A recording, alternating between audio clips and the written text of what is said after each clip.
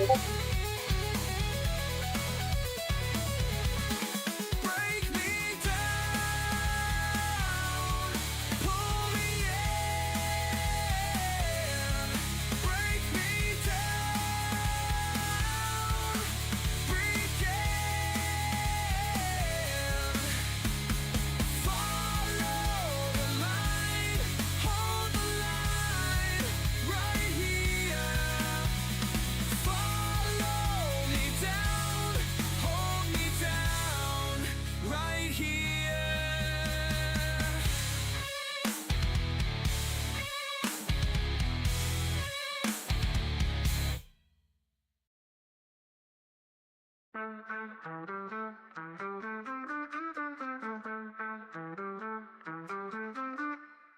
Up in the clouds we rise so high, glass on a blazing through the sky.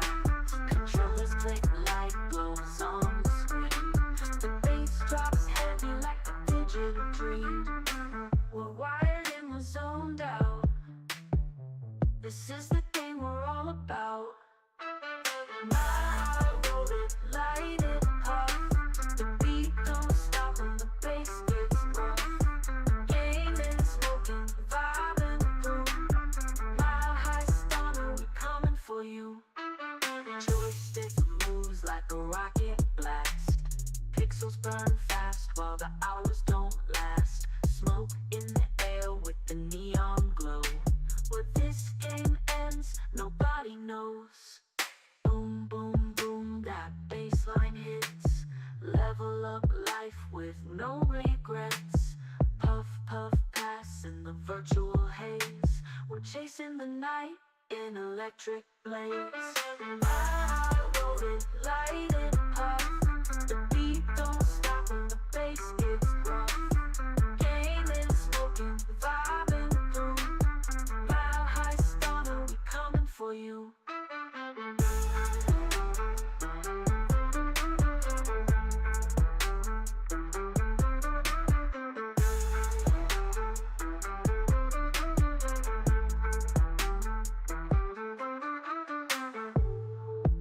That bassline hits. Level up life with no regrets. Puff, puff, pass in the virtual haze. We're chasing the night in electric blaze. My heart roll it, light it up. The beat don't stop and the bass gets rough. Gaming, smoking, vibing through. Mile high stunner, we coming for you.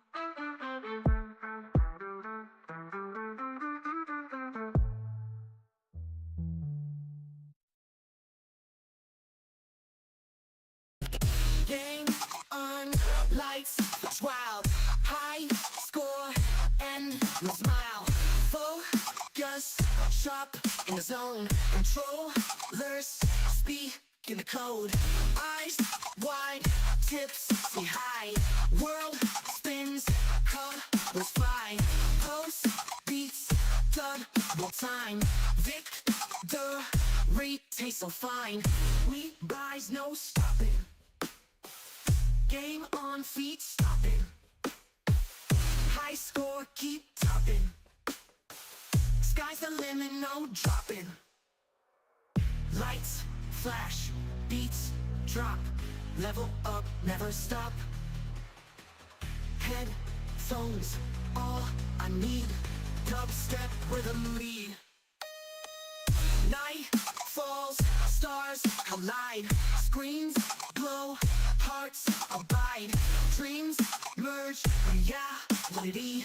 Lost in virtual sea. Buzz, loud, adrenaline. Digits flash, number spin. Theme up, let's make a run. Under the midnight sun.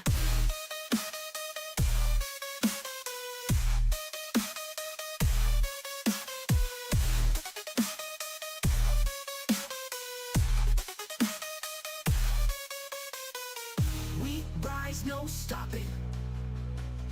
Game on feet, stopping. High score, keep topping. Sky's the limit, no dropping. No flash, beats drop. Level up, never stop. Headphones, all I need. Step, rhythm, lead. Nightfall, stars collide. Screens glow, hearts abide. Dreams merge reality. Lost in virtual sea. Loud adrenaline. Flash, never spin. Tune up, let's make a run. Under the midnight sun.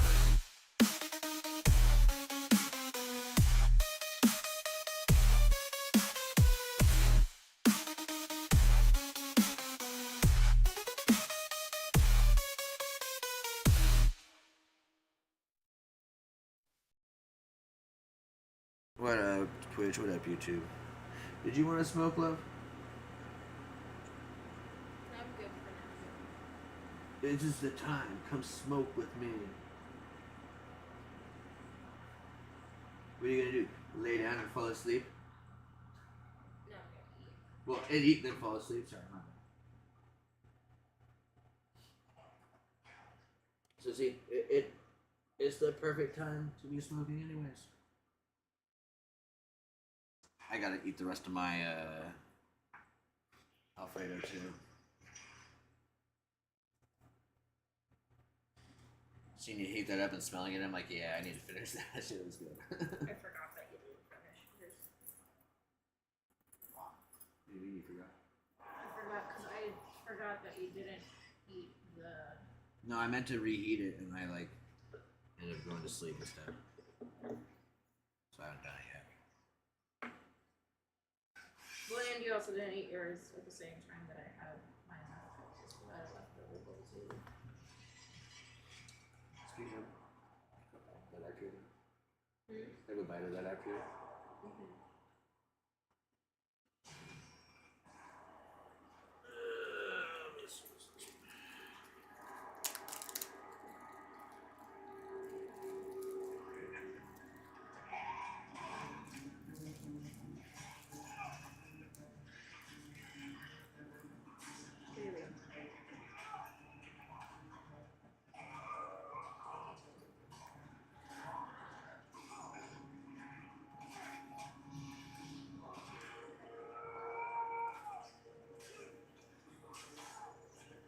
Not all the way warmed up. So not cool, but I just didn't want it to be. I guess that makes sense then. It doesn't really bother me. See, whenever it comes to chicken, I'm just like, I'd rather it just be hot. Normally, specifically, just chicken. I don't think I do it with any other one. You probably wouldn't like some Chinese dishes then, because there's some Chinese dishes where it's a chicken dish that's supposed to be served cold. No, I can't do that. no. And it's Sorry. not because it's cold, but it's just because in my mind chicken is supposed to be warm.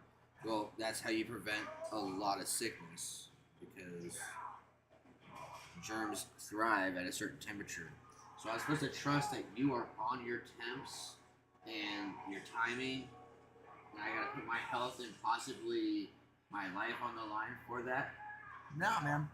I am 100% good on that. Only time I'll eat cold chicken is if it's out of the fridge, chicken salad. Because that's down to temp. And you eat it cold. Other than that, nah. Miss me with that. No, I got it. Did you pull it up on your phone? Oh, crap.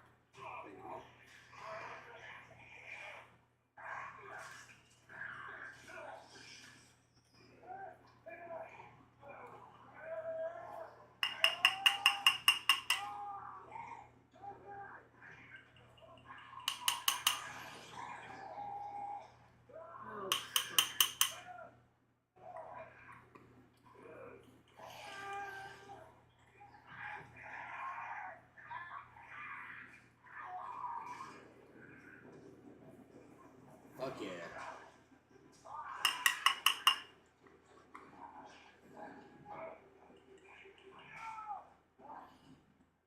It's just funny because everybody thought that motherfucker was dead.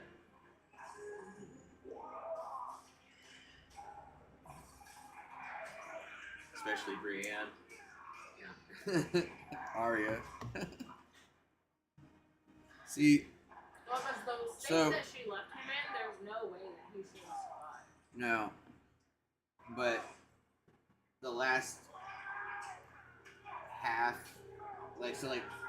see, the last season and I think the one just right prior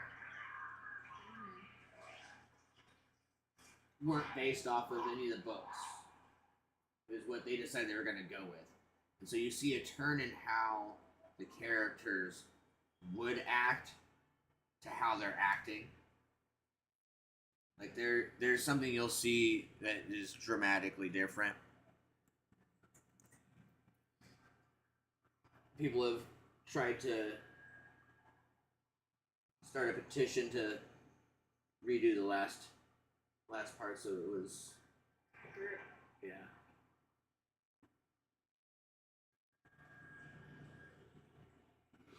Yeah, the bike was good.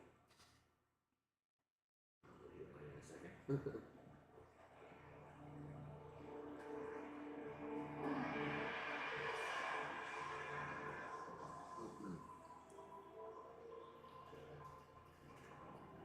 Fucking obliterate them.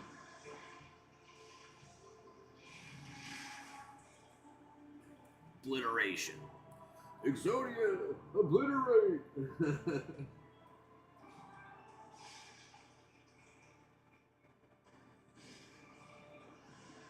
Fucking so epic. Oh, yeah. Like, came in, saved the fucking day. Tarnarius over here.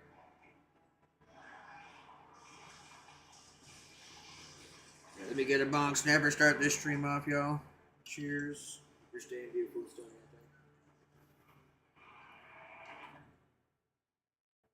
Dragons.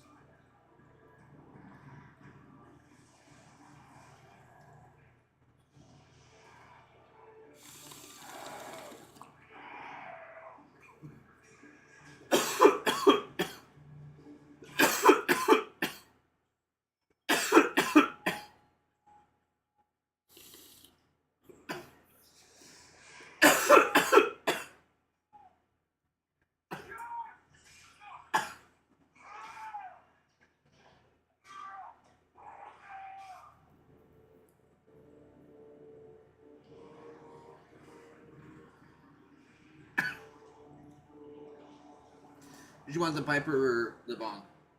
Doesn't matter. Well,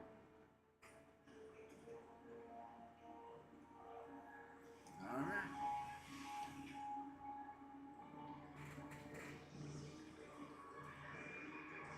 Oh.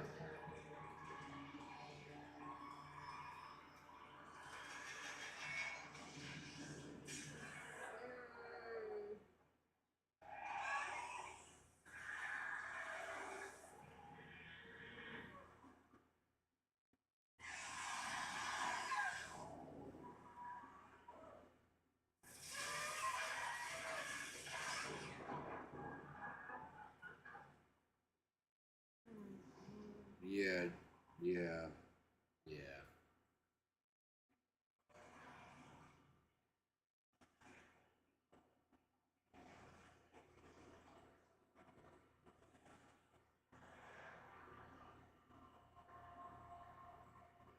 That was a Night King fucking hucking a spear at that bitch, though.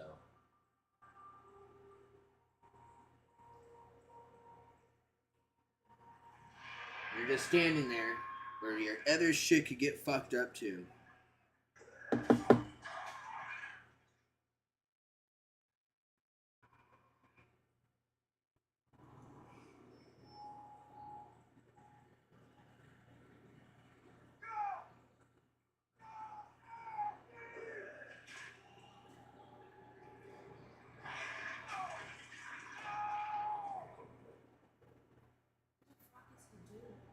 He's telling her to leave. Trying to save her and her fucking dragons. I know, but why would you sacrifice himself? Because the dragons are the key to stopping that shit.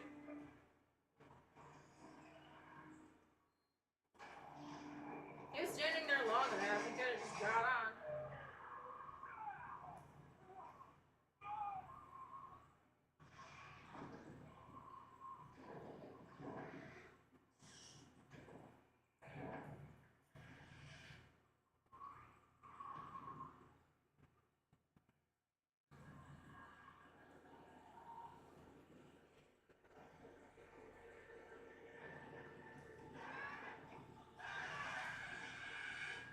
It's fucking wild though. Just wait though.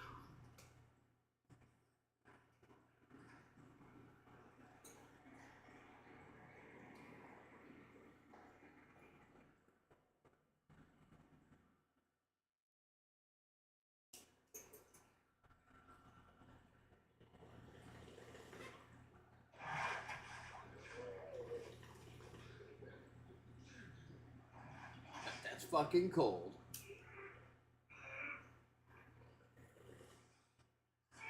I don't even know what fucking cold that shit is. On top of all that clothes you have on, weighing like 1,000,000 pounds.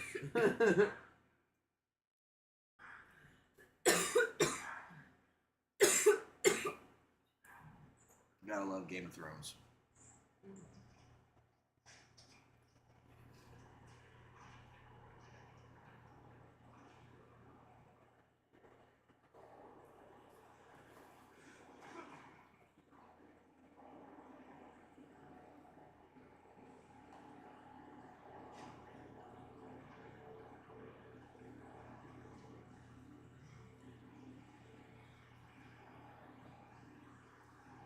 Oh, shit's fucking frozen.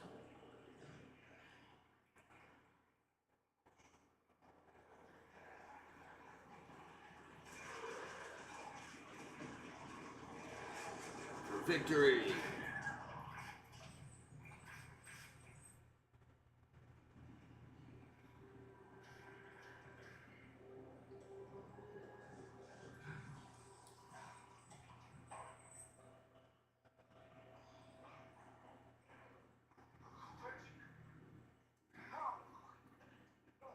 I forgot about him.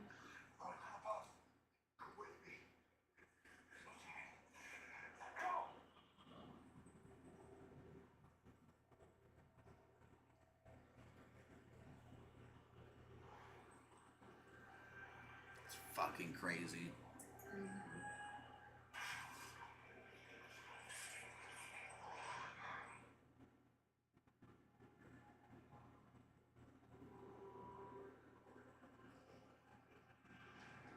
Well, yeah, because wasn't he supposed to be dead? He survived becoming a White Walker. Or whatever it was, right? Like he started to turn. Oh, God, I can't remember. Because he's like If I've he was like seen- partially dead.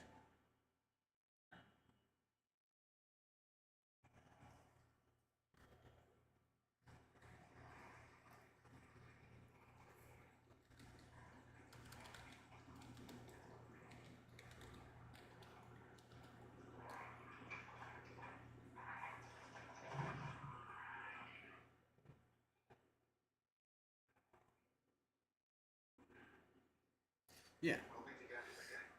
Ned Stark's brother and the first Ranger of the Night Watch who disappeared north of the Wall. He was later resurrected by the Children of the Forest who thrust a dragon glass shard into his heart to stop him from becoming a white, turning him into a half-living, half-dead being known as Cold Hands in the books and Uncle Benjen in this show. Yeah. I remember now. I was like, am I crazy? No, I'm pretty sure that's exactly what it was. So I was right. He stopped himself from. Well, he didn't stop himself, but he was stopped from becoming one of them. We call them whites, not like the color.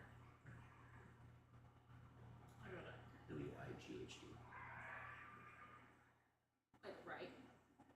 What was the W at the beginning? White.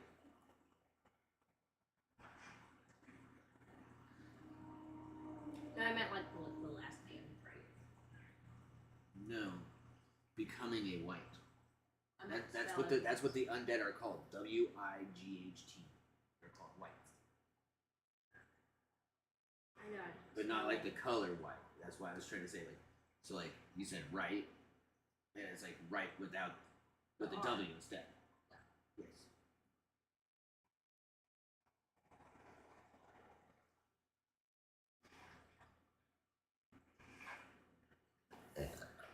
Nice push. Excuse me.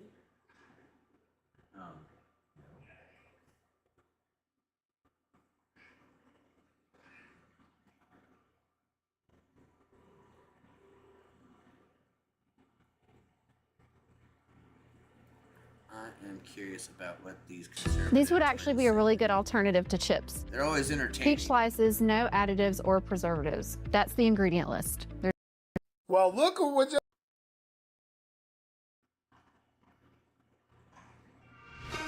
Jaming68 says, yo, what's up, my dude? Bam, Jay. How was the Comic Cons?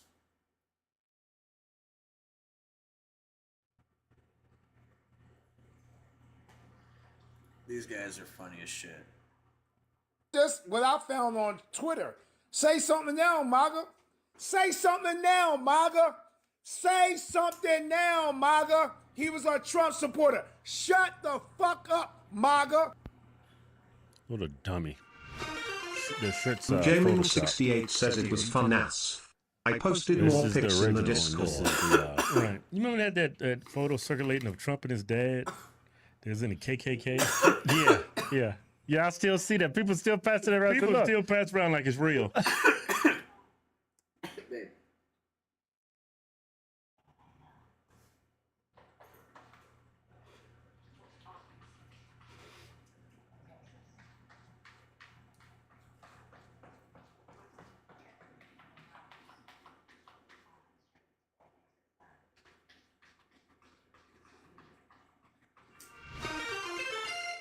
Jaming68 says I got more Funkos while I was there to get signed.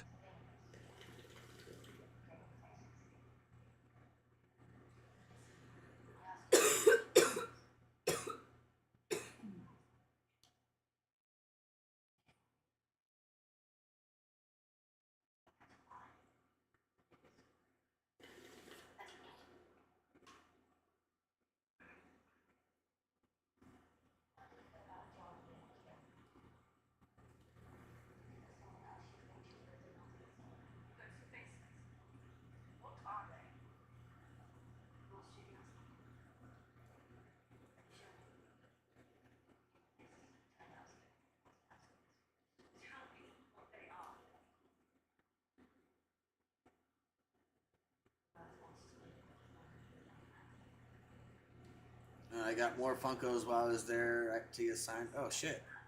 Let's see it. Bringing up the Discords.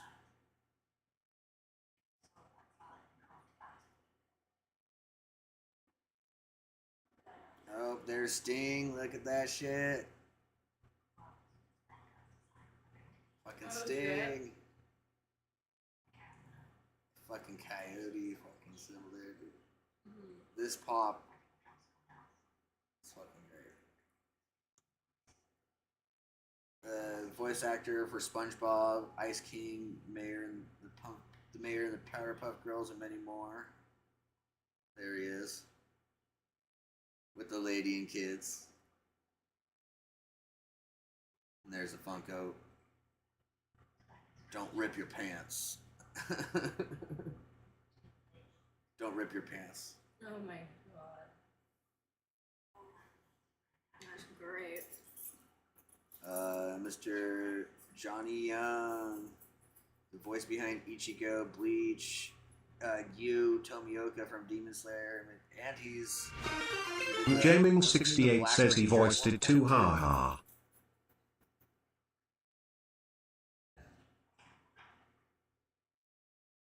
But yeah, there's White Ichigo. What's the difference between a king and his horses? Instinct. That's fucking dope. I actually like Johnny's signature.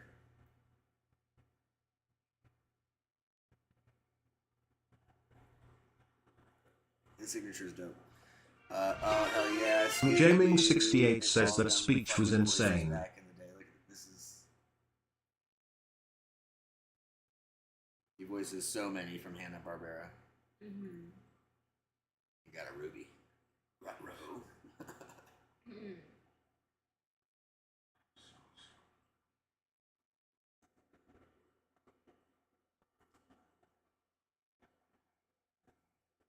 The oldest looks so mad. She's like, I don't want to be here. Randy Quaid was there? That's fucking funny. Randy Quaid is fucking hilarious. Mm-hmm.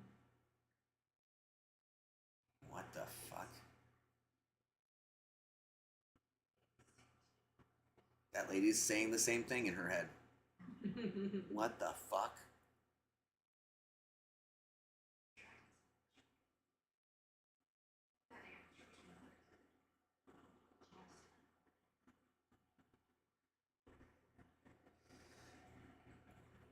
That's a lot of cool shit.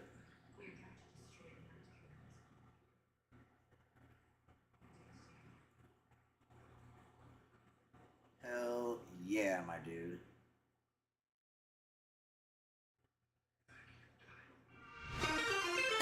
Jaming68 says ha ha ha, yes sir, it was fun. Oh, fuck yeah. But yeah, the oldest looks like she's just like pissed. She looks so upset.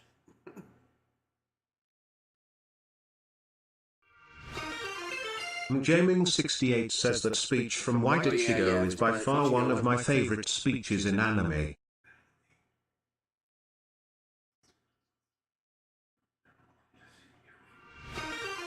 Jaming68 says because she didn't want to leave She didn't long. want to leave. That's so fucking funny.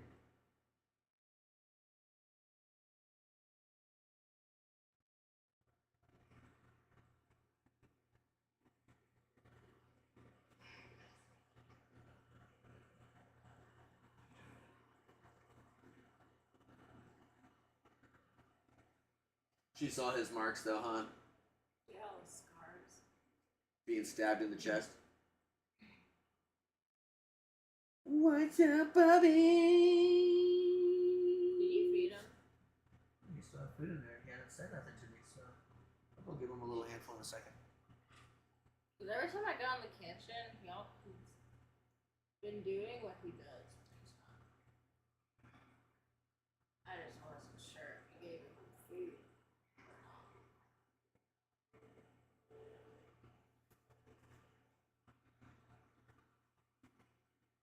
He's like, I'll wait over here.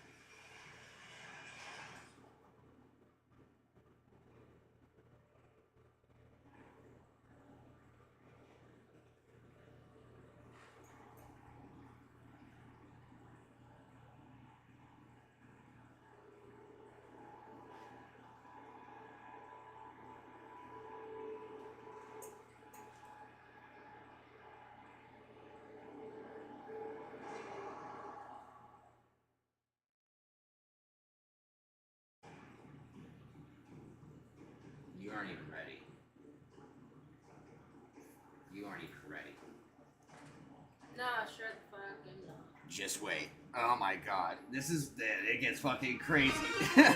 Jaming68 says it was loads of fun though. I'm hoping next year Well, if Sabbath comes back goes- or Rigby if from the Sabbath's regular show fucking here, comes. I am going to send you my Funko Pop so you can get that shit signed. I will send some money with it as well. Fucking. I want my Majin Vegeta fucking signed. If you get to choose what it says, you know, I want that, especially because it's the Majin Vegeta one. Have it being like.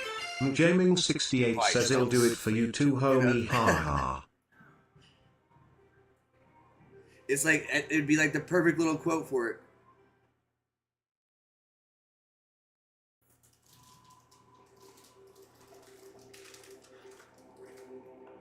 See? Yeah, see.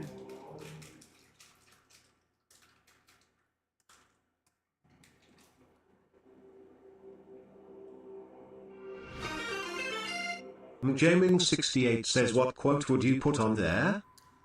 Just the one where he turns around and he's like, "Goodbye, Trunks," you know, before he fucking ignites himself during Majin Buu, the Majin Buu fight.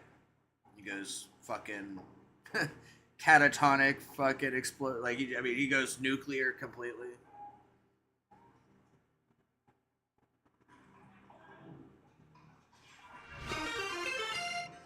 Jaming68 says that would be dope. Yeah, I just think that specifically for that pop, it's since it's Majin Vegeta and he's all beat up, it just makes sense to my brain to add that to it. Plus, you know, it's that one time you get to see him act like an actual father, where you don't hate him for how he acts. Shit, let me know. Did you want any more love? No, we're good.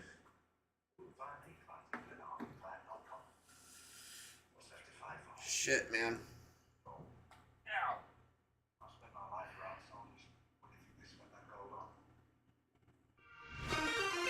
Jaming68 says I got you though, my dude.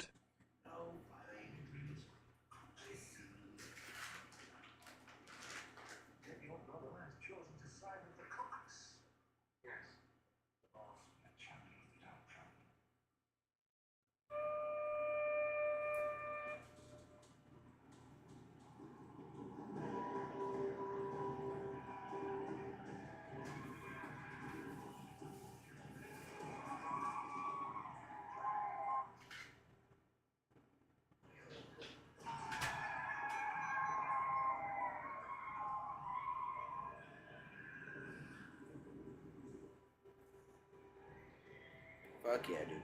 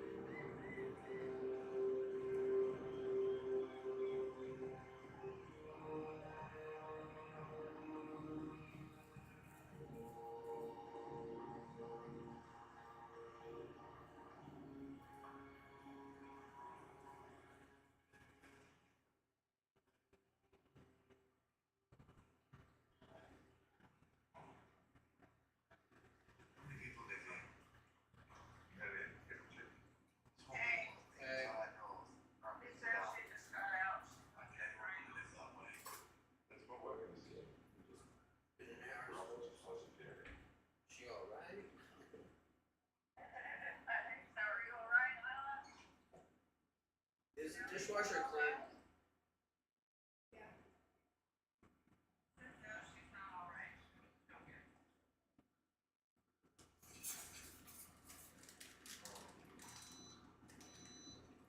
Maybe she should just put it.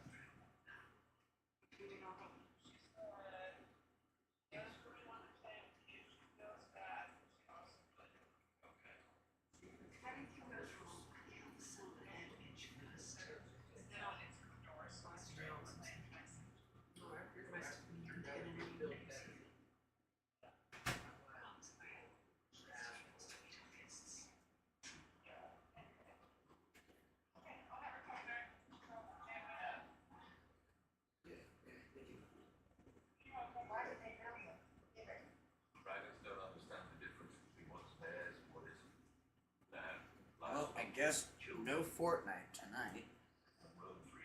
No D&D today again.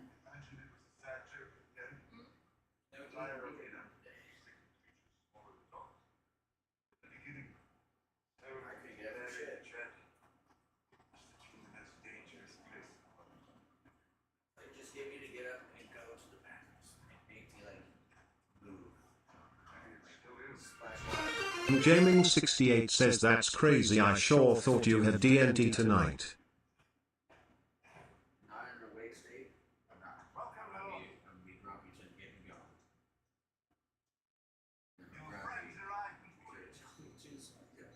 I don't know how. Until I'm up and actually like moving, it's like I remember talking to you at some point and you said that you tried to get, and I don't remember before that. I only remember talking to you then. I don't even remember full context and shit.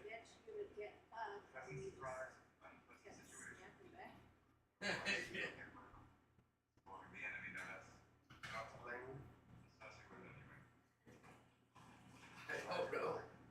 It's not even intentional. I know.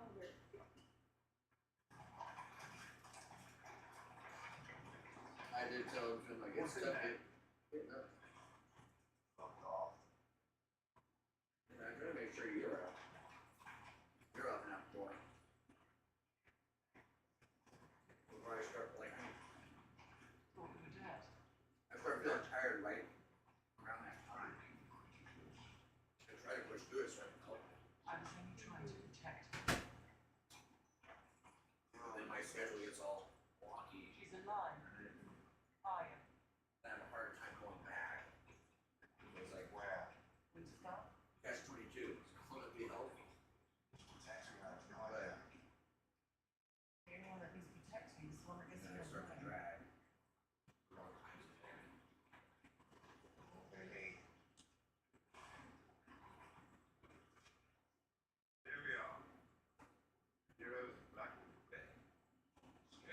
Yeah, we had D&D tonight. Then we had a meeting to like make sure we got stuff figured out. But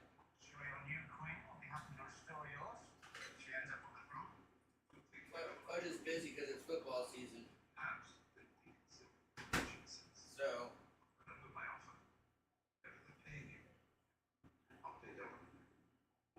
it doesn't work for him on those days. It's like trying to find something else that works because everybody else is like Sunday's our best day.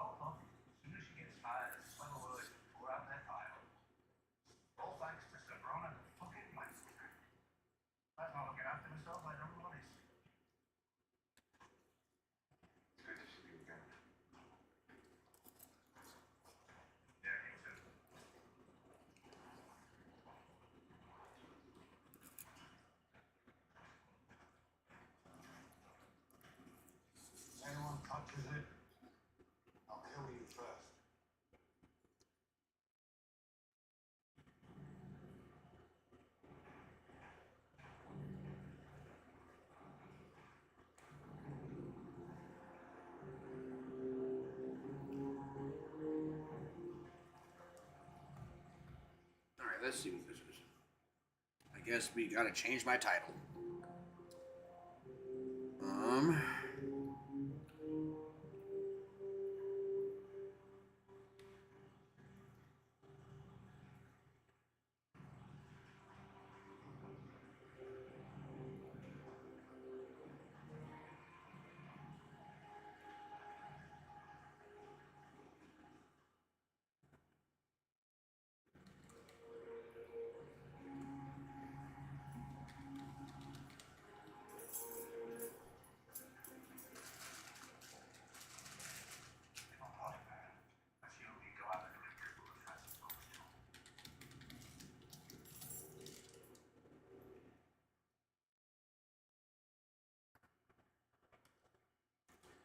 Shit, did Seth try calling me?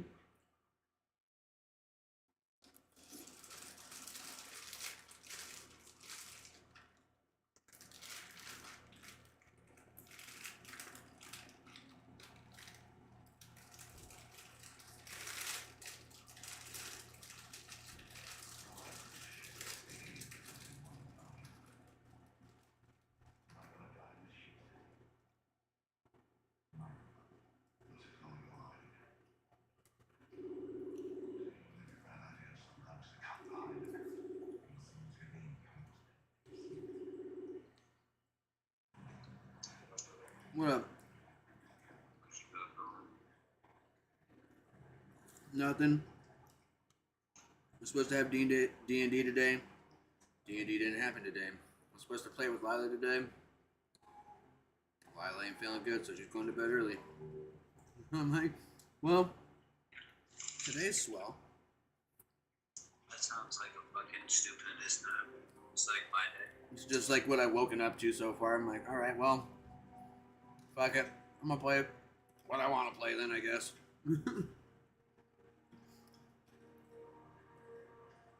What are you up to? Huh? What are you up to? I was just getting home and eating. You know, long day. Pretty much same plan. You should take your grandpa and shit today.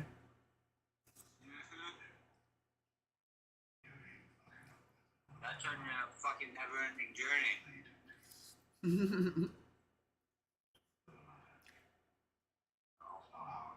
It's all good.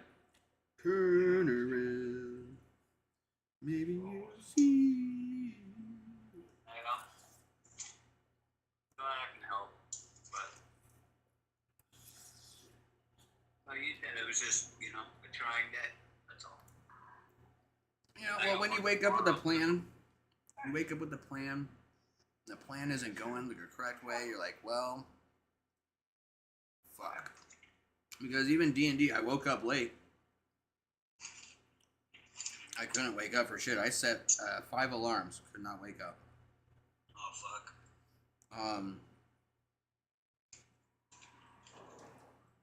Yeah. Maya tried calling and waking me up. I don't remember her trying doing that. The first time, I guess. Second time, she woke me up enough for me to like, oh shit. Roll over, tell the people in Discord I'll be up in a second. And then I rolled back over and fell asleep again for a second. By the time I get up, it's like, oh yeah, it's not we're not doing any game shit. We're just talking about a bunch of different things. You need to ask questions.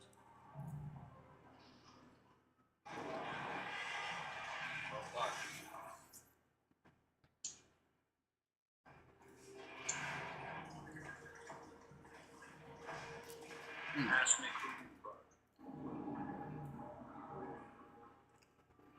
Way of the gun. That's my favorite quote about plans. A plan of a list of things that don't happen.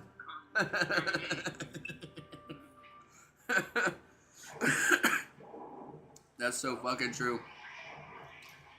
That's so fucking true. That's funny as shit. It's funny because as kids there was no planning, but there was so much achieving, and now as an adult we appreciate planning, and it's like, Right? why isn't it? Mm-hmm. Why is this not working? I love it. Just turns around completely as you get older.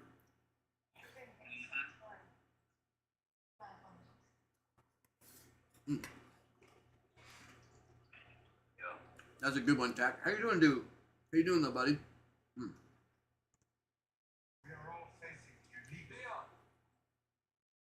Why is this then? You don't submit to the end now. I'll kill it.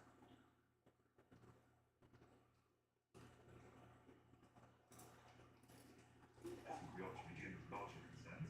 Why are you talking? After that, if we end up gaming, You said you need to. Yeah, I was gonna say. I was gonna say yesterday you said you needed to go to sleep earlier today, right? All right. If we do end up gaming, we making new characters, what are we doing?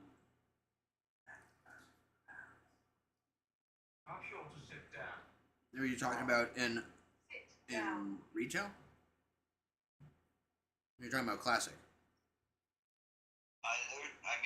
I thought we were gonna focus on mod because we're trying to get characters up.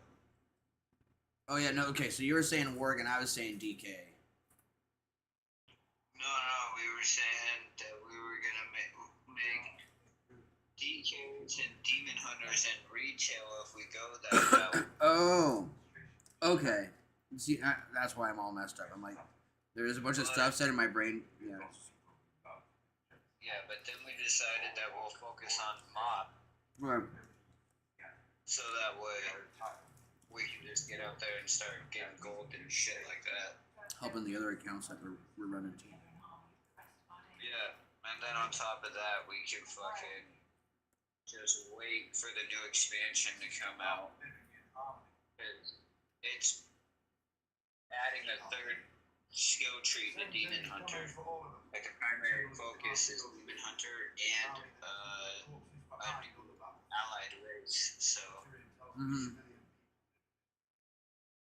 All right. Yeah. Well then. So, I can't remember what BMG said he was doing, but honestly, I kind of want to just play WoW. we'll save the priest and the other character for when Ian's playing. Yeah. So you and I will just make some characters. We'll have to make new characters for just when you and I are playing. We ran our pandas through a dungeon. There's 3 fucking warriors, a hunter, and then Ian was the shaman or whatever.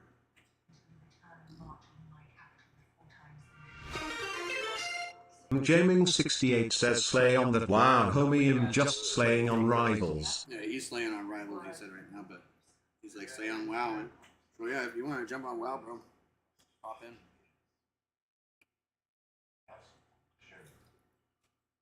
I don't have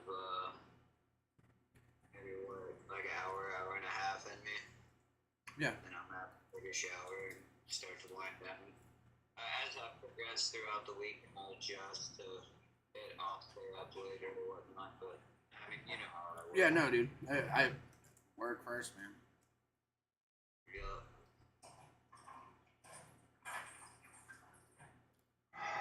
Yeah, because you'll be off before BMG, I think, actually. I work 8 to 5. No, I mean like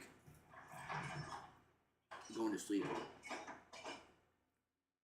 time wise, because like normally it's about between 9:30 and 10 he gets off our time. Yeah, I'll be going to bed at 10 or 10:30. But you'll already have been off of it by then, though. Huh? But you already have been off the game for a bit by then. That's what I was saying. No, I mean, eventually I'll push it to getting off the game at 10 or 10:30. Oh, okay. I got you. Right. I'll launch up the WoW scheme and figure out the new character then. Alright, I'll hop in Discord. Word. Alright, bro. Wait.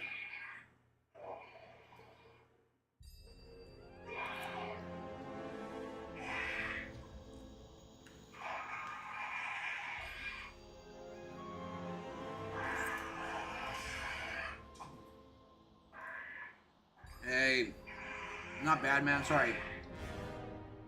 Talking to him. It's like dodgeball. If I find that if I don't have goals, I'm never disappointed. But I'm doing all right, man. Just figuring out the game plan right now. I'm gonna hit the gym. I'll have you up while I get my pump. Fuck yeah, bro. Get them weights going. Go beefcake.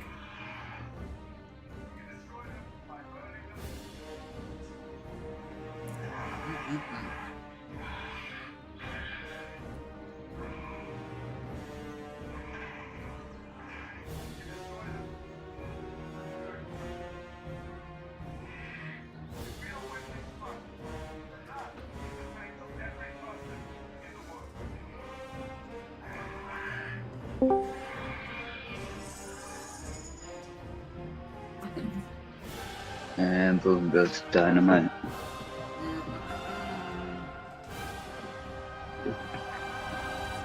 I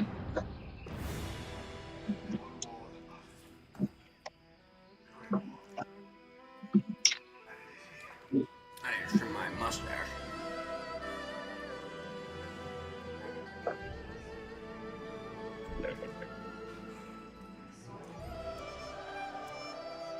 Alright.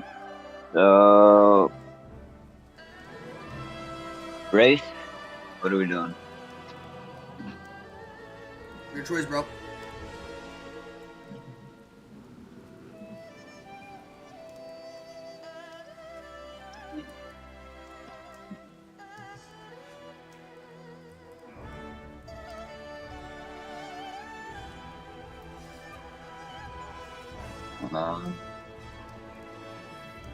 Yes.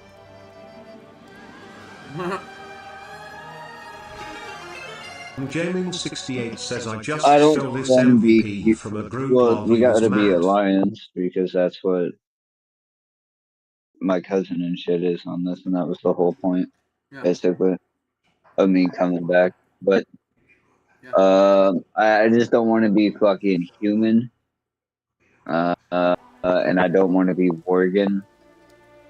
So Oh, Draenei. pretty much would be down for anything else outside of that. Draenei. You said what? Draenei? Let's see here, Draenei. If I go Draenei, I'm going probably Shaman.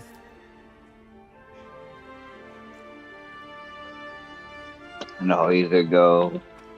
Not gonna lie, I'll just probably go Pally with it.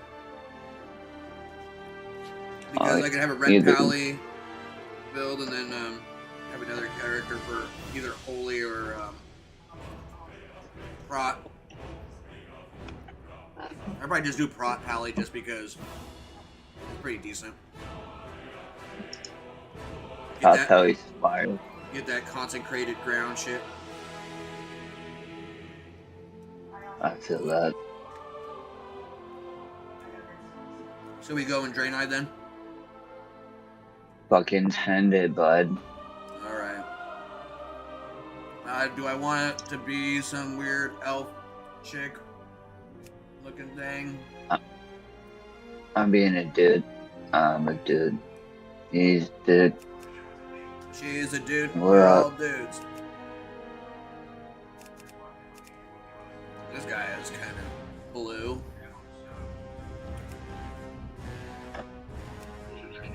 Yeah, angry face.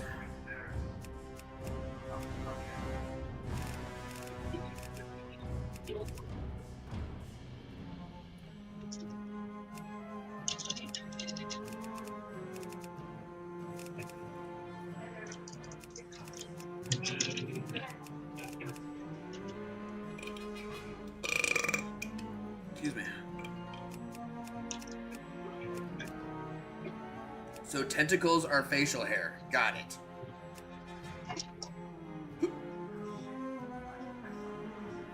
Yeah. Let me scarf the rest of this down.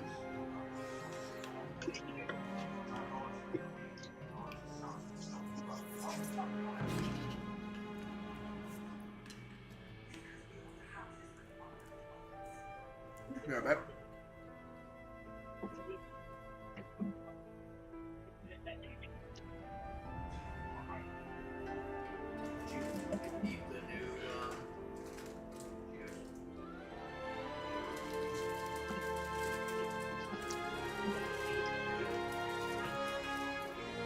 Not bad.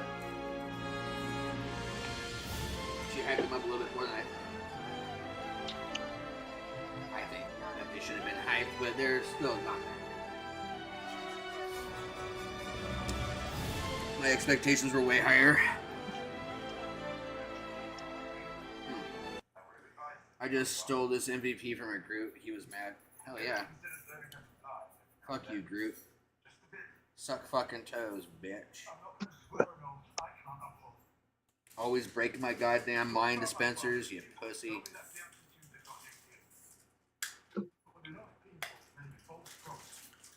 Them damn walls, man. He's just a hard counter. I hate it.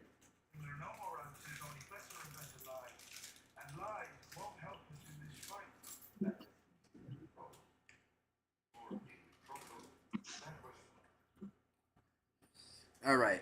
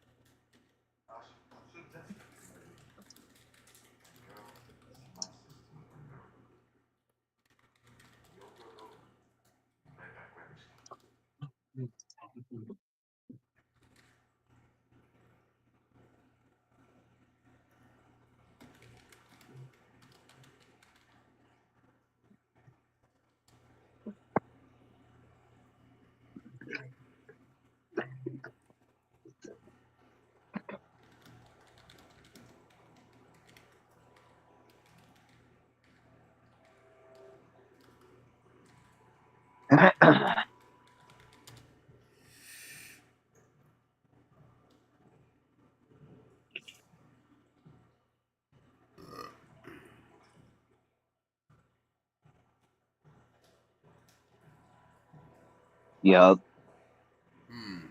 What kind of name now?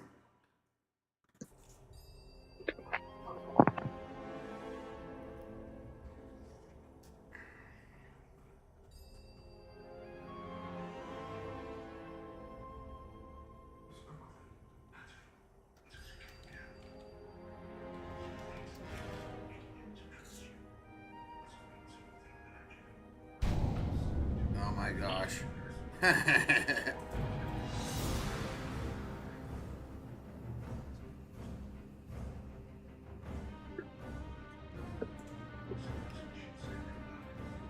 shit.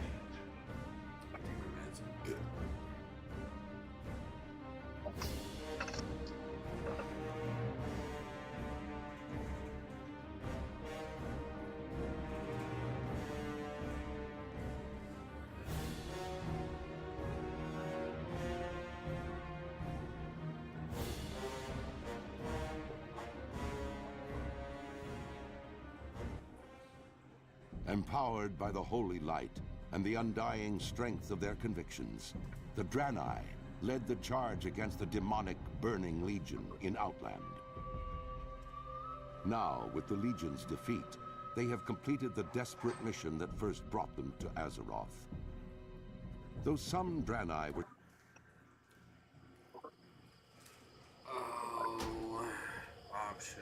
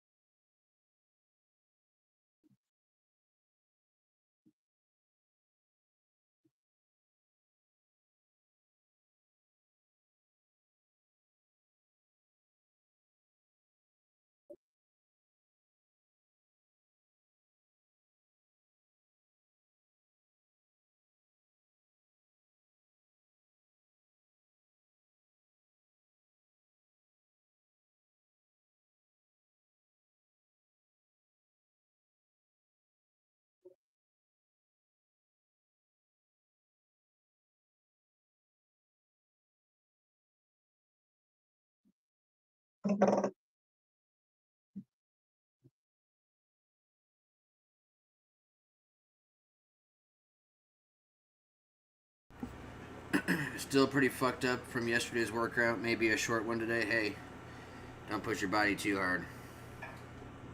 Do what you gotta do. Gosh dang it. I gotta change my fucking...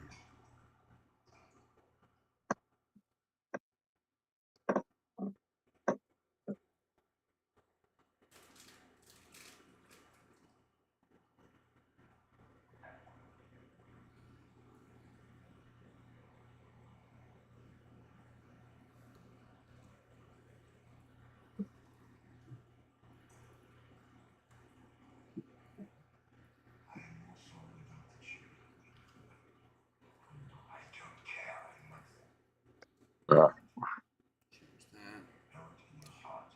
Sorry, I had to reset all my shit here since wasn't doing Fortnite.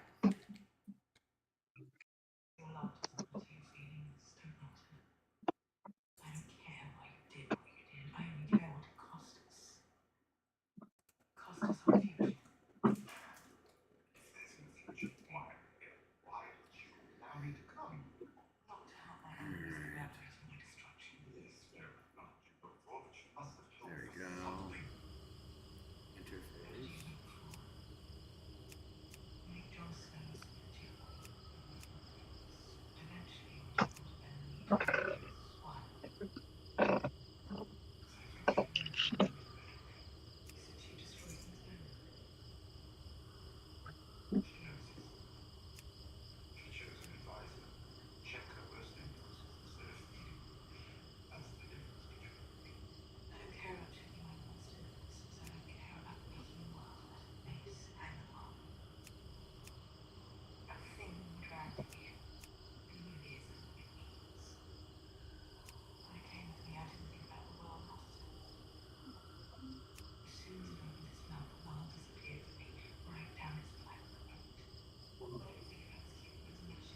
All of that's there. Cool.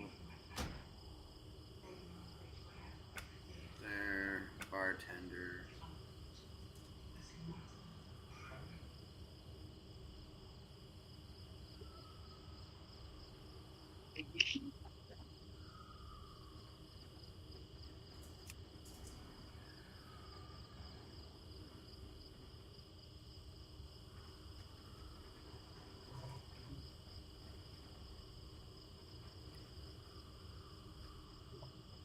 I want to move stuff, but I don't know where the hell is it?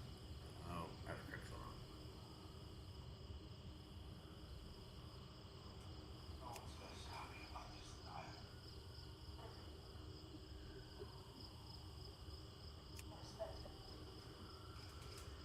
No, I'll just keep it like this for right now. How do I move this shit?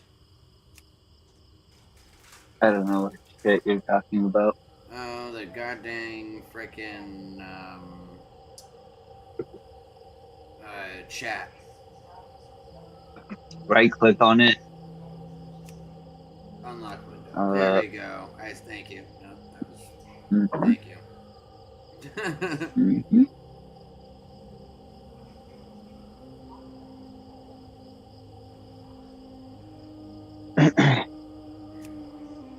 Lock window. There it goes. Now we're good. May the light embrace you. May the light embrace you, sir. I'm taking your Squidward. Yup.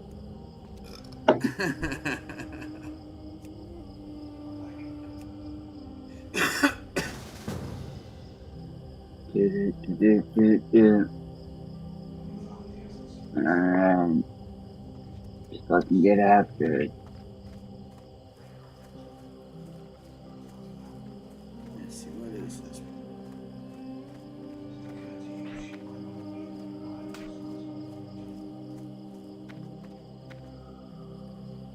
First quest, run down this hill, fast! As fuck, boy. Fast as fuck. Fast as fuck. Good fortune. Die on this account. Do do do do do do do. That was my dude song. I hope you like it. Still recharging. Beautiful. Oh, this is the expansion where they can fucking cast and fucking run at the same time. Yeah. Hard penis.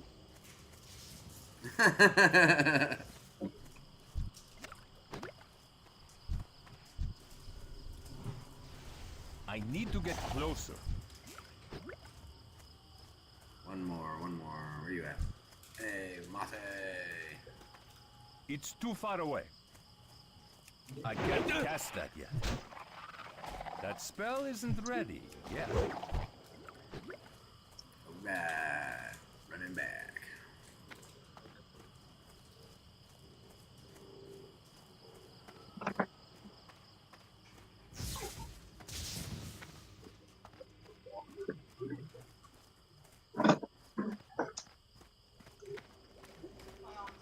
Warm wishes to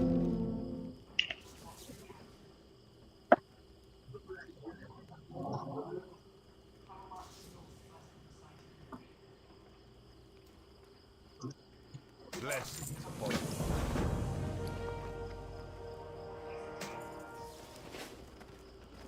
you. Get to work. Okay, I don't want these things to die.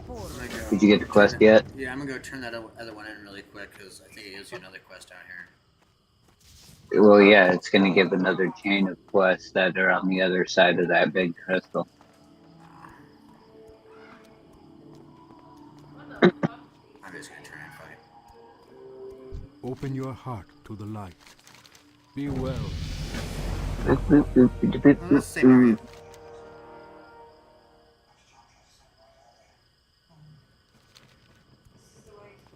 This guy, though. Blessings upon you. This was Favor the road, seal travel. of command. Where's that one go? Oh, that's right here. Use it on the dummy. Where's the dummy at? I don't have time right to outside. strike yet, so. Crusader Strike. Reach level 3. Oh, okay. See, that's why I was like, alright, well, let's go do that other stuff on the way back. Just hit the training dummy and we're good. Yeah, I just grabbed all the quests that are in there because there's another Shit, like I forgot two. those ones at the end. Fuck me. I just saw them. I left. I will wait.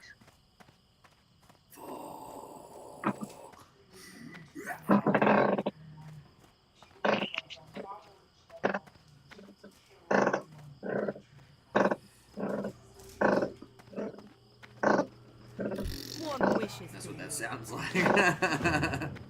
The Naru have no. That's my chair rocking back and yeah, forth. no, I know.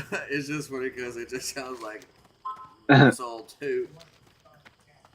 Yeah. Alright. It's one of them good old fashioned fucking office chairs. It's definitely I look forward to getting a new one.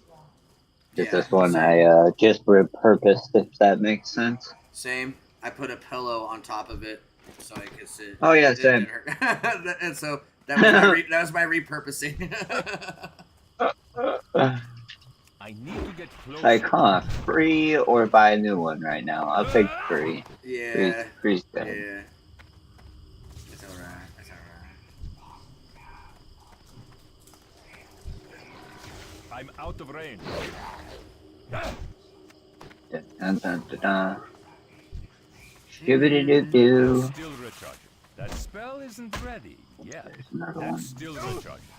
I can't cast that yet. Skibidoo. I need to target something first.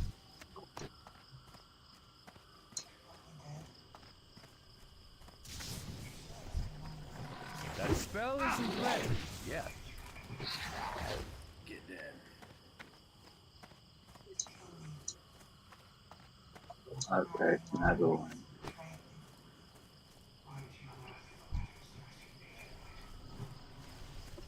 I can't cast that yet.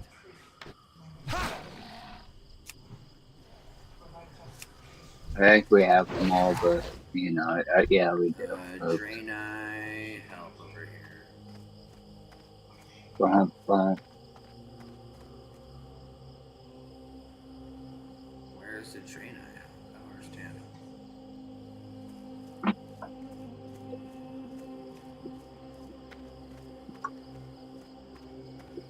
They be in weird ass fucking places. Yeah. Tak Tanuki says going to do my cooldown, then I need to shower and hit the hay. It's the sound that just came out of me when I tried to lift that weight. Gonna do my cooldown, then I do the shower, hit the hay. Fuck yeah, bro. Yeah, don't shit yourself, please.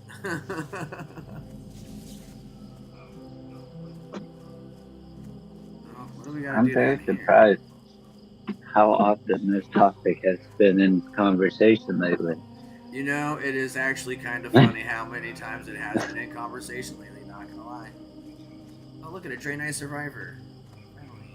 Yeah, I found one way out of the quest area. Now, how do I save it? You click on it and then cast Oh, Gift yeah, of I see Naru. it. Yep. I was like, wait, I gotta heal. Let me try that. Answered my own fucking question. Wait, what level? Fuck me. Quest, accept, and accept that one. Accept. Almost level 3. I'm coming back for you fucking dummies.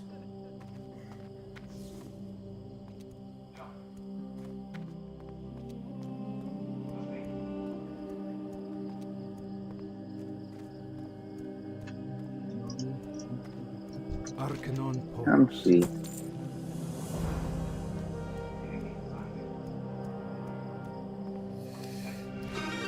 Gaming68 says just got bored on Square Let's Go. Just got Lord on Squirrel Girl. Let's go.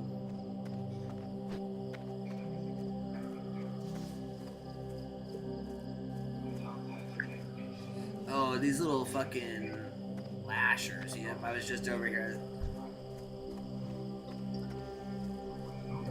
What's up, little bitch? Bop. Still recharge. That spell isn't ready yet.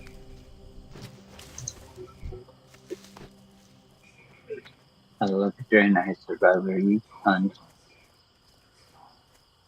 Let me see if that takes away. Okay, so it does take it away. Okay, so I do have to get. That's fine. Still recharge. I can't cast that yet. That's still recharge. Sometimes they allow you, like us both, to like collect shit, but whatever. Oh, I hit the wrong thing. That spell isn't ready yet. I can't cast that yet. That spell isn't ready yet. That's still recharging. I can't cast that yet. That spell isn't ready yet.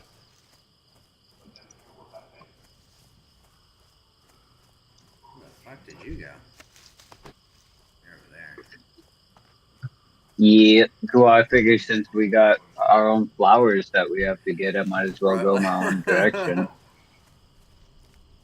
I'm grabbing all the lasher samples though too. I feel that. Like you can grab the flowers first, and I'll just grab them after while we're getting these lashers things, just because. You're good. These were the two that I needed right here. I'm done.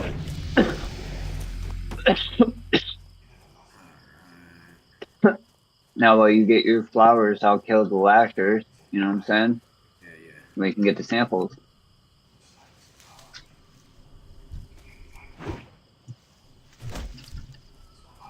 That spell isn't ready yet.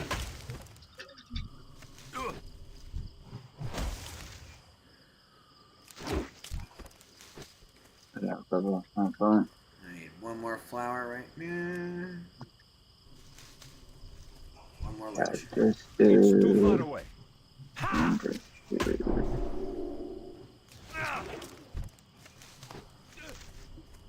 That's still recharging. There we go. And hit level 3, so now I can go hit that fucking dummy.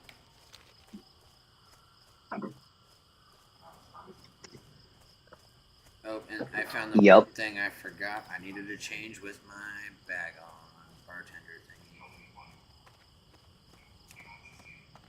These seals, they cannot, my stance bar cannot be there. Fuck out of there, thank you, goodbye.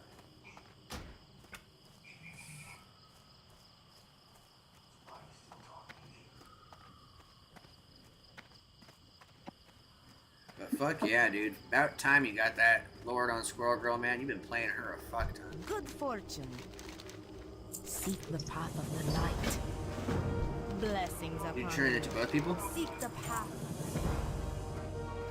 Yep.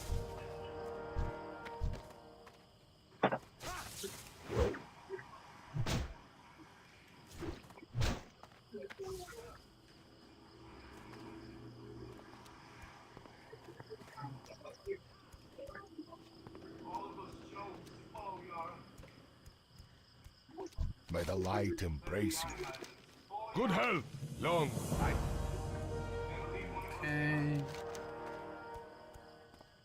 And now we rolling south. Oh, hold on. Maybe I should sell some of this shit here. Oh, that's a 4-slot bag, I guess. We'll use that for now. Gaming68 says I'm telling you bro. Now it's time to work on C and D and Phoenix. Way the fuck over here. Yeah, Cloak and Dagger is next. Hell yeah, May I be bro. of service? Cloak and Dagger will probably be one of the first healers I get to fucking Lord, or support, I should say. Favor the road traveled by few. Alright.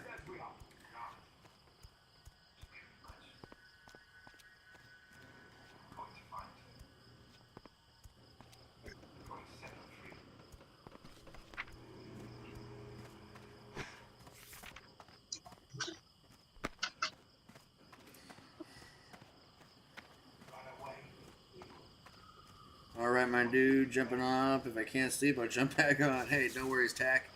Appreciate you coming through, my dude. Chilling while you were working out, man. Appreciate you, brother. Go get your rest. Alright, didn't have to do shit. I was close enough for that. Nice. Nestlewood Owl. That's these dudes over here. This one. And this one.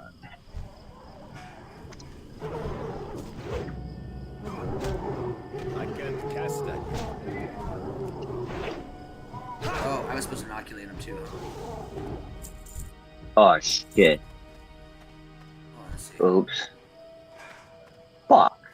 It's okay. It's okay. I need to get closer. That's still recharging. Did you get credit for that one? That one said it did. Weird. I can't attack. Back dead. Yeah, well that's because I cast the skill on it. Out of range.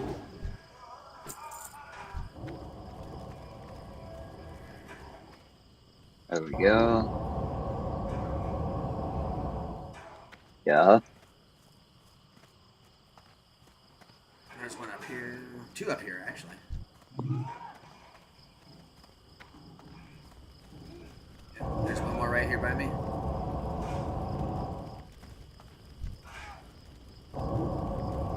Got him.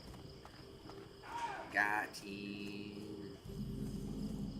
Now to get these fucking parts that Get our spaceship Net. off the fucking ground. Was there any parts over there? nah. Oh, here's one. Yeah. But it's most likely gonna be like the other quest.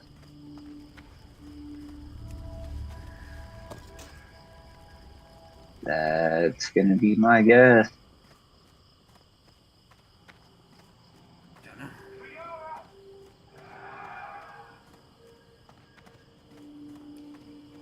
Gotta go down into the cave, right? Yeah, that's definitely one way you can get there for sure. Yeah, there's I a bunch of parts go on the the map here. I go the other way because nobody ever goes up here. So I got 3 parts already. Oh yeah, I'm on 2.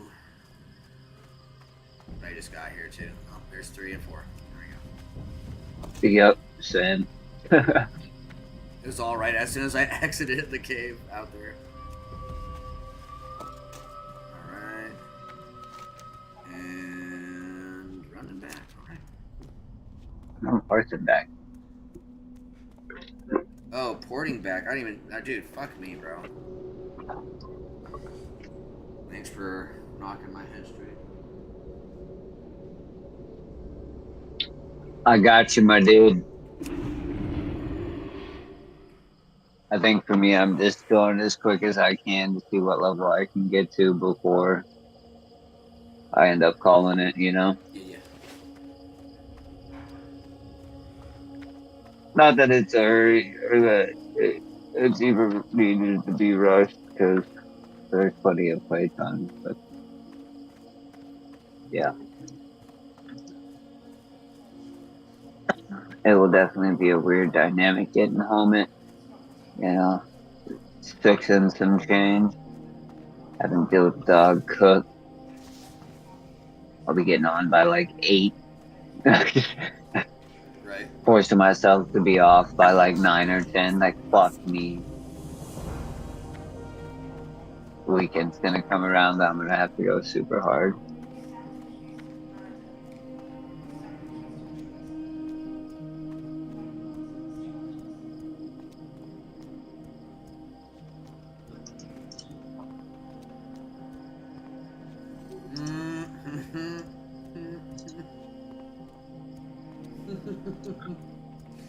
Fucking paid for his crimes finally. Chronakai Christo.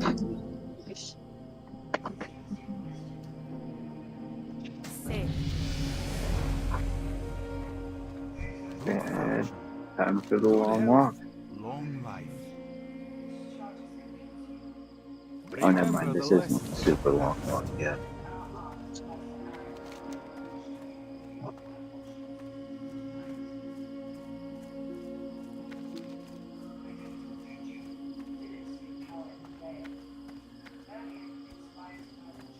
Got tentacles but no increased swim speed. Make it make fucking sense. Say what?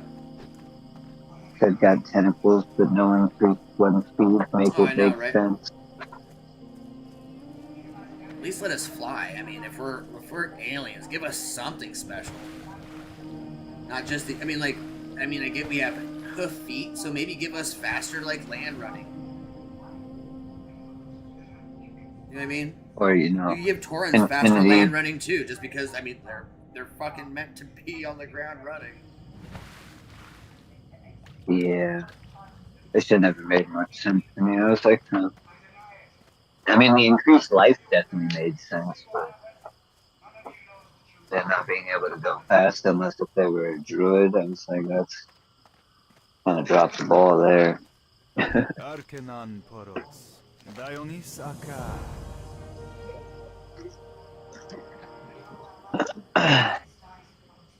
Blessings upon your family.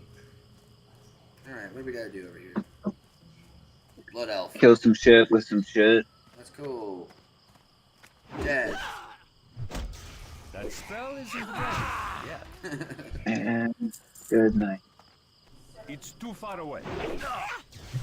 That's still recharged. And Spell good night. isn't ready yet. I can't cast that yet. I'll just gather him up, don't worry. That spell I don't have heals, just so you know. I got heals. we both got heals. A single heal with a fucking like 3-minute cooldown. Yeah, we're fine. I can't cast that yet. Fucking bossing it, bro. Come on.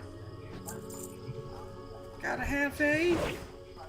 I mean, got it, but That's still recharged. I can't cast that yet. 3 more. There's 2 down there. I'm out of range. Yeah, but something's up with Oh, yeah. all the way up. I Yep. can't remember what it is. I think we like get like That spell a isn't quest to ready. eventually kill that bitch. I can't cast that yet. That's still recharged. Like I think we turn That this spell quest isn't ready in, yet. and then we kill her, and then we get a letter or something like that. I only made a fucking Draenei once, so I Yeah, can't I'm really trying to remember. I've remember. made like 2, but it's been a while.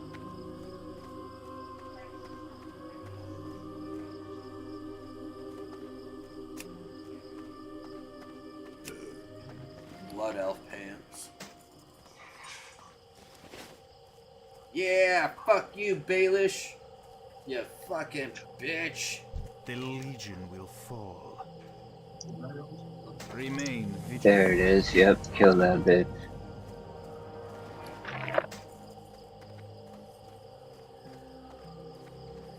Oh, I also have healing potions from a quest, so there's that. Don't I have? I think I fucking get a ghost wolf form or No, I some have shit. And I don't I have a got a strength pot and slap. Still recharged. Remember when you used to have to wait for this bitch? I need that. Oh my god! I just Yep. remember. Oh my god, that fucking throwback memories right there. There's a cool quest. What's that? Yeah, there's the Oh item. my god, I fucking hated that shit. Having to wait, yeah. Oh my god, and there's so many people farming it. That was when Draenei Ye- first fucking came out. Oh lord. I Shamans were remember. a fucking problem when they first came out. Holy Oh shit. my god.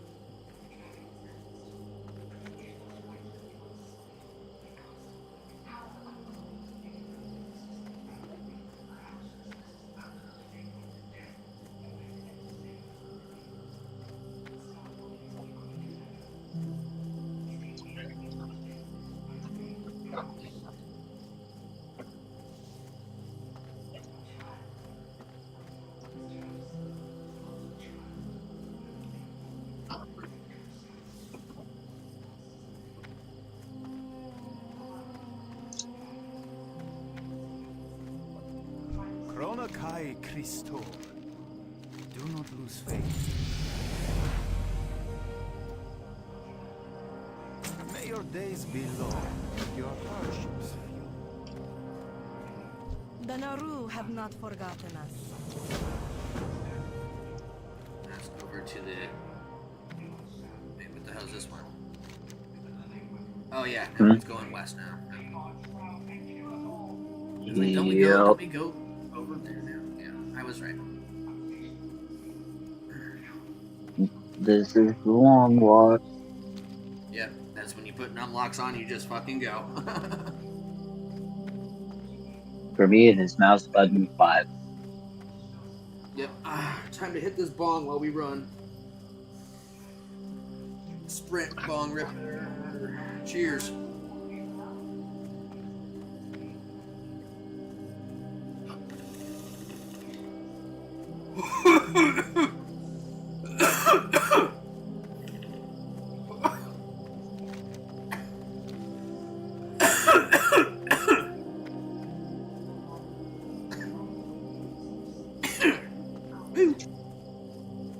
Look at, there's a quest coming. Yay.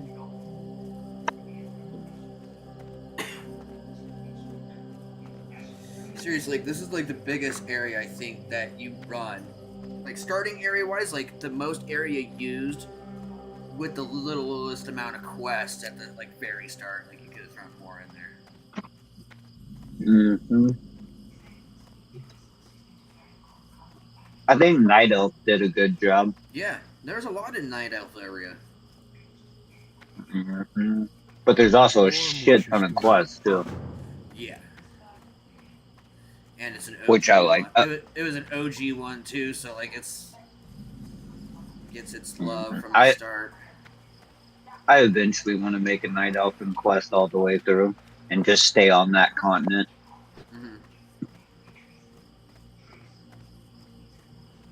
Open your heart to the light. Dionysaka.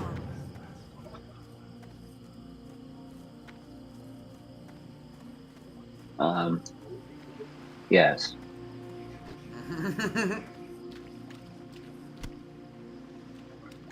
Wait, did it disappear? Did you get it? I don't know. Well, I didn't get anything. I got one red snapper so far. No, I didn't. I see they gave a second one. Abandoned quest for Seth. I need to target something first. I will wait for you Oh, on the other side. Oh, red snappers are from those guys too. Murlocs. Yeah, you gotta kill them. Or you net this little thing. Yep, that's what I did, and I got a Murloc, and then I killed the Murloc after I abandoned the quest.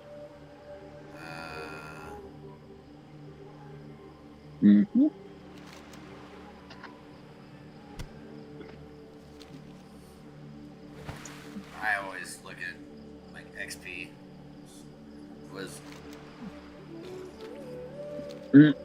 fishing stuff early on. Some quests I just don't fuck with. No, I get it.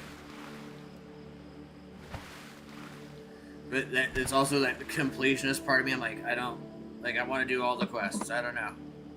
And I hate it because there's a certain point where I'm just like, all right, I can't do all of these, or else I'm not going to progress where I need to be. Yep. So that's why I liked when Burning Crusade happened and shit, and going through the fucking gates. That whole new area, it took you time to get through it, and you were at the right place at the right time for your right level. You know what I mean? You went through the whole lands before you were at cap. Yep. And so it's like I got so used to doing. Fucking perfect. Dude, that's why I got so used to just running every fucking quest I'd seen. You know what I mean? I mean, if you want, I'd be down. 900 XP. Okay. If you want, I'd be down to say fuck this shit entirely and just play classic era, because that yet again has perfect scaling with professions and everything else. Like it's dialed the fuck in, and it goes all the way to the Burning Crusade. So, if you want.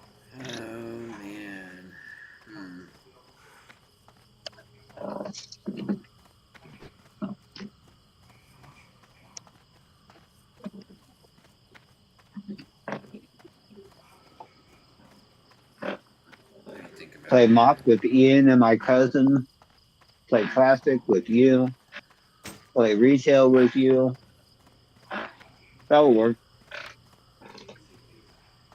It's like, because as soon as midnight drops and I have the money, I'm buying that shit. And if I gotta buy it 2 times, I'm gonna fucking buy it. I don't know. One does not look. I do. I'm a brokey. I mean, me too, but it's all about timing. That's really all it is. Paycheck, cool, buy it. If I gotta buy it twice, cool, whatever. The Naru have not Do forgotten it. us. Each day is a blessing. Grabbing all these quests here. Maybe between me, you, and Dom, I'm pretty sure we've all bought each other an expansion someplace. Open your heart to the light. Be kind to those less fortunate.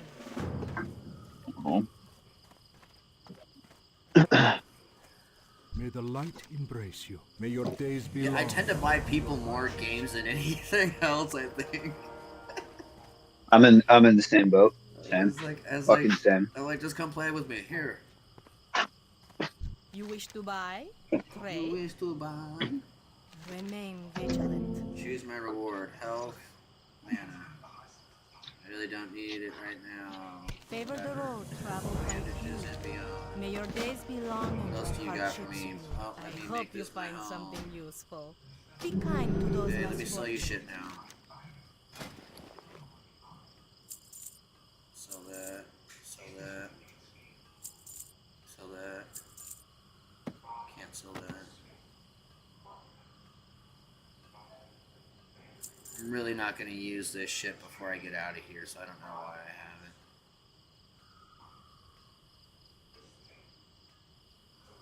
Yeah, we're just going to sell that.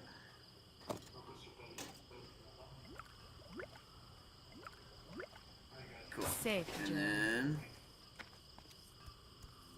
flight path, what's this say?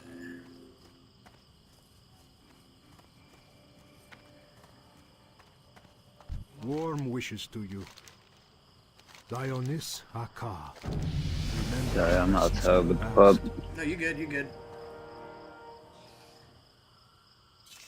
While you're doing that, I'm gonna step away and vape really quick then. Yup.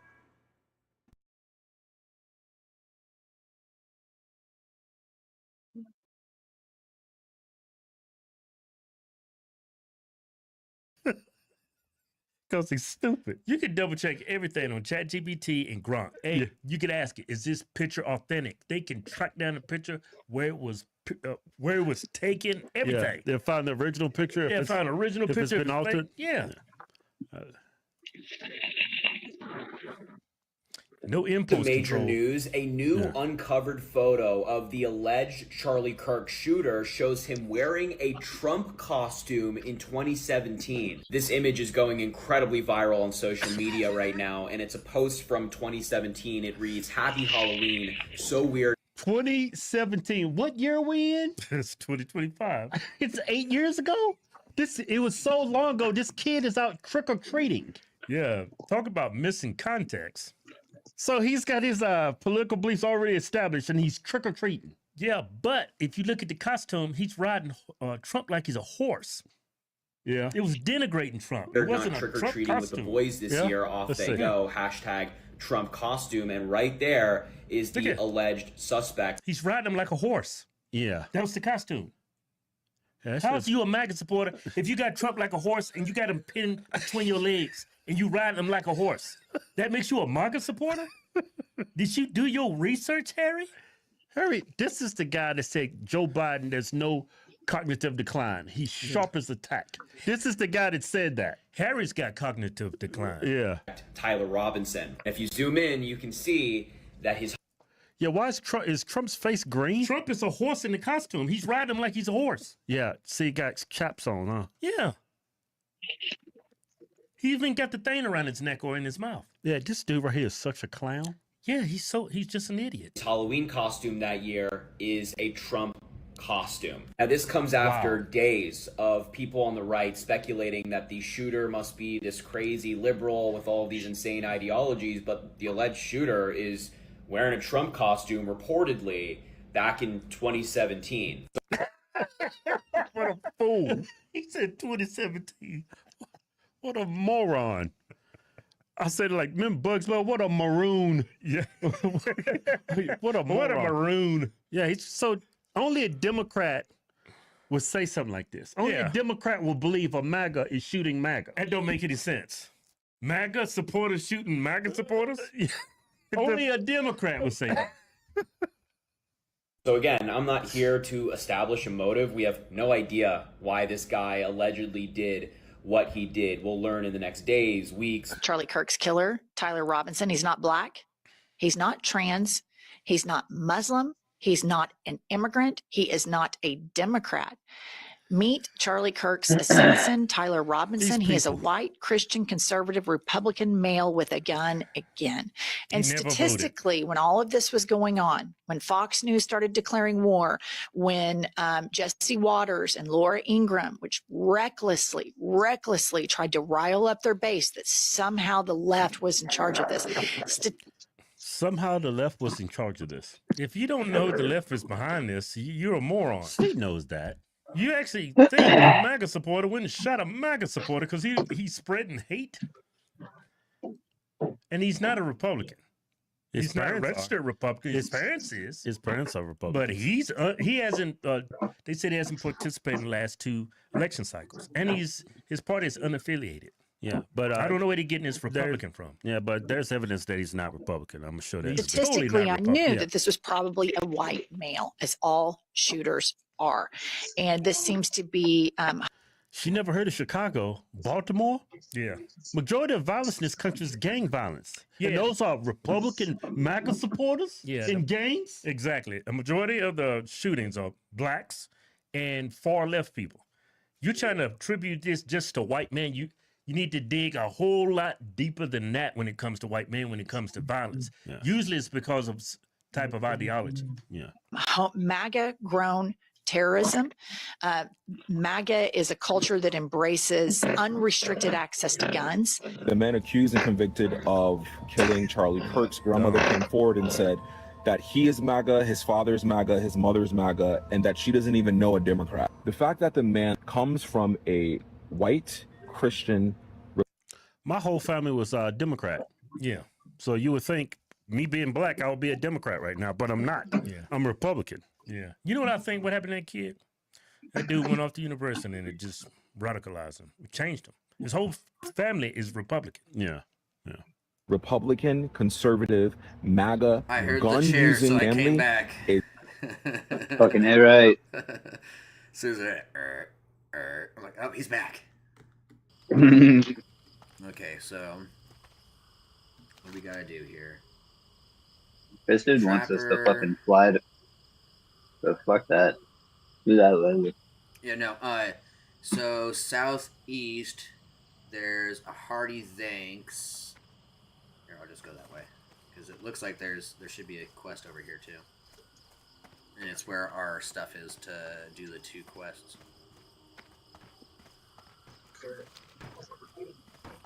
Or maybe something is.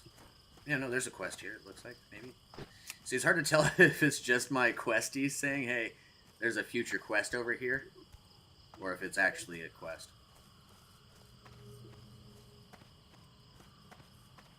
Oh, there's a stag. What's up, bitch? It's too far away. Oh,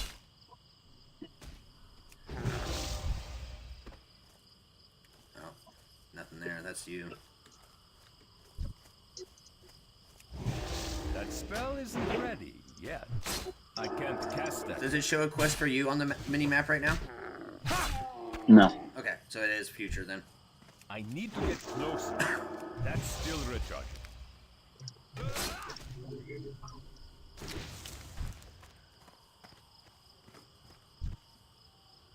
I'm out of range. That spell isn't ready yet. That's still recharging.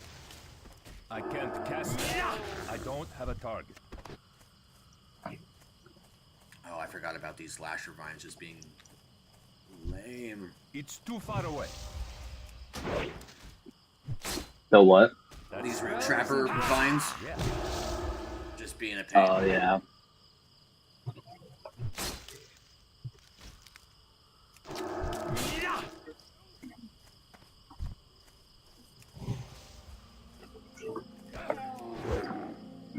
Take it. I need to get closer. I can't cast that yet. That's still recharging. Oh my god, there's a vine finally. Got one. Yay! I'm winning! Did I win yet, Dad? Call me a winner.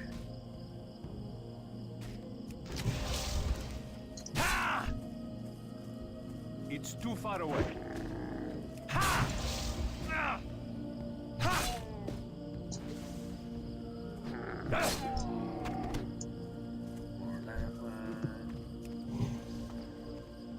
I'm out of range. That spell isn't ready yet. I can't cast that.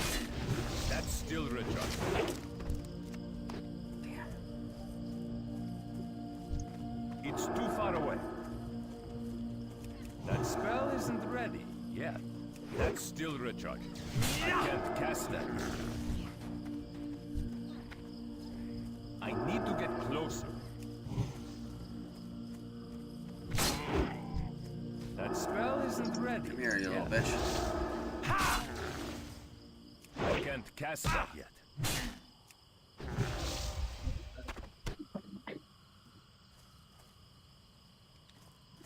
There's 3 stags into root duty.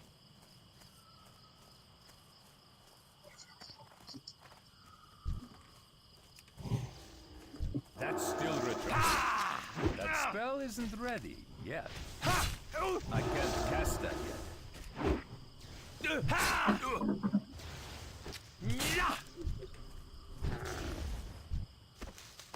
Yay, another root. I'm out of range. That spell isn't ready yet. That's still recharging. I can't cast that yet. That's still recharging. Come up and hit it.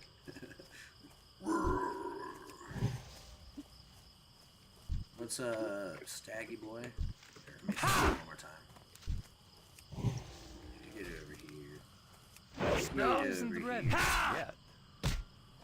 That's still recharging. Motherfucking French toast sticks. Alright, we are. Let's see.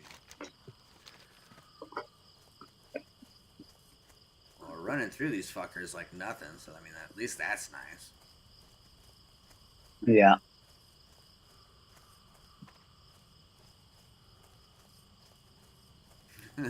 All these dead bodies everywhere.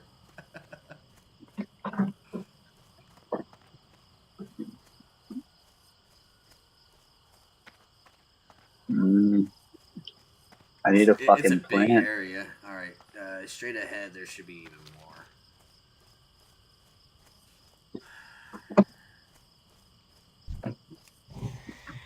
I need to get closer.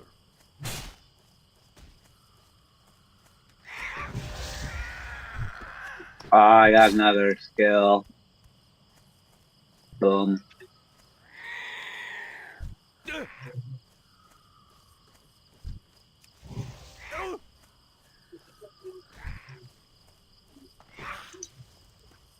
I brought some friends. Oh, you did? Spell isn't ready yet. Boom. That's still recharging. Smack. I need a target. And No fucking Fucking. roots. There's a bunch of those up here though, so at least It's too far away. smack him. Grab him with the lightning bolt. I'm out of range. 3 times. I can't cast that yet. That spell isn't ready And yet. come on. Yeah, I got a one. rope. Oh shit, I got raided. James Webb 420 just raided with Webby that's boy, not I didn't good. even look to see you were streaming, brother. I am sorry. What's good, my dude? You might get an AI Jesus fucking rap. That spell isn't ready yet. I can't cast that yet. I need to target something first. Yeah, I got one. I 4 got- more left. How many you got left? 3. Ah, son of a bitch. I'm gonna grab. There's like That 3 spell down here. isn't ready yet.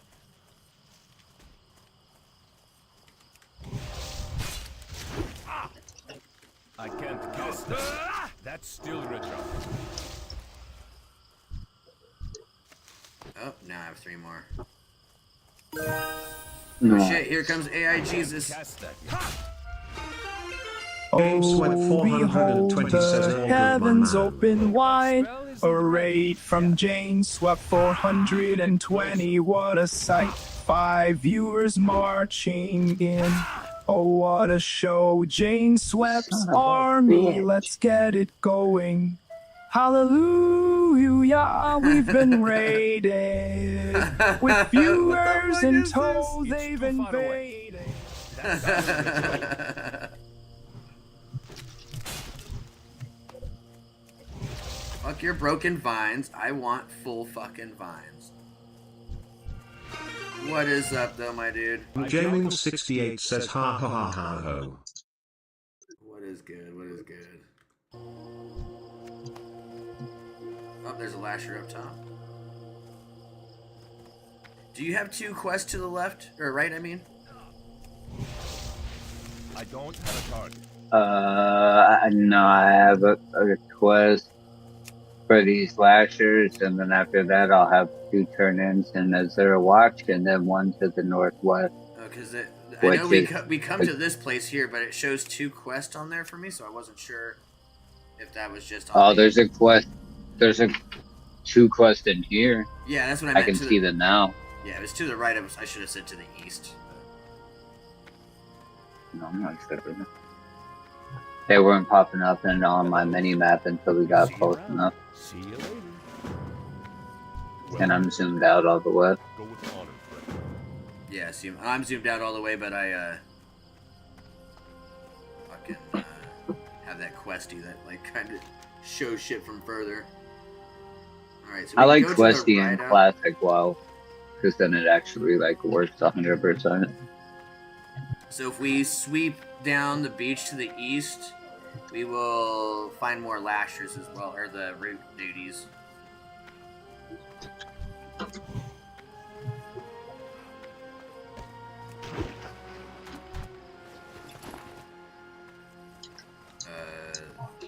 This way.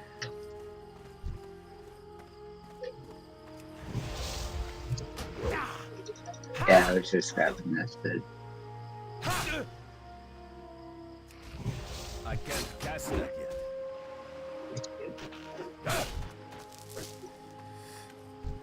I need to get closer.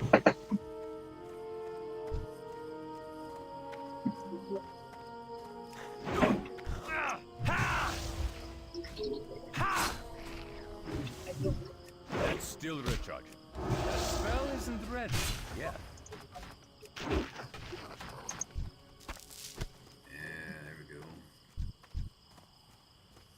I'm out of range. It's too far away. I can't cast that yet. Oh, I finally got a color meat? No way. Yeah, I got one, that last one I killed. Fuck. I need to get closer. Oh, there's one. Yep. Come on, give me one, motherfucker. Damn it. Alright, let me kill some of these lashes right here, since it's, right there. Or, sorry, root trapper. I'm just used to calling them lashes, because that's the first area. Man, it's gone. I'm out of range. You finished it? That's still recharging. Son of a bitch.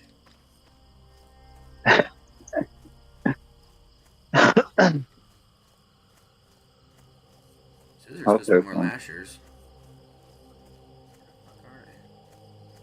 Oh, there's one. It's too far away.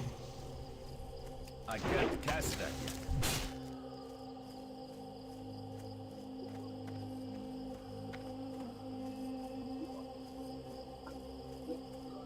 Somebody's already come through here. Those motherfuckers. I see him. Alright, back down to the coast. Fuck it. I just seen that they did that too. I need to get closer. That spell isn't ready yet. That was nice with them. Oh, there's 2 lashers. I'm going for them. Oh, no, 1 lasher. It's too far away. That's Instant still cast. I can't cast that yet. That spell isn't ready yet. Oh, hold on 1 second. Potion. I cast my heal on you too.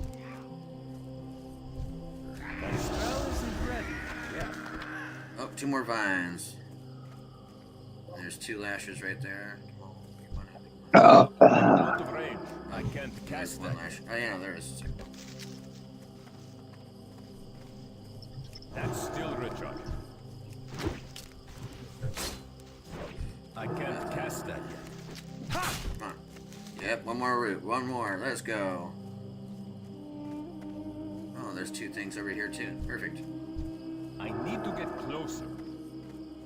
That spell isn't ready yet. That's still recharging. I can't cast. And we can run back down the beach, get the rest of those fucking things too. Another lasher. Another lasher. Oh shit.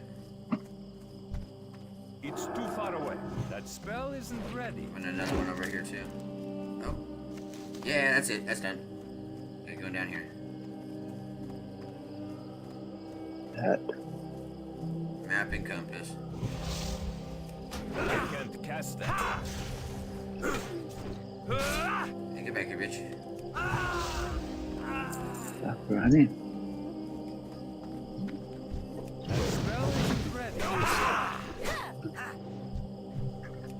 That's still recharging. That spell isn't ready yet.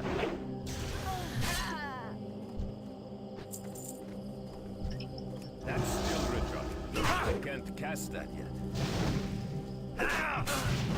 That's still recharging. I can't cast that yet. And the map.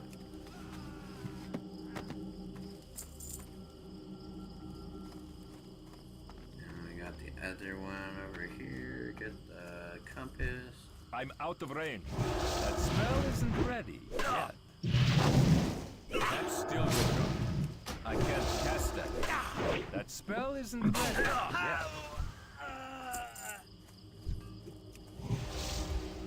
That's still recharging. That spell isn't ready yet.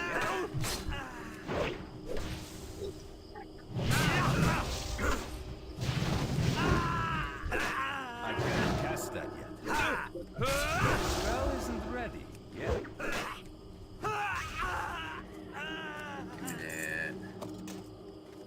Alright.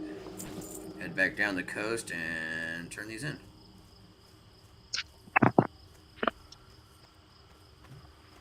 Yup.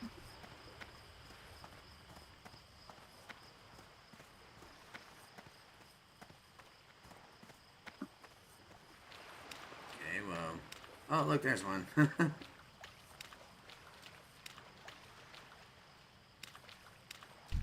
It's too far away. So far away. That's still recharging. I can't cast that yet. That spell isn't ready yet. I can't cast that yet. I'm out of range. I need a target. Or like give these alien motherfuckers air breathing, you know, like underwater. Like They have tentacles. I know. That's why I'm like, come on. I'll get the right one. Go.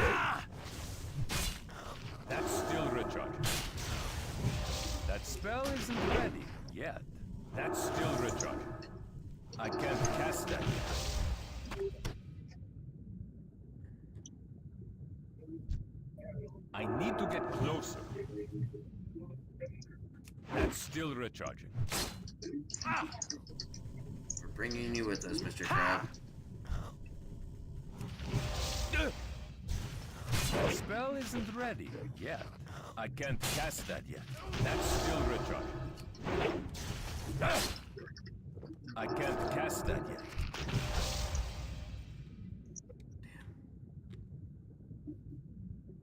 Get some air.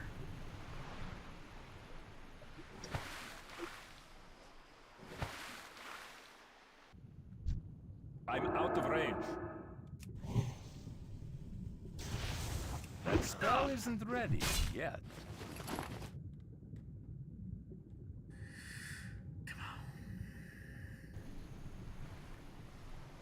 Fuck you, you stupid cock fucking priest. Can't cast that yet.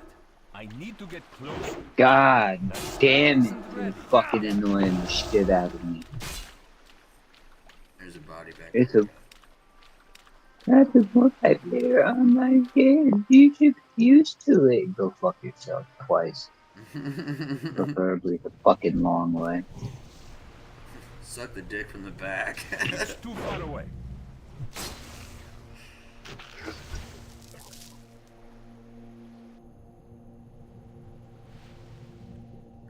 pull these guys over. Oh, there's 3 over here. Yep. I'm gonna grab this one and this one, and I'm gonna come towards you. I'm gonna grab this one. That's still recharging. Oh yeah. Now it's gonna be a party. That spell isn't ready yet. Party people. I can't cast that. That's still recharging. I can't cast that. That's still recharging. That spell isn't ready. To heal. That's all that for a fucking single piece of fucking crab meat? You son of a bitch. I need to get closer.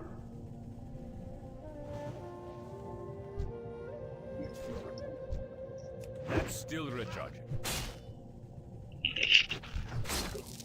Oh, I got one. It's too far away. I'm out of range.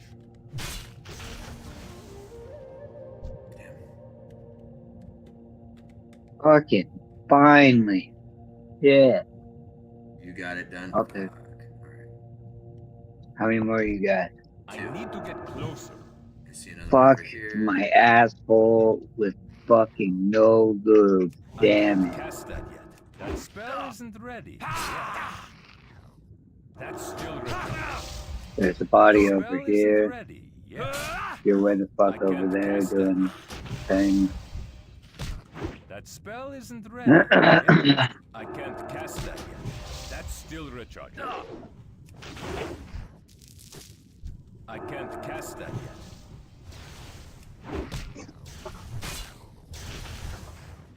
Damn, nothing from any of those. Fuck me. Oh, I see the body. Alright, I'm gonna pull this guy towards it. Smeckles. It's too far away. That spell isn't ready yet. Oh, I'm gonna suffocate. Yep. I just need one more. Looks like there's a couple right here.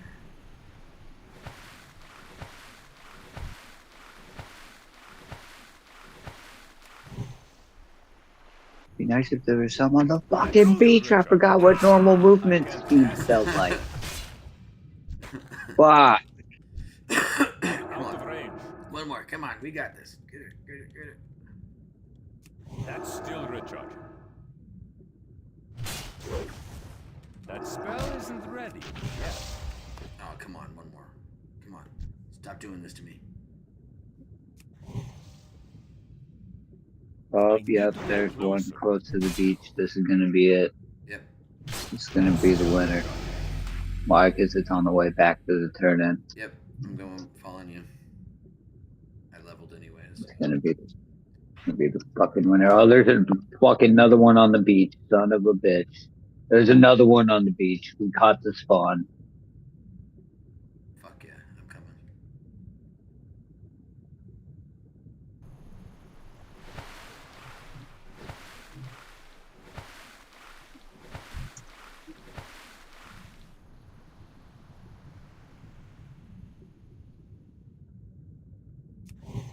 I'm bringing one more with me.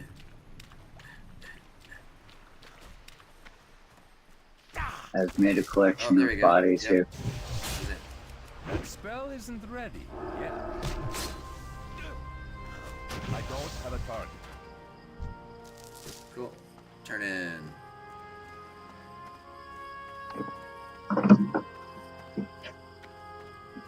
Water quests always suck. Unless you got to the point where you got like the swift swimming and shit. What can I do for you? Yeah. For the Alliance. Be careful. Oh, I got a heal. Fuck yeah. How are you? I just got a taunt. Have a good one. So now I can pull multiple I mean, people, that's- so just one at a time, but That's definitely a plus, for sure. oh, this quest.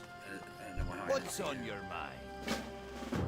Okay, and then I'm teleporting and shooting those in. Yeah. And then I'm sure it's close to that time, I'm assuming. Yep. Word. That, Turn this in and then that would be go back to accurate. Yeah, I figured. Yeah.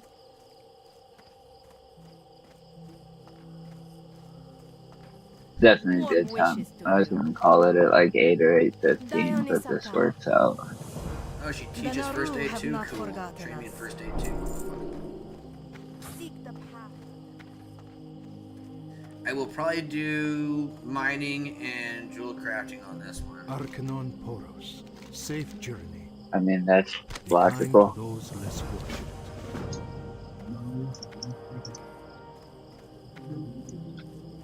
And another quest over there. Profession. The Legion's end draws near.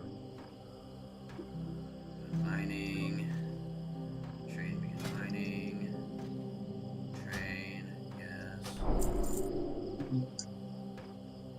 Do not lose faith. Second, we're gonna do, where are you at? Jewel crafting. Yes, train me. Train me in the copper, ways of the copper ring. Be kind to those less fortunate. And we shall be set for the next time. Each day is a blessing. Fucking Remember the right. lessons of the past. Any other thing I gotta do here besides sell shit? Herbalism, nope, not doing that. Engineering, no. Alright, cool. Sell some shit. I guess I should equip some shit too if there is any.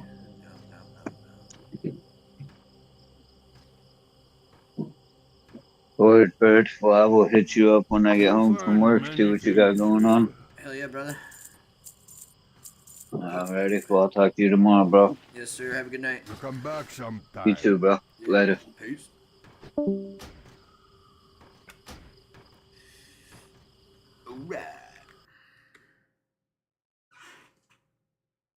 Holy moly! Oh!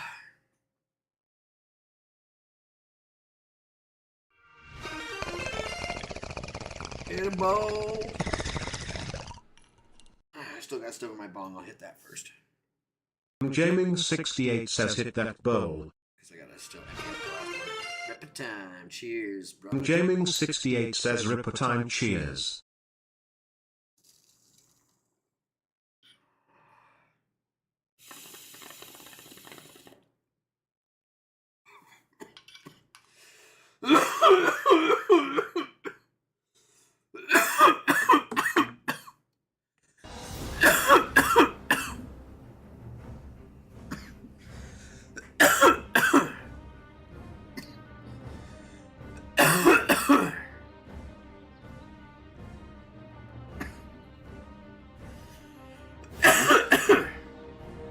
Question is, do I keep on playing classic, or do we switch over when everybody's not in here, right? And just do classic or retail by myself.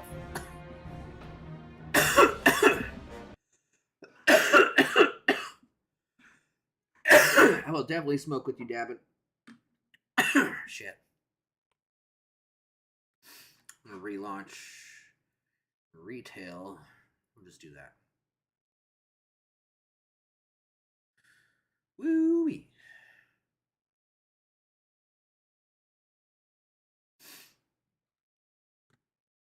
Just got the littles down. Oh, fuck yeah. It's mommy time. Doo-doo-doo. Oh, my lord.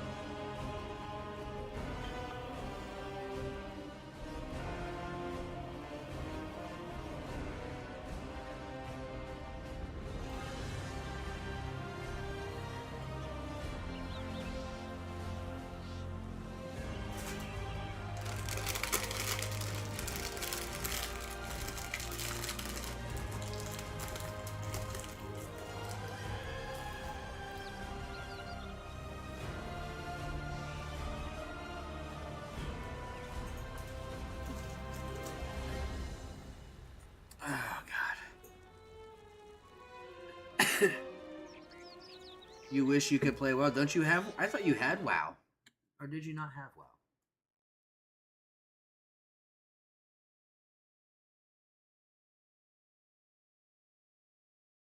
You used to? Well, man.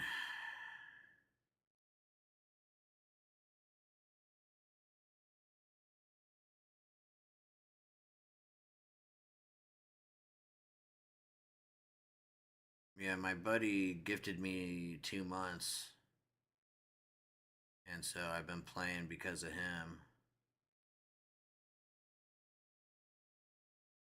Because I mean, I haven't really had the money. But if I've got enough to give 2 months, I'll keep the chain going. I don't know. Let me see though.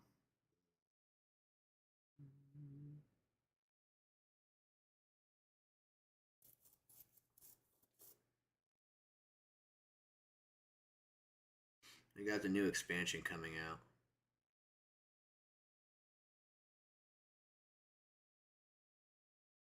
Technically, I could buy it right now, the pre-purchase. I just don't want to. Let's see. Race change, faction change.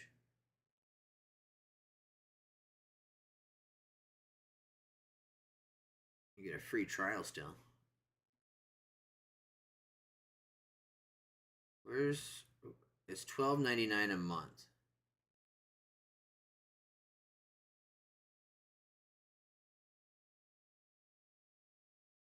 What's the special one?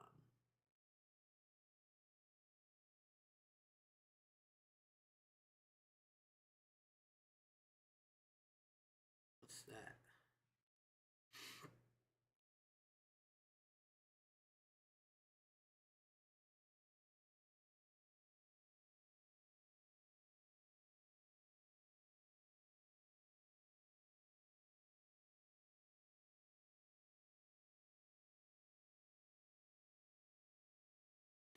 A 12-month offer is $12.99 or $12.99 per month, but monthly it's $14.99.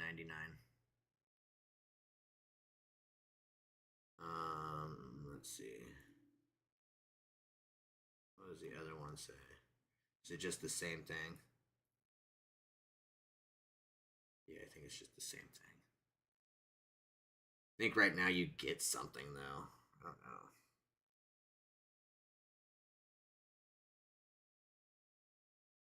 It might be just if you get the 12-month bundle. That's 155 fucking bucks. That is insane. I wouldn't do that. I do it month by month. I used to do it in 3-month increments because that's $13.99. So I mean, you're saving a little bit, but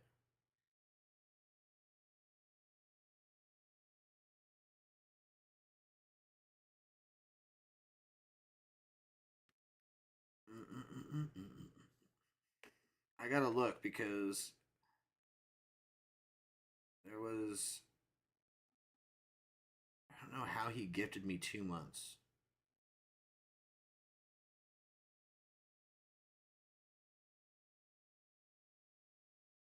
Maybe it's on Blizzard's site. Let me look.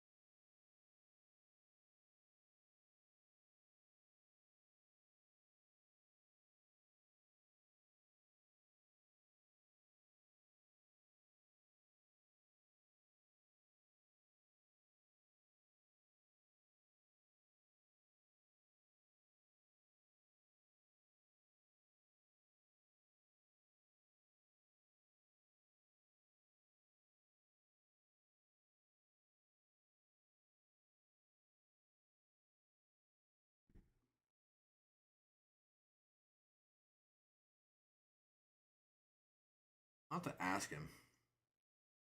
Because he gifted it. He gifted time, and I don't know how he did that.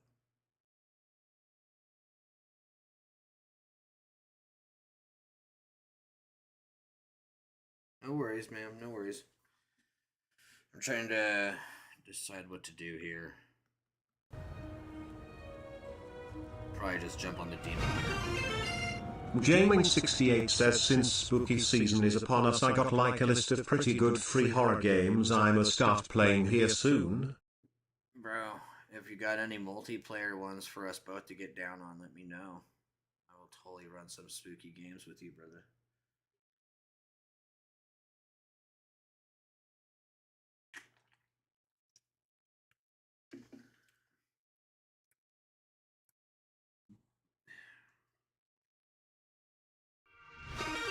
Jaming68 says I know we both got Devour.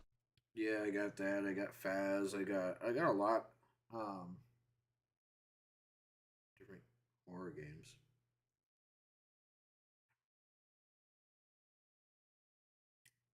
Dead by Daylight, I think I can still do on Xbox Game Pass. I could be wrong.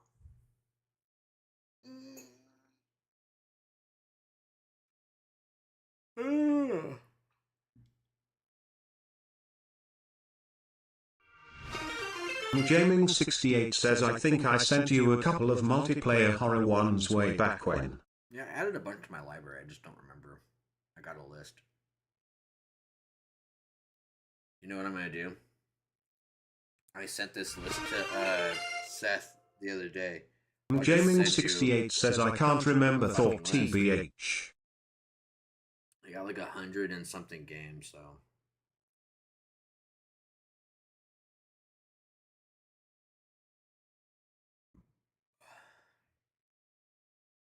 I literally took a series of pictures just that way. If you had any games that were like mine that you wanted to get down on. Like, hold on, there was one that looked funny. Like it would be fun. See, I got content warning, which is kind of like repo.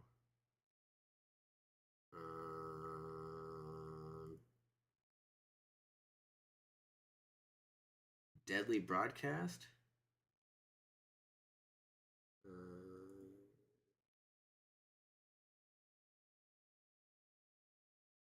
Deceit. I don't know if that's multiplayer though. I don't think that one's.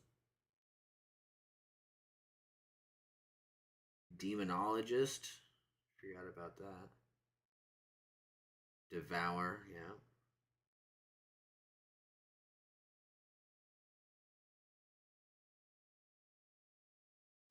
Dollhouse of the Dead. Playtest. I don't know if that playtest is still going.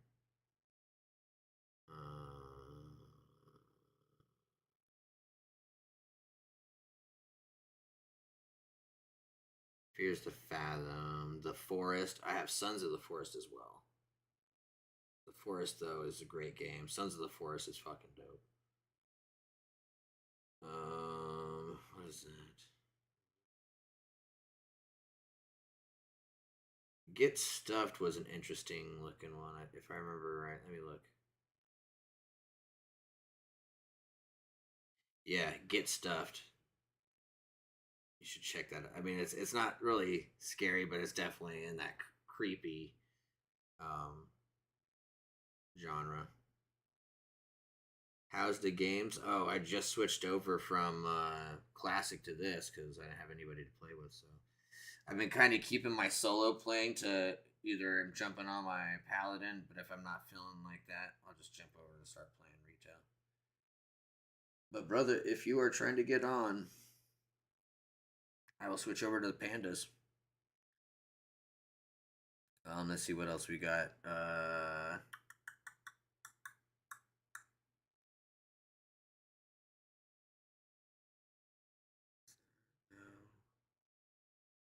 Infestation, the new Z. Don't I have Daisy? Did I not say Daisy? Infrequent says at work, but I can play. She'll get on shortly. Oh, no worries, brother. I was just making sure.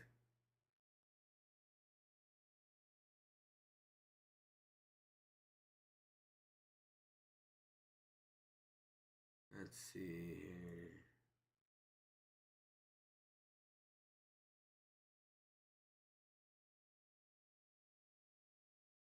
The Last Days of Lazarus. It's prologue. I need to check that out. Looks creepy.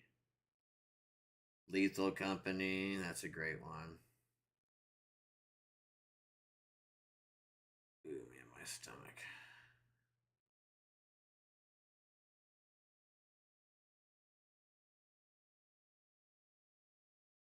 What else we got here? No. Got some weird ass names. What's the others?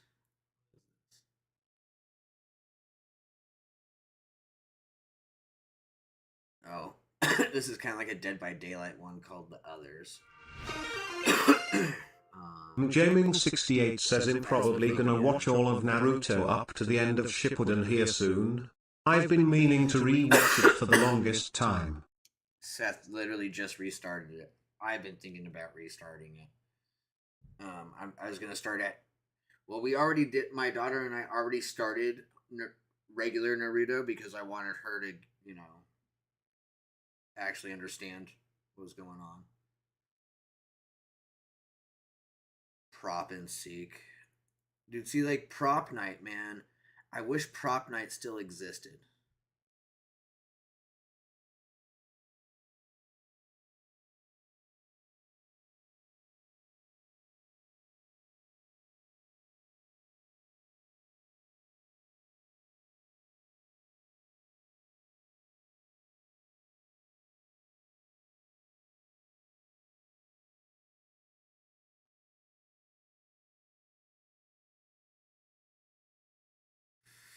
Puppet Masters, the game. I forgot about having that one.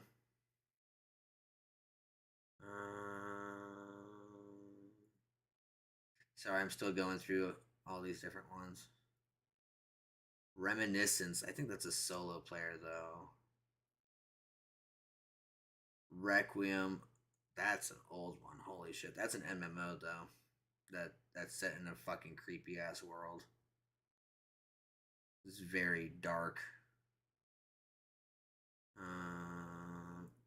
Oh yeah, SCPs. There's a few SCP ones here. I forgot. What's Shadow? Silly's Game Show. Syncognito. That's another escape the killers type deal, but I don't know, different. There's Sons of the Forest. What else? I got a bunch of Star Wars shit. Hold on, let's scroll past that.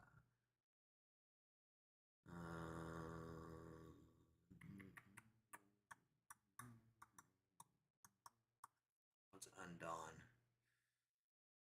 Okay, well, there's something called Undawn. It looks like a zombie one.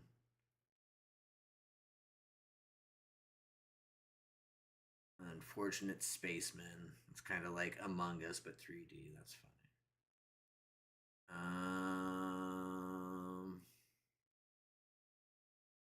Man, Video Horror Society. I can't believe this game too, man. This game not existing. God dang.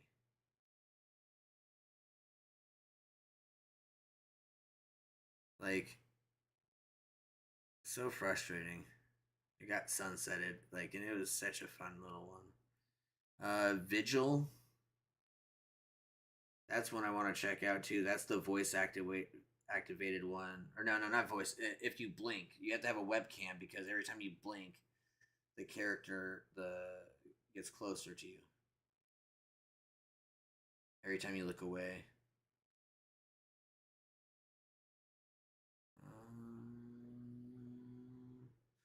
And that's pretty much all that I have that is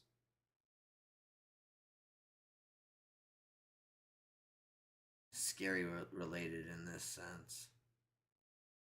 Project Playtime. What is that?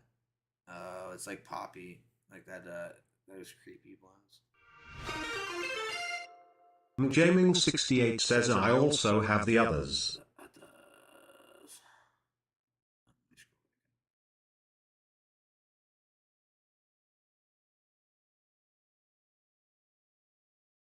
Dope.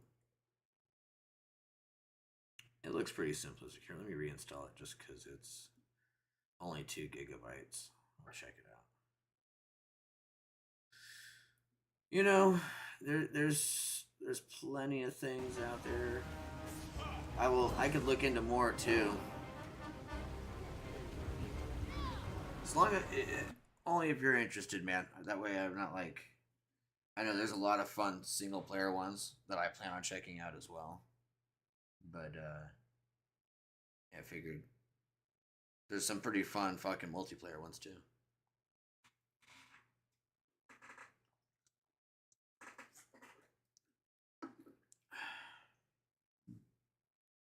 Baby, what time did you want to be up? It's 8:09 right now. You want me to wait till 9:30? Okay.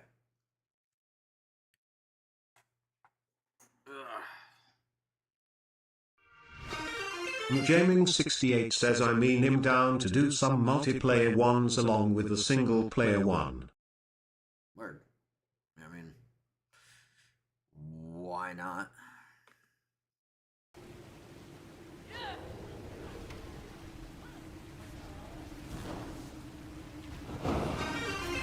Gaming68 says bro this EP of Dan the Dan is crazy getting a whole rock concert lol. Need a target.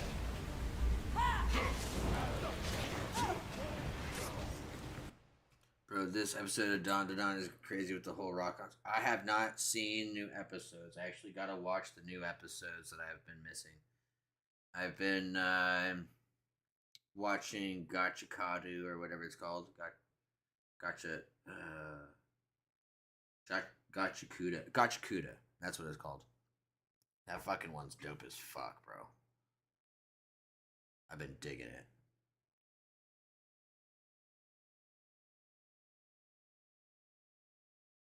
One Piece, of course. But yeah, I need to catch up on the Dawn to Dawn because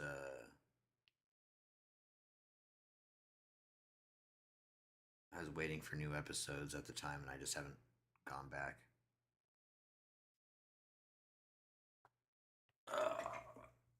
Alright.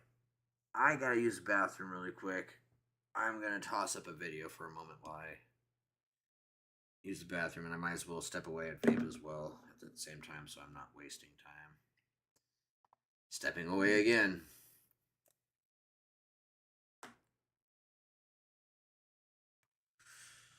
I hope everyone's having a fucking great day, bro. I hope you had a lot of fun with the fam at fucking Comic-Con, bro. It looked like a fucking great time there. I really need to go to another one. It's been fucking forever. It's just fun. It's great. Ugh.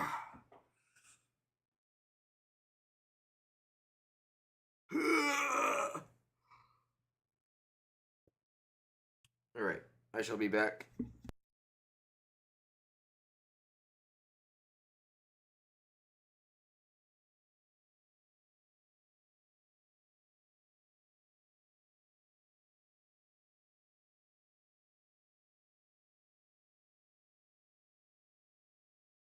There's a bunch of gun users up in Chicago, and they ain't MAGA. Yeah. Is the right's worst nightmare. His grandmother, Debbie Robinson, has come forward and spoke to press and said, everybody in my family's MAGA. We're all Republican. His dad's Republican. I don't even know a Democrat. We've all voted Republican. That's why they have to have the wrong person. Everyone from the top He's putting words in people's mouths. Right. down, from the president down to layman, have been saying that this has to be the left. This is a left extremist. Of course. When we know 99% of all mass shootings, school shootings, anyone that is radicalized in this country and that commits political violence is usually. Yeah.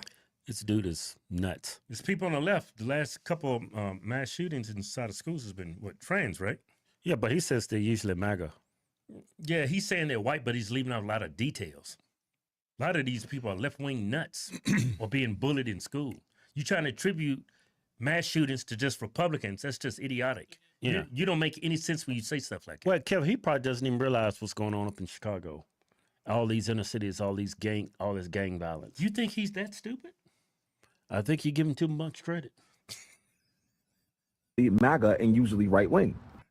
Area with Wow. trees on Where the you get edge that of the stat at? UVU campus. Investigators discovered a bolt-action rifle wrapped in a dark-colored towel. The rifle was determined to be a Mauser Model 98 30-06 caliber bolt-action rifle. The rifle had a scope mounted on top of it. Investigators noted inscriptions that had been engraved on casings found with the rifle. Inscriptions on a fired casing read, "Notices, bulges, capital OWO, what's this, question mark." Inscriptions on the 3 unfired casings read, "Hey fascist, exclamation point, catch, exclamation point."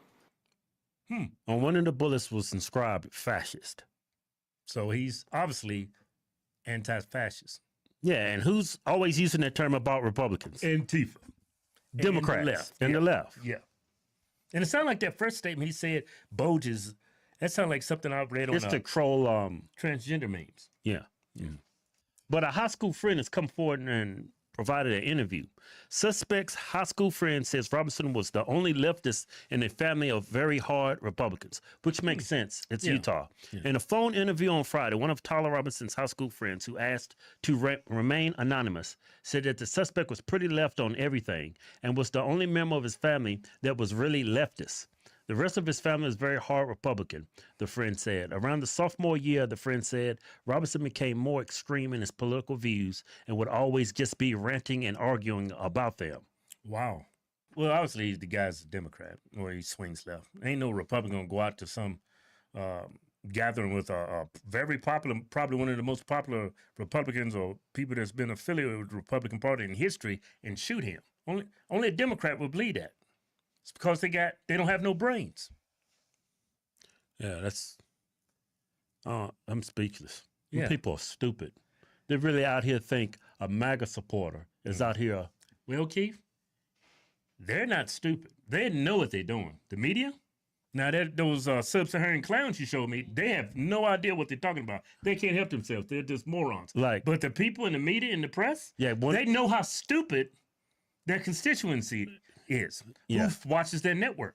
Yeah. And of course, they're going to cater to the sub-Saharan moron. Well, there's a lot of white morons too, Kevin. Yeah. Look at Harry Sisson. Is that his name? Yeah. Harry Sisson?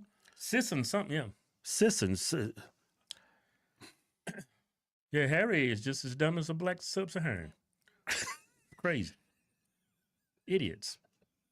Now, I remember when Joe Biden stepped down and Kamal's going to run. Yeah. He's like, he shouldn't have stepped down. He's cognitive. He's sharp as a tack. He said that when he stepped down. Only a fool would say that. All of them are idiots. Harry's white, too. He just threw all away his whiteness. All his white privilege. All that white privilege, he just threw it away. What an idiot. My birth and past are tainted.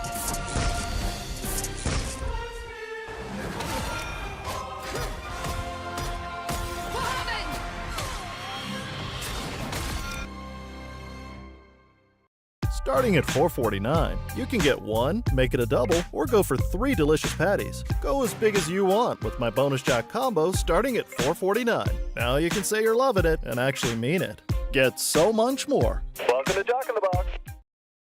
Hello everyone, Flexstar here. Today I'm gonna show you the best penny setups for different maps that I guarantee you gonna bring you a lot of kills, more than you expect. You don't really need to be good, you just simply need to copy what I'm gonna show you. It's gonna be enough to impress the whole lobby. But before showing you the setups, let me give you a short introduction. I picked rank 6 on penny leaderboard, having really high win rates every season. All those setups are tested to the eternity rank and work 9 times out of 10. The exception can be if they use Trench Portal right away. Today's video is not gonna be about penny nest placements or lineups. There are plenty of other guides on YouTube, you can look it up. It's gonna be about what I call ghost setup. It's called that way because you place all the mines on enemies' blind spots and they never expect it. Last thing I'm gonna add, this setup is only for the Phoenix side, which means we are not including domination maps, simply because you and your opponent start at the same time, so you don't got enough time for preparation. So without further ado, let's jump to our first map, Clean Tower. First we place 3 mines on the right wall, then we place another 3 mines on the left side box. And the last spot is gonna be behind us on the high ground against the potential flank. And that's it, enjoy your free kills. Got it? The battle starts in 5, 4, 3, 2, 1! Just with the doctor order. Hostile ahead!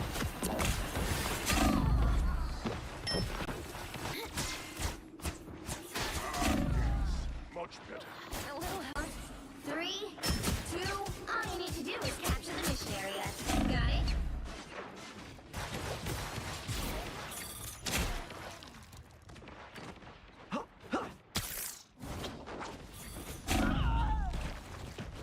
Second map, Central Park. First we place 3 mines on the left side door.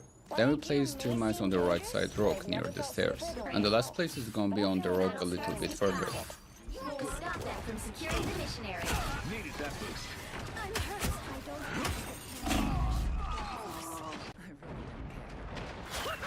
Some uninvited guests.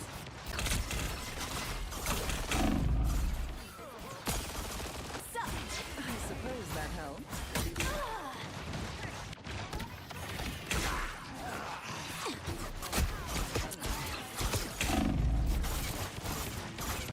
Next map we got Hall of Jalia. I'm pretty sure I'm pronouncing it wrong. First we're gonna place 3 mines on the entry stairs. Another 3 mines on this rock. And the last spot is gonna be left side high ground against potential flank. All you need to do is capture the mission area. Got it? 10 seconds before you attack. Get ready. You have to stop them from securing the mission area. They'll be coming in 30 seconds. 4, 3, 2, 1. All you need to do is capture the mission area. Got it?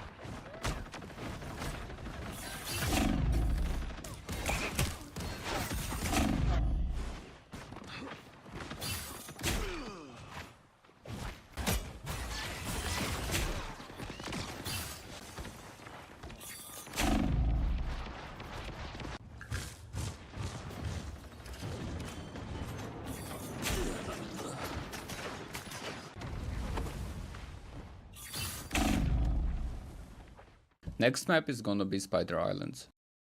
3 mines on the main doorway. This is gonna hurt. 3 mines on this board. Last spot is gonna be on the outside wall of the bell. 2, 1. The battle starts in 5, 3.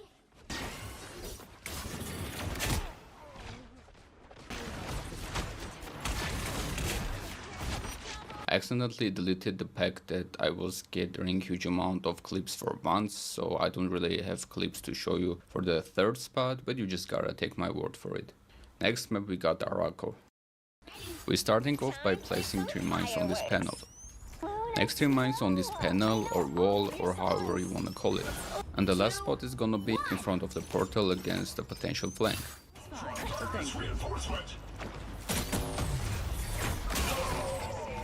Don't run away anymore. Mutant kind will not stand idle.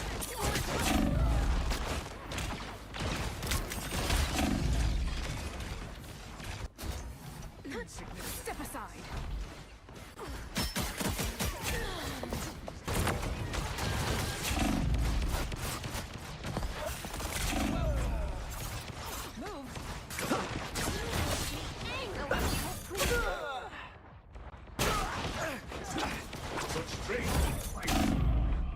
Next we got Midtown. First we place 3 mines on the right wall. 3 mines on the high ground left side entrance. Extra tip, you can stay attached to the wall with your right shoulder and shoot your mines. They're gonna become invisible.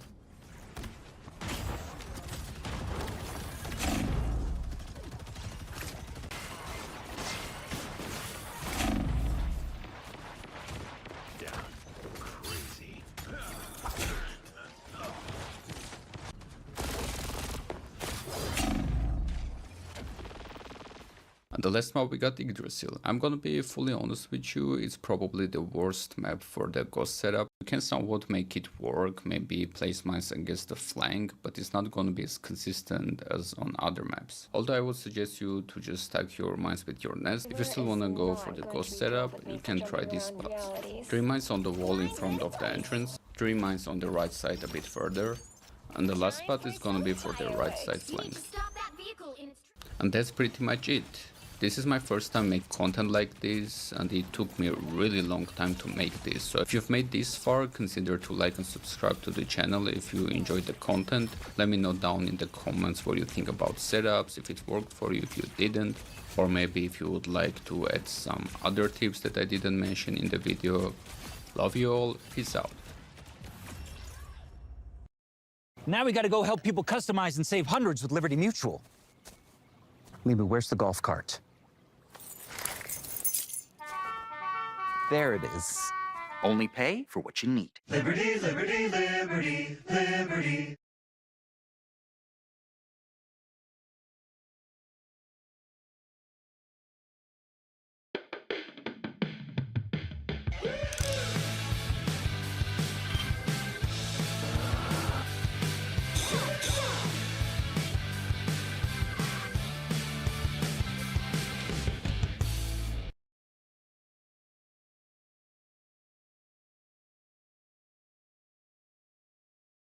The memory of Charlie Kirk is starting a revolution all across America, but I had no idea he'd have such an impact in the UK, all the way down to marches in Australia and back up to movements in South Korea, where ironically this reminds me of those recent riots in France 4 days ago where the far left burned a Korean restaurant in protest of French leadership, as these concurrent protests just highlight the key differences between the left and the right. As reportedly, this TikTok was about Charlie. The best part of this whole thing is that he is not martyr material, so his death will mean nothing. It will activate no one. It will impact few. It's just great. Completely oblivious to the vigils hitting college campuses, with huge crowds even in New York City, as NASCAR races paid their respects, but also MLB games as the New York Yankees had a moment of silence alongside the NFL also honoring his life. But then, we started seeing Spain paying their respects, watches all the way in Australia holding up signs for Charlie, with South Korean citizens singing, "We are Charlie Kirk."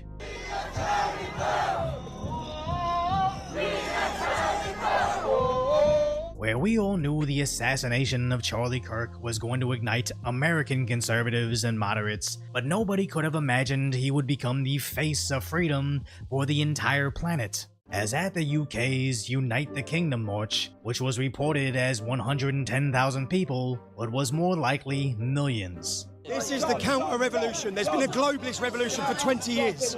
We are the counter-revolution.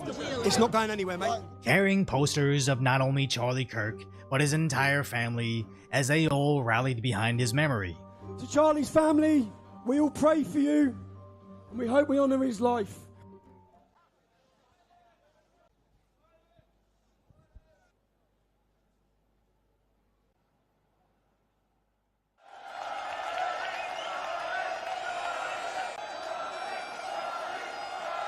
So of course, the left tried to make this about the spooky far right.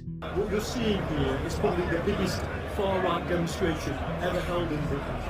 And I've been among this crowd, and I think it's obvious that many of the people here are wearing our flag as a badge of their own white identity and as a mark of hatred of our multicultural, multinational society. But who knew the UK's far right was so diverse? そして昔のイギリスを取り戻そうとしてる。これ日本でもやらんと。Erica Kerr, this is for you. We love you. We stand with you. We will always have your back, and we love your husband, Charlie. I have to come and support the event, uniting the whole country, bringing everybody together, bringing the 4 nations together. That's why I dress up. and then come and support. I've been integrated, so I have to respect the culture. And notice how nobody was shouting down any of those very diverse conservatives, as they're all embracing Western culture and rejecting liberal tyranny. But nothing scares a political elite more than when the common man bands together against the ruling class. So they immediately went back to their same old tired playbook. Tell me what community looks like. This is what community looks like. Of protesters that mysteriously get these signs left behind by these mysterious figures, who they later discovered are funded by none other than their own tax dollars. Kinda interesting how the same exact thing was happening in the US until the Trump administration started tracing who was funding these riots, and they evaporated overnight. So of course, to offset millions of angry Englishmen, masked Antifa and Black Bloc had to make an appearance, chanting disgusting phrases. This is for all the people that want to be here on our side. Where their coppers initially admitted the problem areas weren't with the Unite the Kingdom marchers, but the Antifa idiots. To which the Met Police marched them right into each other, just so they could later state there was significant aggression directed at officers by the Unite the Kingdom protesters, but also turning off the replies, as the mainstream media rushed to echo those sentiments, stating far-right activists with clashes breaking out. Marching through the streets of London, one of the largest right-wing demonstrations to take place in the UK in modern times. Organized by the far-right anti-immigration activist Tommy Robinson, close by a much smaller counter-protest organized by anti-racism activists. I'm just really against racism.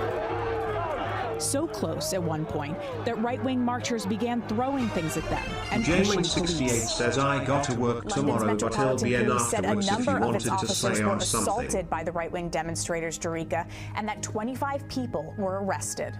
It really seems like every single time they start to lose control, they revert back to the same exact plays. As in this enormous march across the UK, I didn't see a single incident of property damage, compared to neighboring France that had their own riots 4 days earlier, as it initially started with the French angry at their political leadership. But then, women carrying French flags were being attacked by those not, with the Block Everything protests beginning to build barricades in the street, making makeshift roadblocks to stop traffic.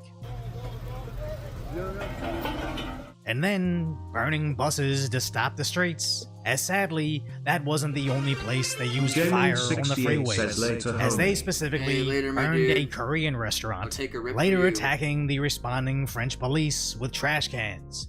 But the mainstream media didn't seem to cover it like the Unite the Kingdom rally, where they seemed to make it more about pressure on the government and how it started online in far-right circles, but now happens to have left-wing groups. So when the left burns down entire sections of the city, they're protesters in Paris, but if the entire community marches against the establishment, that's the far-right clashing with the police. But they only classify you as far-right, so they can later call you a fascist, as they simultaneously encourage psychos online they need to eliminate these evil fascists. But now, normal people no longer fear being called a fascist when they just murdered Charlie Kirk over allegedly being one, when all he was doing was having conversations and spreading the truth. And the more the left goes into overdrive trying to silence anybody that notices, the more the average citizen is finally saying no to their political violence. So as the calls for political violence have only amplified, people are now losing their jobs in neurology at universities. Microsoft is combing through their ranks to do the same, and even American Airlines is firing pilots who think it's okay to celebrate murder, as we're seeing a turning point not only in the US, with Americans making it their mission to dish out consequences, but now conservatives worldwide are rallying behind Charlie, as the left didn't even think he'd be seen as a martyr, but now Charlie's known globally as the face of finally fighting back. So if you appreciate my concise, sometimes lighthearted commentary on the tragic status that is today's reality, subscribe to Decoy Voice.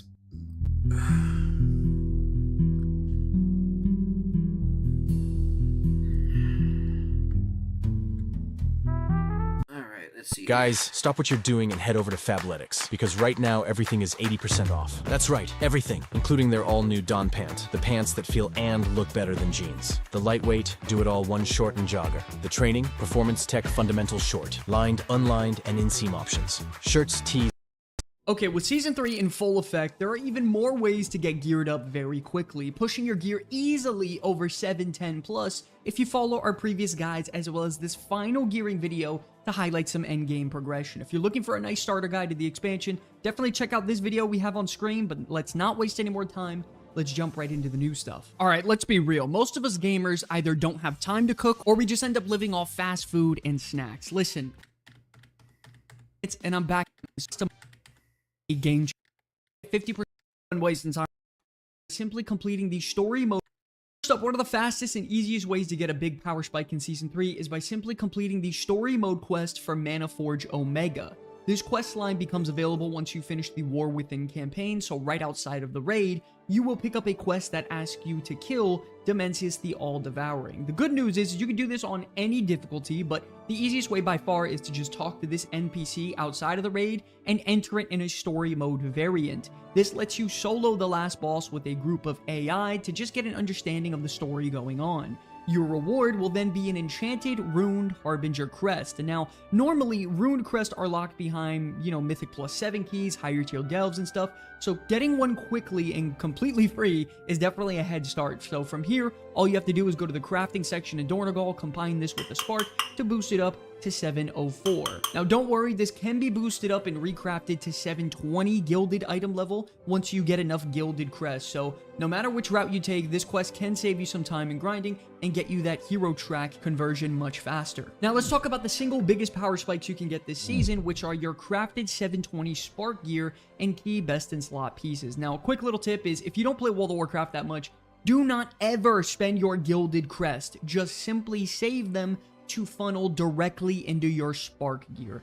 Getting instant best in slot 720 gear is absolutely ridiculous, and these are a must when it comes to prioritizing early on. The good news is that in Season 3, getting Gilded Crest consistently is way easier than it used to be. Now, first up, when it comes to dungeons in Mythic Plus, these start dropping at a Mythic plus 7. Now, clearing these plus 7s give you 10 Gilded Crests per run, which is a great starting point if you still are, building gear and want something very easy and trivial to complete. Now, once you're comfortable timing these plus 7s, you can step it up to now plus 10 Mythic Plus dungeons, because these 10s will now give you 16 Gilded Crests per run, and also fill your Great Vault with guaranteed Myth Track loot, which of course, this is the highest track in the entire game, which can lead to best in slot items, which is very, very critical. Now, if you're looking for the most efficient way to farm crests possible for your time, the general idea is to push into plus 12 keys, as these drop a whopping 20 Gilded Crests per clear, and if you can get into an easy dungeon such as Ecodome Aldani or Tazavesh Gambit,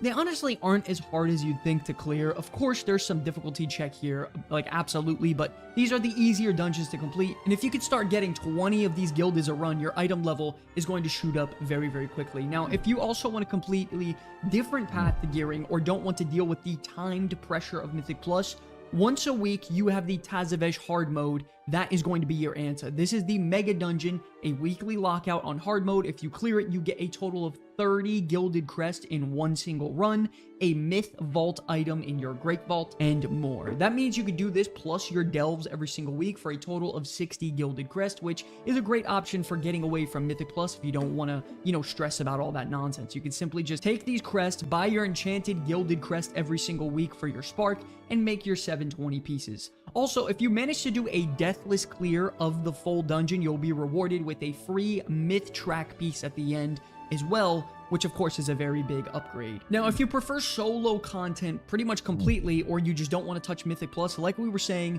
delves are of course your way to go. Tier 11 delves have a gilded stash that drops 7 gildeds per clear, and you can loot it 3 times per week, up to 21 gildeds every single week. If you combine that with the Delver's Bounty map at tier 11 for another 10 gildeds, you can get 31 Gilded Crest every single week. Now, also, don't forget to get a guaranteed Delver's Bounty map. You can go to the Delver's vendor in Dornegal, buy the Shrieking Quartz, and then activate that at the Hearthstone checkpoint to get a guaranteed drop of the Delver's Bounty. Remember, we go over a lot of this more in depth in our solo gearing guide, so if you want to check that out, I'll leave a link you can click right now on the video and then one in the description as well. Just remember the whole purpose of getting these gildeds, ladies and gentlemen. I would say the number one thing you gotta do is make sure to craft your 720 spark gear. And if you don't think you're going to push content that heavily, just simply save your gildeds for the next spark. There's really no point in dropping 15, 30, or even 45 gildeds into a piece of loot when maybe on the next Tuesday's reset, you could just get a spark, instantly craft a 720s piece for 60 gildeds,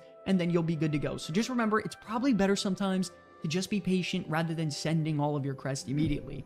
As you progress your character though, you also want to make sure you hit very specific item level brackets across all of your gear, because then you can have the crest trade-up system activate. For example, hitting 691 across every piece will allow you to outgrow carved crests and transfer them into rune crests. And from there, once you hit 704 across every item level, you outgrow runed crests, which will allow you to transfer those into gildeds. Now, from there, the progression becomes very linear and smooth until you hit 720 item level, but this will allow you to funnel all of the trash crests that you do not need anymore, like weathered or carved and even runed eventually, into gilded endgame crests, which makes you fly through progression. So just to recap, do not blow all of your crest and valor stones into one single item. You want to spread your upgrade brackets out to hit these bracket thresholds for the item levels as fast as possible. You can see all on my character, I'm setting myself up for the 704 item level piece of loot on all of my items, and from there, the second I get that activated, I can take all of my rune crests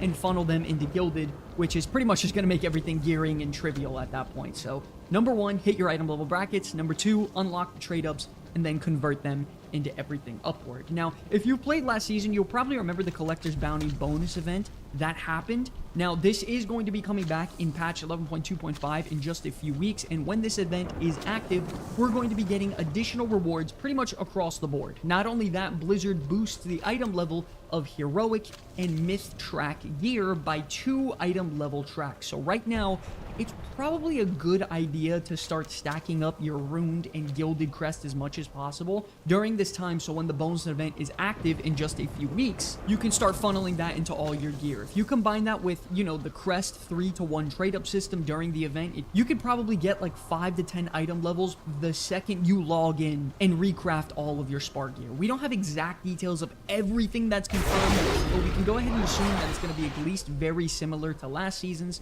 So just, if I was you, start saving your gilded crest and at least put them on all your spark gear, and don't overcap too much. Don't spend it on nonsense. Just hold it until the event comes out to boost everything up very quickly.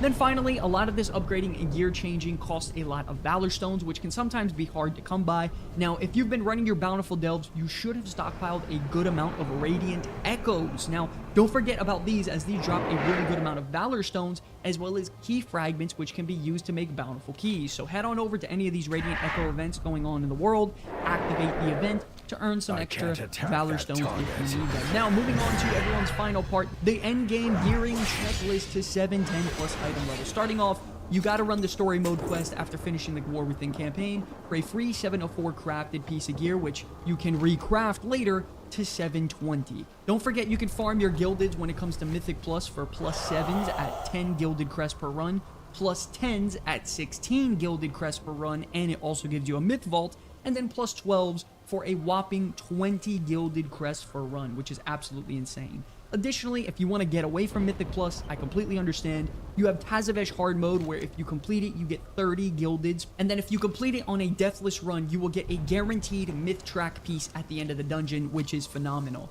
You also have delves, where you can run 3 tier 11 delves a week for 21 gildeds a week. And then you can also use your Delver's Bounty map at a tier 11 rank to get up to 31 gildeds per week entirely solo, which is amazing. Don't forget, you have the item level brackets of 691 to hit across everything, and then 704, and that will unlock the crest trade-up system for you to funnel all your trash crests into the higher crests, such as gildeds. Also, don't forget to start banking and saving some of your crests for the Collector's Bounty event coming in a few weeks' time, and then stock up your Valor Stones from Radiant Echoes so you're ready to upgrade everything very quickly. We got a lot more content coming very, very soon when it comes to Legion Remix, and a lot more guides, so stick around. There's a lot more to come in just a couple of weeks. Thank you all so much for watching. Hey everybody, thanks for watching. If you enjoyed the content, consider subscribing or check out one of the videos you see on screen here to stay up to date on all things Warcraft. My name's Sky for the Comeback Kids. It's an absolute pleasure to make content for you all. I'll see you in the next one. Peace. The playbook for September is simple. Score big at Dave Smith Motors Kickoff to Savings. With our hassle-free buying and low prices, you can feel like a champ by scoring huge deals. Like over $13,200 off select new Ram models.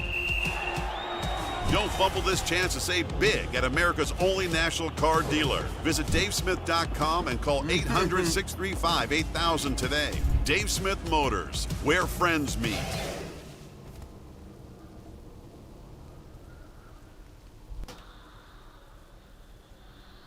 Grow thicker, fuller hair in as few as 3 to 6 months with doctor-trusted ingredients.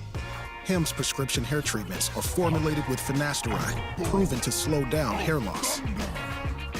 Minoxidil, proven to increase hair count. Plus biotin, which helps support healthy hair. Choose from a range of products to power your hair gains. Regrow hair like a pro with doctor-trusted ingredients. Start today at hims.com.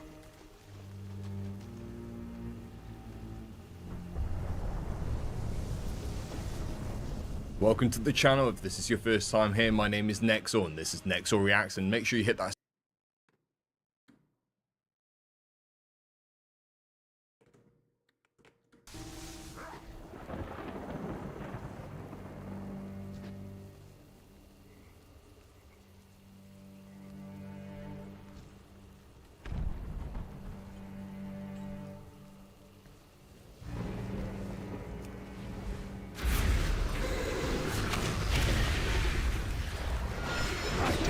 target. I need to target something first.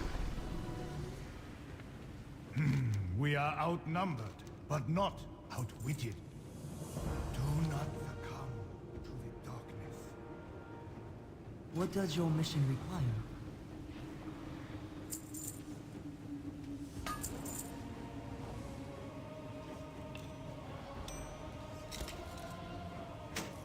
Stay vigilant.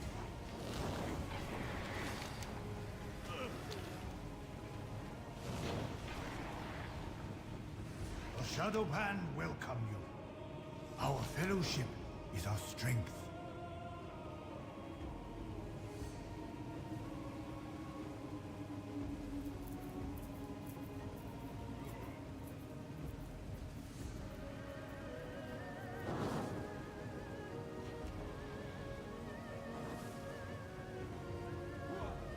Stay focused. Keep your passions in check.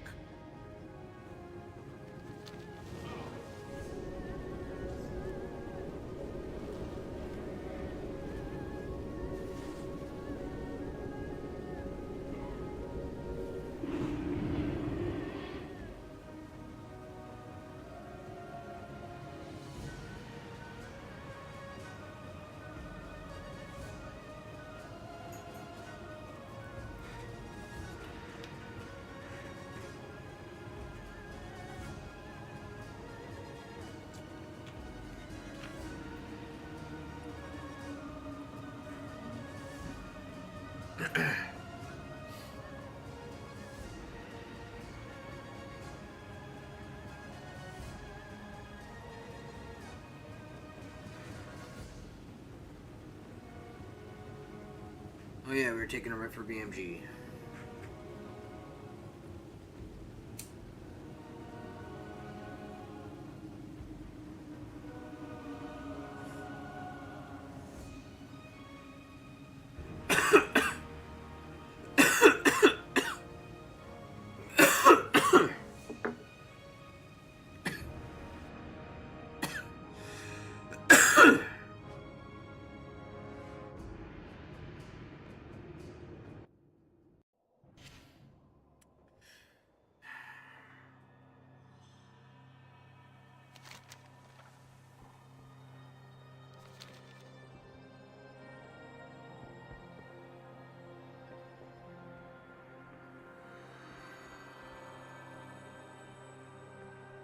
How may I serve you? We will fix this drought. We must. Go yourselves against your doubts. All is not well. It could not have worsened since I was last there.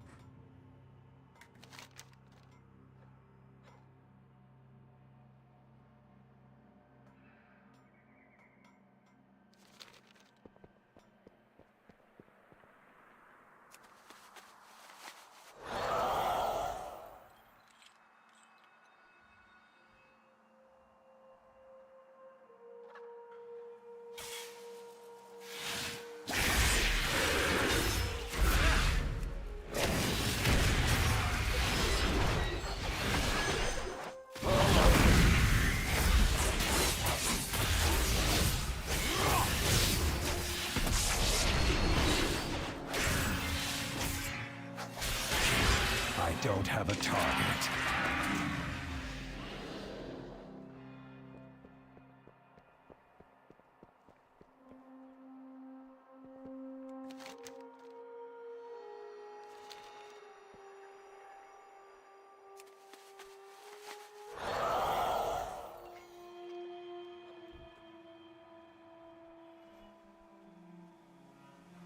Lay your burdens at my feet. Clea, assist the Paragon. Pelagos, you... The Paragon is there. Those who fall will find respite in the Temple of Loyalty. Yes, Ascended One. It is not yet your time.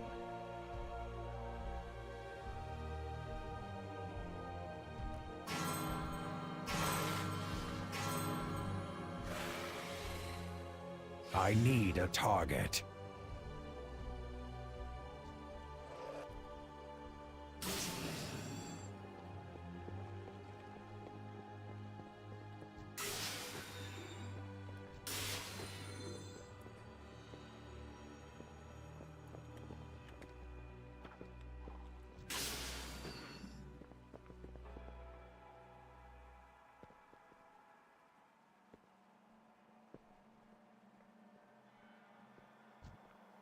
Your deeds precede you.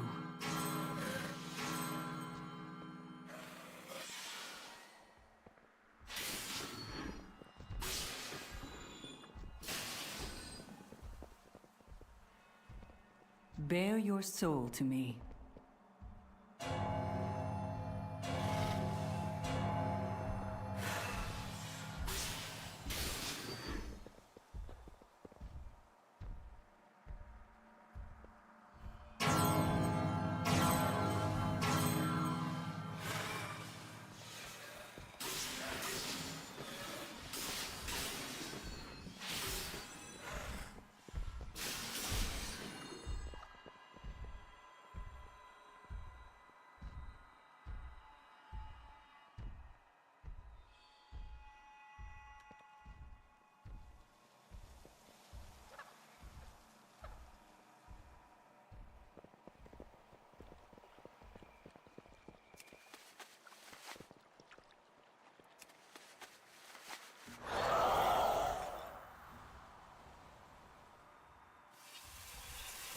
Your deeds precede you.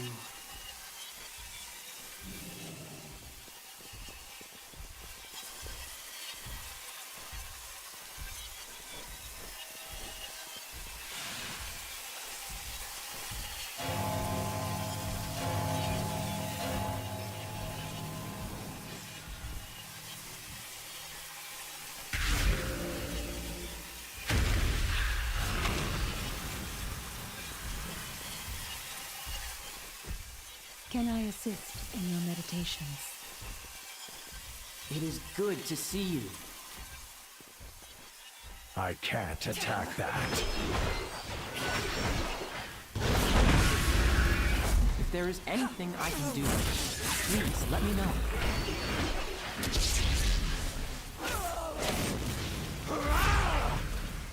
I can't attack that target.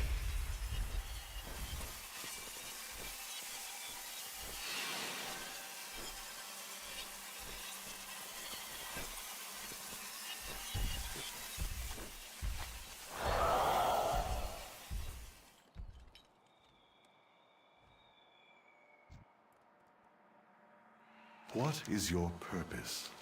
A word of encouragement may be what these aspirants need. Please, help me. No, mustn't forget. I can't let go. I need to think. Tell me your troubles.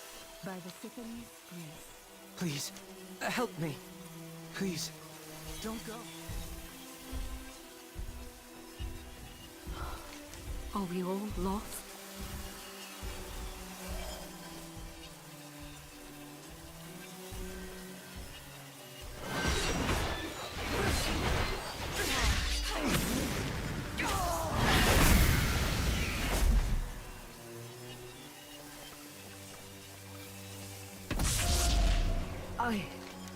I can't let go.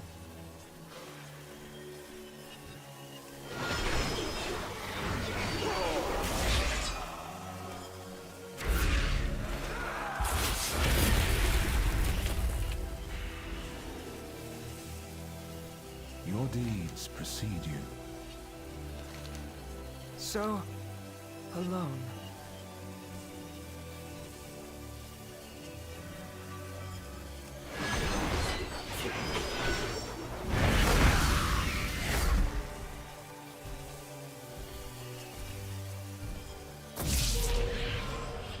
I feel doubt.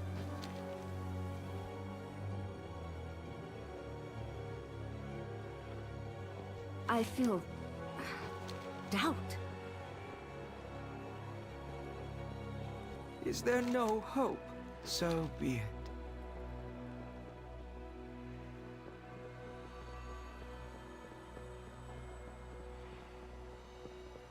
Many have fallen recently. The Temple of Loyalty is trying their best to bring them back to the path.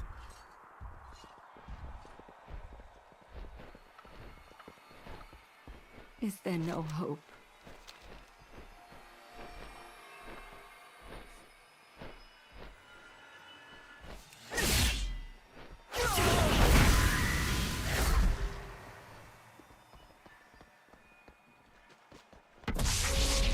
Are we all lost?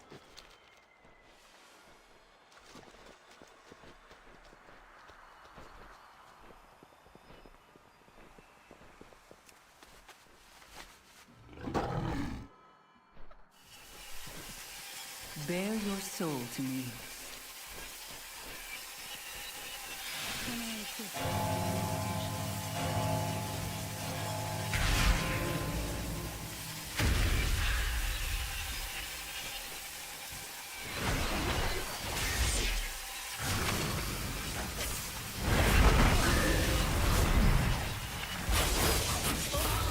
I need to target something first.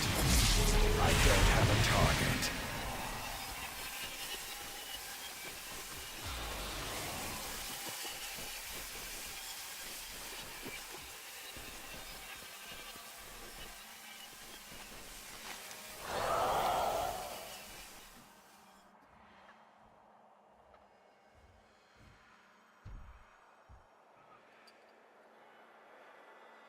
It seems our new aspirant has done much to bolster you, Pelagos.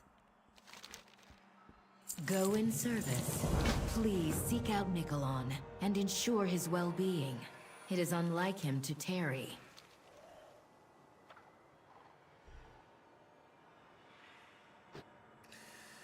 Oh man, oh man, oh man, oh man. The choice is yours. You know how to find us.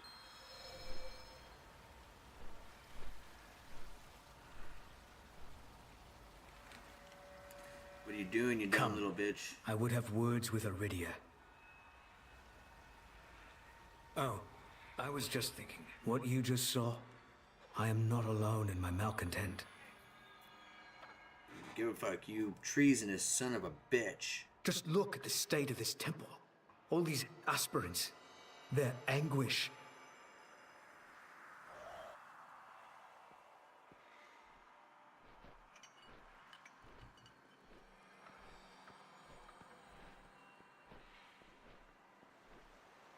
I cannot bear the sight of this suffering. I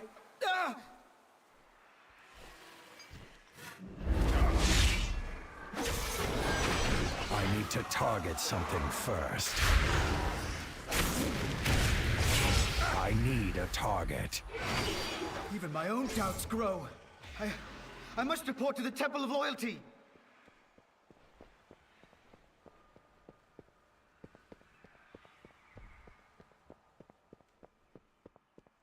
No, I am still needed here. I must endure. Iridia, she can help me. She will not let me fall. Let's go, bitch.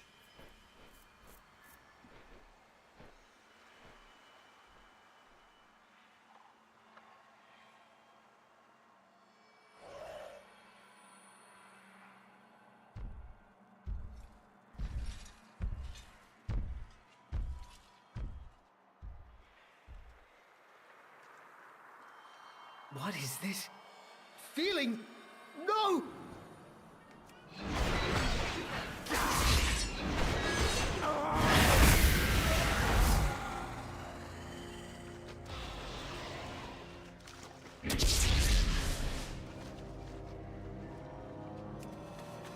She can save me. She can save me!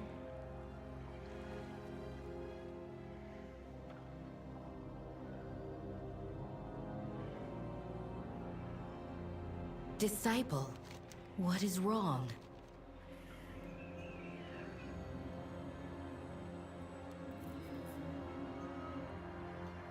You have my ear.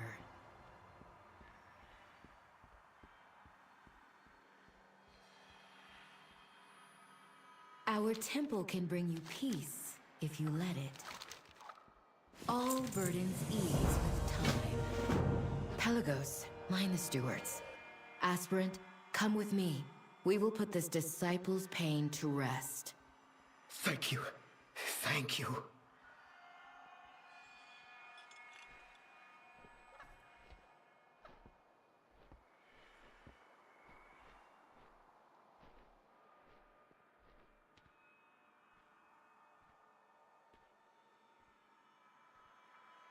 We will begin when you are ready.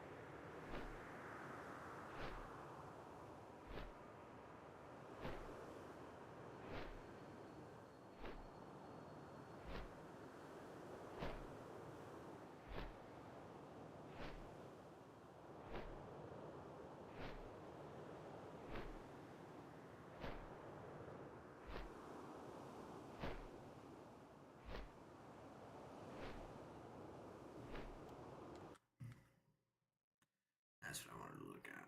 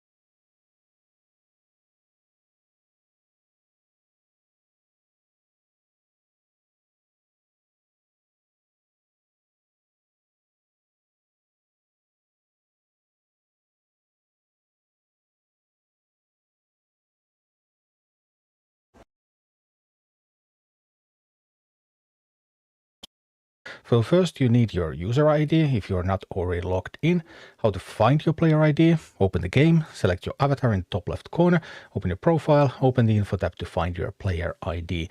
And then you just add your player ID and then you write the promo code over here and then you confirm. But you have reached the limit of promo codes you can redeem today, it says to me, so this does not bypass the 24-hour limit. You still have to wait for 24 hours every time you have redeemed a promo code until you can redeem the next one. So with a new player code and then currently 6 active promo codes for accounts of any age, that means that it will take you a week to redeem all of those if you're just starting fresh. So those are all the promo codes that are currently active for Raid Shadow Legends. A brand new code just from today, Chaos Awakes. And for existing players, there's PP500, Game Leap, Yearly Gift, Midsummer, and 1M Gift that also still work. There's always plenty of grinding too in order to level up all of your champions, and with these codes, it's going to get a little bit easier. Thank you for watching. Click like and subscribe if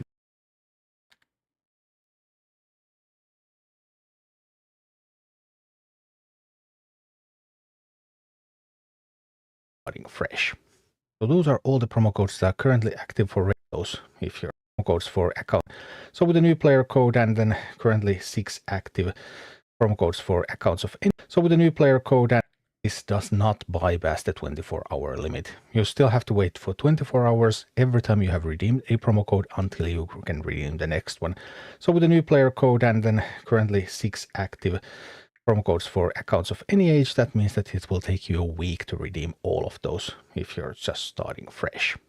So those are all the promo codes that are currently active for Raid Shadow Legends. A brand new code just from today, Chaos Awakes. And for existing players, there's PP500, Game Leap, Yearly Gift,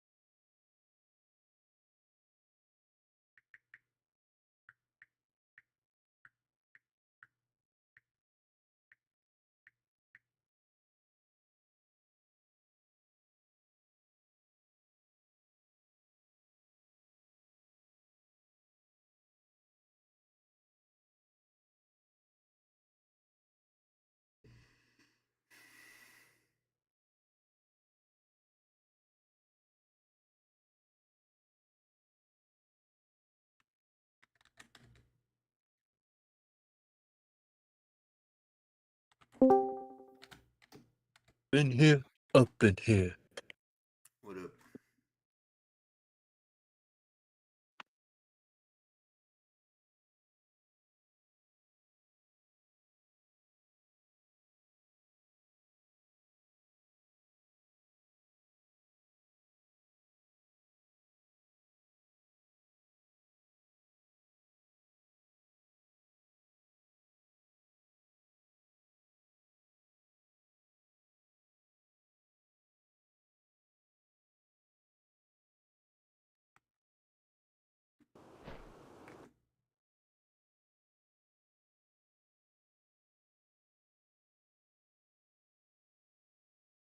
What are you up to?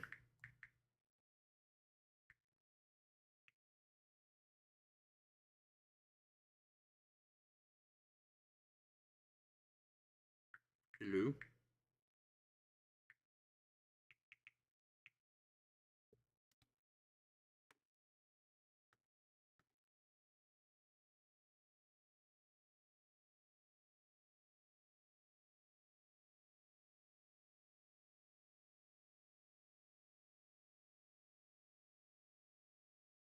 Ian?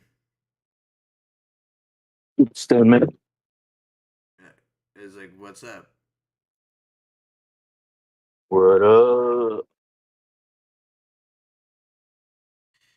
So my name is taken. How is my name taken?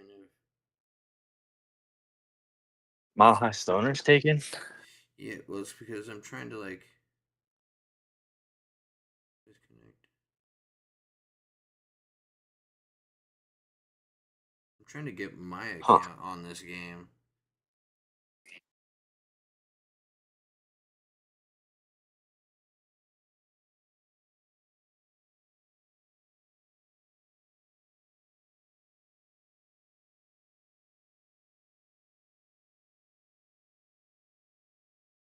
How you doing, man?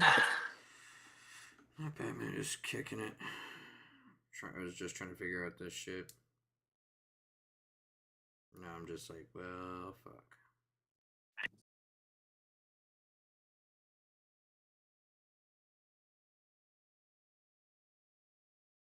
Now I'm trying to figure out how the fuck to get in my previous time I played this game. You're logged out? Well, I uninstalled it ages ago, dude. This is a game on my phone.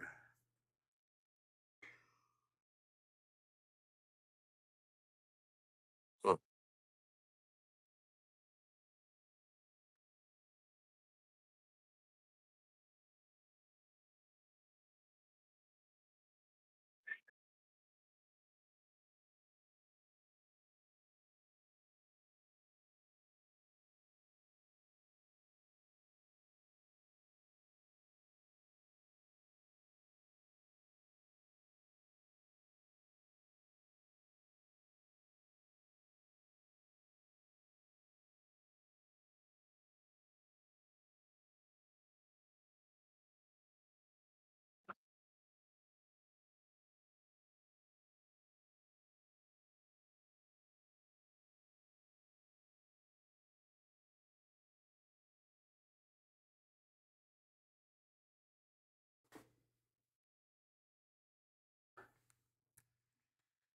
Whatever. I give up on this right now. Whatever.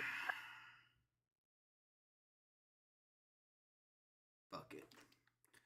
Fuck it. Fuck it. Fuck it. What troubles you? Go in service. Bucket. You Put it know in a the bucket. ritual, disciple. Kick it Open in your its mind. nuts. Let the Vesper cleanse it. I will. Why does it hurt? Why does it hurt? Oh, I'm a pussy. That's right. I need to target something first. I can't attack Remain that. calm. Trust in the process. Trust in the It is the process that grinds our aspirins into dust. How can I trust it?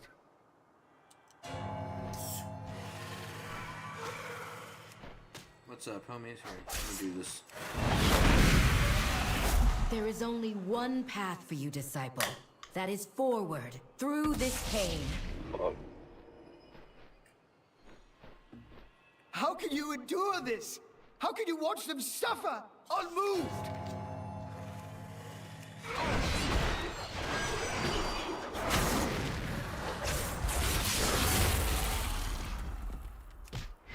I need a target. Our faith binds us all.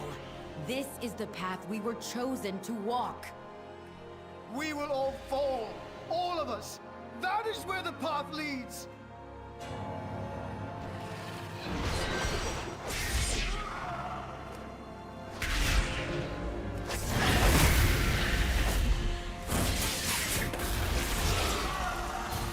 I cannot save them. I cannot even save myself. Nikolon. He's a fallen disciple. Fucking pussy. Lay your burdens at my feet.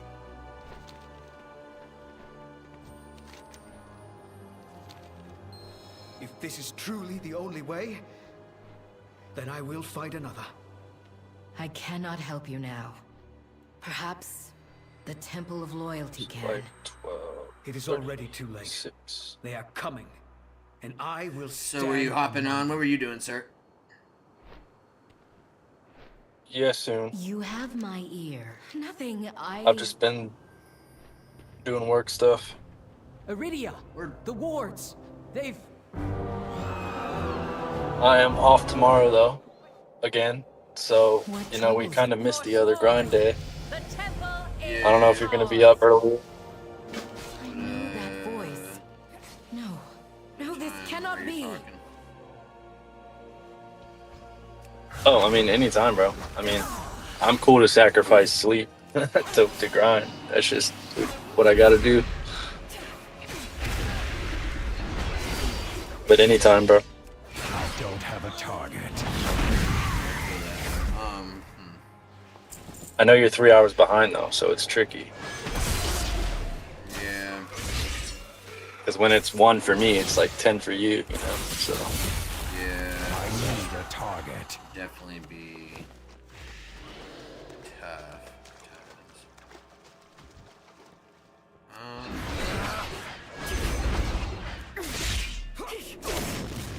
I feel like I'm gonna be up for a while.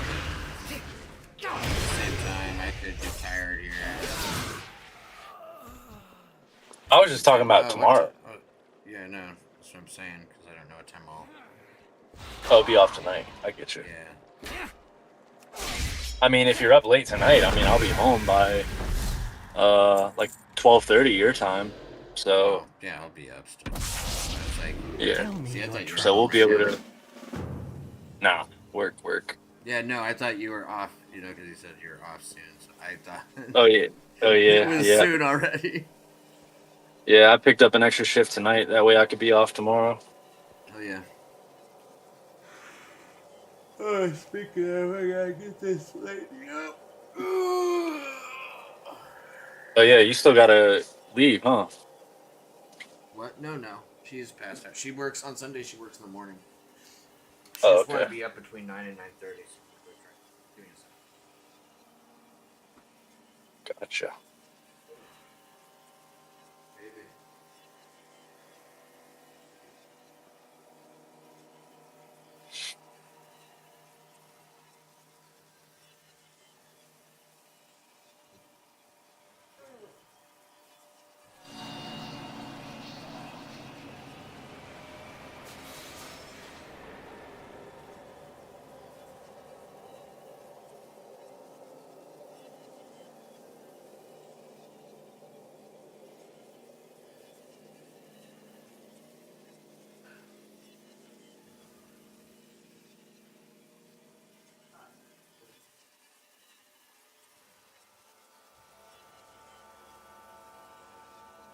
I totally didn't even think about the time.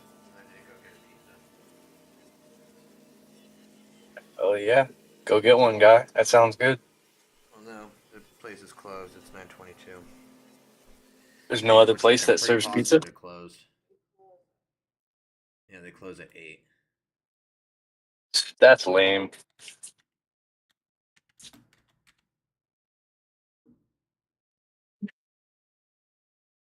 Meow meow. Meow meow meow. Oh, cat, I had to communicate. So dumb. Oh no, it's dumb that they close early. Yeah, that is dumb. 8 o'clock is crazy.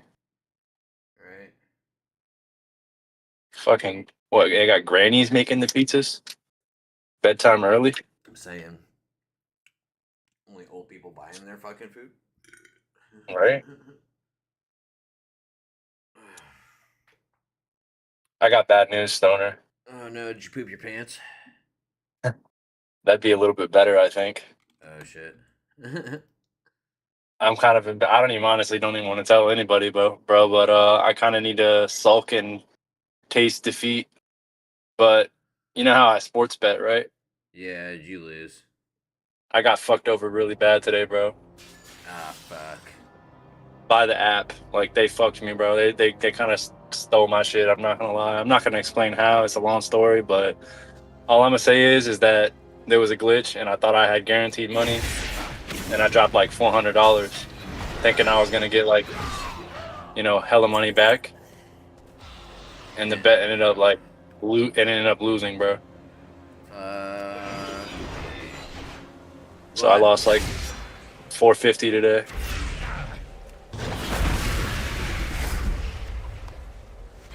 Why I don't bet on shit. I hate losing, and I hate losing money. Yeah, it's bad, bro. It's been a heartbreaking day. I bet. Sorry to hear that, man. That sucks. Just gotta bounce back. Yeah. You'll get it. Somehow. Honestly, though, I'm not mad. Like, that was the first time I've ever dropped big money on betting.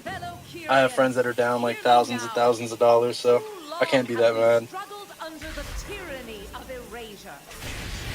You win some, you lose some. I'm sure I'll win it back one day. Yep. I need to go to the MGM. Go to the real casino. He's like, I really want to lose my money. Anytime I have a friend that goes there, because it's like right down the street from me, but all my homies go there, and they usually like drop like $50 and end up walking out with like $1,000. So I might go risk it sometime. Do a little blackjack. Oh yeah.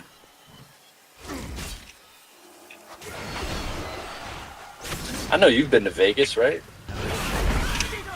That's what I mean. Like, you've been to the like gambling. Yeah, but I didn't really go gambling, man. Yeah. It's not my thing. I was just wondering if you were close to it. Yeah, we go down to the strip and walk around mostly, get something to drink, and just kind of like.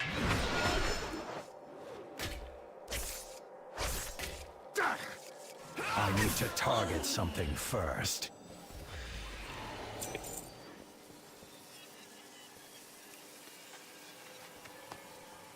Over and over again, we are That time. told that we must give all we are to Cheers. serve a greater Cheers, buddy. purpose.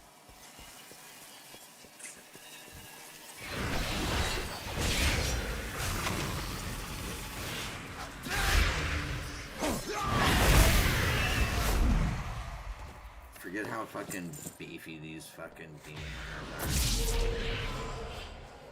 Oh yeah. Those are fun for DPS. I love those. are. Yeah. Flying around and shit. Honestly, one of the best, like, funnest DPS there is. Because there's really no movement like that. I don't have a target. Yeah, I'm sure that shit goes crazy in PvP. I've never even tried that.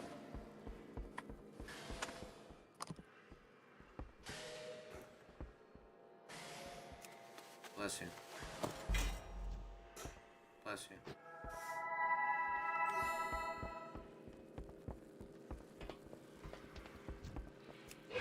It's been a real eye-opening experience losing that much money in such a short amount of time, bro.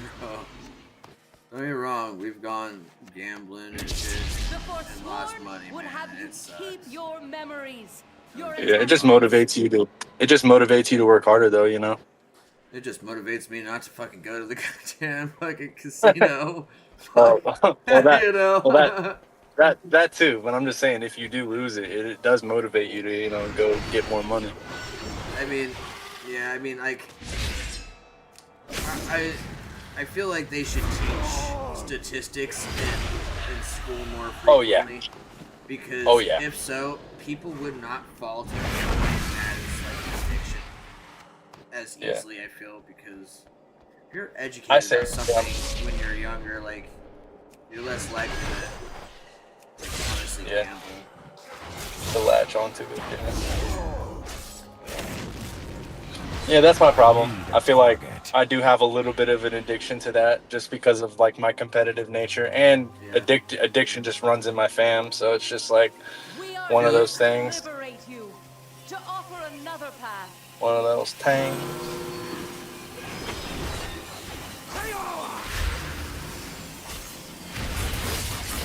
Shit, maybe I need to call the hotline.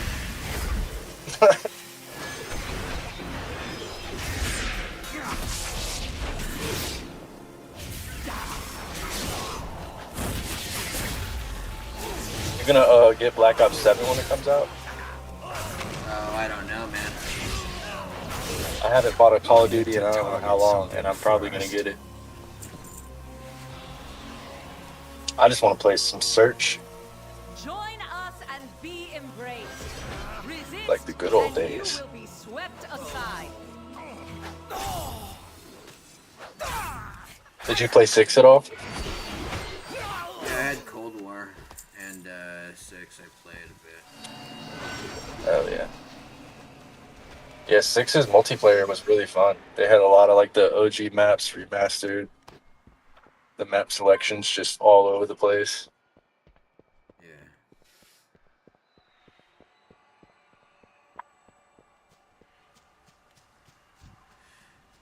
I play for prop hunt. Oh yeah, that's fun as fuck. Oh yeah, I've definitely seen you play. Damn, prop hunt.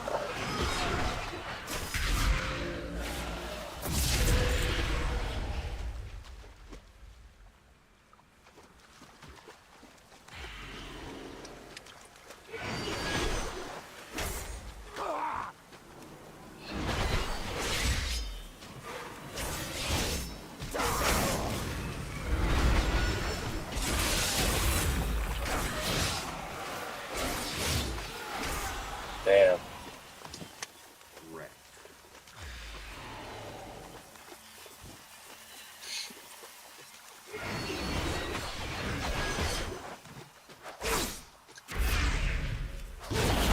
Less than 3 hours to go.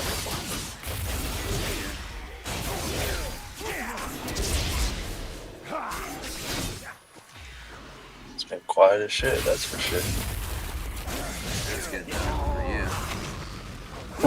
Yeah. The Warzone been quiet, man. Definitely good. I'll take it any night of the week.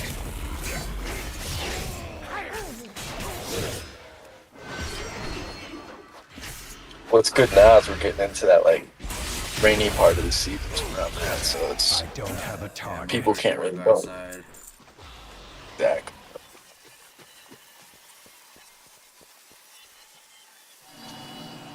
Misbehavior.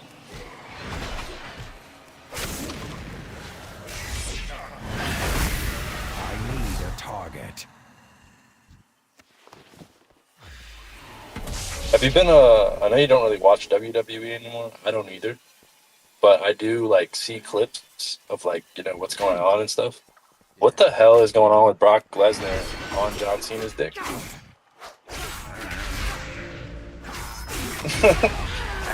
And then No idea. I just seen clips. Like I said, like I don't even watch it, but I guess that man's just like looking for Cena like crazy. You want to say yup. Oh, think luck. Give him that bok. I love Brock, bro. He's just always trolling and shit. He always finds like a moment to be funny in all the seriousness. I feel like that's the same thing with Stone Cold too, though. Those are like two of the top guys to do it.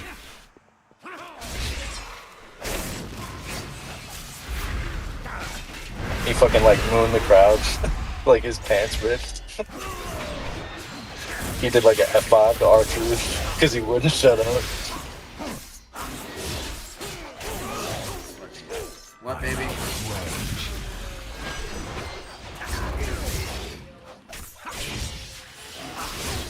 Domino's has a deal going on, you said?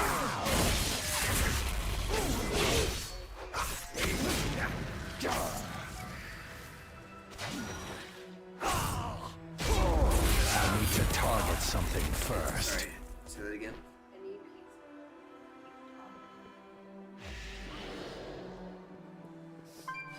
What size?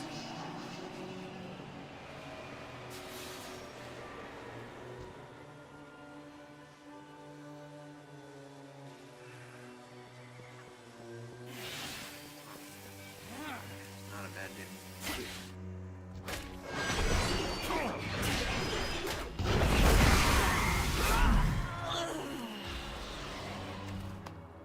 A new order has come. We must all decide where we stand. I do not object to it. We can go walk down and grab it.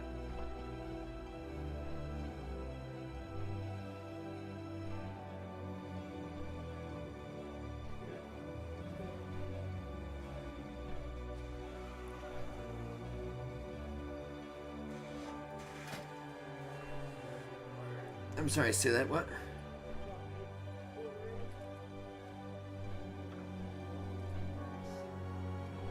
What are you thinking? Dominitos. Don't fuck up my pizza, please. Am I right? Right. They're the kings at that, bro. Oh gosh, man. Let's see, what talent do we need?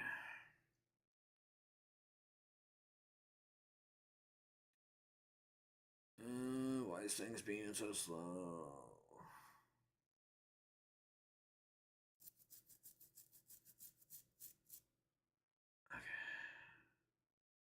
You see all this stuff about like some kind of alien organism that came in on a meteorite?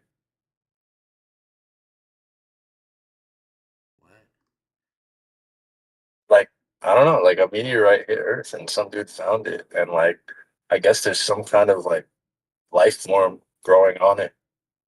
And he kept it and he's been like keeping progress on it and shit. I don't know about that.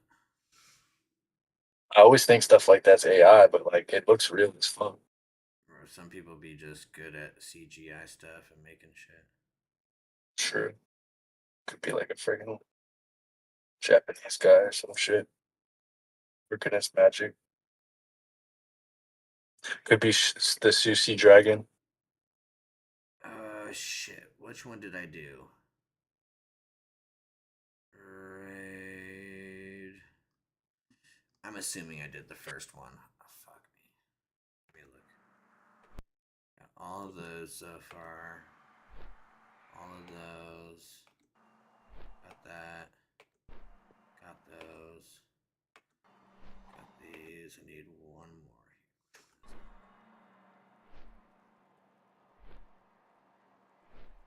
Okay, is that the only one from that row? Cool. Everything else I'm good. That's crazy, right? Because we got the rest of these right here. Rank 2, 1, rank 2. Essence break. Then what else do we need on the Demon Hunter side here? That. Quicken Sigils. Darkness.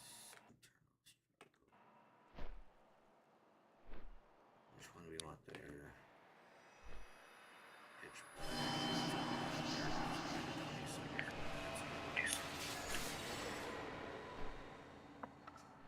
And then that's got to be rank 2. We need the hunt. Lambs of Fury. Sigil Spy. Okay. We're cruising. Can I assist in your meditations? Can I assist in your meditations? What do you want from yours? Let me see, baby. What did you get? Something you won't eat. Something I won't eat. Yeah. No way.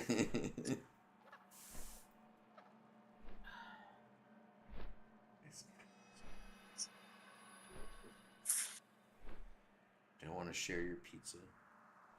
No, because I like eating spinach and mushrooms. Olives. That sounds like your problem. It doesn't matter how many toppings.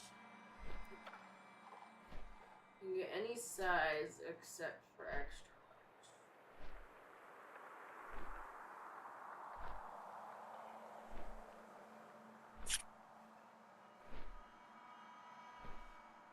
Let me see here.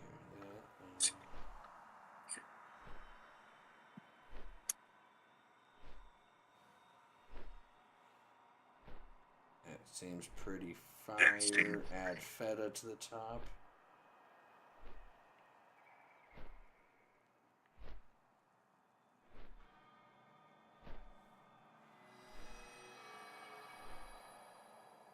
Are all these extra cheese or something? No.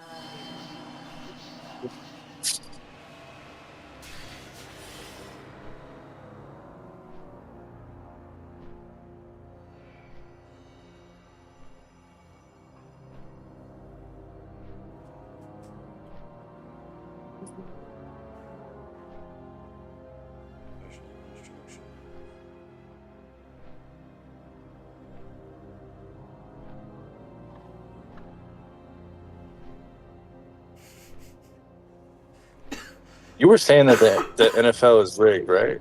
That's what I was talking about, yeah. Bro, I start to believe it more and more every week, bro. Dumb, like the stuff that happens just makes me believe it, bro. I'm gonna do square cut.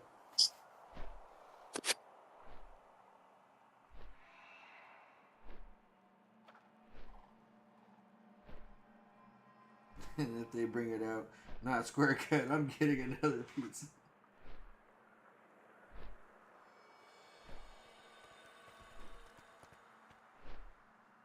I wanted extra fucking sauce.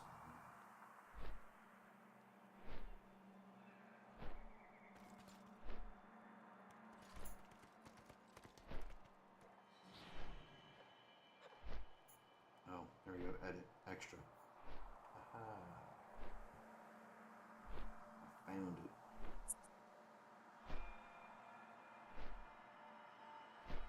And I don't need extra cheese. I'll do normal cheese since I'm putting fat on it.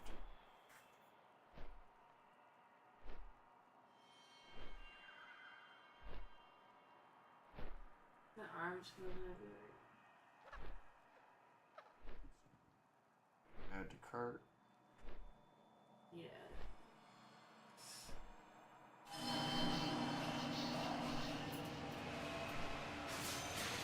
Here you go, my love.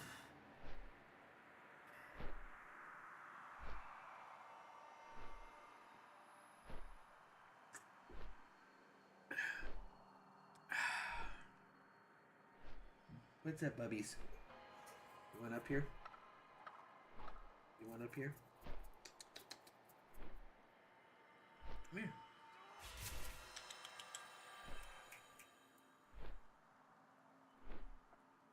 Come here. Come here, fat butt. Here.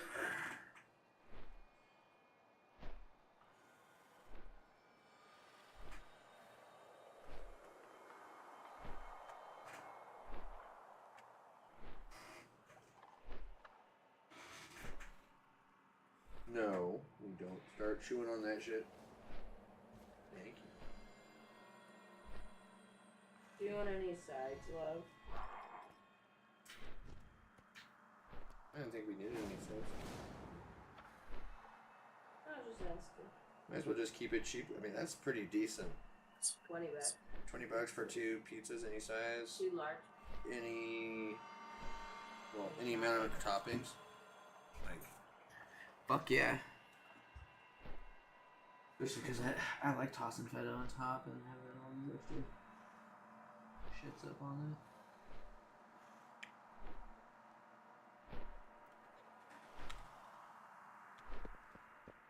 it. Well, if that's the case, let me sit the fuck down. Log out of here.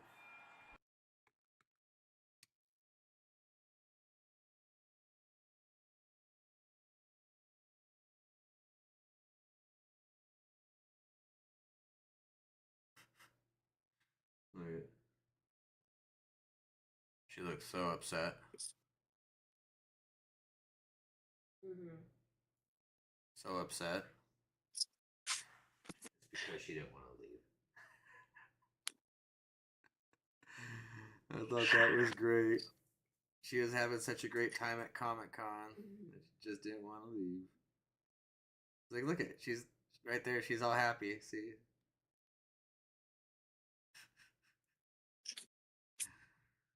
It's funny.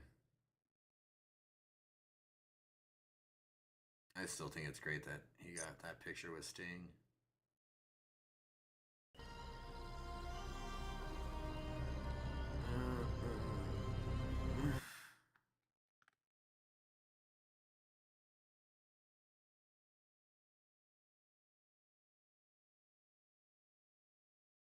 You saved $42. Damn right we did. That's why when you said that, I was like, oh yeah.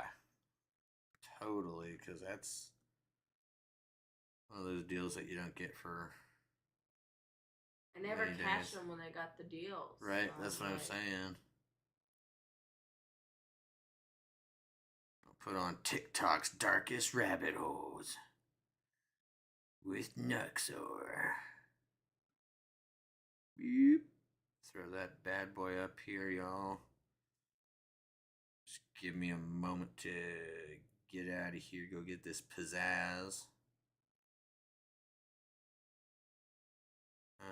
Estimated pickup time 9 to 19 minutes. Pizza run.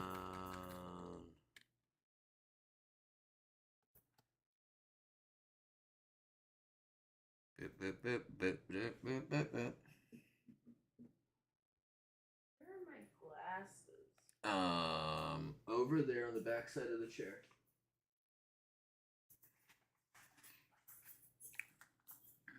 I synced them earlier. Synced them with my own 2 eyes. All right, Ian, I will be back, brother. Go grab this pizza For sure, real bro. quick. No doubt. Okay.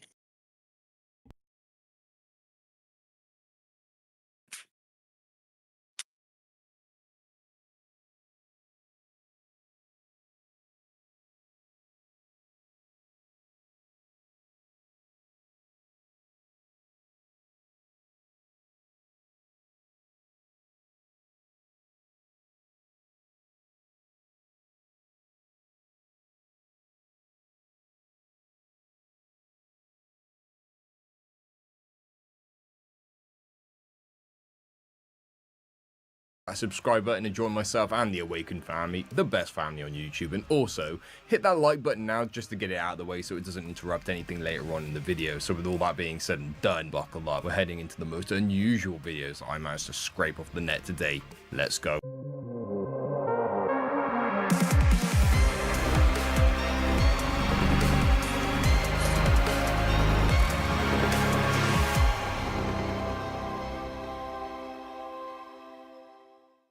I think the most sickening part about all of this is how people are actually celebrating this and what they're saying about him.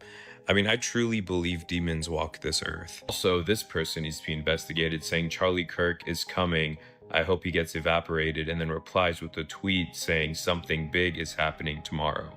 I mean, we just can't let these things fly under the radar. Craziest part about all of these is how much people are favoriting it, liking it, and retweeting it. It just doesn't make any sense to me. This week alone, we have seen some of the most disturbing footage of 2 innocent souls getting murdered for absolutely no reason, and it should off because this is not normal. There should be an outrage. We cannot keep living like this. It's scary stuff. There's a massive spiritual battle happening in this world right now, and we need Jesus more than ever. Rest in peace to Charlie Kirk. My prayers go out to his family. Absolutely sickening.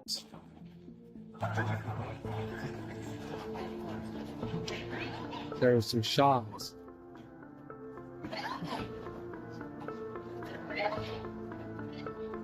Or just some shoot. This whole situation with Charlie Kirk is not only strange, but it's really starting to get out of hand. By now, I'm sure many of you have heard that a political influencer by the name of Charlie Kirk was unalive during one of his events on September 10th. After the initial incident was announced, footage was released of a suspect running across the roof and jumping down from it after the shots were fired. And shortly after the release of this footage, a 22-year-old named Tyler Robinson was arrested and is believed to be the main culprit behind this attack. People have since been debating on whether or not they believe a 22-year-old was capable of taking a shot from around 200 yards away. Some think it's impossible without training. That aside, I will say I am very concerned about the route humanity is taking after seeing some people's response to this whole situation. Especially if you call yourself a Christian or a man or woman of God, the Bible and Proverbs clearly says that you do not rejoice when your enemies fall. This displeases the Lord. And this doesn't mean that you have to agree, sympathize, or even feel anything about the situation, but to be jumping for joy or excited that this happened to someone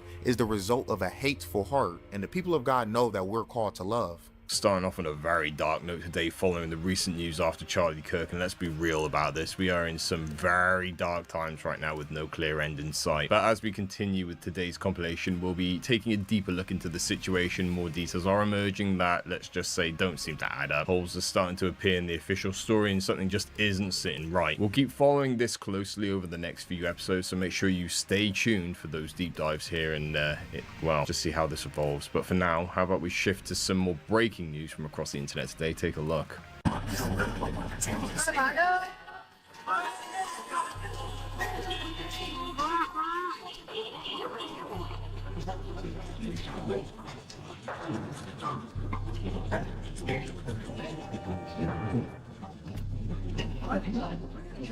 P. Diddy get caught up and all of a sudden everybody want to step down as chairman, everybody want to step down as CEOs, everybody want to take flights out the country.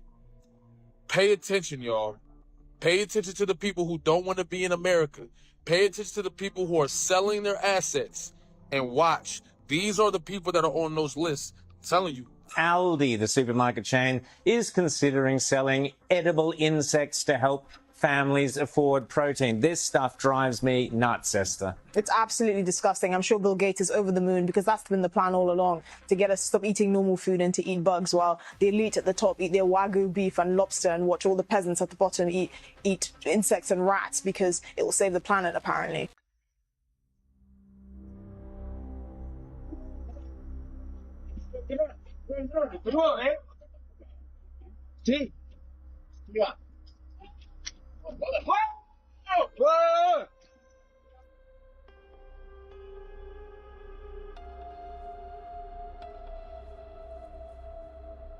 Nearly 16,000 pounds of sausage products from Hillshire brands are being recalled due to possible contamination with bone fragments.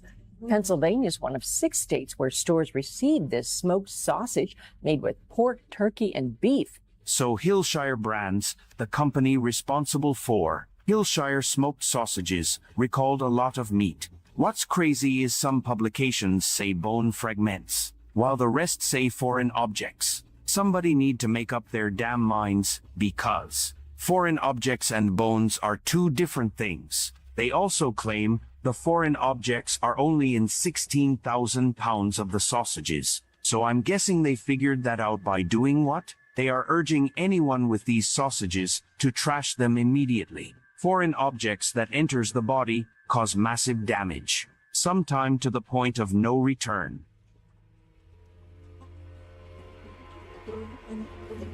Kind of heavy on the rancid food situation there. Completely unintentional, I promise. Apologies to anyone eating there. I hope it's not sausage. Ugh. How about we take a look at some, I don't know, breaking weather or something just to try and take our minds off of all that. Check these out.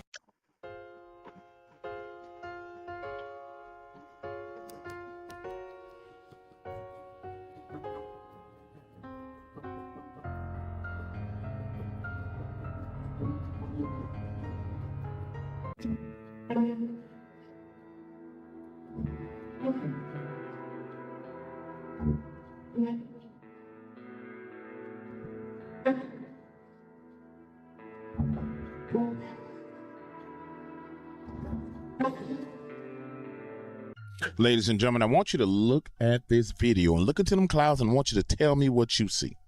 Look real close. As the lightning flashes, I want you to tell me what you see, ladies and gentlemen.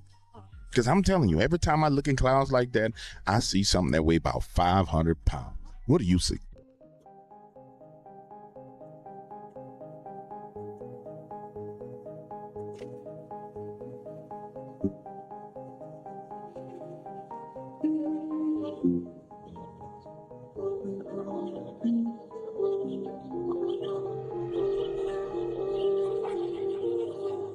Can you believe this? That's not just ice, it's a full-on ice wall. Out here in freezing waters, even the ship's doors get locked shut by layers of ice. Smashing it looks super satisfying, right? But for the crew, it's a total nightmare. One wrong move and you're overboard. Even the steel cables freeze solid, turning into giant icy chains. And clearing them? That's a daily grind. Every hit makes the deck echo bang. Bang, your heart jumps every time. Leave the parts frozen for just 2 days, and they're done, completely jammed. Out here, every trip through cold seas is a real test. Yesterday you cleared the ice. Today it's back again, rails, cables, all frozen solid. The same fight every single day, just to keep the deck clean. Every swing feels like battling an ice wall. And when the chunks crash down, it's love and hate at the same time. Hard work? Absolutely. But these crew members still nail it, day after day. Nature can be brutal, and there is not a soul on the planet who is immune. And here are some things that I find suspicious. The Antarctic Treaty. You're telling me that countries that can't agree on anything, are constantly at war and have political problems, can come together to agree on keeping people out of Antarctica.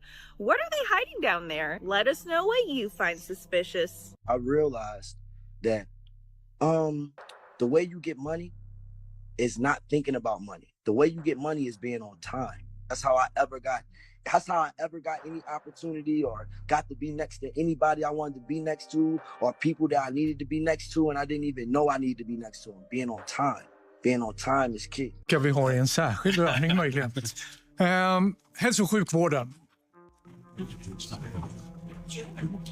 So this was Sweden's health minister, and the irony on this one is almost too much. I did some digging for some backstory on this, and apparently the situation gets even weirder. This wasn't just any health minister collapsing at a conference. This was Sweden's newly appointed health minister collapsing on her very first day on the job. So the official story says that she suffered a sudden drop in blood sugar, causing her to collapse. But look, I'm going to be straight up with you. We've seen enough government officials, public figures, and high-profile individuals just collapsing on stage lately to be more than a little suspicious. It's becoming a bit of a pattern, and it's a bit of a concerning one. I'm sure it's completely unrelated to anything sharp and pointed, if you catch my drift. The very thing they were mandating and forcing onto the public, just saying. If you've made it to this point in the video but you're not subscribed, I gotta ask why. You're clearly enjoying the show. Let's make it official. Join the Awakened family. Hit that sub button and we'll crack on with the rest of the show now.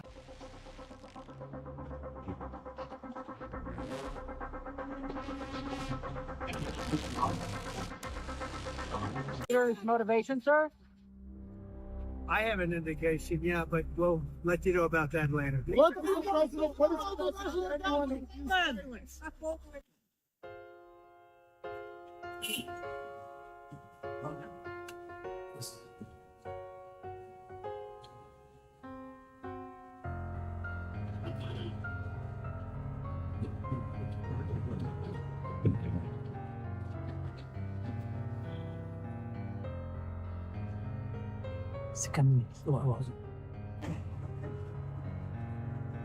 What's your reaction to Russian drone incursion into Poland? Could have been a mistake. Could have been a mistake, but regardless, I'm not happy about anything having to do with that whole situation. But hopefully it's going to come to an end. Question on the Russian drone in Poland. Can't understand.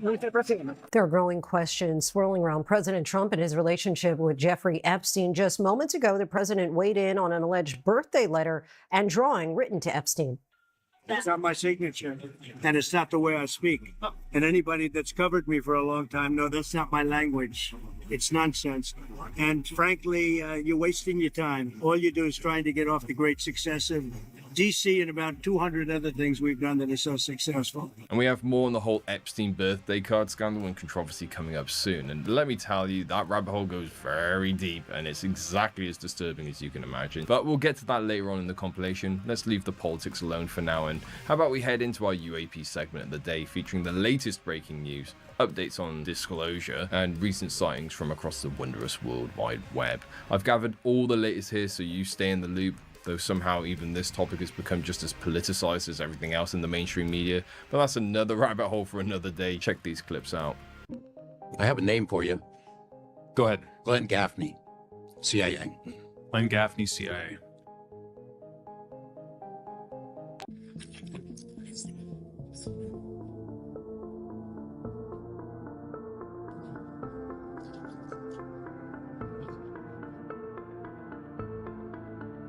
I prefer to answer that in a skiff. But that's a Hellfire missile smacking into that UFO and just bounced right off. And it kept going. It kept going, and it looks like the debris was taken with it. Yeah. What the hell is that? What? So I would say, Madam Chair, maybe at some point we need to really dig deep into Arrow, and I would encourage us. Oh, I'd be happy to send maybe a subpoena to Mr. Kilpatrick. There you go, Mr. Nuke. Here's an awesome UFO video from the Midwestern United States. Actually, it's not a UFO, it's several. Look at those lights. Are they UFOs? Well, they're unidentified. They're flying. They're objects. But are they alien? Are they military? Are they drones? Planes? Don't know. Now, I've heard about the fake bird conspiracy, but I've never seen anything like this, especially on Pelican. What is going on here, guys? What do you guys think about this? What is happening here? This fake bird? Or what? Bizarre. Could it be a type of tracker? Though I'm not sold on that because it looks a little big to me, but what do you think? I'm stumped on this one. Leave your comments below. Maybe we'll get an answer somewhere. But as I always say, you can't have UAP news without a dose of the unexplained and downright weird to follow up, right? Check these out. Leave it to the Victorians to turn an innocent children's doll into a horrific cautionary tale. In Victorian-era America and Britain, small dolls called frozen Charlottes were extremely popular. Fair Charlotte tells the story of a young girl who gets all dressed up for a New Year's Eve party. Despite the freezing temperatures outside, young Charlotte is so proud of her pretty dress that she refuses to cover up in a winter's coat. She leaves her house and gets in a horse-drawn carriage that will take her to the party, but by the time she arrives at her destination, the carriage driver discovers, in horror, that she has frozen to death along the journey. Some say the tale of Fair Charlotte is based on a true story, while others say that the backstory is completely fictitious. While this allegedly real unnamed woman died, her vain legacy lived on through the tale of frozen Charlottes, which were sometimes also sold with accessories. But unlike a Barbie doll, Charlotte didn't get a convertible. She got a coffin. She went on vacation with her friends, but something followed her. User Keeney uploaded a series of haunting photos taken while on a vacation trip to Mexico with friends. Sometime during their visit, they stayed in a hotel room, all in the same room together, Keeney and her 3 friends. Using a disposable photo camera inside the bedroom, Keeney decides to take several pictures in the dark with flash of her 3 friends, enjoying the moment. But it's only after returning back home from Mexico and letting the pictures develop that Keeney looks over the pictures and makes the horrifying realization. Standing in the bedroom just behind her 3 friends, they see this ominous figure of a woman standing in the dark.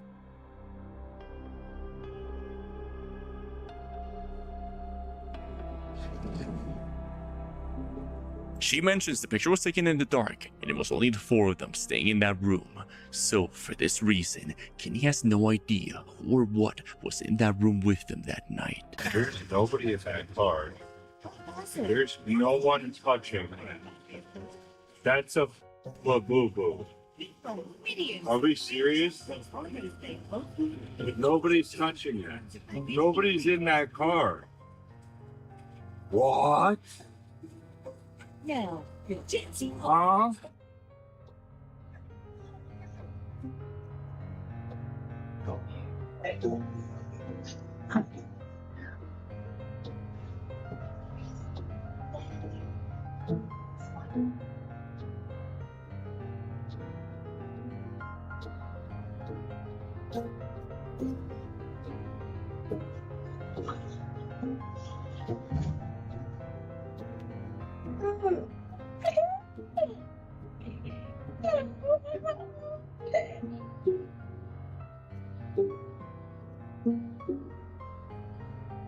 She thought someone was chasing her in the hallway, so she rushed to the elevator. But no matter how many times she pressed the buttons, it wouldn't move. When security later reviewed the footage, they saw something chilling. No one was actually behind her.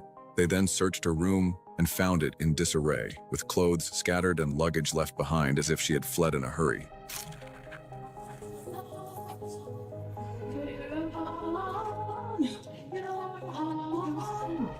You said what? Even worse, they discovered a device used to break into doors hidden in the bathroom. Yo, hold on, yo. Why the f is this in here? Hold this. Yo, this is crazy.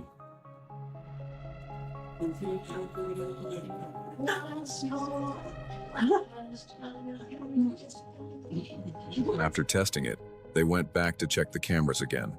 That's when they noticed something terrifying. Something unnatural was chasing her. Right there. Oh my god. Oh my god. Oh my god. I can see it. I can see the spirit. I can see the spirit. Does anyone want to tell this person that what they see is likely a smudge or thumbprint on the lens of their camera? I'm not sure what it is with some people. Instead of them thinking logically about anything in life, they immediately pull the ghost and spirit card and post it online. How embarrassing. But how about we leave the ghosts and the ghoulies behind us now and move on to our next segment of the compilation, where we cover the latest science, health, and technology conspiracies and some breaking news intertwined with all of that. Check it out. The best way to remove a fish hook: press down on the body and the eye of the hook. This will disengage it, tie a string, pull up and away, and done. Stop drinking water with meals. I'm busting that myth. As a matter of fact, I found studies showing that drinking water with meals actually improved digestion. The innate intelligence in your body will adjust the pH needed. If you add more water, it will add more acid. It's that smart. It really is. Go ahead and drink water with meals, guilt-free. It's not going to affect the digestion of your food one bit. The female and the male pelvis are not the same. Check out this visualization. That is supposed to be a baby's head. And the female goes right through. In the male, it does not. The structure of the pelvis is inherently different. The female pelvis is shorter and wider than the male pelvis to accommodate the baby. This used to be used in archaeology.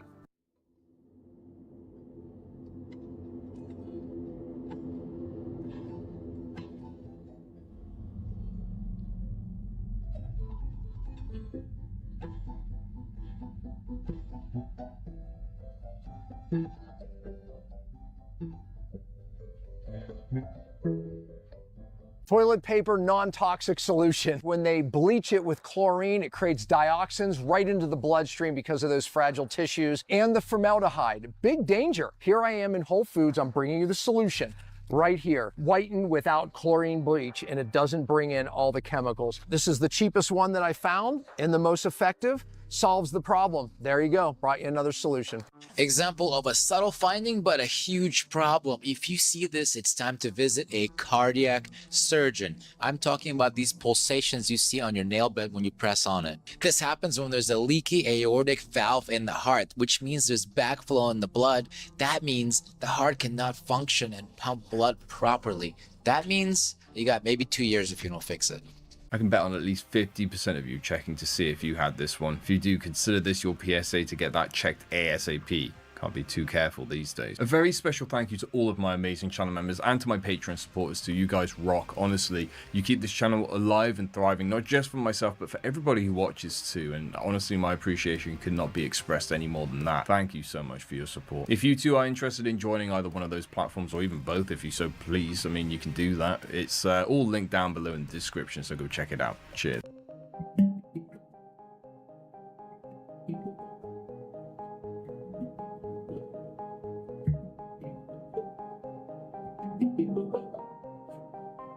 Look, people are always saying fallen angels came down from the heavens and became today's elites.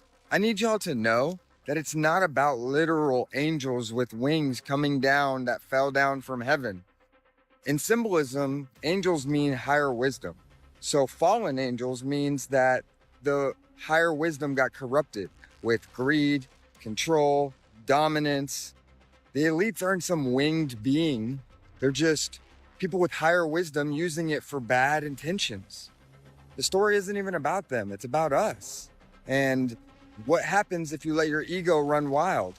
And even divine wisdom can be used as a weapon.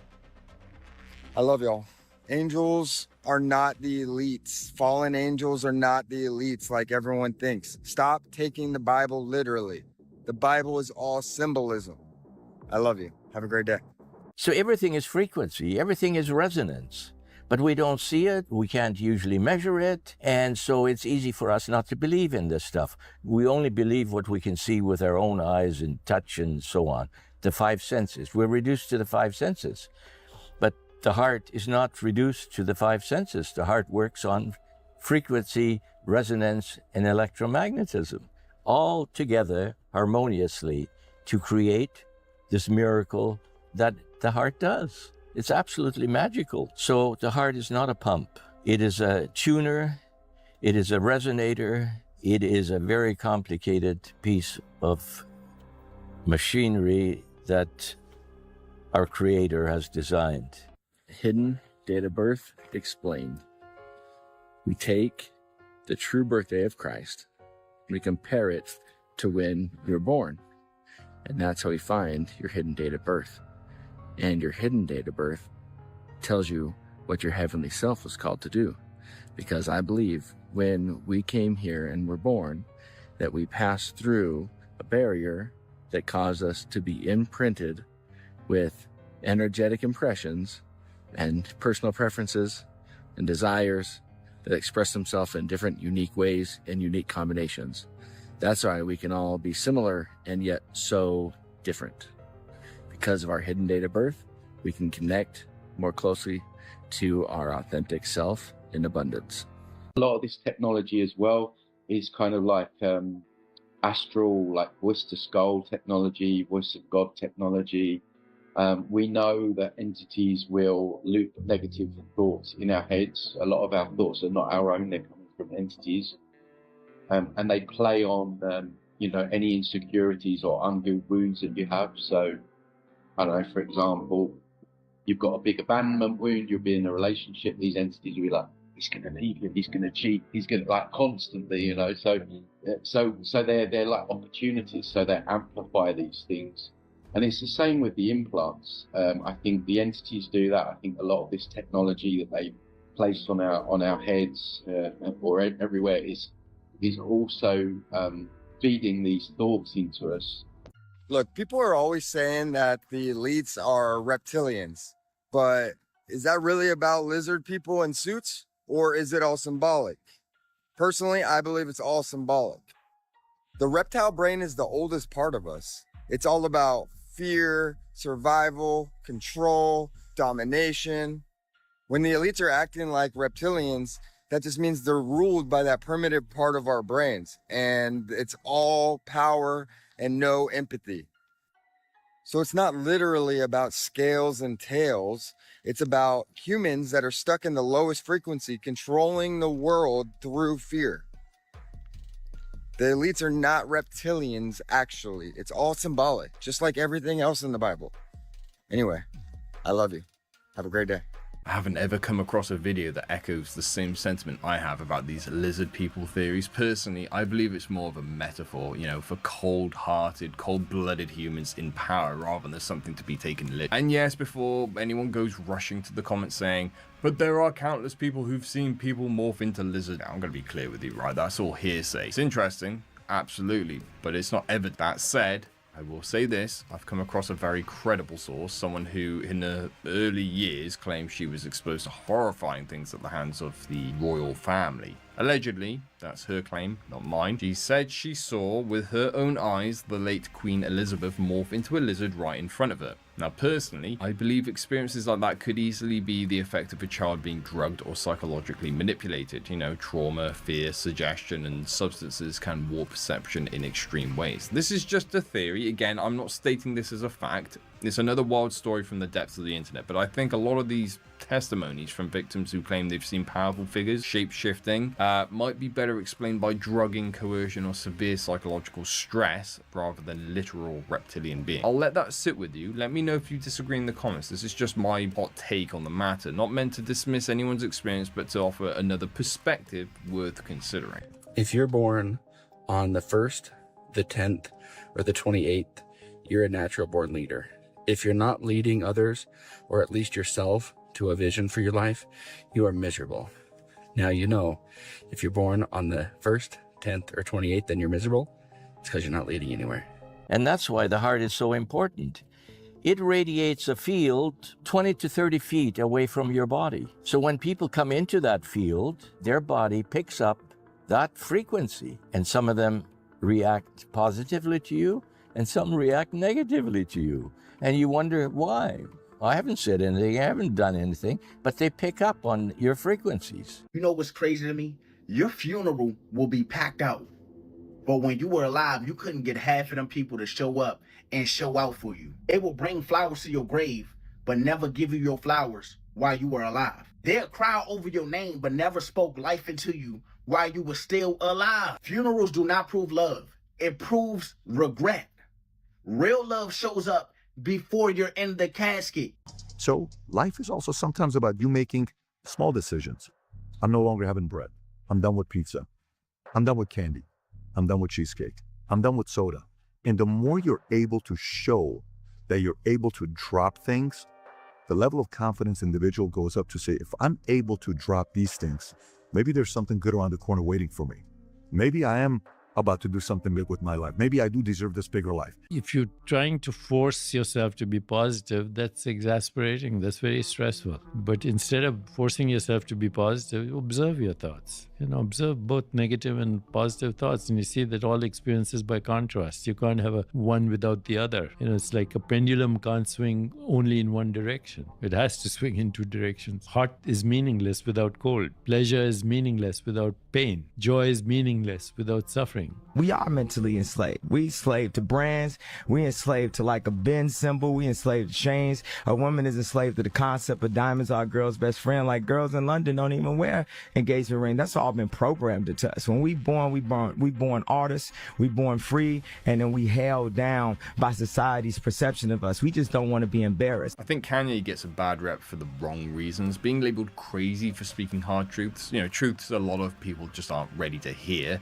isn't the right reason to dismiss them. Now granted, the guy is, let's say, unconventional for a whole bunch of other reasons, we all know that. But calling him crazy just because he's willing to say the quiet parts out loud, that feels like a cheap shot. A way to shut down conversation without actually engaging with what's being said. Sometimes the messenger is messy, sometimes they're polarizing, controversial, even problematic. Well, that doesn't automatically make the message wrong. So yeah, criticize Kanye for the things that actually deserve it, but don't use he's crazy as an excuse to ignore when he's pointing at something real. Truth doesn't always come in a polished package. Sometimes it comes in a Yeezy. Okay, sorry, that was a terrible joke. Kanye is not a genuine guy, far from it actually, and for all we know, he could just be another plant to yet again drop the truth in plain sight, knowing that not one person is likely to listen to it. But I do believe some or even most of what he is saying. What do you know about black holes? We are going down a path that is far from my area of expertise. Thankfully, there's a lot of scientists and big brains that are out there thinking about these kind of things. But black holes is what happens when really big stars eventually die. You basically have such an extreme amount of gravitational influence that not even light can escape from it. But then Stephen Hawking figured out some things do escape from it. What escapes from it? Hawking radiation.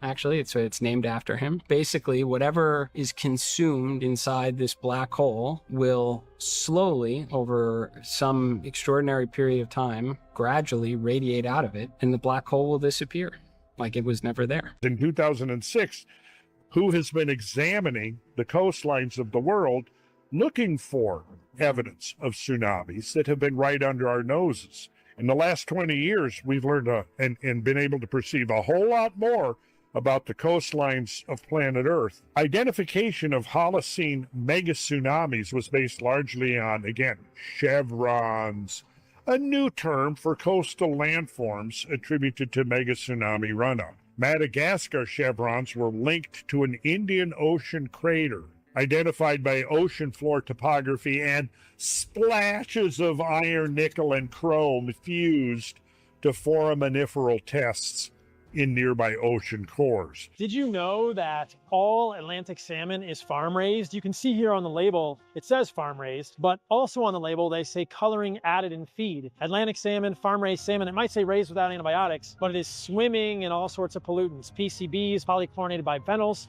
And if they didn't add coloring to the feed, it would look like this. This is tilapia. This is what your farm raised salmon looks like without the coloring added to the feed. So realize that your Atlantic salmon is not really a health food. You can see over here, wild salmon, sockeye salmon has a much richer color. There's no coloring added to this. Wild salmon still has some issues, heavy metals, microplastics, PFAs, but it's a much better choice than coloring added Atlantic salmon, which is really just like fake orange salmon. It should be white.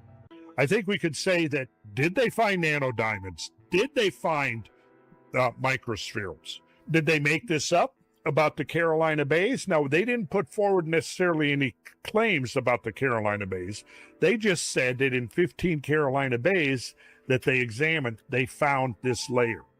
Okay, now the Carolina Bays is a very controversial, the origin of them is very controversial. We know that, right? And some people have claimed since the 1930s that they were impact produced. Others have said, no, they were not impact produced. However, the work of Firestone, now you have to go back and say, okay, let's try to replicate their work. Let's go look, find that layer that they sampled in the Carolina Bays, independently corroborate whether the impact proxies are there.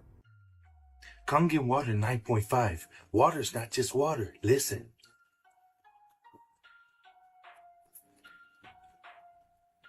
Active hydrogen.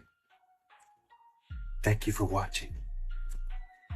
I think I've mentioned this more than a few times before here on the channel, but I only drink water that I have distilled and reintroduced the trace minerals to, because it is a hard pass on the tap water in the UK, and I can only imagine the state of the water in the US. Yikes. Drop a comment and let us know, do you risk the tap water where you are, and if so, why? Japan has the first robot hotel where all the staff are robots. So if you want to live the real-life Terminator movies on vacation, this is the place for you, Booshkis.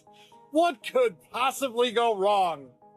Shabadoo! This new AI image model from Google is insane. You can now take any photo or video and one-click swap anything into it. Like here's Timothée Chalamet at Hogwarts. Now the big difference and why this model is such a breakthrough is the quality and control of the editing. These are clean, perfect deepfakes made in a single click. We are now officially way past the AI slop era when it comes to images and videos. If you want to make clips like this yourself, the easiest workflow is to use this image model, Nano Banana, and Google Veo 3 inside of Higgsfield or FreePic. You can just go in, add or create your base video, add in your subject or product reference, and it just works. Infinite combos, infinite customization. It's actually really fun to play with. Now the examples I just gave kind of make this seem like a silly toy, but if you're a marketer or a business owner, what just happened here is insane, because you can now take any content or ads that are working and swap in 1,000 different creators with hundreds of different poses and dozens of different product variants, all in just a couple minutes. And this is the first time that use case is really possible with AI tools. I don't care what people say, the avatars and creative controls before just just weren't convincing enough. They were too fake, too unreliable, too many mistakes, too inconsistent. But now, this is the first time AI ad workflows are going to start actually working at scale. It might not feel like it yet, but I think this breakthrough, Nano Banana, will end up being the ChatGPT moment for AI image editing. And the content game just officially changed again.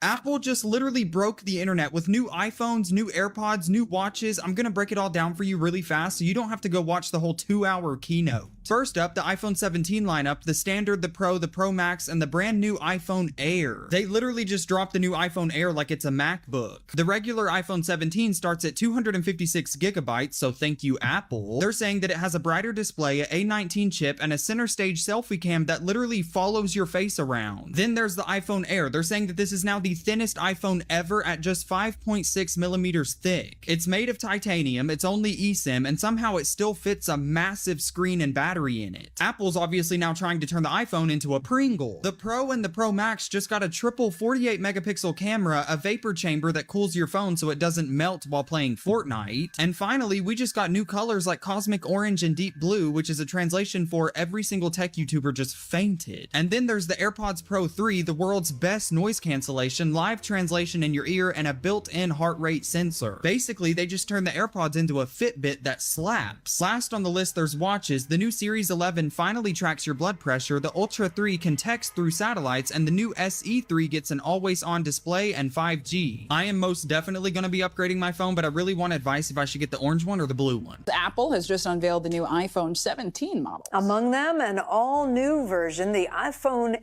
Air. Do you see it there? It's an ultra-thin device made of titanium that is much slimmer than all the other devices in the lineup, but with that thinness comes a trade-off of a shorter battery life. The company also showed off the iPhone 17 Pro, which touts a new higher quality camera system. Look, that was the big splashy announcement that we got here in Cupertino, was the announcement of this new addition to the iPhone family, the first substantial addition since really the full screen iPhone 10 back in 2017. This is called the iPhone Air. It's 5.6 millimeters thin. It does start at $1,000, but this is what Apple says is the thinnest iPhone it's ever offered. This is in addition to the other suite of family members in the iPhone lineup, like the iPhone 17, the iPhone 17 Pro, and the larger versions also known as the Max. I don't think Apple can make a single move anymore without it becoming an online controversy, and rightly so. Their prices are eye-watering. Their hidden terms and conditions are more than questionable, and I'm going to be straight up again with you. Their tech might be sleek, but it's also spying on us 24/7. From data mining to planned obsolescence, they've literally turned consumer trust into a business model. So yeah, people should make a scene, but let's make sure it's for the right reasons. Don't just rage because the new iPhone doesn't come in your favorite color. Get angry because it's priced like a mortgage payment. Get loud because your privacy is being sold behind your back. Get invested because user agreements are written in hieroglyphics, which only seem to be understood by corporate lawyers. So yeah, there's your reasons, not the color. Vast amounts of money is vast amounts of success, and that's not true. It is true that the careers that you choose will have financial implications. And if you say, I want to be a poet or something along those lines, you better consider the financial implications of that. That doesn't mean that you have to go make a ton of money, because I think a lot of people fall into that trap, that they think like vast amounts of money is vast amounts of success, and that's not true. In other words, is your work and your passion the same thing? So I think that what brings people happiness is meaningful work and meaningful relationships. If you have meaningful work, that you're into, and your passion and your work's the same thing, and you have meaningful relationships, whether through that work or beyond, you're going to have probably a great life. Okay, and so you have to keep that in mind, and it doesn't have much correlation past a certain level of money. You can gauge someone's ignorance by the number of phenomena they explain with the same answer. Those who blame many different issues like war, poverty, and pollution on just one cause, like capitalism, are recycling explanations because the demand for answers outstrips their supply. Okay, so how much of the suffering, the poverty, and general oppression in North Korea can be attributed to the dictatorship of Kim Jong-un? Probably quite a lot, right? Probably most, considering it's this giant, all-encompassing system that permeates pretty much every aspect of their society. So like if somebody in North Korea told me that the dictatorship of Kim Jong-un was responsible for most of their societal issues, I don't think I'd call them ignorant for that. How about the Congo, right? Given that they're actually one of the richest countries in the world in terms of resources per capita, and yet they're one of the poorest countries in the world in terms of actual living standard. And most of the violence, the suffering, the genocides, the conflicts going on there are directly related to the extraction of those highly valuable resources. I think it stands to reason that a lot of their societal issues can be explained economically, right? The thing is, we have a global economic system, right? A giant, all-encompassing system that permeates almost every aspect of almost every society on the planet. For instance, the resources extracted from the Congo are in the phone that I'm using to make this video, and the light that I'm using to make it look presentable. It seems to me that when it comes to exploring broader societal issues and what might be causing them, advocating for ignoring the very objectively real, massively lucrative economic incentive as a potential driving cause is a whole different level of ignorance. Now, you started your video with a quote, so I'll bring a quote to the table as well. Mine comes from Stafford Beer. He said, "The purpose of a system is what it does." Essentially, if you want to determine what a system is actually for, you can't just listen to the flowery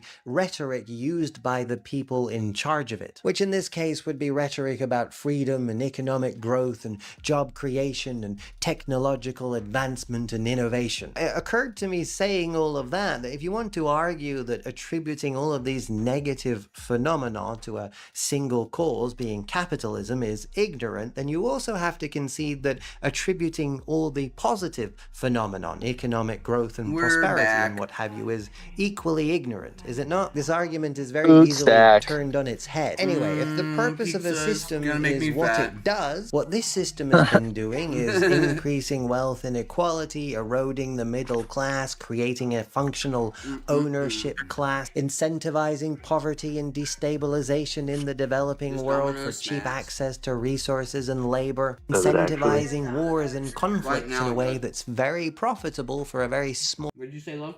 You guys got a decent cook. Oh, what? I said, I know Domino's isn't your favorite, but for like fast food pizza, it's like You know, it's not bad. Not bad. It's better than Pizza Hut, for sure. Domino's crust has gotten better over the years.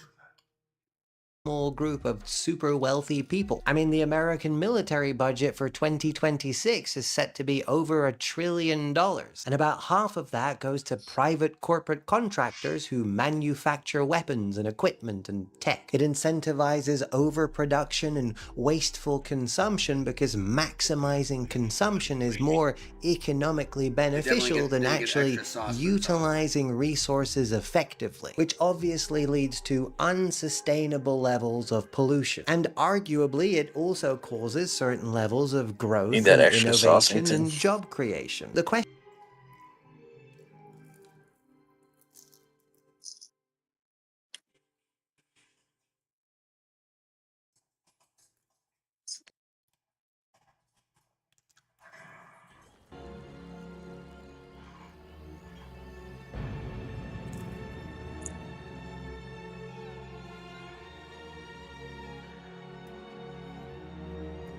yeah, no, this is like probably about when I fall asleep. His arm strength is bad.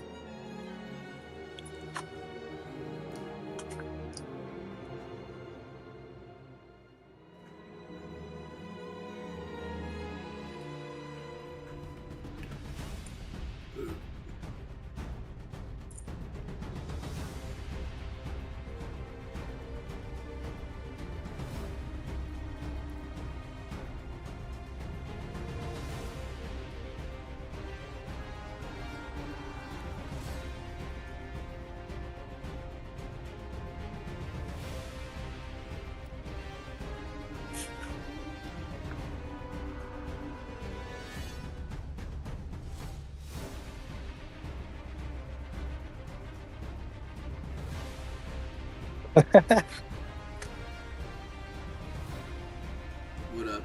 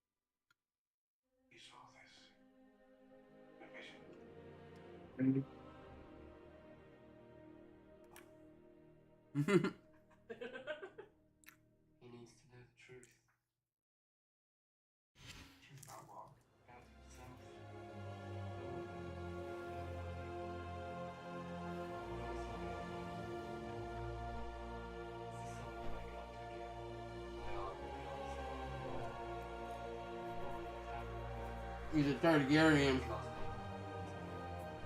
Now that makes sense. Why he could touch the dragon. Why the Lord of Flame favored him and brought him back to life. Now all that shit makes sense, huh?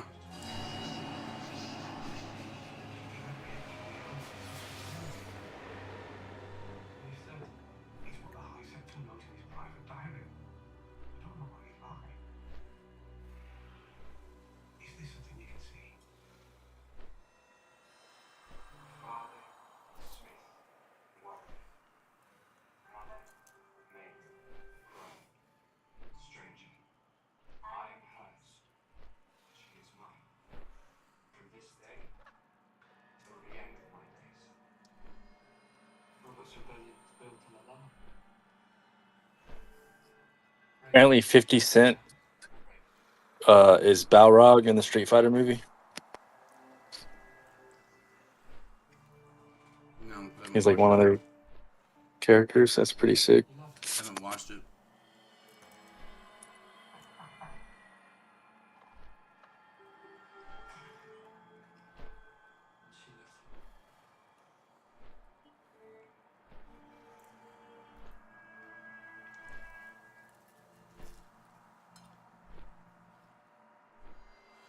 Incest just runs in this family, I swear to God.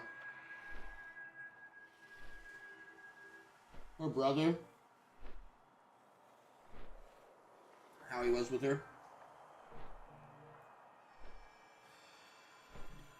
Yeah, but they don't know that they're related. No.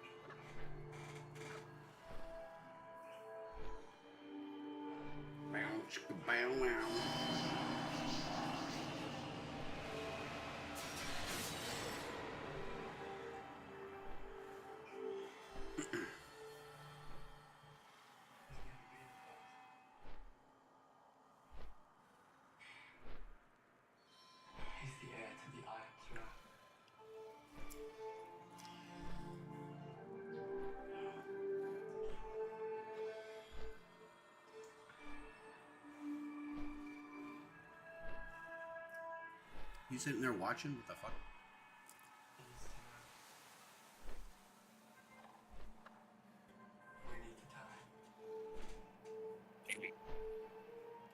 Can't believe that guy's still talking.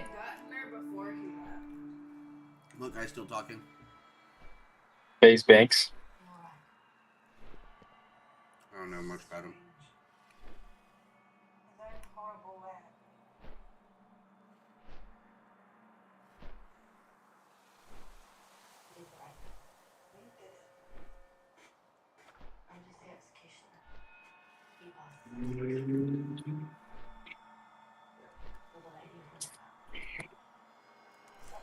He's like a 40-year-old man that owns phase. Dates like teenagers. Say that again? I said he's like the 40-year-old dude that owns phase and he dates teenagers. 40-year-old or 4? 40. Oh, okay. Yeah, I don't know about him. He said phase clan's coming to an end.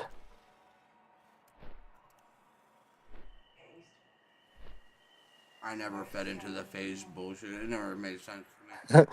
Me either. Never phased us.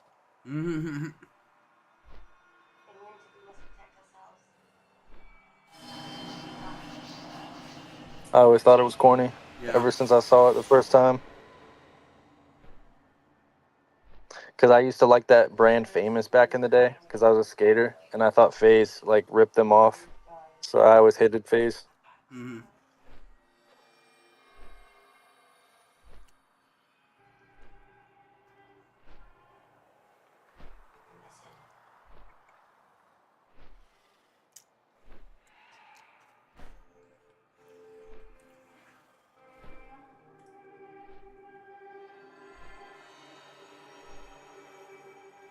What a throw, dude.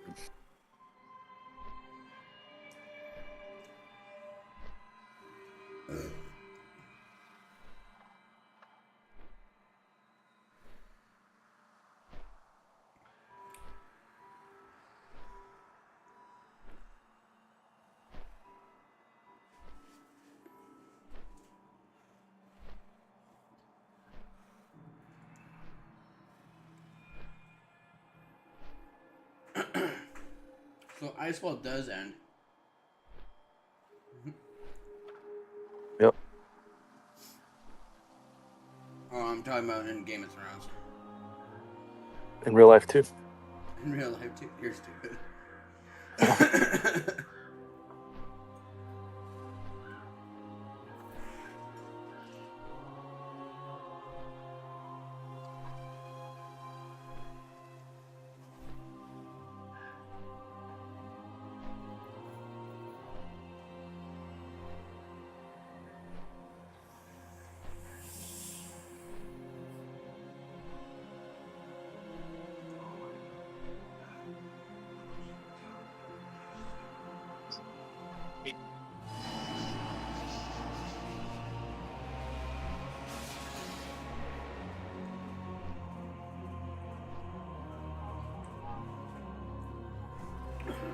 Oh yeah, here it comes.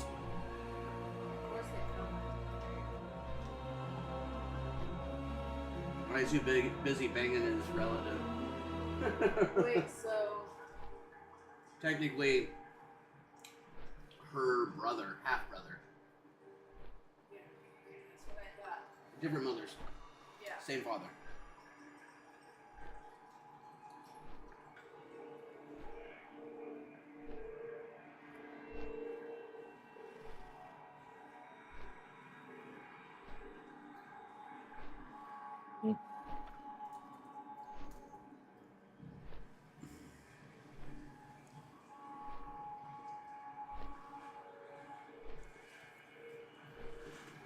See, look at there's multiple. I know, I had just initially seen one that You just gotta think, anything that dies, they bring it back to life. So as they're killing people, they're taking their fucking warriors. That's why it makes them so dangerous. Check this.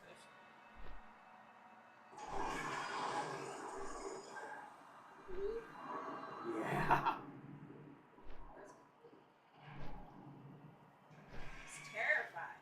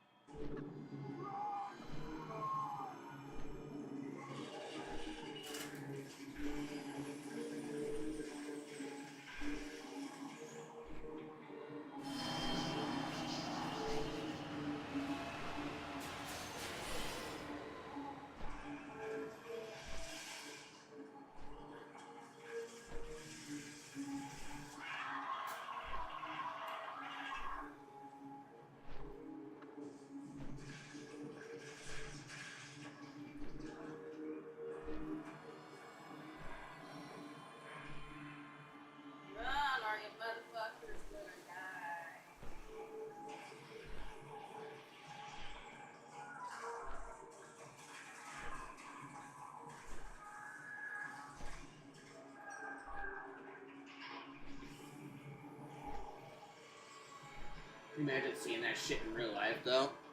Oh, Be fucking wild. that'd be so cool if dragons were real.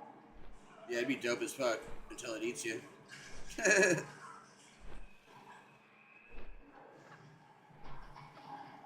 dragons were real, I'd be like, Mom, dragons. Again, until it eats you.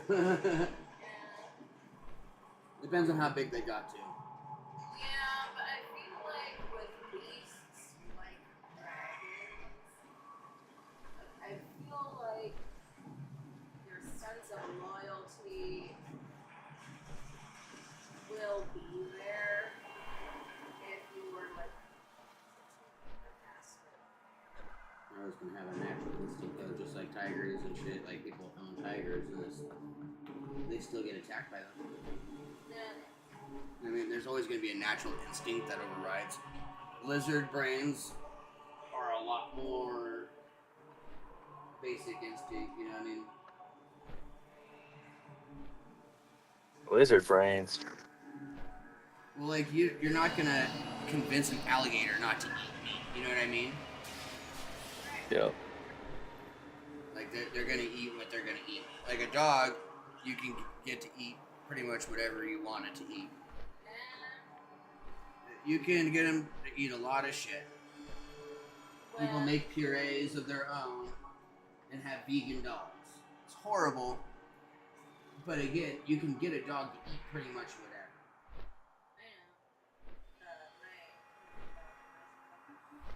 Yeah. Yeah. Of course, there's gonna be picky ones, but then those are ones that are. she won't eat watermelon. There's also ones that, when they get spoiled with certain foods, they won't look at other food. You gotta. That's something you have to teach them. They will eventually get hungry enough to eat the food put in front of them. Yeah. You have to stop crumbling to their wants. You're giving them what they need. They'll eventually go and eat the food if you leave it. I know. It's a show of dominance. Who's gonna be the dominant one on that one? I get it. I just never met a dog that wouldn't eat watermelon. Watermelon? Yeah. Every animal I've ever seen fed watermelon, always love it. That could just be their own preference. You know what I mean?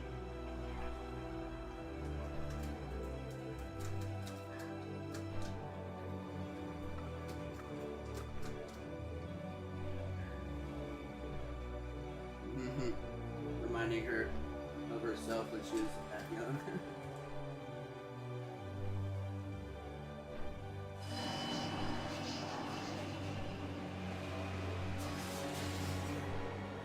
Climate I gotta get some more pizzazz.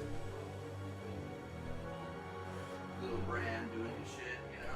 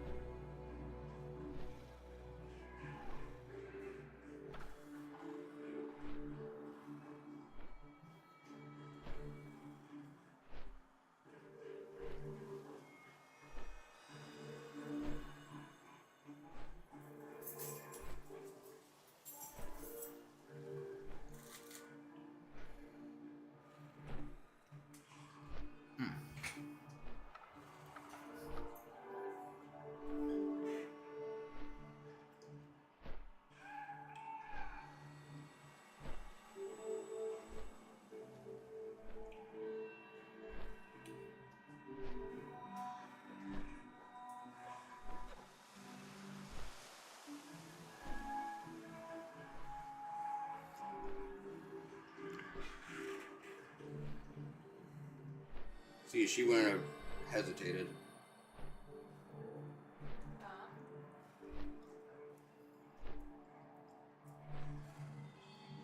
She wouldn't have hesitated.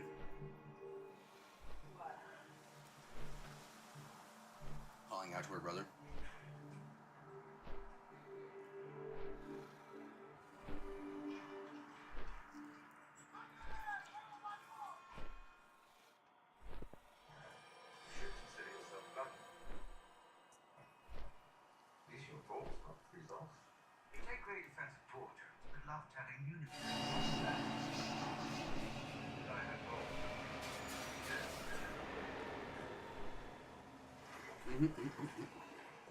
Oh, forgot my headset.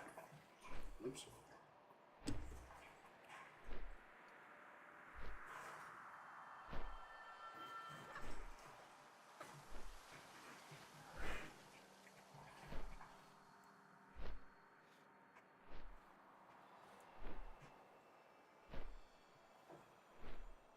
I warned you. Northerners don't much trust outsiders.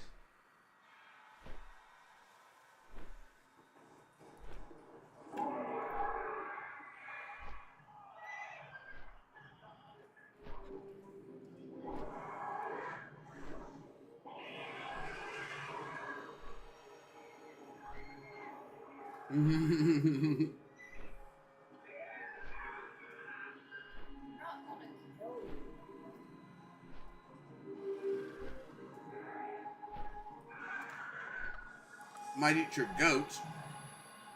Yeah, they might eat your goats.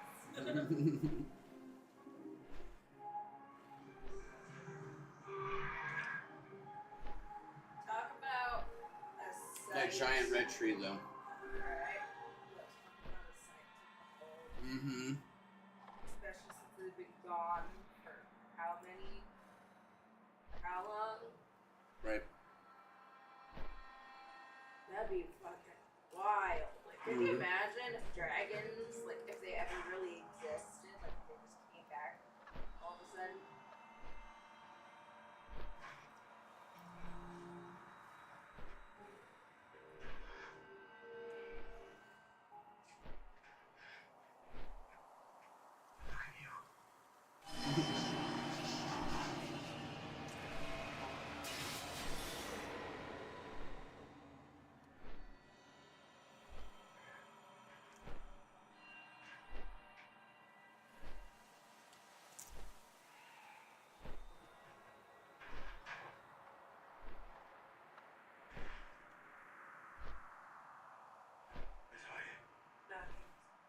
Mm-hmm.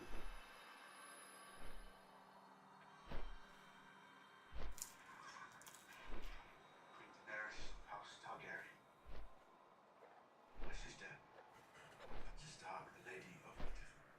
Thank you for inviting us into your home. The North is as beautiful as your mother claimed. As I Winterfell is your home, Grace. We don't have time. The Night King has your dragon, so I let him out. Then march south.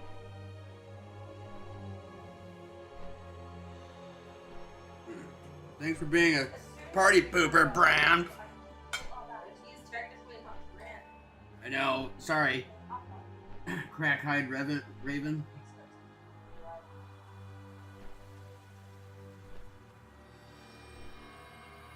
need more horses and wagons. Complete. And my lord. And my queen. Sorry. We'll have as many as we can spare. Hurry back to Last Hearth and bring your people through. Need to send ravens to the Night's Watch as well. No sense in running the castles. Make us stand here. There's one true reason. Your Grace.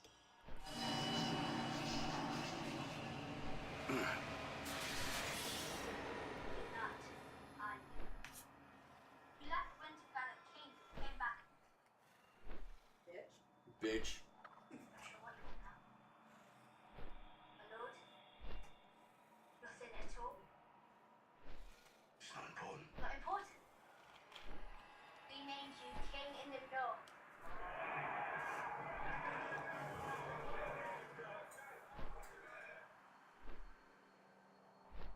You did, my lady. Number of my life.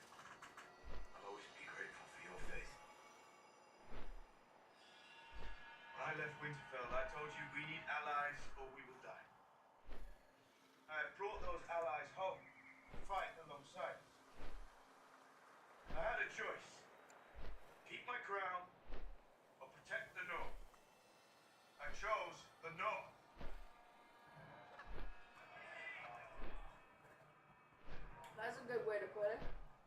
Yeah, but still.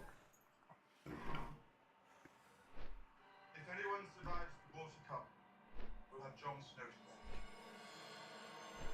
Risked his life to show us the threat is real. Thanks to his courage, we have brought with us the greatest army the world has ever seen. We have brought 2 full-grown dragons. And soon the Lannister army will ride north to join our cause. I know, I'm people, Alex, friends in the past. Must fight together now. Darling. May I ask, how are we meant to feed the greatest army the world has ever seen? Well, I know that I can't feel from dragons. What do dragons eat, anyway?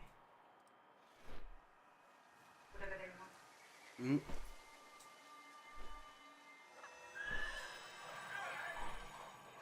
That's a good way to put it. Yeah. What are you gonna tell him now? Right. Have fun. Are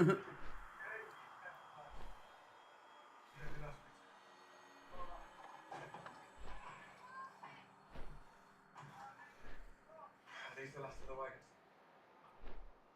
Fucking dragon glass. I love that name so much more. Dragon glass is a dope sound, right?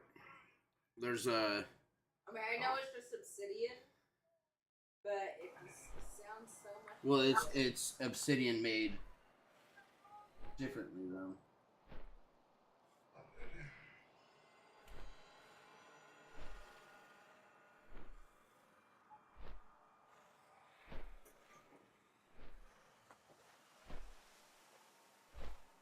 Lady of Winterfell. That's a nice ring to it. The hand of the queen. Depending on the queen. Last time we spoke was at Joffrey's wedding. Miserable affair. Tell us, moments.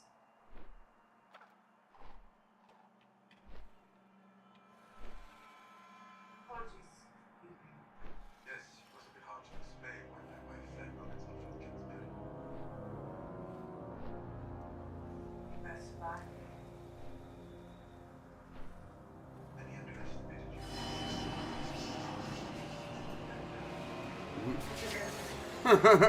Fucking facts. You have my ear. All burdens ease with time. Our temple can bring you peace if you let it. All burdens ease with time. Stand aside. I would have words with your leader. We will allow you to pass unharmed. For now. Clea, take the others to safety. Go!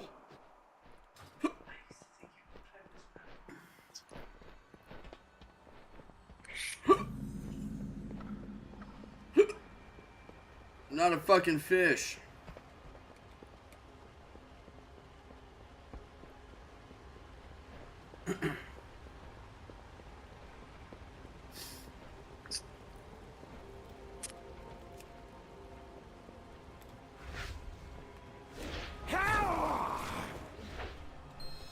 I would know you anywhere. Hand of loyalty. We have taken your temple. Your paragon will soon meet her end. Join me, and we may fly together once more. Never. So be it. The Forsworn will prevail. Mortal, to me. I have an idea. Hold on. We are outnumbered. The Vespers' corrupted voices empower them. I cannot fight them all, but perhaps we can restore the Vespers while they are preoccupied. I do not wish to kill you, my soulbind, but I will if I must. Why are you doing this? You know why. You need only accept the truth that lies before. I will keep the Forsworn at bay. Use my hammer to purify the bells. Let It's their too mighty far voices away. ring true once more.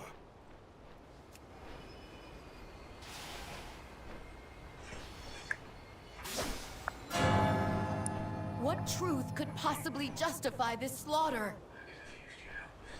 We all suffered 1,000 little deaths at the hands of your temple, Iridia. The process of purification is not meant to be easy, but we are better for it. You were better for it. I need to get closer.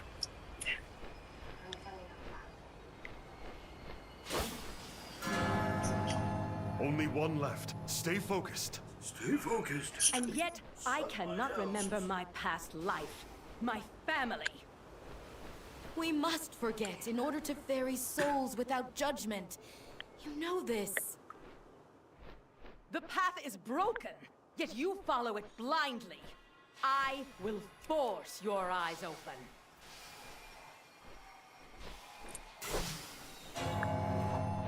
You can yet be saved, Lasonia. Let this end. We are not finished! Hold on. Hold on.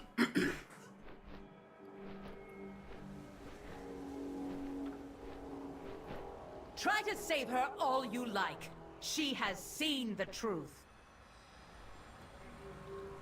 What troubles you? Forever in service. The Paragon must die! You will not interfere!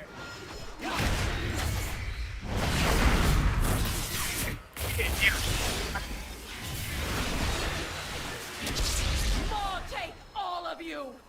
Now, to finish this matter. Power. It cannot be.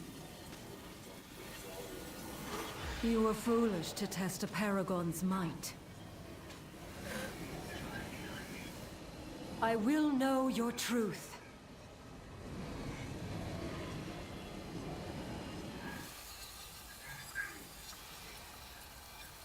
Your day will come. This is just the beginning.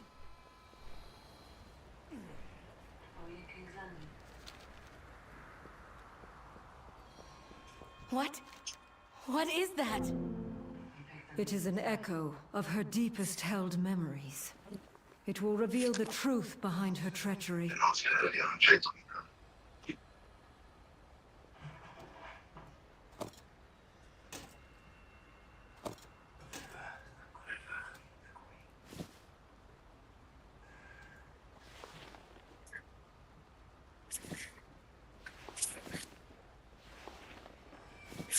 Oh.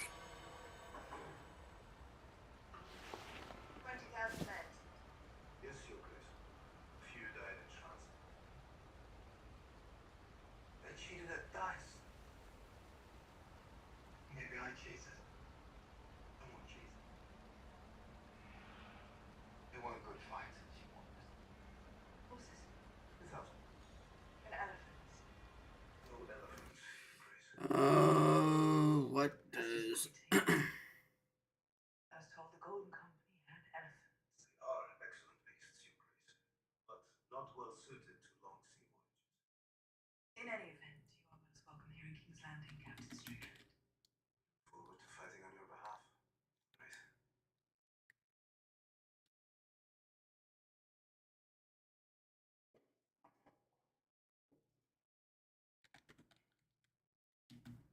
Am I most welcome here? You are a true friend of the Crown. And an honored guest. Aye. As a true friend and an honored guest.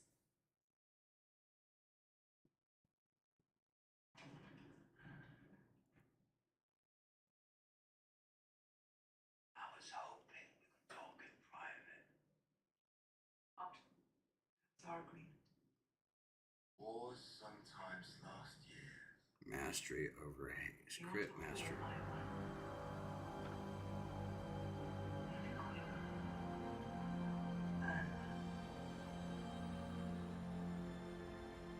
Now, I've given a just No burden is forever.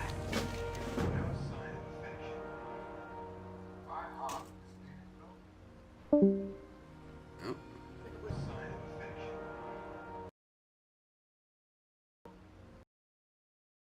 Oh.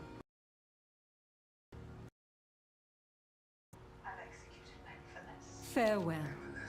My hand. You must stay here until you have recovered. I will return for you. Yes, my paragon. Lysonia's essence has been twisted What by the the fuck? Maw. We must learn.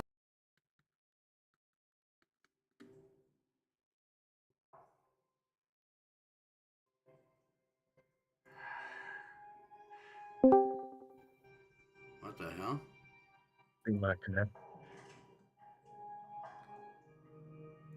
Yeah, but my stream reset too, which I don't understand why. Dude, restream be fucking stupid, I tell you.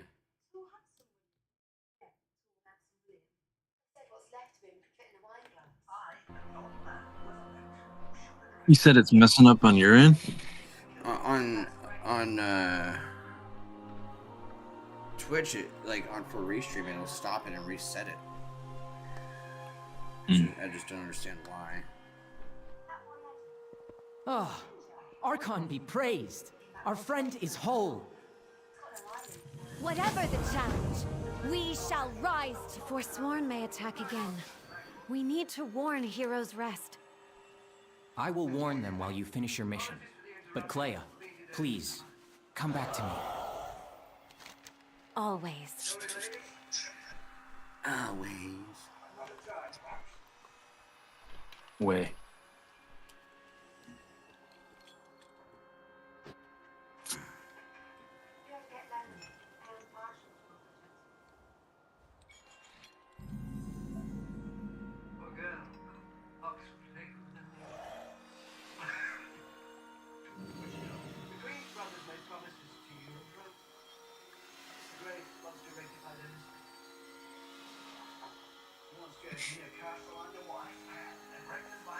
No way.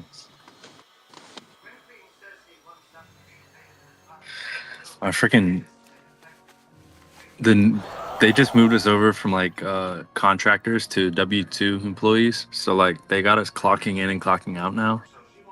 And like the app is like fucking up. Like I was just clocked in for like the whole day and now all of a sudden I'm clocked out. I'm like what? I hope some of these can be of use. Fucking it's just the new app I guess is messing up, but dumb. 100%. Cause like what if they tried to use that against you? I mean I'm sure they won't, but Just prove yourself that you tried doing something. I mean, like take screenshots, whatever, bro. yeah.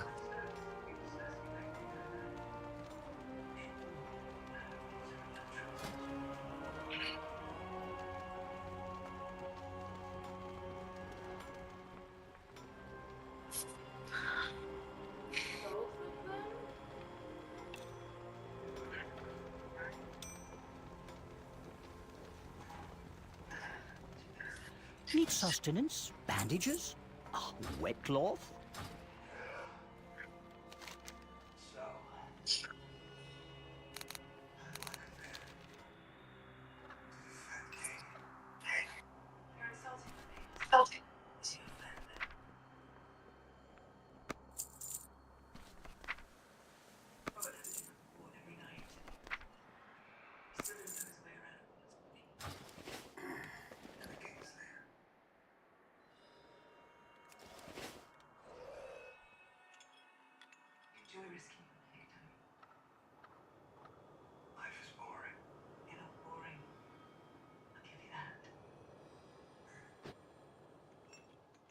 Hey, he put his finger on his butt just like yeah, that's Jamie.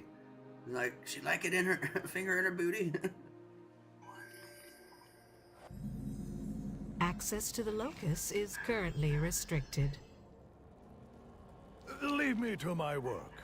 New ideas for Centurion upgrades? Oh no. We may be too late.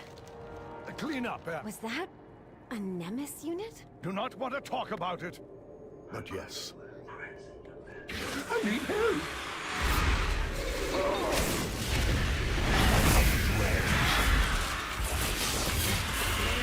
I don't have a target.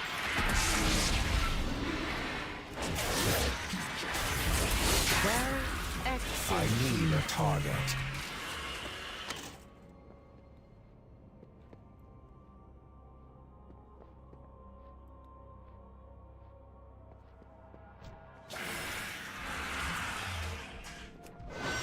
Access to the locus is currently restricted.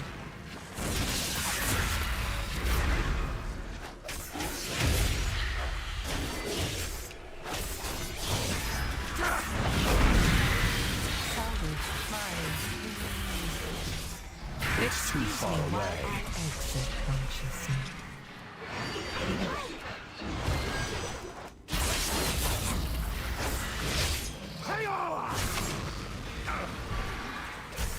An intruder! I don't have a target.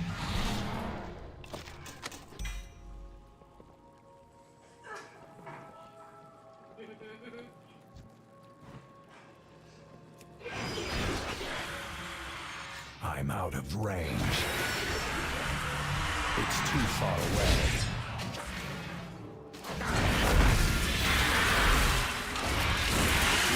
I need to target something first.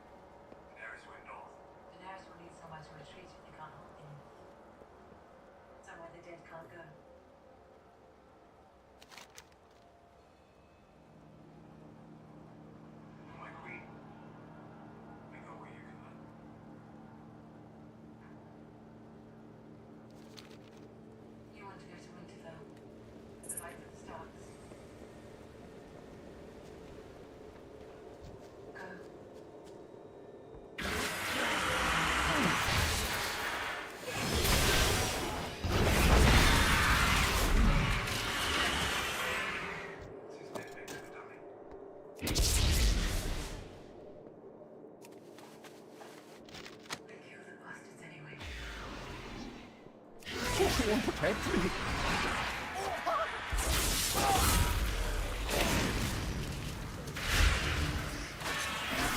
I don't have a target.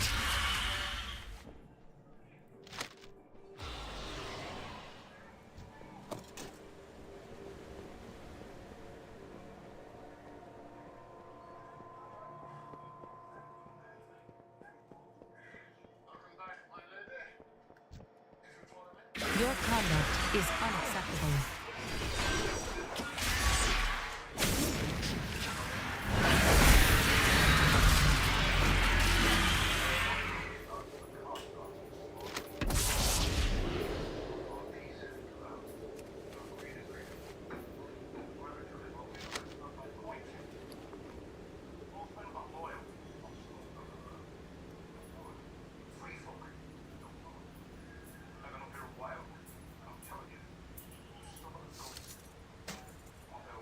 Squig.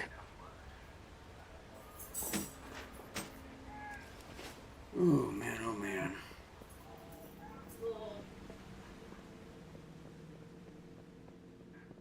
I sense that you're leading to a proposal. I am definitely satisfied. Proposal is what I propose. On the off chance that we survive like you. Seven kingdoms. Once their whole shit history ruled by just one.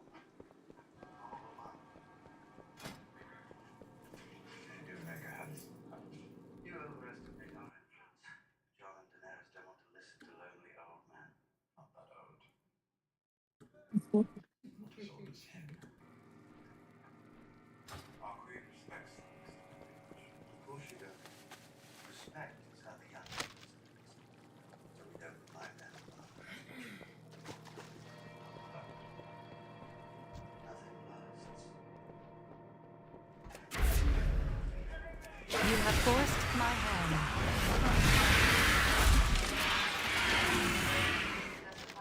I I advise you to return those scrolls to their proper places. Only Forsworn are authorized to browse the collection. Only Forsworn? Suck toes, robot bitch.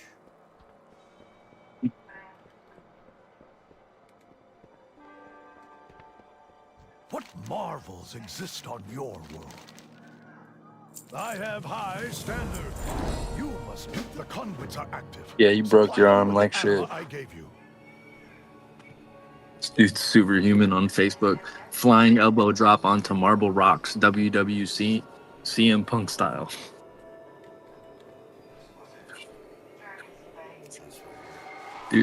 Dude ate complete shit, bro. Mechanicals. I'm gonna put it in the Discord. Extract memories from this as well? And that is? A fragment of essence from one of the Forsworn. It may hold the secret of their origin.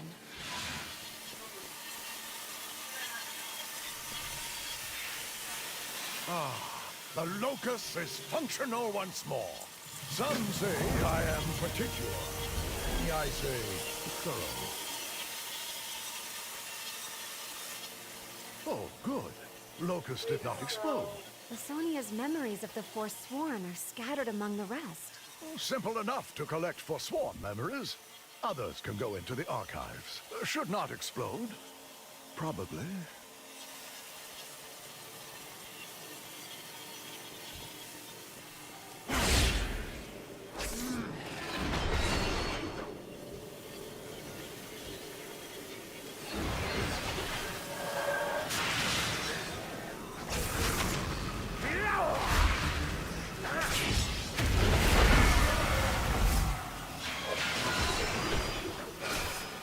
I need to target something first.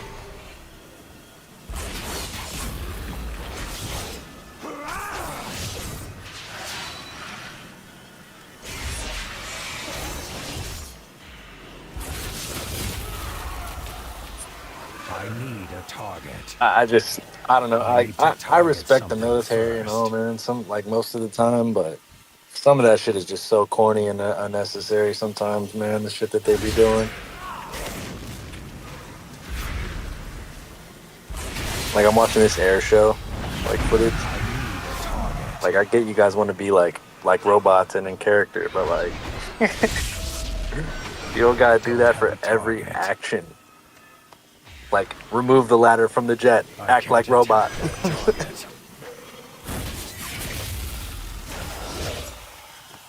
Fragment is ready. Take it Corny. to soul mirrors to view memories. I leave it to you, my friend. You have faced Lasonia before. Oh, wait, robot walk.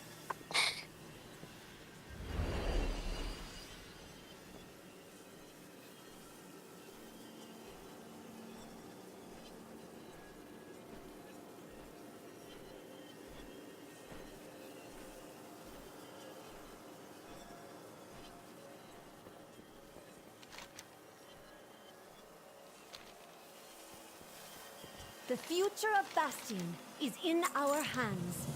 I am inclined to eject you from the locus, if you insist on meddling.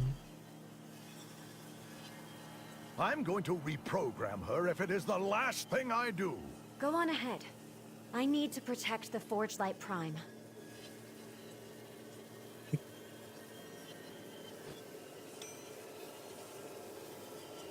Is there a lot of stray cats out there where you're at?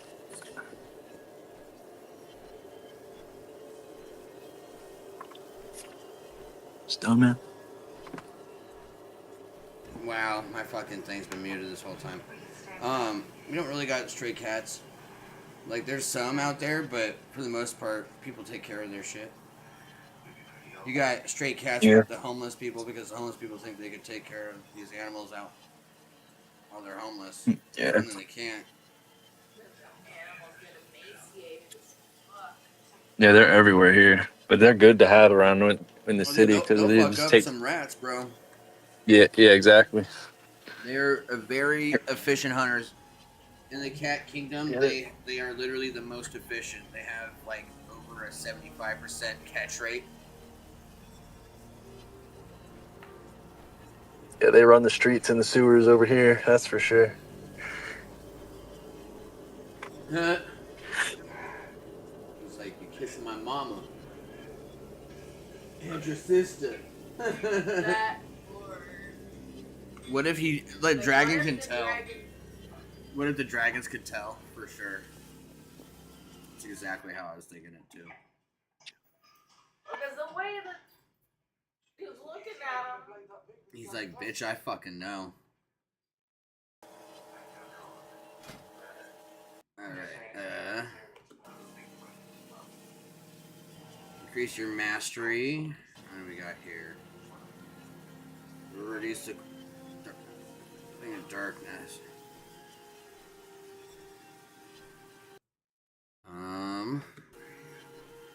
The hunt.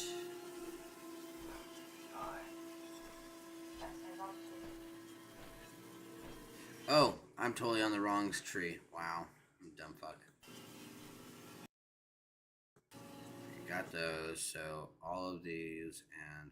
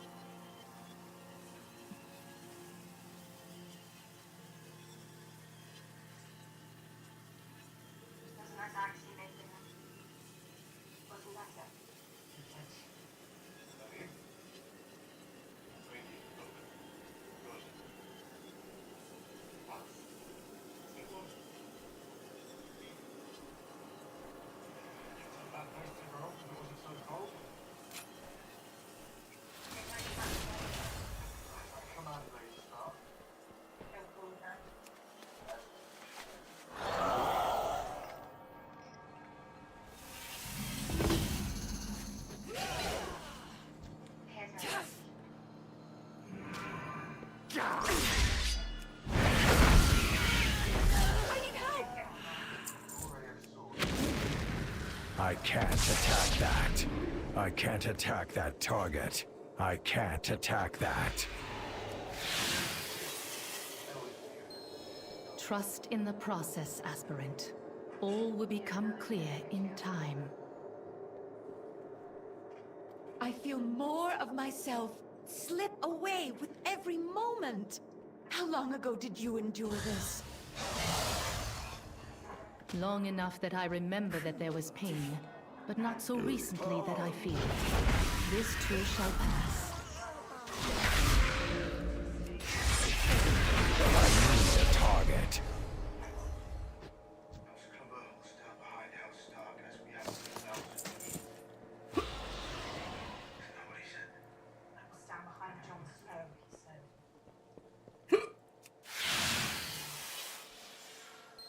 I tried to warn them.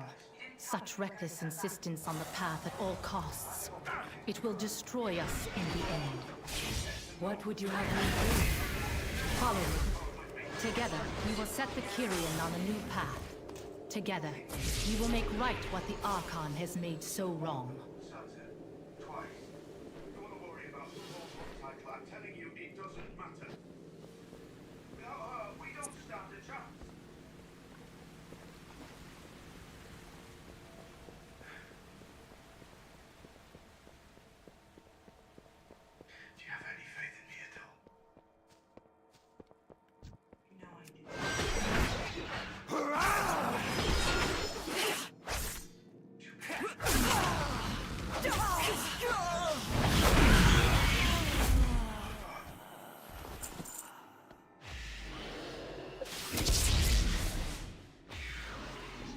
Forsworn, protect me.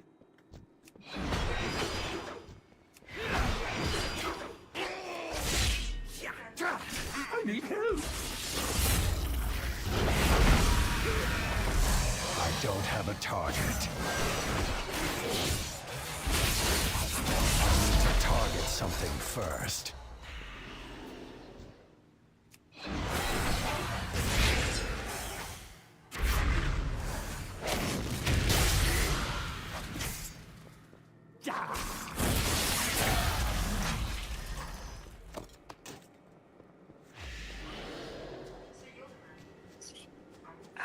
Forsworn, protect me.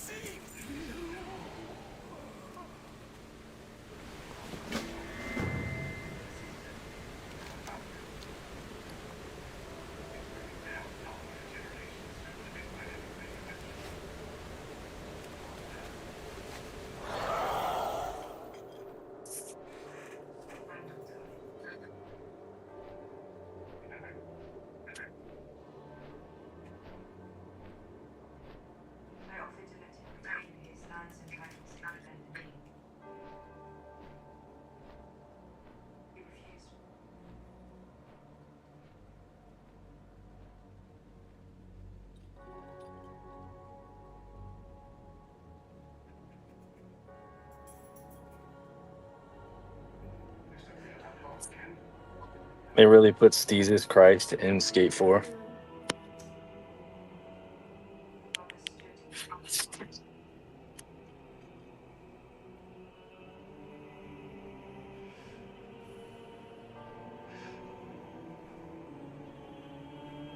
left in his family? Besides himself. Depends on his mother.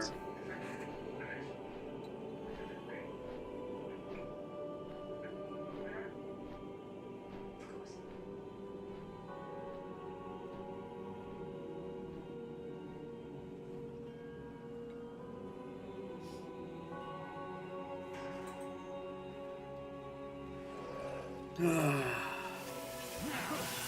need help. Your fate has reached its end.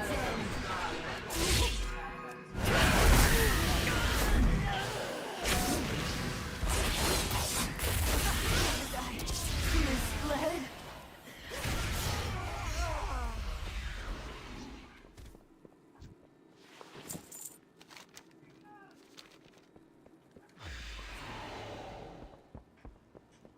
What are you doing out here? Wait. It's time to tell John the truth. Hear me, Forsworn. Too long have we given up the things that make us who we are. The things that gave us strength. We will claim the Temple of Purity in our name, and we will destroy all who stand in our way. I think I know where to find another soul mirror. Head to the cavern to the north. We will meet you there. You said what about him since he became it? Intruder! Yeah. This was a mistake!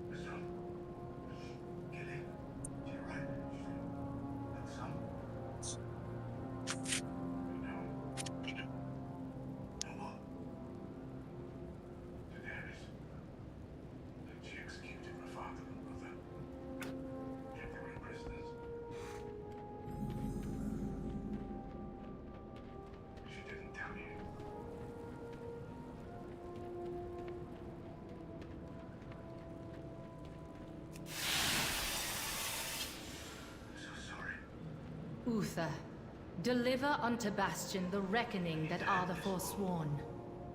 Lysonia, there is more I must share. I do not believe you are authorized to view this memo. Keep the Nemesis occupied. I will fix. Please remove yourself from the locus at once, or you will be removed. I seem to be experiencing an error. Excuse me while I exit consciousness. Ah, Forgelight Prime. It is good to see you.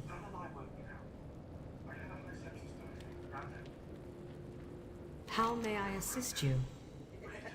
It was my pleasure. Well, are you going to tell us where to find the offerings? I am forbidden from providing the locations of the required offerings, only approximate directions. For example, head due south.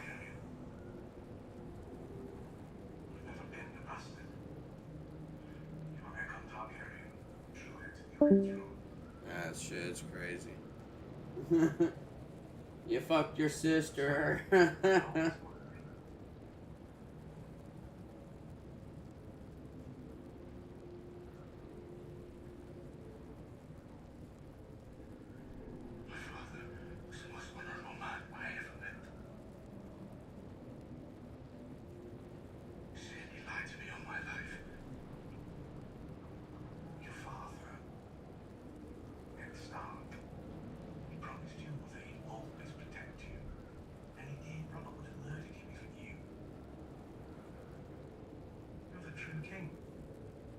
Mm-hmm.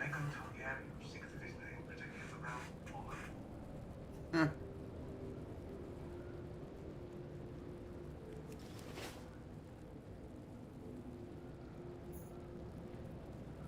What knowledge do you seek? Talk about a reality check.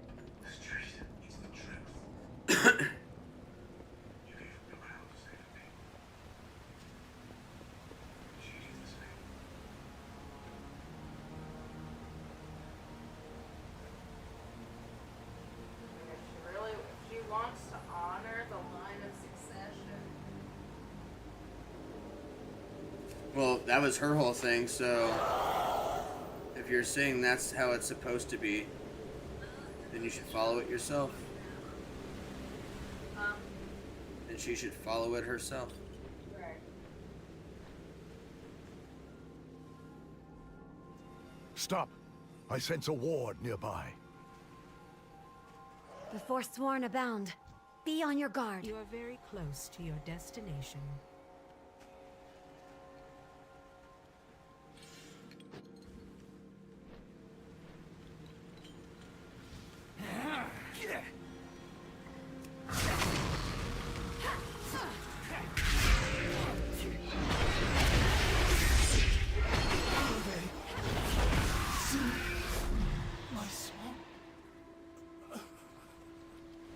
You speak to the Forge Light Prime, master of Bastion development.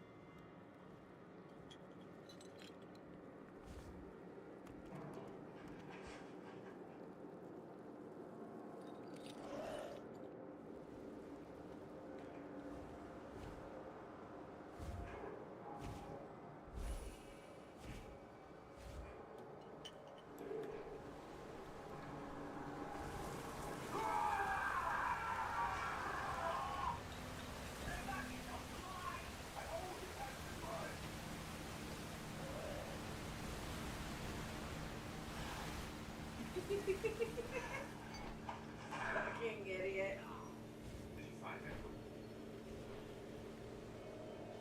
Stop! I sense... Close to your destination. The Forsworn abound. Be on your guard.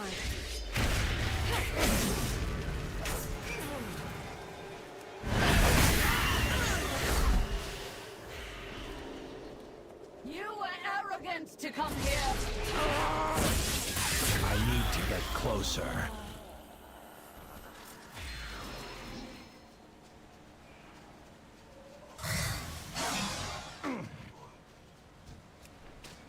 Our way is righteous.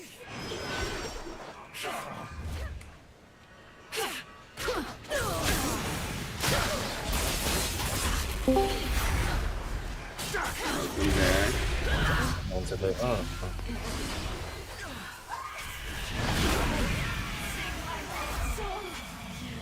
This board just like, hey, I'm not gonna work today. Go fuck yourself. Pretty much.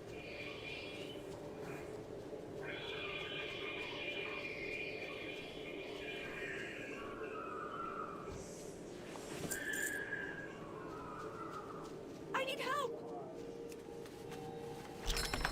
You should now proceed to the south once more. Huh. She's being so pleasant about this. I know.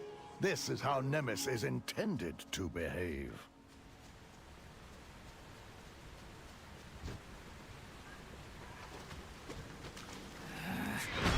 You are very close to your destination. It's too far away. An intruder! You are very close to your destination.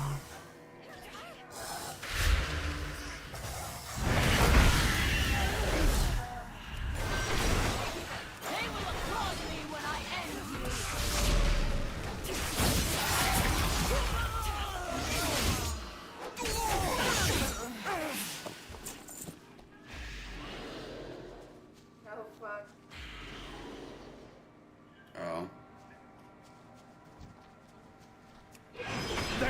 protect me, yes?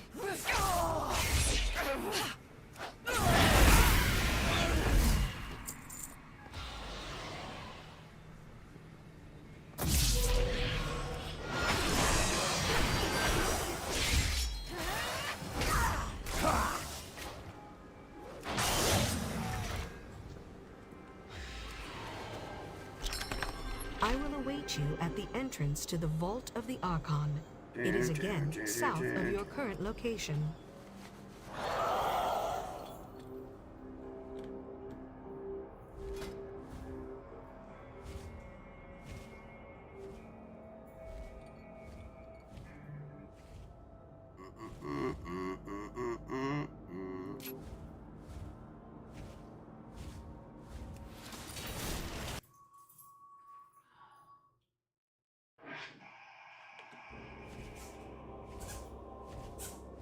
Bless you, Loki. Let Christ be with you. How may I assist you? I exist to answer all your questions. Simply place the offerings before the Guardians, and the way will open. I admit, I mostly Have you wanted played to get Helldivers here recently? to prove that I could. After the big update, I did. We have a purpose. My buddy wasn't able to How is play, it? and so we were playing other shit. Is it just like not as good now? No, they have some bugs to definitely You meant to access the work on. inner vault? I am afraid that is another protocol entirely. You did not think to mention that earlier? No, never mind. I will fix this. You know, they've added a bunch of different shit, though. Intriguing weapon. May I inspect? Mortal! I could use your help out here!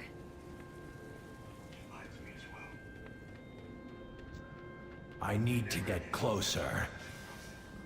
Yeah, I still need to get that game. I know I'm late, but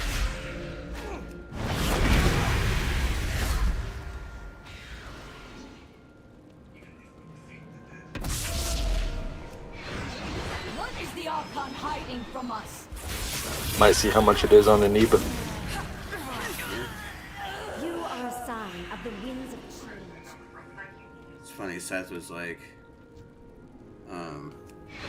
Shadow, or I mean, the new WoW stuff. Barrier is down. Like, I'm getting that shit. He'd be like, if I gotta buy a second, I fucking will.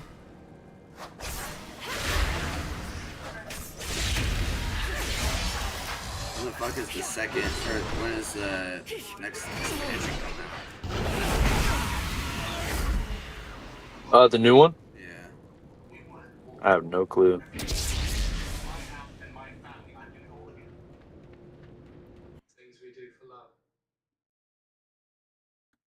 Hopefully not for a while. So why have you abandoned your house and family now? Because this goes beyond loyalty. This is about survival. Oh, next year. June 30th, 2026. Don't know me well, Chris. But I know Sir Jamie. He is a man of honor. I was his counterpart. But when we were both taken prisoner and the men holding us tried to force themselves on me, Sir Jamie You said July? and lost his hand. July 2026? You would not be alive. He armed me, armored me, sent me to find you and bring you home. Because he'd sworn an oath to your mother.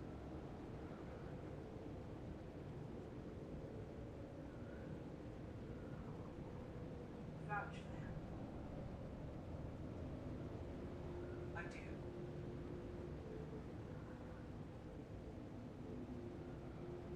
You would fight beside him. I would. I would.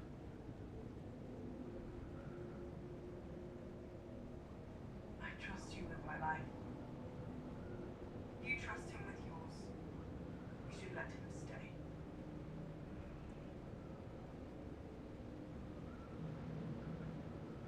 What does the Warden of the North say about it?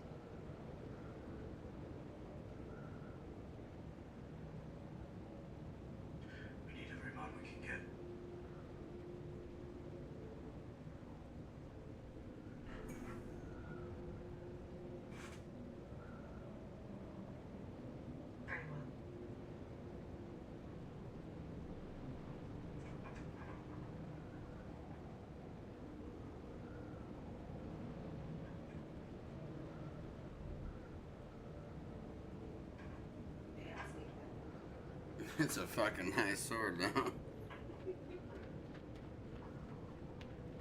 Welcome to the Vault of the Archon.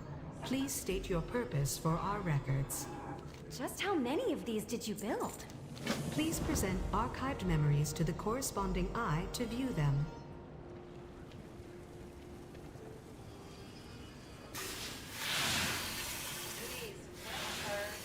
No burden is forever. That wasn't good. We are stronger together. What?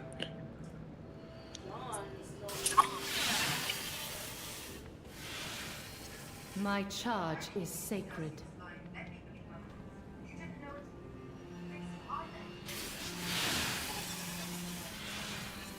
Serve with courage. Learn from the past, but do not linger in it. Why did you send the Vengeful One away? His gaze is too narrow yet for what I now offer you. There is another power at play. We do not fight for Bastion alone.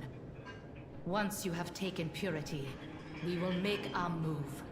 Together, we will achieve great things. If we take another... I understand. It will be done. Are you still on your Demon Hunter? So it is true. The Forsworn Yeah. are in You league didn't with say the you were Maw. home. Oh yeah, I'm not home yet for another like What knowledge 30. do you seek? Yeah, that's why I was like, For sure. This way. We must Oh, Shauna. I forgot how fun it was playing one. Easy to say, not easy to do.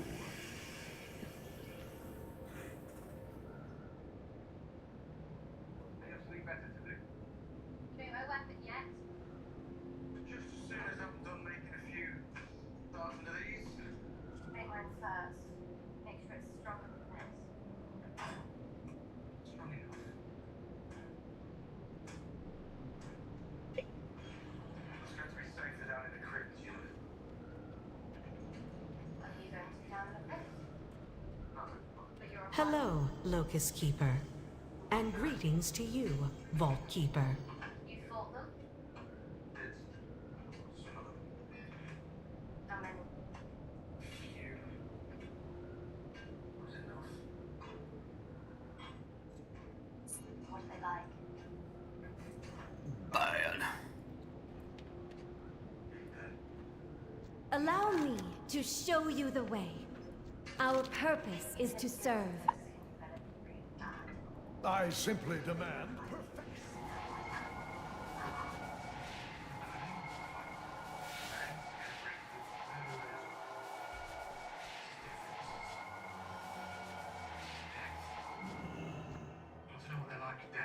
What is on your mind? Deep breaths. We must get this information to the Archon. Meet me at Hero's Rest. I will prepare Don't centurions tell me for an what to attack. do. You're not my mom.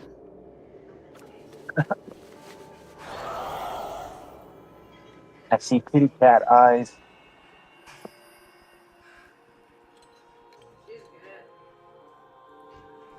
It is an honor. Go in service. I didn't see what happened.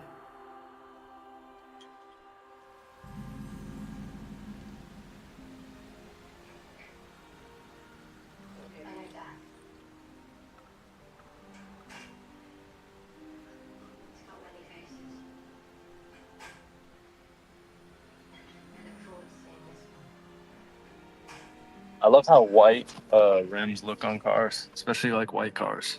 That shit looks really clean.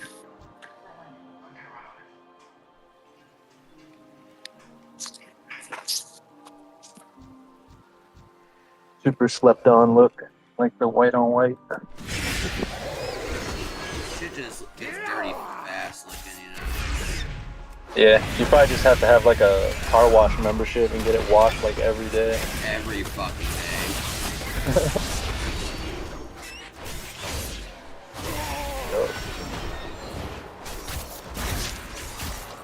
I'm out of range. I need a target.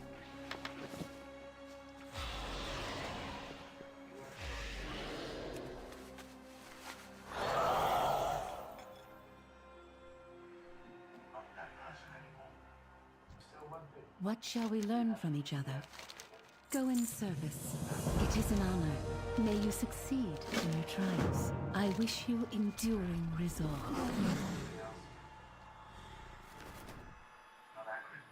What knowledge do you bear? May we lift each other.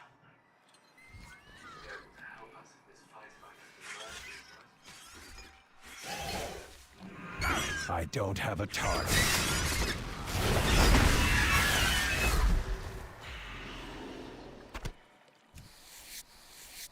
I can skin these guys. Let's go.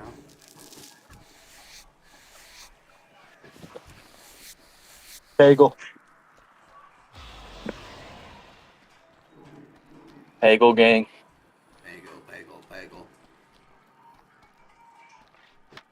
Bagel. I need a bagel.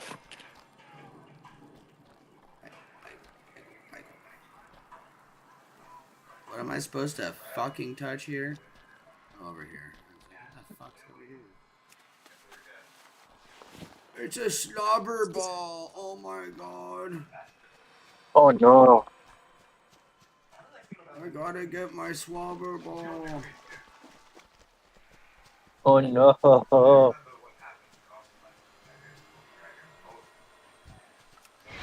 Oh no. I need to target something first.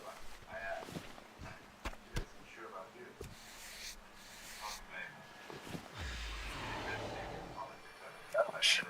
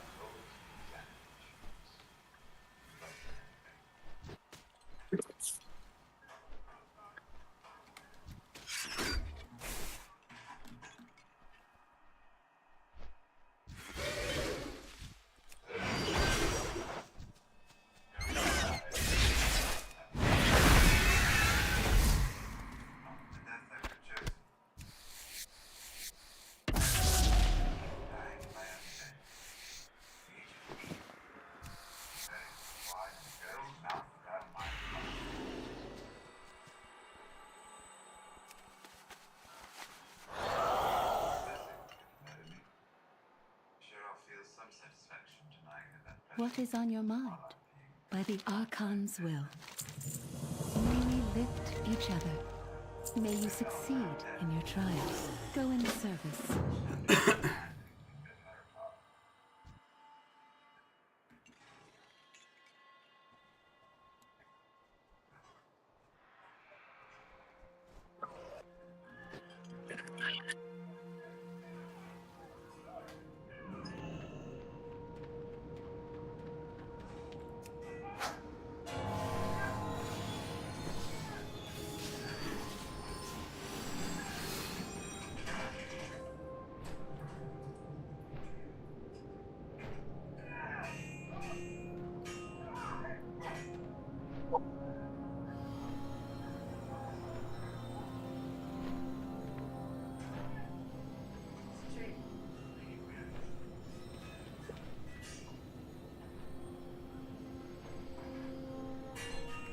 I need a target.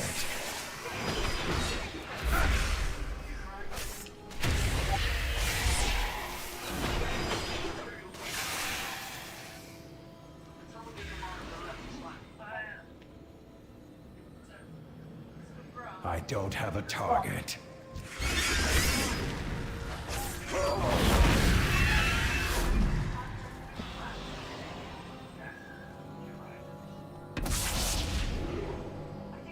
I need to target something first.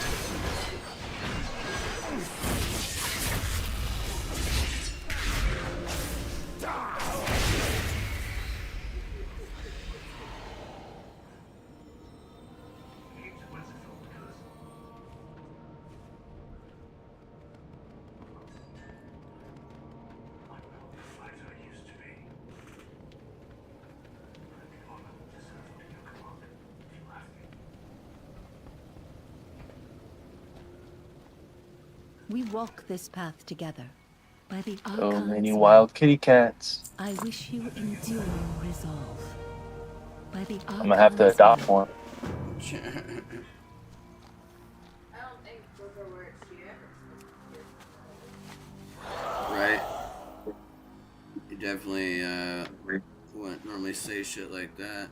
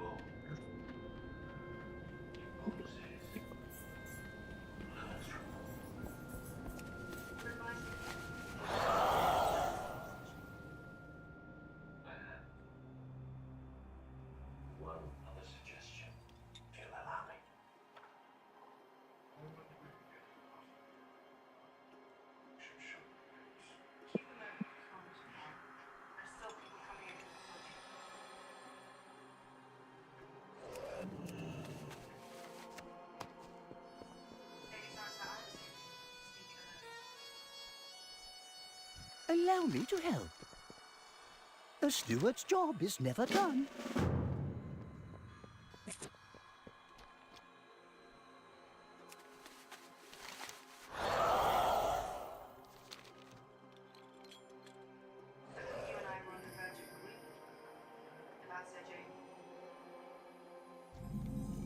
How may I assist you? What knowledge do you seek?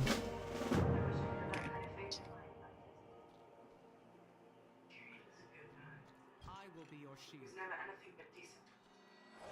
I didn't ask him to be my hand simply. All souls enter this realm by our wings. I believe in I you. can't attack that target. I can't attack that.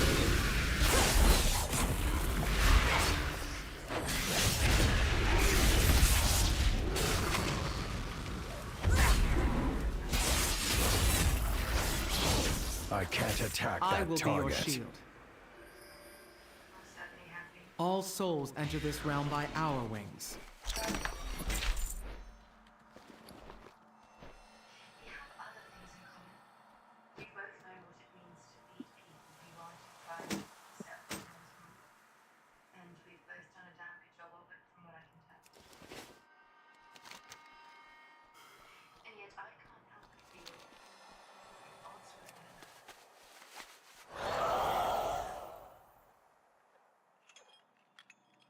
Cause fuck you, that's why, bitch. Whoa, whoa. Whoa, whoa. Wow, wow. Uh-oh, uh-oh.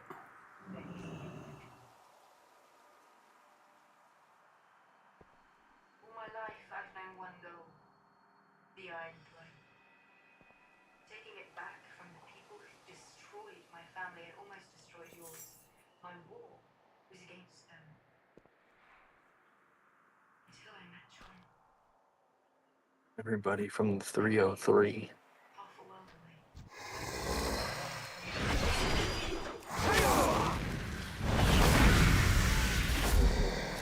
Bitch, you made your freaking hands up and run with me. I should have thanked you. My mistake. That was a mistake. Because I love you. And I trust him. I know he's true to his word. It's not that you love her brother, you love your own brother. Ha ha ha.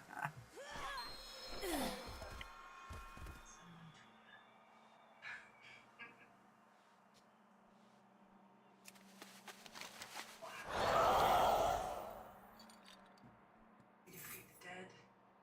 We destroy Cersei. What happens then? I take the Iron back. What about the North?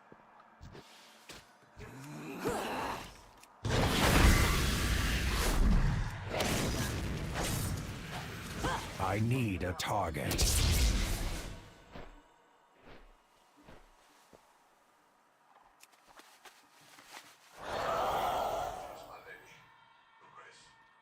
What is it?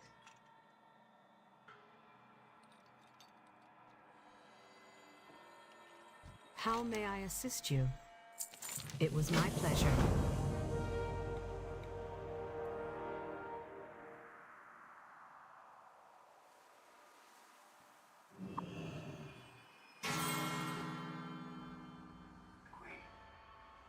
Your sister. She only has a few ships and she couldn't sail them here. So she's sailing to the Islands instead. Take them back in your name. But why aren't you? Our purpose is clear. We will not falter. Go in service.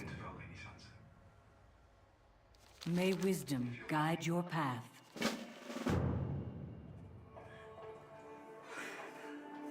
She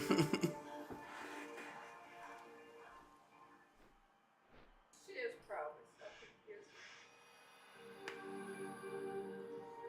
Well, she saw him go through some of the most fucked shit.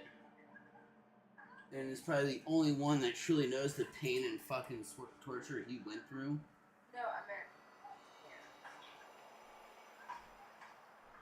I know, we're not so. But,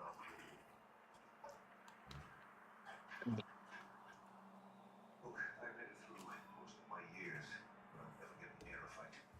But there is a fight about the past. My Chinese rules. Try to live through that. You are seen. Live through this. They'll outfit you with weapons of the forge. I welcome you.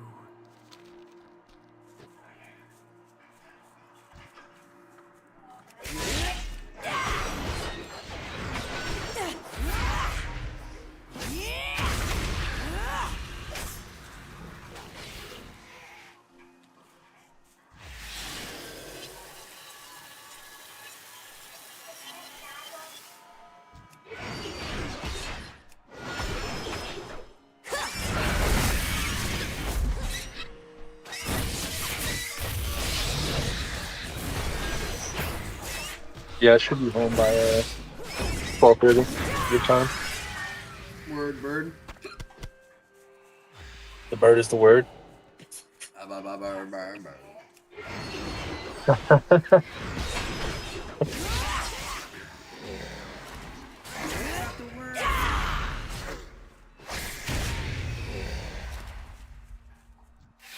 No, the word is.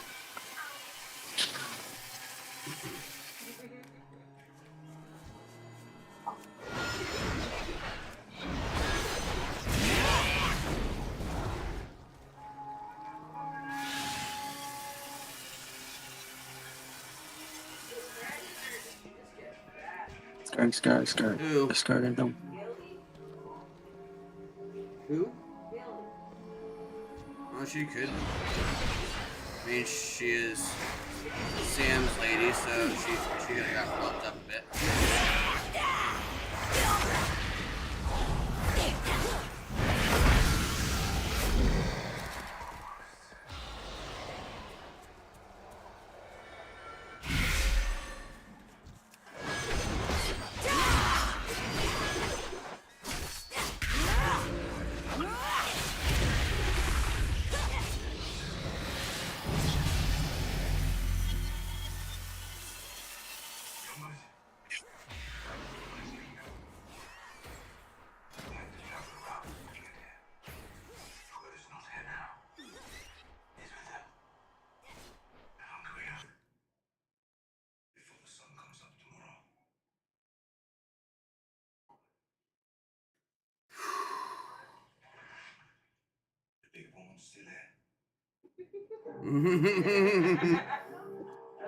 that's his first question.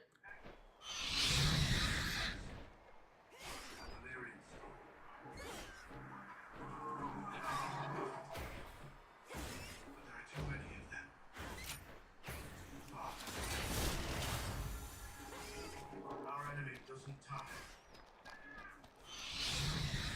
Stop.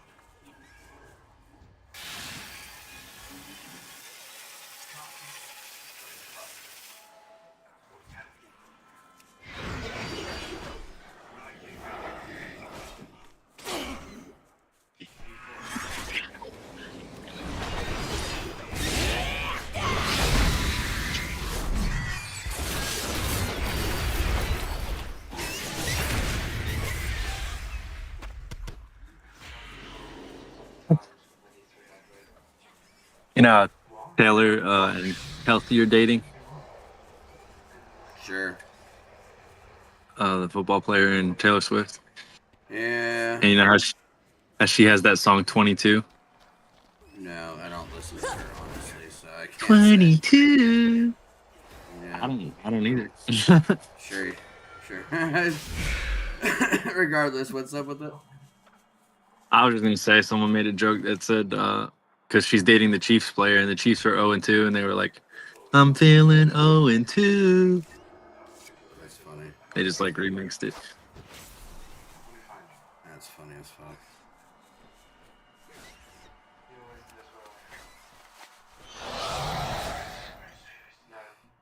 I'm a Swiftie.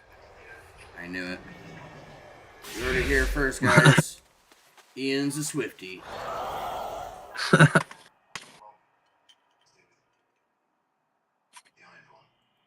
You have faced much, as it must be.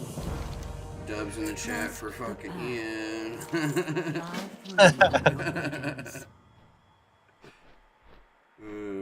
Our fates converge.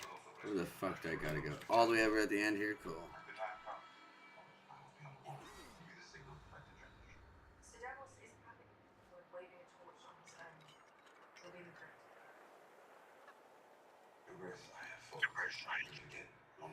Your Grace! There are thousands of them, but only one of them. You can't fight as well as they can. Think better than anyone. You're here because of your mind. If we survive, I'll need it. I have to get a frappuccino, yeah.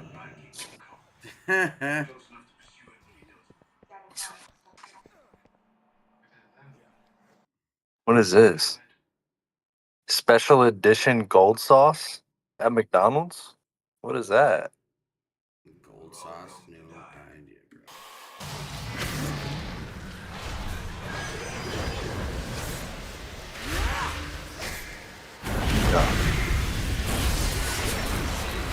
What?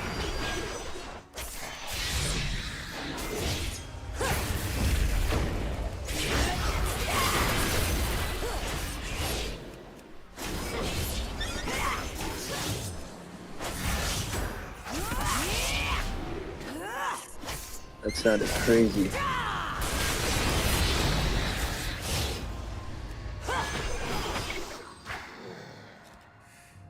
Slade.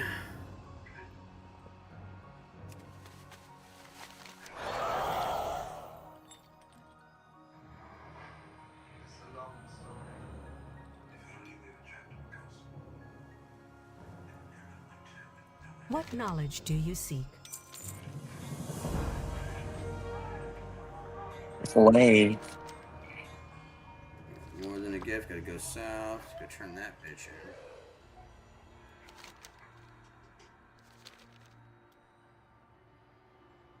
I forgot, does this give you a speed boost? That's it, boy. No, it does not.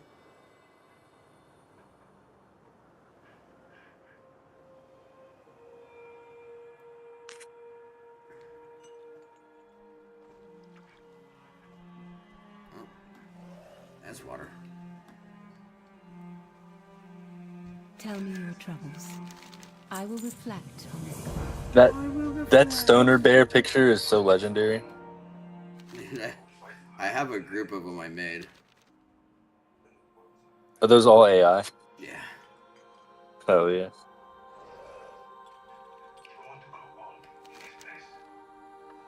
I literally see it every time I pull up a few. I'm like, sick.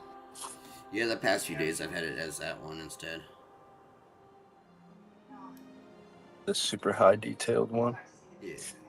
With him chiefing hard.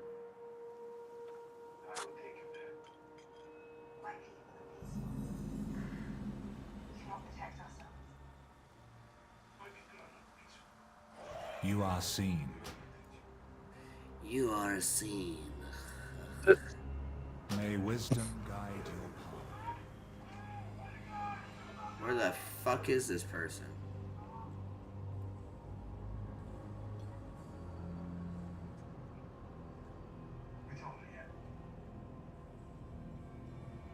Oh, that's the gateway. Okay, I'll go there in a second. I would have you speak. What? Go in service. Damn. I will be watching you, mortal. I don't remember at the top of my head. I hope something I have will be of use. Even the presence of another is a blessing. And damn, that's Skippy. Skibbity toilet. I knew you were gonna say that. My daughter's all mad. You're using Really? it the wrong way, Dad. God, you're so annoying. Oh, Lila. It don't gotta be that specific. I'm like, I'm just fucking around because I know it irritates you. Yeah.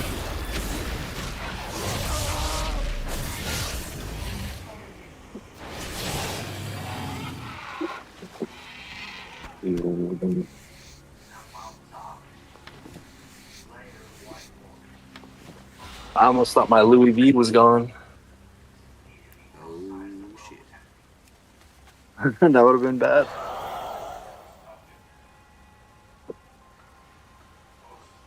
My Walito.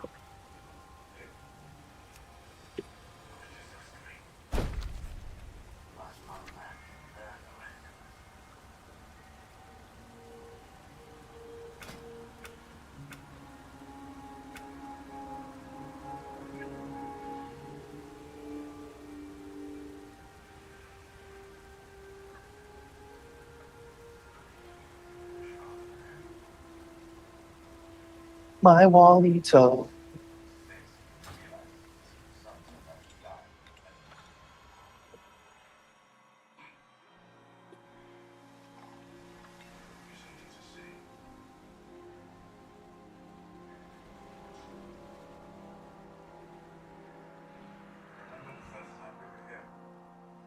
We must all walk the path.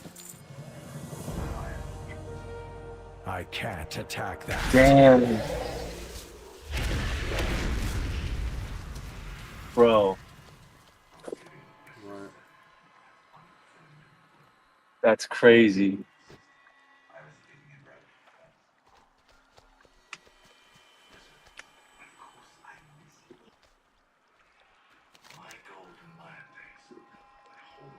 Somebody did a hit and run. Shit. Yeah, just seen like a whole vehicle or two just smashed up. Somebody just ran into parked cars. Someone's about to wake up in the morning for work and be so pissed. Legit.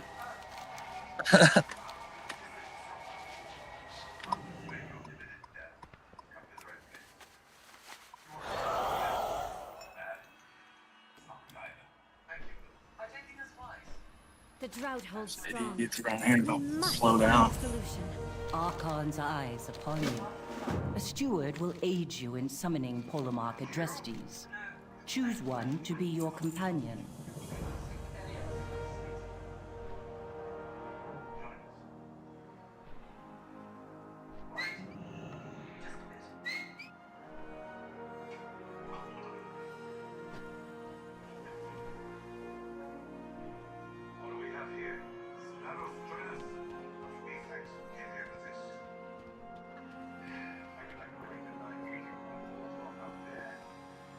How do you do? Toodle-hoo? Salutations.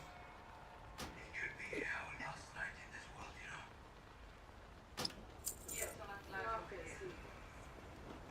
Here, fighting for us, glad you survived onslaught. Would you like a drink? Brought my own.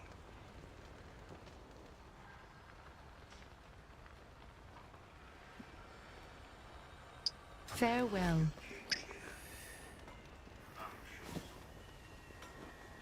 They call me Giant's Bane. Want to know why?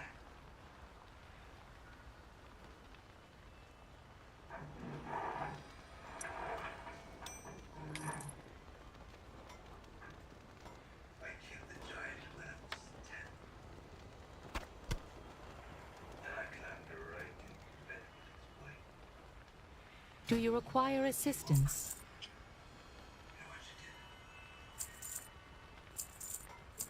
I stand at attention. For 3 months. Thought I was a baby. That's how I got so strong. Giant's milk. Is there work to be done? Goodbye, my friend. All right, Birdie, I'm gonna catch you in like 20. Word, bird. Take a bong ripper for me.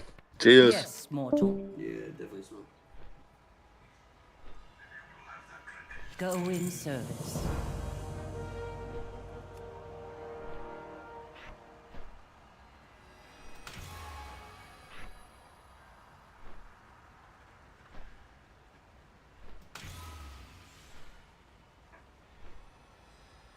Archon's eyes upon you. I have other duties to attend to. Your steward can repair the beacon at your request. Welcome, friend. My pleasure.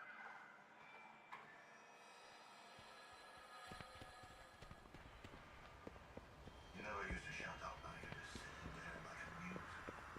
How may I serve you? Return soon. There is much more to discover. Back to work. What are you doing up here? What's it look like? I mean, what are you doing up here? You're on the government. You gotta be on the wall with John. You're here now. Why? When was the last time you fought for anyone? For what purpose do you like the beacon, aspirants? Polymarch, we What's have about urgent vape love? news for the Archon. Greetings from the Temple of Purity. Very well, then. Oh, for fuck's sake. That's what we had a bloody wedding.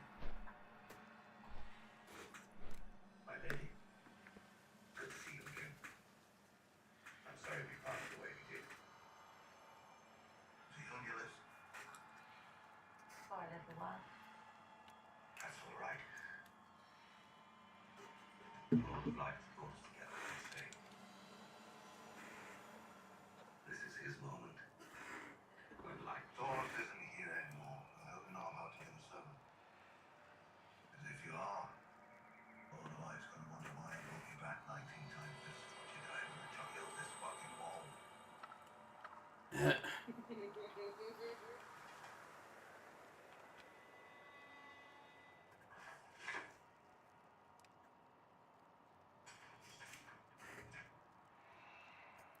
are you going? I'm not spending my final hours with you two broad shits.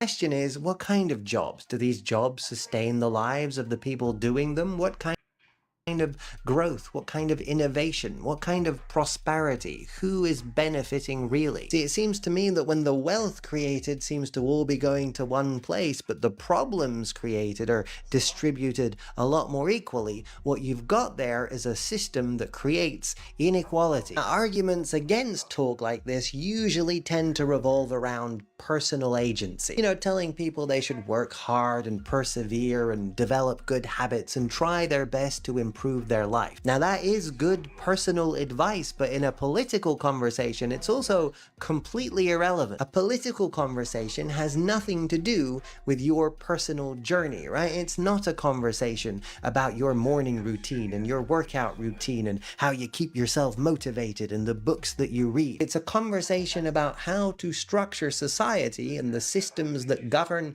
society in a way that is beneficial to the people that make up society. In fact, personal agency would be good advice regardless. If you change the overall economic system in a way that is less exploitable by the ultra-wealthy and more beneficial to everyday working people, telling those people that they should work hard to improve their lot in life is still good advice. In fact, it's better advice, right? Because now you've made the likelihood of success much.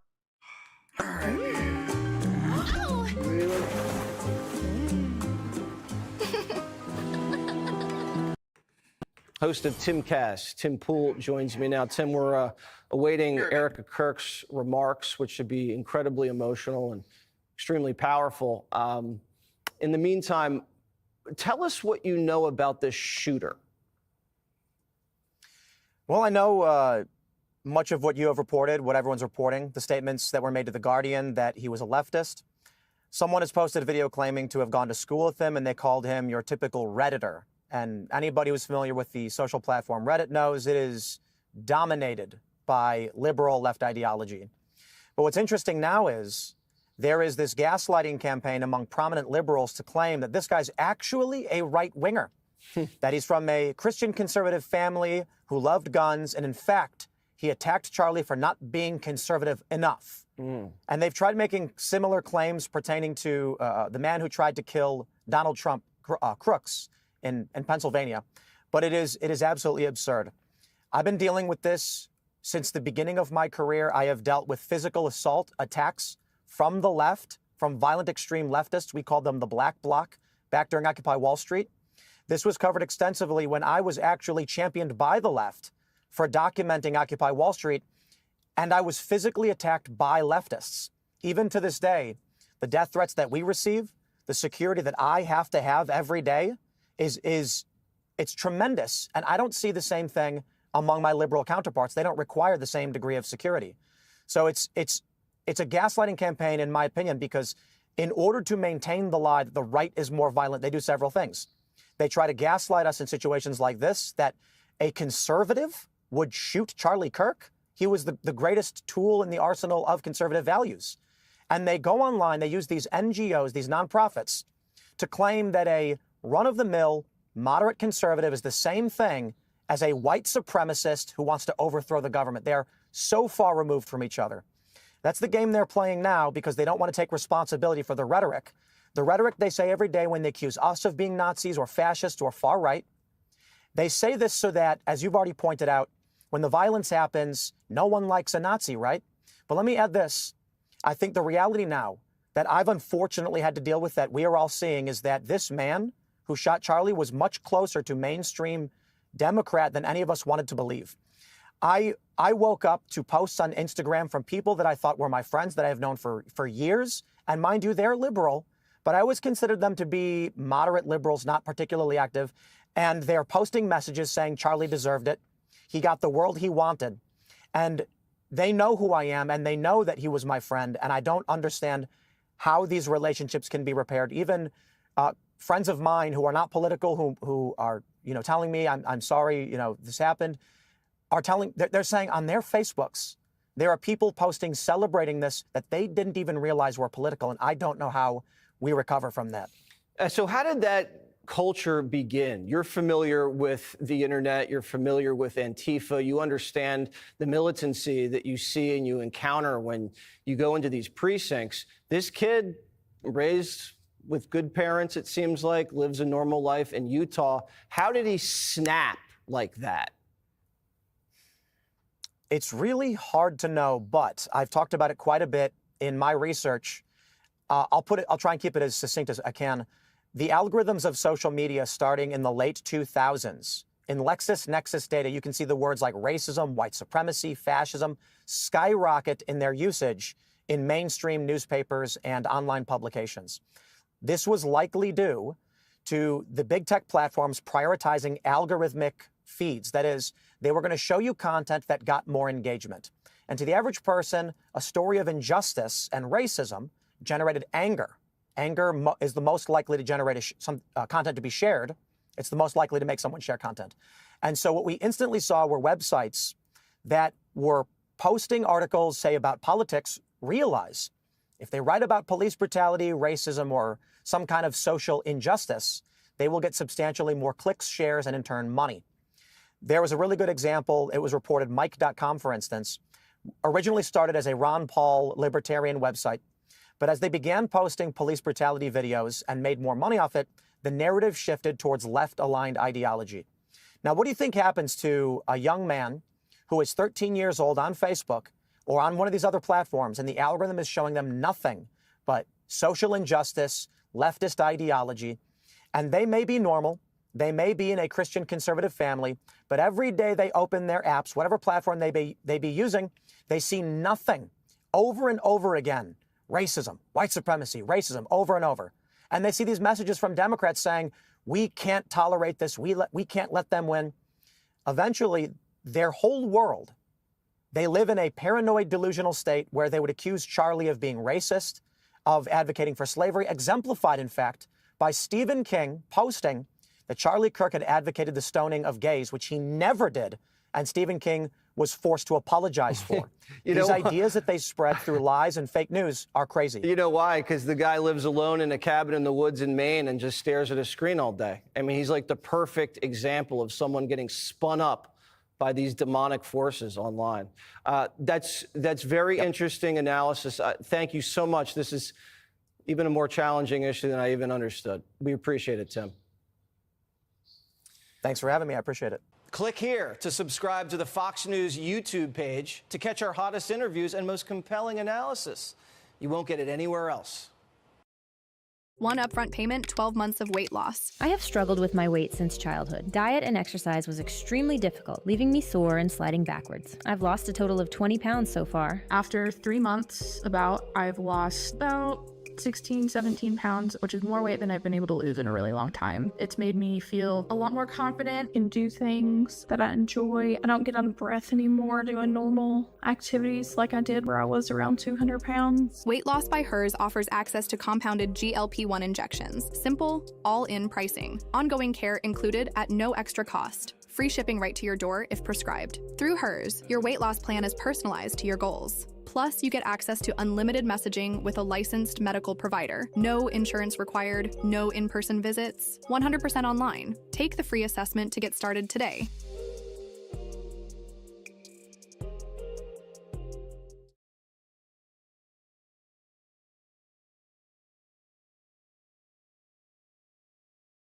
Hey, what's up, guys? Over here. So it looks like there's some major trouble a-brewing for Hassan Piker. So over the past couple of days, there's been a lot of calls on social media putting some heat on Twitch, Amazon, its owner, and also the CEO of Amazon, Jeff Bezos. This comes in wake of the Charlie Kirk assassination that was fueled by political violence. And a lot of people are turning to these platforms and their owners and saying, what are you going to do about people like Hassan Piker who have been spreading hateful rhetoric on your platform? Are we going to stop this sort of thing from radicalizing people? And it's getting pretty serious. At this point, a lot of tweets are going viral. In fact, some very influential people are now responding and directly calling out Twitch and Jeff Bezos. And this couldn't happen at a worse time for Twitch. Right now, they're not even profitable. I've wondered for a long time why Amazon even puts up with them. They don't even turn a profit. And that's because of their horrible infrastructure and their horrible marketing. Nobody wants to sit on this platform that's filled with a lot of garbage, quite frankly, and watch 15 ads before they can even view 1 minute of a stream. And like I said, they're not profitable. Their CEO, Dan Clancy, said this back in 2024, and things have only gotten worse. In fact, right now, Twitch's viewership across the platform is the lowest in 5 years. They're doing like pre-COVID numbers at this point. It's looking really bad. And right now, with everything going on in wake of the Charlie Kirk assassination and people trying to go out there and start cracking down on violent rhetoric being spread on social media, people are looking at Dan Clancy and his connection to Hassan Piker, who he has consistently praised for speaking what he believes. Not a gamer himself, Clancy mostly watches musicians or talk shows on Twitch. He particularly enjoys leftist political commentator Hassan Piker, who has 2.5 million followers on the platform. I like the frankness and the bluntness, Clancy said. He's comfortable saying what he believes. Yeah, apparently speaking what he believes contains a lot of very hateful things that are, well, quite frankly, concerning. But yesterday or 2 days ago, I talked about an article that Hassan Piker was a part of where he was talking about Charlie Kirk, and he was saying that now he fears political violence and he wants to turn down the temperature, which is incredibly ironic coming from him. And in that video, I showed about a dozen different examples of Hassan Piker making calls to political violence. You can watch the video if you want to get the specific examples. But yeah, it's not looking good for him. He looks like a hypocrite. And since then, he's come out with a flurry of articles where these platforms are hosting him and basically making him the center of attention in this situation, allowing Hassan Piker to basically be the arbiter of truth for Charlie Kirk. And you can see it's filled with a bunch of narcissism, and that is as expected from him. And a lot of people are criticizing him for doing this. It seems like a very desperate attempt at PR because he knows right now there's a lot of heat on him, and he's trying to make himself as a guy who rejects political violence, despite his well-documented history of doing the exact opposite of what he's saying. And now he's mad and going after other people for quote-unquote farming this stuff like the soulless husks they are. And guess what he does after that? He contributes to another article. Yep, this time with the New York Times, titled, "I was supposed to debate Charlie Kirk. Here's what I would have said." Yeah, you were supposed to debate Charlie Kirk. Well, Charlie Kirk's kids were supposed to have a dad. I don't know how this guy can make it any more about himself and be more melodramatic about this. And again, in this one as well, he ends up calling out political violence again and tries to condemn it. We know it's a bunch of hypocrisy and a chance for him to save face, which people are not buying. And really the true intentions of what he's saying about the man is coming out. It seemed at first he was trying to show some sort of shock and horror about the situation, but over the past couple of days, it's turned into non-stop attacks, especially on people supporting him or even condemning anything that's happened to him. In fact, it's shown right here. Hassan was literally seething because the New York Yankees held a moment of silence for Charlie Kirk. This upset him greatly. Holy f***. Yankees held a moment of silence for Charlie Kirk. Kirk founded the youth activist group Turning Point USA and had become a fixture on college campuses. Bro, the right dominates our politics so aggressively. I mean, how can you look at this? I mean, how can you look at this and see anything else? Yeah, youth activist group.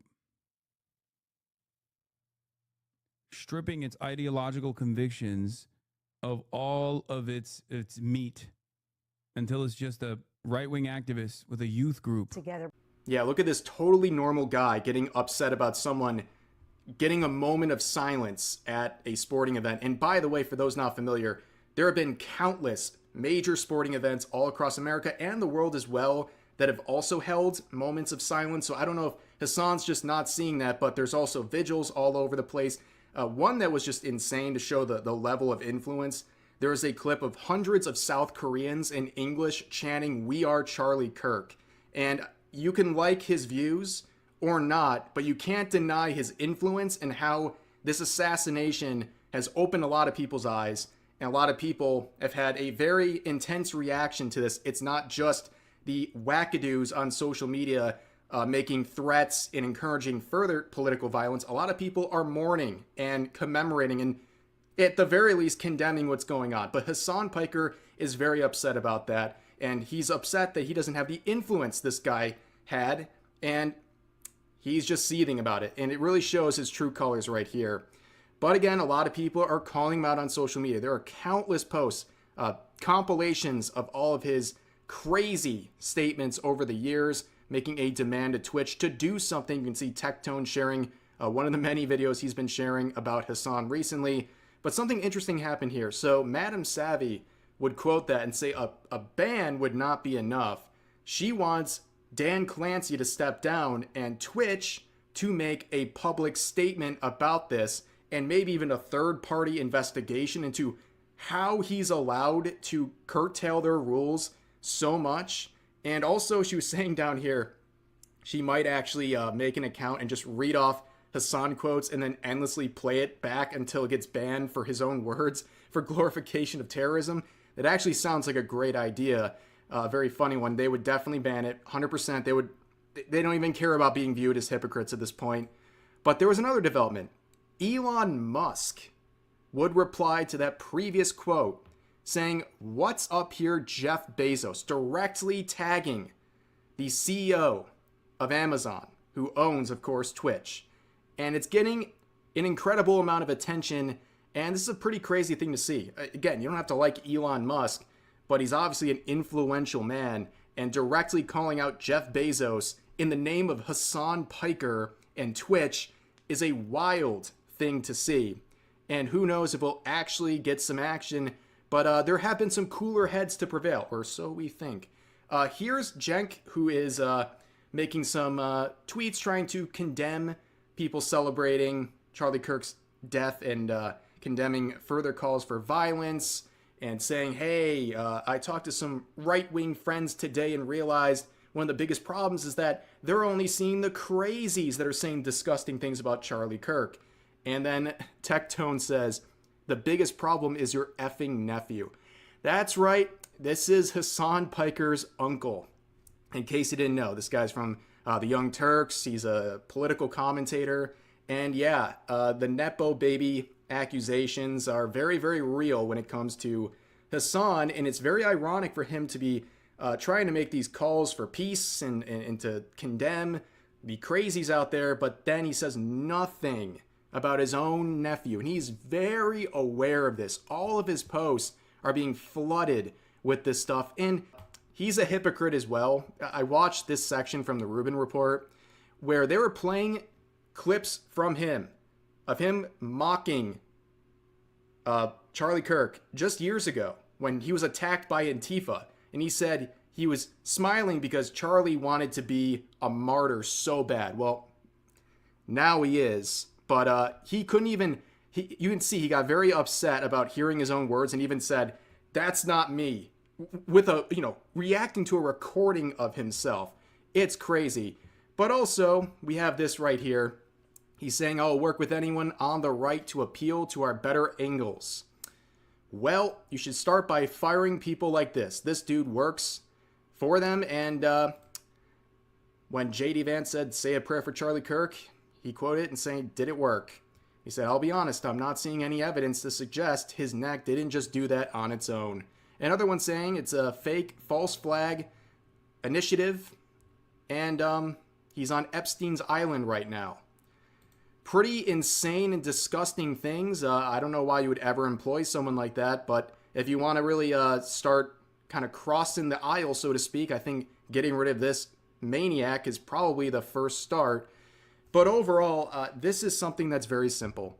If you cannot condemn acts of political violence and calls for it, you're in the wrong. This is really a breaking point for a lot of normal people who have seen those around them act like literal demons over this situation, have gone completely mask off. And again, I'm sorry for talking about this days and days in a row, but this was a major event with massive implications for the future. And now people are really going out there and trying to hold people accountable in legal senses for crazy things they've been saying, for stirring the pot, for not only saying violent rhetoric or calls to violence, but allowing it in your communities, allowing it to fester to the point where anyone with those crazy beliefs feels comfortable doing stuff there. It's just a lot of things going on right now, and I think it's worthy of being talked about. And yeah, so that's going to do it for this video. As always, feel free to share your thoughts about today's topics in the comment section down below. Hope you guys enjoyed the video, and I'll see you next time. So, what's the deal with you two? It's a long story, but it's got everything. Action, Mystery.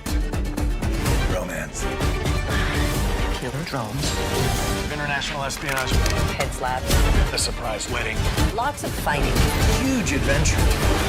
That's unconventional. Definitely.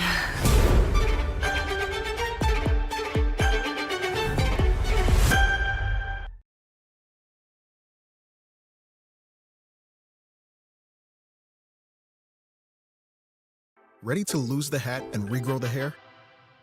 With Sprays by Hims, you can regain your hair and your confidence. Our sprays are powered by clinically proven ingredients like minoxidil and finasteride, so you can grow thicker, fuller hair in 3 to 6 months. Your treatment is 100% personalized to your hair goals and comes at an affordable price that works for your budget, so you can step out with full confidence. Hats off to hair growth with treatment that works for you. Start today at hims.com.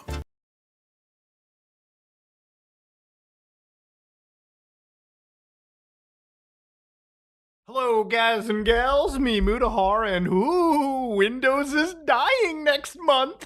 Actually, more specifically, Windows 10, meaning the only active version of Windows now at this point in time as of next month will be that Windows 11. I've been using Windows 11 since it dropped, since it was really just leaked, to be real with you. And, you know, I've always wondered, why don't people update to it? Until, of course, I read the comment section to my videos where people were like, yeah, Muta, I wish I could go to Windows 11, but my computer doesn't support it. It doesn't support Windows 11. What do I do? Everyone says that I gotta upgrade. Microsoft has been telling me to upgrade. And there's a good chance that if you're somebody that has a computer that isn't supported at all, you've probably seen screens like this. That computer doesn't meet the system requirements. And a lot of that comes with the fact that Windows has some upgraded requirements now, as they normally would. So you might be like, whoa, what if my computer doesn't support it? Actually, it's a pretty quick way to try. Seriously, if you're on Windows 10, try upgrading to 11. If it says you can't, well, it's probably because you don't meet something in the system requirement pool. Now, for a lot of people that have older systems, notably systems that are like Kaby Lake processors, so processors that came out about 9 years ago, so 2016, and then eventually were discontinued in 2020, and then later changed to a different model. This is just Intel. AMD also has an equivalent. These processors are not supported by Windows 11 at all. Now you might be like, well, isn't that old, Muta? Can't I just upgrade to a newer system? And yeah, you absolutely could. Go to any computer store and purchase a brand new processor, whether it be entry level, whether it be mid, whether it be at the enthusiast grade. There are people who have multiple processors. There are i7 systems from like 9 years ago that are incompatible for no real good reason. For a lot of people, you know, computers that are old, computers that, you know, are vintage, as some people would say, are still pretty fucking functional devices. And, you know, especially coming from a company like Microsoft that always talks about, we got to worry about that environment, fellas. We got to worry about that carbon neutrality. I feel like throwing out a whole bunch of old computers for no real good reason is really not that great. And a lot of places like endof10.org actually do agree with me, where for a lot of people, if your computer can't support Windows 11, you don't have to throw it out. You can just install Linux. Even the original crap top that I used to make the first videos on my channel, which is an unusable computer by today's standards, can still have life breathed into it. Can still have life pulled into it, pushed into it with Linux. But I'm not here to basically make another Linux video just for you. For a lot of you guys, I know that Windows is pretty needed. Muta, I need Windows for school. I need Windows for work. There's a piece of software that doesn't work on Linux, and I need it on Windows. How do I still keep my updates and my Windows? Well, it's pretty easy, ladies and gentlemen. For one, it's a matter of going to Microsoft's Windows and downloading Windows 11. So let's say your computer can't support it. You can use a lot of software, popular, freely made, open source, that you can actually install and run and use to trim the Windows installation so you can get rid of those pesky fucking like blocks that Microsoft has put in. So if Microsoft says that your processor can't support it, these programs will go in and modify portions of the actual install medium so that you can bypass those unnecessary checks and still use 11 on an unsupported computer. So again, Windows 11, you go to their website, Microsoft.com, software download, Windows 11, and you want to go to Microsoft because I know for some people they're like, well, Muda, why can't I just download one of those gamer-friendly versions of Windows that float around? And you absolutely can. The problem is I would only ever download a fucking operating system fresh from Microsoft if I had to. Simply because, and this goes for Linux or even Mac, if you're downloading your operating system from like Bootman Bill on the internet, who the fuck knows what they put in that system? So to download it, don't go to the assistant, go all the way to download 11 disk image, right? And of course, for x64 devices, click on Windows 11, hit confirm, it'll guide you through a little request validator. Then you want to pick your language. I'm just going to go with English United States, because that's the language I know really well.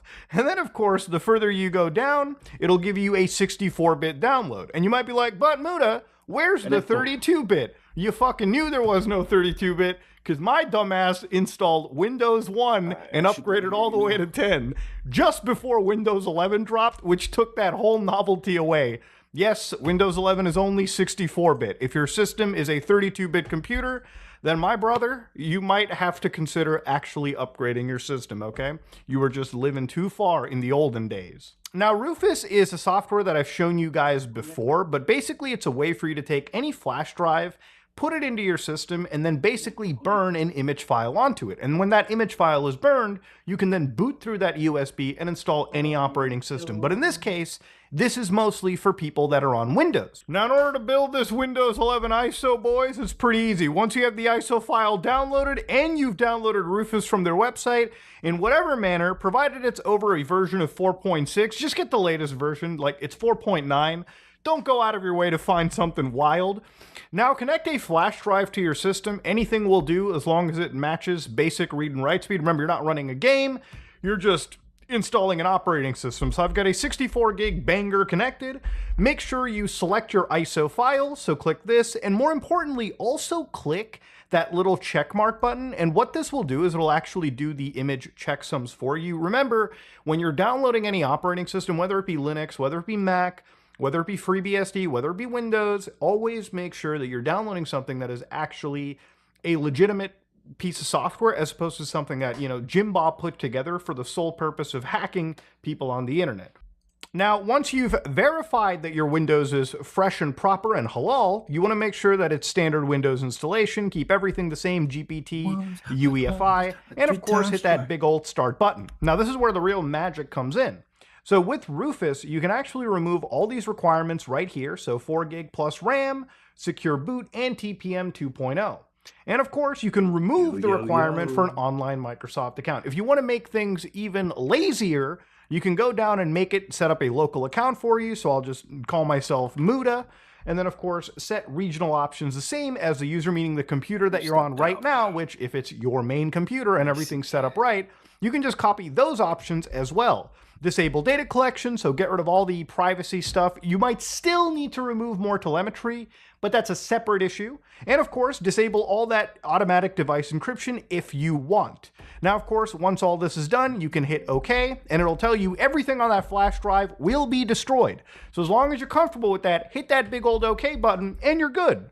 Now you can take that flash drive out of your system, you can plug it into any USB port or back into your system, really, boot into it through your BIOS, and bam, you are now installing Windows 11 without those pesky requirements. So that's really all you need to do in order to get Windows 11 functioning. But the thing is, this is where the caveats come in. This is where all the problems start arising. Now, generally, for 99% of cases, you should be fine. If you're using your computer the same way you're using right now, meaning, you know, you're running the general applications, the same games, you're fine, for the most part. But that doesn't mean that down the road, Microsoft may not destroy Windows 11 or ruin the experience as things mature, because, again, you're running unsupported software on your unsupported hardware. So the thing is, if an update comes by and breaks something, then you really don't have a right to complain. You also shouldn't expect that certain games, for instance, that use technologies like secure boot or things that your computer doesn't support, not to function underneath this unsupported Windows 11. So for certain games, I think like it might be, if it's Valorant, maybe not Valorant, but like at least the new Battlefield game, which I think needs some of these features, that will most definitely not function. So realistically, at that point, you're really just required to upgrade your actual hardware. But for a lot of you guys that, all you're playing is shit like Silksong or whatever, or, good games, then really you don't have to worry too fucking much, right? You'll be fine with this Windows 11 and you'll still get most of the security updates, which is why you want to be doing this. Remember, Windows 10 is the first time Microsoft is actually offering the end user chances to get their end of service like package where you can still use Windows 10 and get those software updates, at least the security ones, after Windows technically stops supporting it. But here's the thing, why fucking go out and pay Microsoft unneeded amounts of cash? Why even go that way at all? Now, the other option that I can tell you, and again, obviously I was going to mention this, is you can always just go to Linux, right? For instance, if you go to Linux Mint, right, which is the distribution that I kind of talked about, this is by far one of the easiest ways to use Linux. It'll actually feel very close to like using Windows. Everything basically works out of the box underneath this. But it's not the best option, I would say, for gamers, simply because there's a lot of optimizations that have happened in the last year, even months, underneath Linux, where if you want really big updates, you can use something that's more oriented like Bezite for gamers. But something that I'm switching to after I put this video together and upload it is something known as Cache OS. Now, Cache OS is really interesting because for any of those guys that love to have that fucking I use Arch mentality, this is an Arch-based Linux distribution that absolutely, and I shit you not, gamers, offers you, yes you, the ability to have probably some of the most up-to-date Linux patches, and they also provide the easiest like one-step download like processes to have some of the most like crazy updates available right on your system out of the box. It's mostly intended for people that just want that lightning fast stability and speed of Linux without really putting in all of the pro effort required. It's no shame to be a noob. If you want to actually get the best of Linux, you want to get the best speeds out there, this is a pretty solid option for you. But look, Windows is dying, okay? Windows 10 specifically is dying next month. And I know for a lot of people out there, they are on Windows 10. They are using it. This is not a conclusive list, but 35% of current users on Steam, however, are using Windows 10. 35% are actually on there. Now, 60% are sitting at Windows 11, but for those 35%, which is not an insignificant chunk, these people are going to either need to go to Windows 11, whether it means upgrading their hardware or using the unsupported method that I've shown you, or they might just have to consider switching over to Linux, which again is a market share that is still stable, but it's not exactly at the growth that some penguin heads would have hoped for. But maybe this is the big push for people. Maybe this is the big change. I've read that in my comment section a whole fair bit. But look, Windows is dying. I just want you to know that there's ways to still survive and thrive and keep yourself safe. So yeah, ladies and gentlemen, sit back, relax. Hey, Morty Smith. Think about your update path down the road. Follow whichever fork, Windows or Linux. At the end of the day, if you want to go Mac somewhere in the middle, sure, absolutely, that's fine. Hell, if you want to just quit PC gaming altogether because goddamn, we've got some unoptimized pieces of shit, then hey, consoles are always an option. But look, I'm kind of rambling here. Hopefully you learned something. Hopefully you know how to make your choice. No matter what, I won't judge you. Nobody in this community will. If you like what you saw, please like, comment, and subscribe. Dislike it if you dislike it. I am out. At MyDoorSign.com, we make signs that do all sorts of things. They help you organize your space. They give people important reminders. And they keep people safe. From our simple plastic ADA compliant signs with raised lettering and beaded braille, to fully customizable aluminum signs, to textured decorative room number signs, we have everything you need. We've got a huge variety of designs, color options, and sizes. Not to mention all of the signs that you can customize. Our signs are built for use in real-world environments. featuring durable materials that are simple to keep clean and designed to look like new for years and years. Shipping is speedy. In fact, most orders qualify for same-day free shipping. The signs you choose send a message, so show people you care with the most beautiful, functional, and durable signs available on the net. MyDoorSign.com.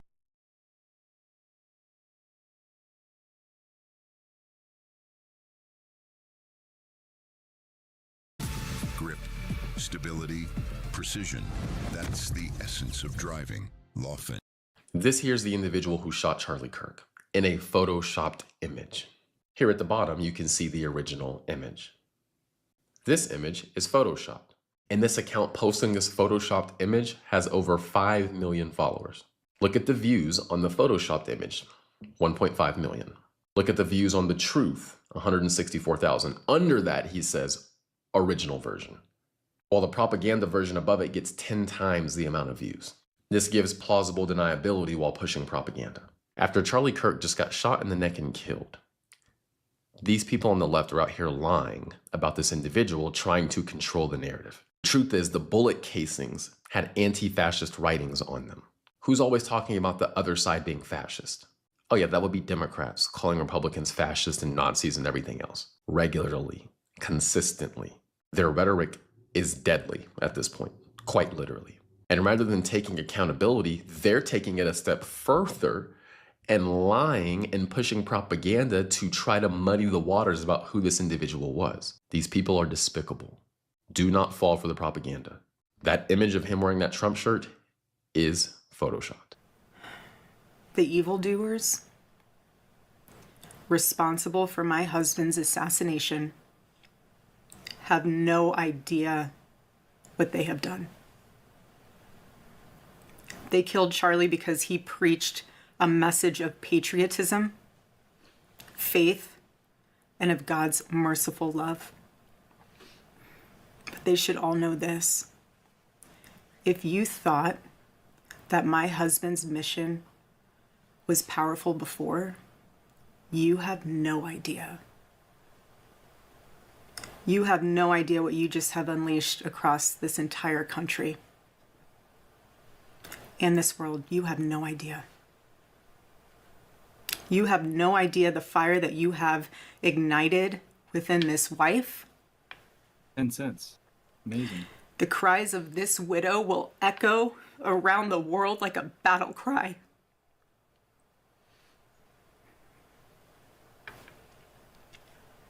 To everyone listening tonight across America, the movement my husband built will not die. It won't.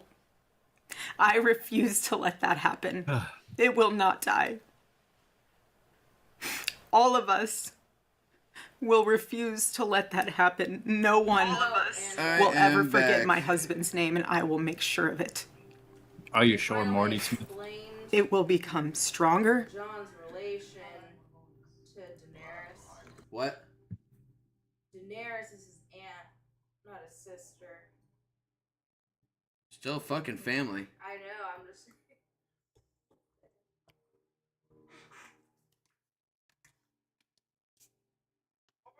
He's a family fucker.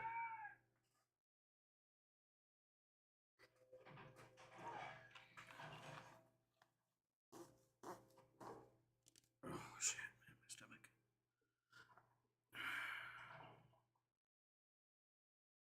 Oh man.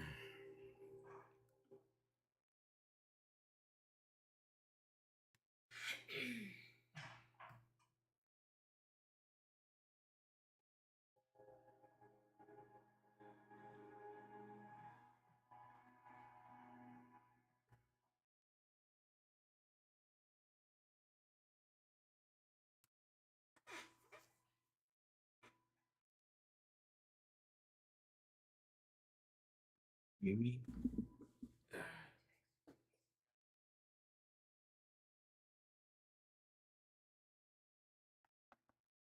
I'm ranching.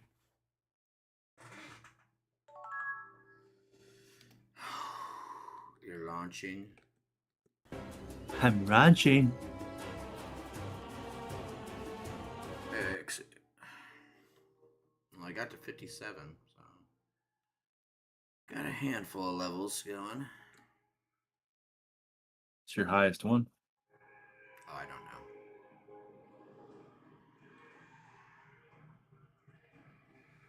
I do not know.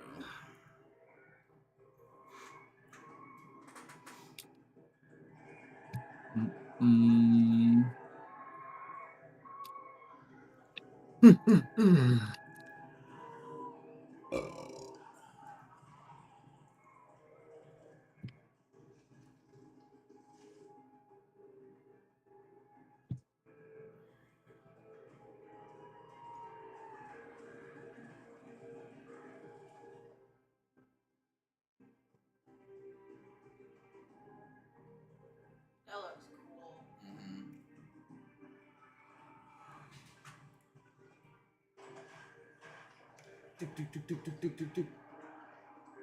Fucking dope.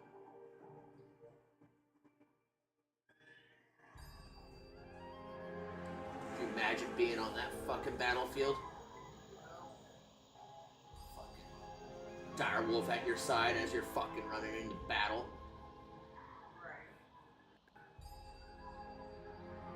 Fucking dope. You know, it would have been more dope.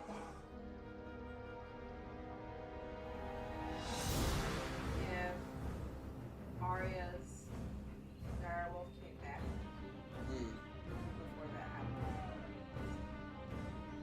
It's just fucking dark.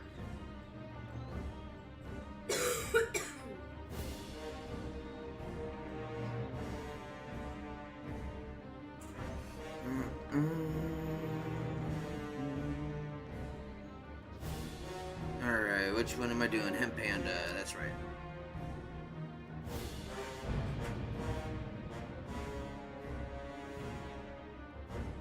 Just fed him more warriors. Yeah.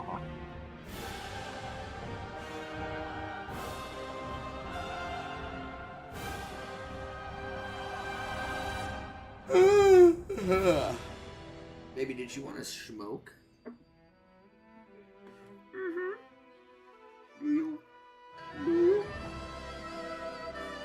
Bong or pipe?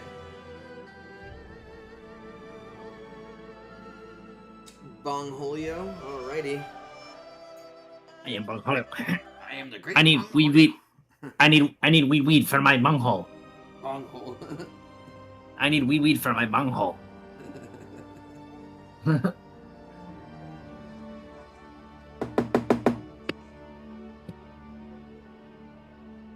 Are you lighting for me?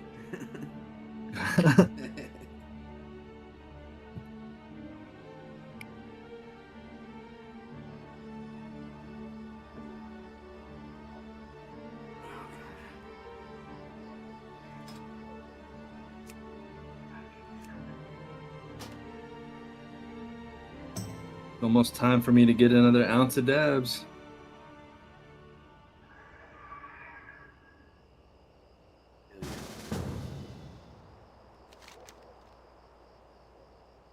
Almost out.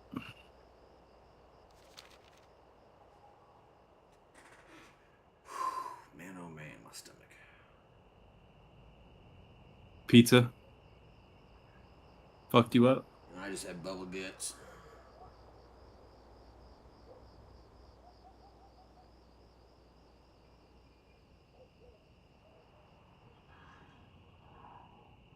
Come on, little worm. The little worm that could. Fucking gray worm.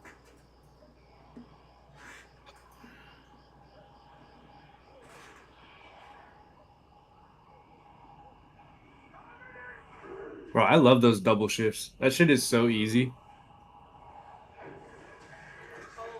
Yeah. I'd much rather fucking do double shifts 4 days a week and have 3 days off. Yeah. There's no way.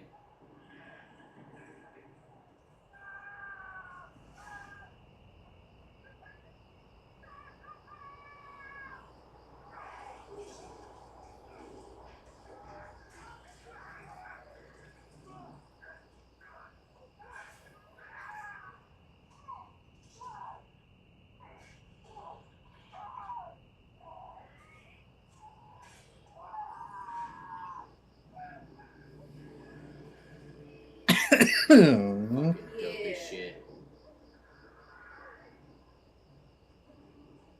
Queen of Dragons coming in with that save. Come on, love. Do it, do it. This is a sleep. Hit that ball, beat. Here, I got you. I got you. Just for the sound effect. Just for the sound effect. How many points do you got? 480k. Fucking A, bro. Infrequent Sight says hit that bowl. I'm sure there's people with 1 million. Ben is Like the only BMG. one. Ben is the only one that has over 1 mil.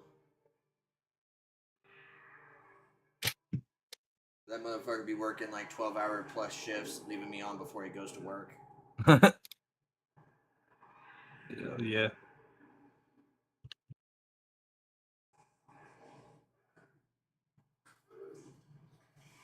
Just a fucking massive storm coming.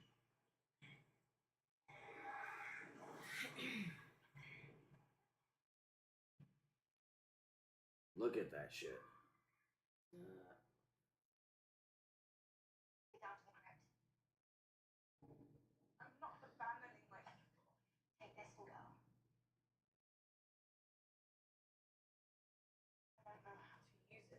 Hit him with the pointy head. Yeah. That shit's so great. Alright, Bong Ripper for Ian. Cheers, motherfuckers.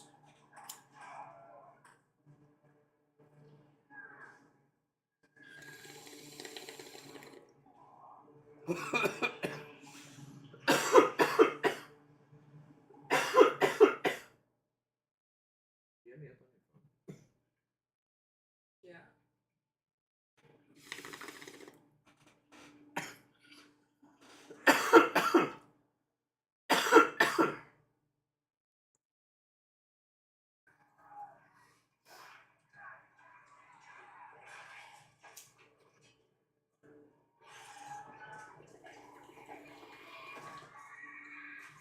No.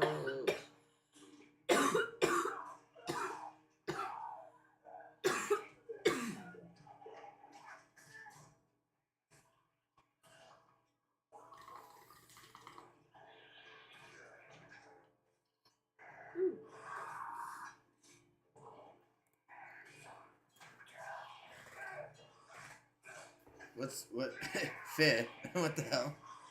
What the hell's that mean? Fuck if I know.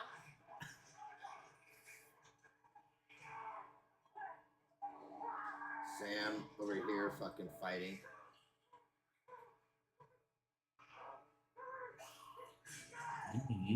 He's a part of the Falahadrin.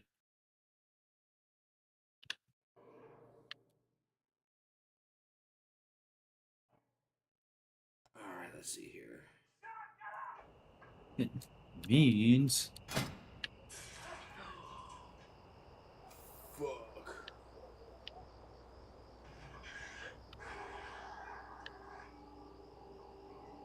Fucking coward. Ma'am, I would like to see you not run in that situation. I tell you what. I get it. I'm just saying, if you choose to fight on the battlefield, you can't be rude. I run too. I run. That.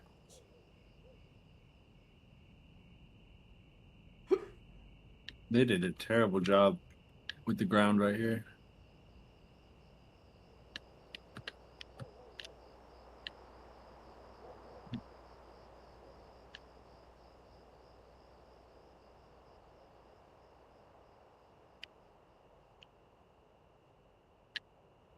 Hey there.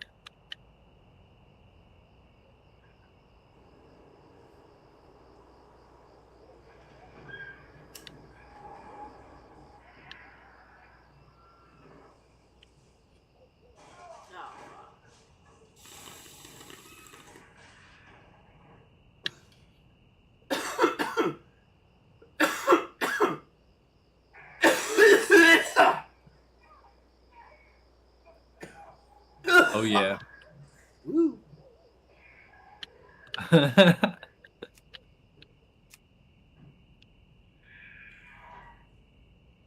Them good ones.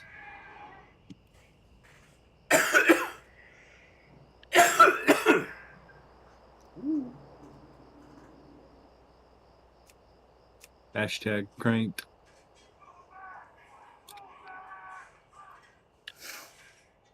Estimation point cranked. Crank it up.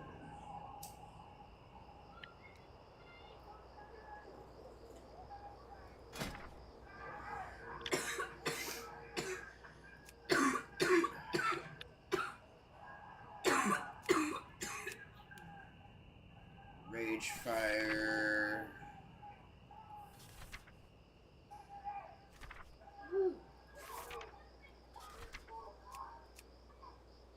Good queue for dead mines. We haven't done that yet.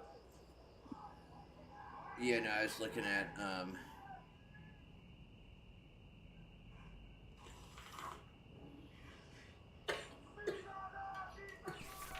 I used to run dead mines over and over and over. That shit is so quick. Willing Cabbages. And that always run. Too big. No, it was just all the potential for loot. Yeah, I know. I did come out of there with like a whole new set, basically.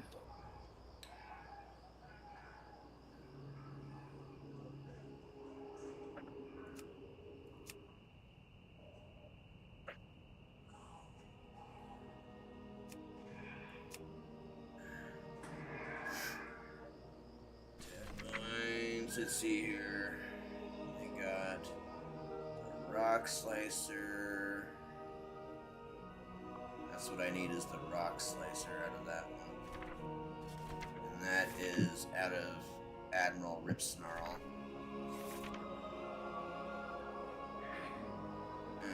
And Shadow Fang Keep only has the meteor shard. I don't need a dagger.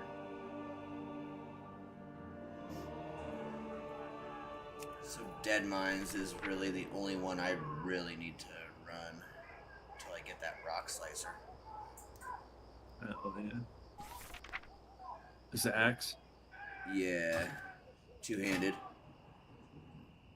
Let's see, mine is 18 out of 20, 18 to 27. This one's 47 to 72, so it already out-damages my shit by a lot. That's from 7 damage per second to 17.5 per second. And 1 spirit and 1 strength to 7 agility, 7 critical strike, which is way better for me. We just gotta pray it drops. Yeah, that's just Dead Mines though. I like to queue the random one to get my loot for the day. Let's do it. And then yeah, well, let me see what I got on me. It'll probably put us in dead mines. Probably because we're 18. Oh wait, that's the other one. Shadowfang that. It's alright. We'll go if it doesn't put us in Dead Mines after the random, we'll fucking run it or whatever. Yep. Let me finish smoking before we do that. I mean, you can queue though. Yeah, the last one hit me really. It's gonna take time. Last one hit you hard. Yeah. Hit you with that hot Actually, probably too. not. No, I had to stop coughing because it felt like if I kept coughing, I was gonna throw up. That's hot.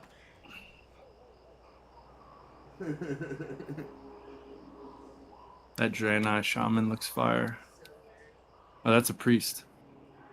It looks weird, you said? Yeah, the beard. Looks fire. She's talking about Like my it. guy with the beard. It's just because it's a panda. Why can't pandas have beards? I'm about to go to the barber, matter of fact. Let's go to the barber.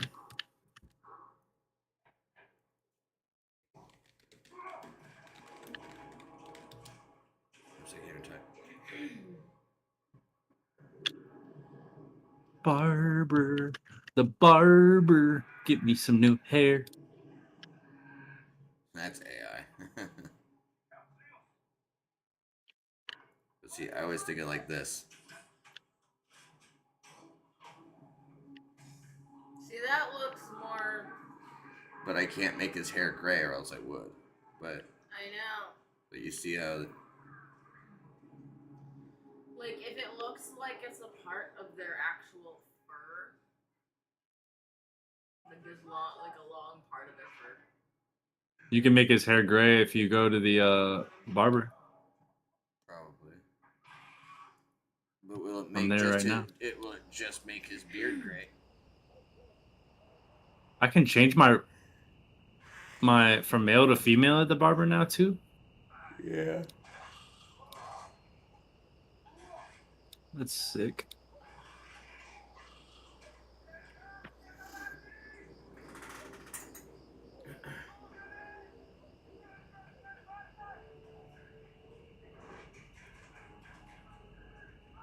They're elite fucking shields right there. Dragon glass.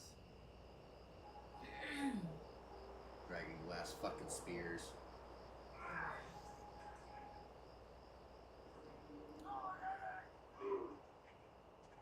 There you go.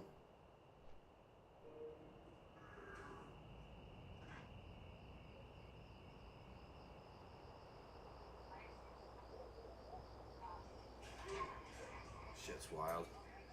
There it is.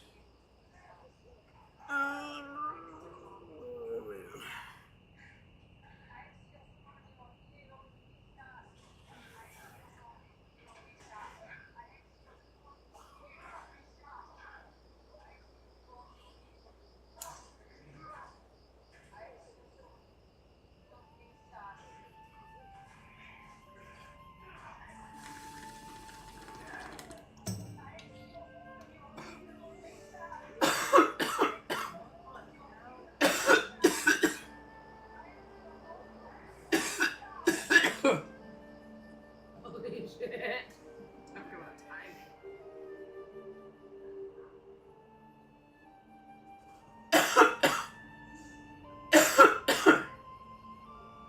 Kind of proves her power, though.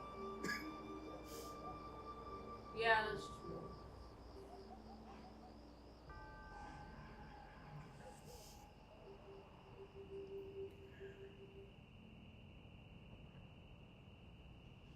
I can't tell what she's feeling.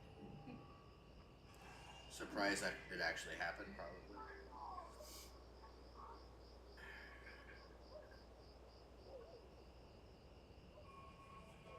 You're just standing there.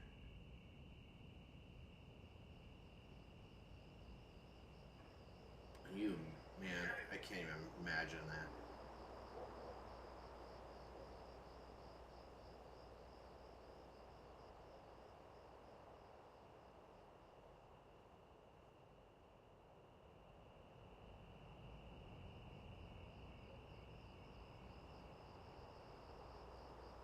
Probably should have done you. At least we're already in a crypt.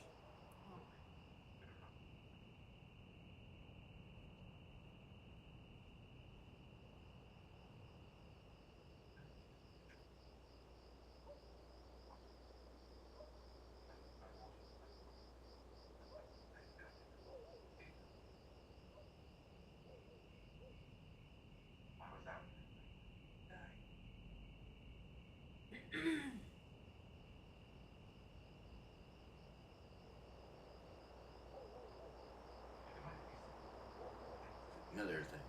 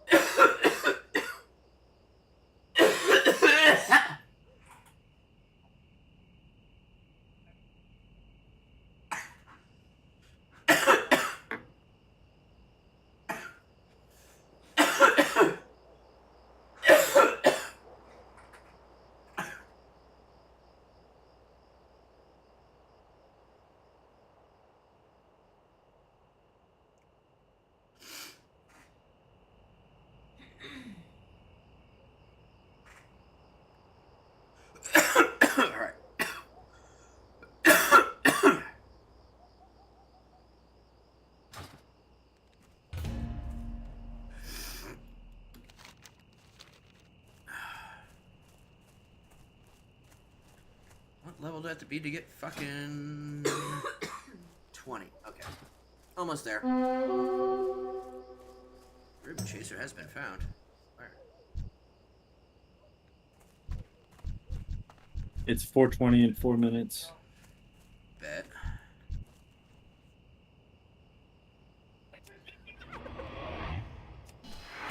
Ability is not ready. Closer.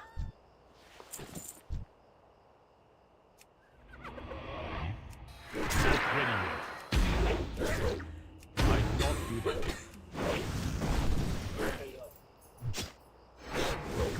Not ready yet. I cannot do that yet. Need more rage. Because he's asking the same question that you would be. Where? Exactly. Where? I have an extra one. Where was Dante Fowler? Where were they? That instant classic. I can't wait till I don't have to run around anymore. 2 more levels. So close. But so far away.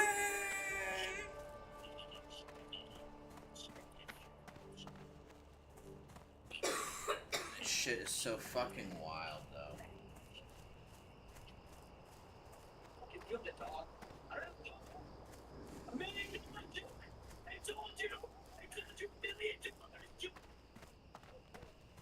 Yeah, John.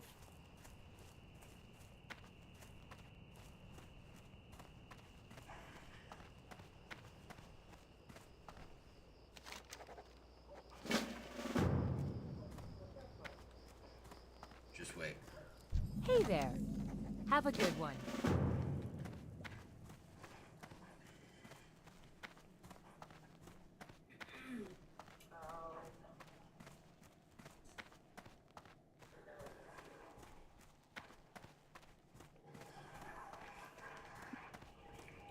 Need help? For the Alliance.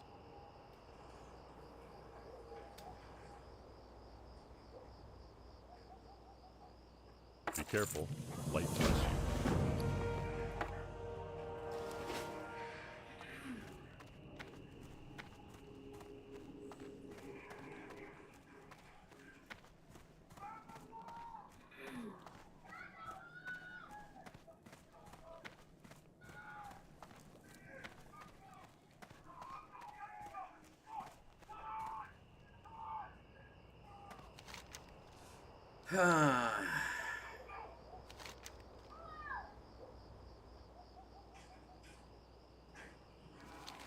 Alright, well.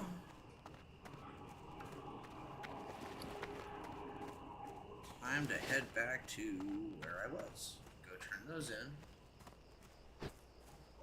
Before they aren't worth shit.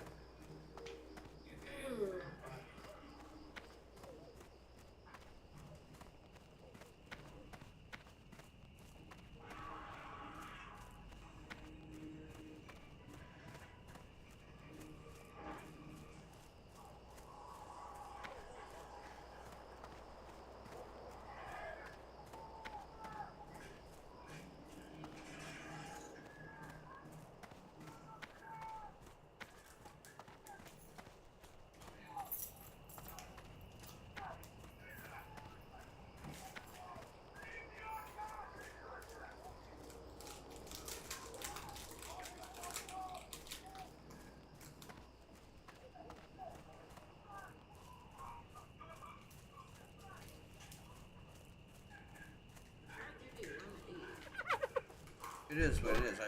I'm just tired of holding my hand. That's what's happening.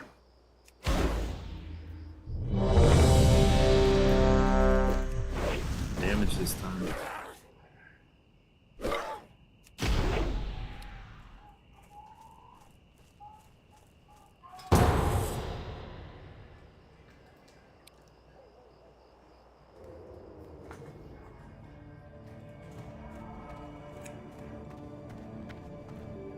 Any friend agreeing is a friend of mine.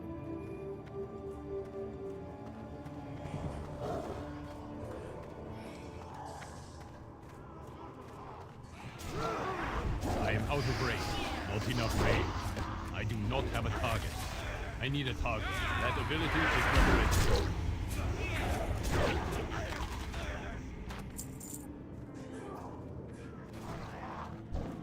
I cannot do that yet. That ability is not ready.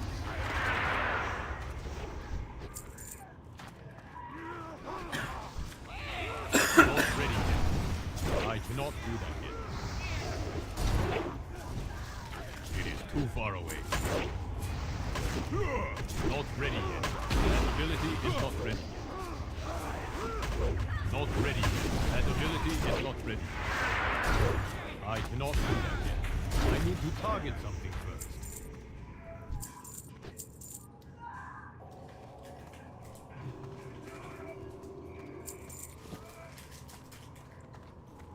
I hate this boss, dude.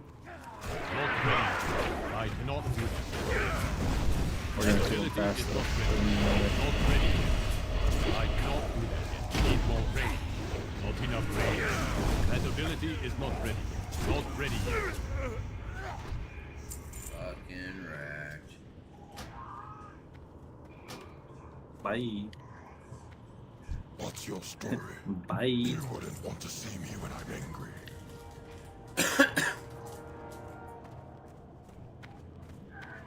We all greeted that shit. That's so fucking funny.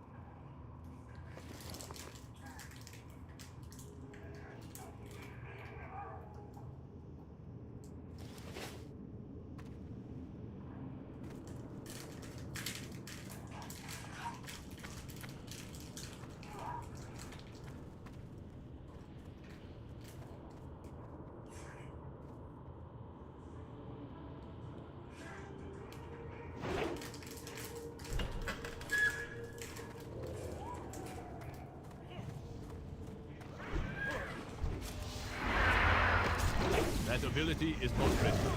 Oh, hi. Been up on the fucking floor. That ability is not ready. Not ready yet. I'm in the sky. I cannot do that yet. Opposites won't let me by.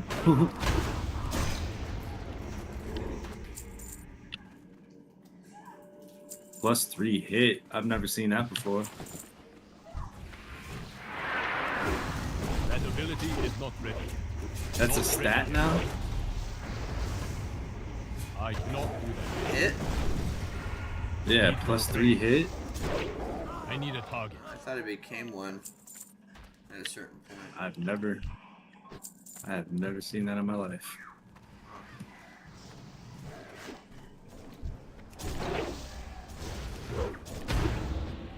That ability is not ready.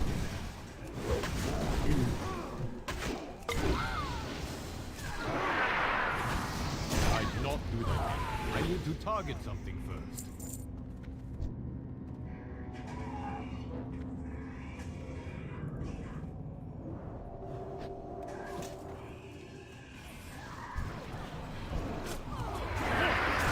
Not ready yet.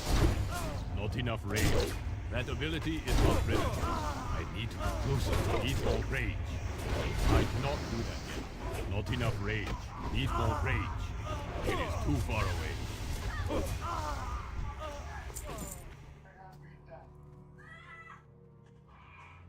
I didn't mean to hit need on that. I won it anyways. Perfect. That's good, because I would have won it for you if somebody else That ability is not needed ready. it. That shit, Not one of us ready would have yet. won it. I cannot do that yet. Not ready yet. That ability is not ready. I cannot do that yet. I am out of range. That ability is not ready. Not ready yet. I cannot do that. I do not have a target.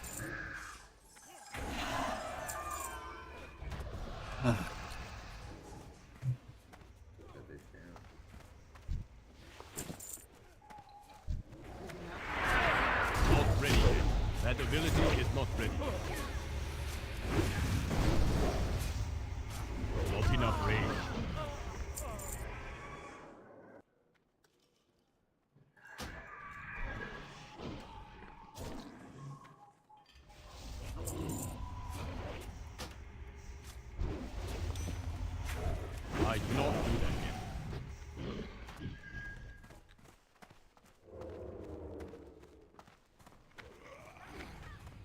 I need to get closer.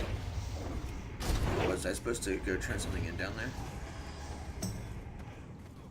No. It's the next level up. It is too far away. Need more range. The next quest is Commander of Springdale. I am out of range. I need to target something first. Yeah, no, it's up here. I was just stupid.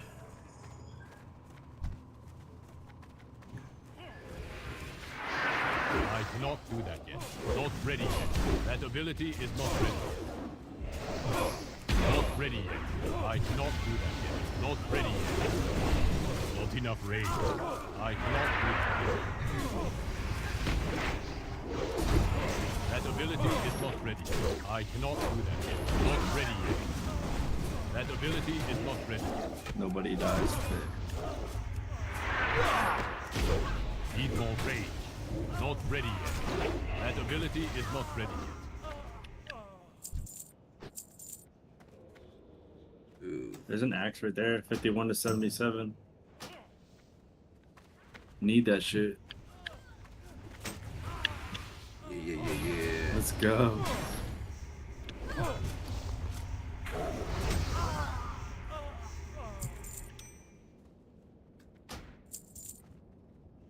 I don't think anybody else needs it anyway. No. So you're good.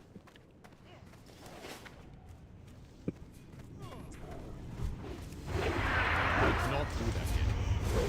It is too far away. Shit, bro. Not enough range. Not ready yet. That ability is not ready yet. I do not have a target. I got all my loot at the last dungeon. Now you're getting all yours. Almost.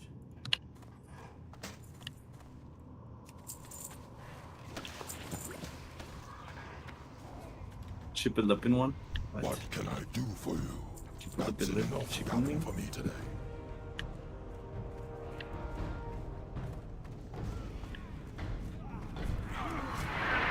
I cannot do that yet. Need more range. Not enough range. Not ready yet.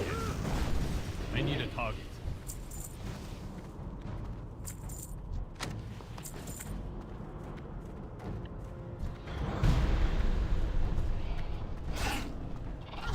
I cannot do it. That ability is not ready. Not ready.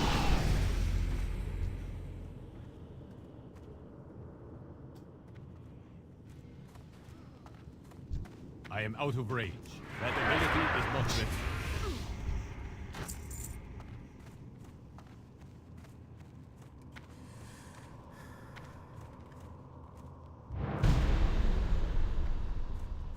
Oh, he pulled. He pulled. I need to get closer. I cannot do that yet. Not ready yet. I need to target something first.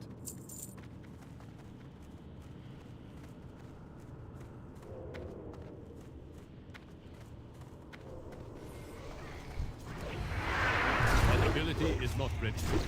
I cannot do that.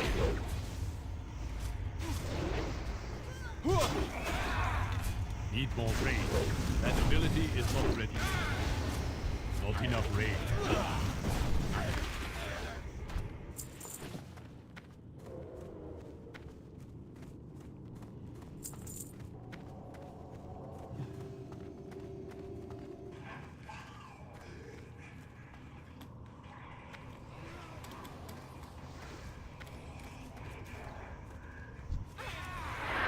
I cannot do that yet.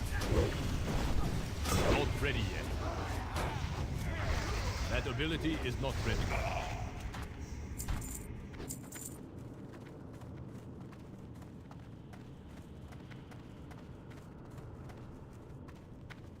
Easy claps. Easy claps. Is this the Last Lord Walton guy? Yeah, this should be the last one. Nah, there's like 2 more, I think. Is there? There's that one. Yeah, there's that one witch lady with the little broken bridge thing. Oh, okay. I cannot do that yet. Need more range. Not ready yet. That ability is not ready yet. Staircase. Not ready yet. I cannot do that yet. That ability is not ready yet. I cannot do that yet. I feel like it shouldn't be that easy to kill the bosses, bro.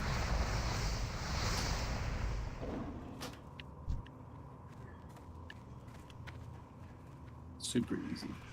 Yeah, churn shit in, I'm pretty sure,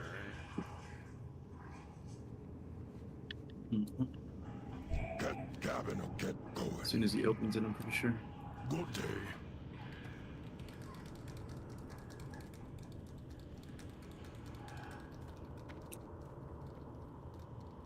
Best hurry before the eggs spoil. Oh shit, I won that mail too. Fuck yeah, dude. Got some good shit. Long live Greymane. Fuck yeah.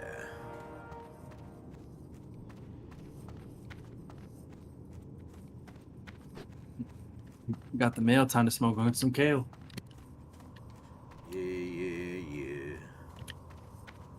Missed 420. It's alright. No, we smoked at 420. Sort of.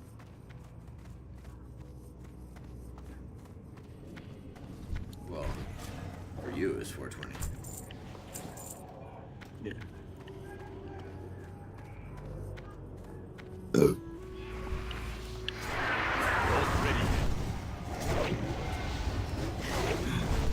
That ability is not ready. I cannot do that. Not ready yet. That ability is not ready. Not ready yet. I cannot do that.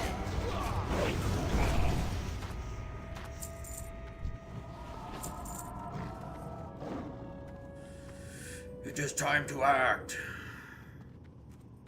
Yep. Need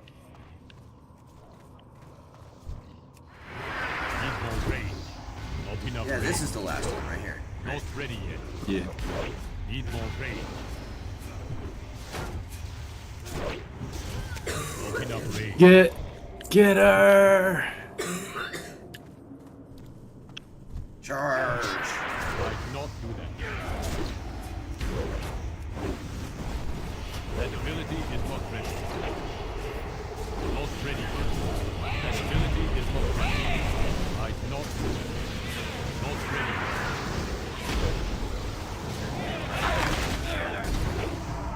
That ability is not ready.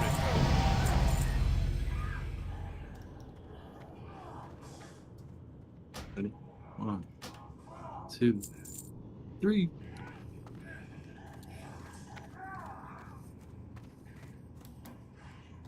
Get grabbing her, get.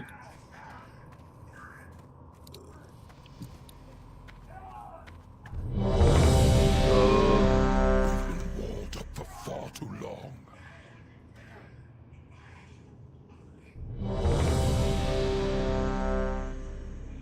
I'm level 21. We are bound by a common enemy. We accepting this? Alrighty then. Alrighty then. Yeah, I did.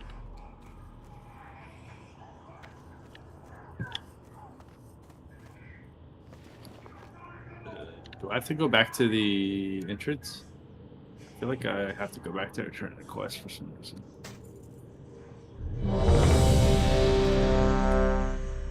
Nope.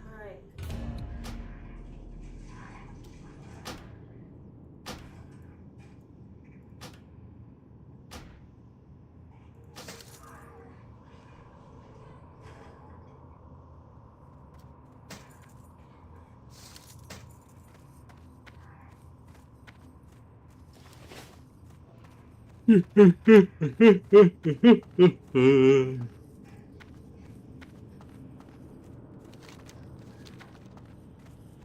got like the Asus gaming earbuds. Mm-hmm. They were like $70, I think, because my Asus over-the-ear headphones freaking broke already. Just stopped working, but they're okay. The battery life is kind of short. That's got the kind of sucky part, but they're pretty good, like sound quality.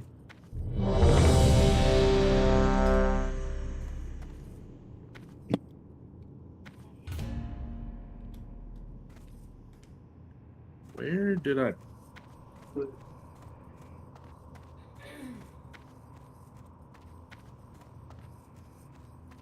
I am so confused. Am I blind? Maybe I am. What do you look for? My hot knife.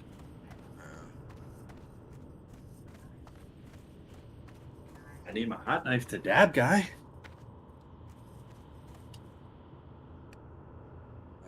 Gotta get the scoop on. Gotta get the scoop going. The scoop and drop.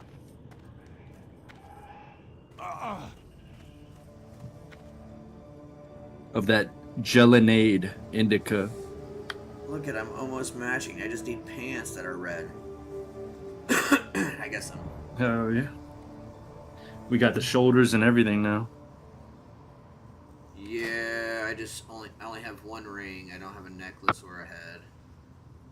I don't have none of that shit.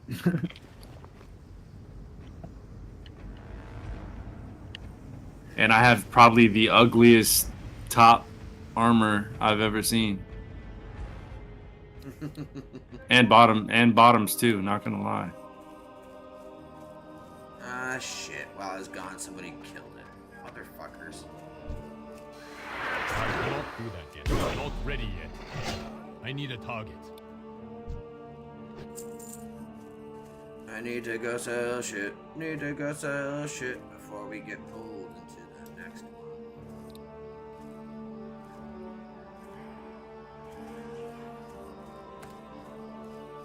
B.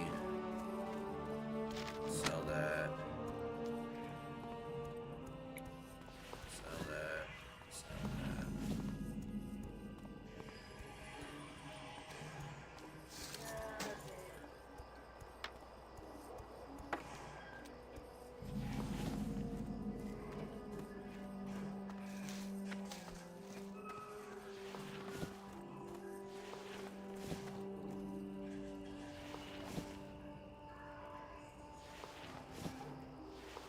Hey, look, an orphan. Ha ha!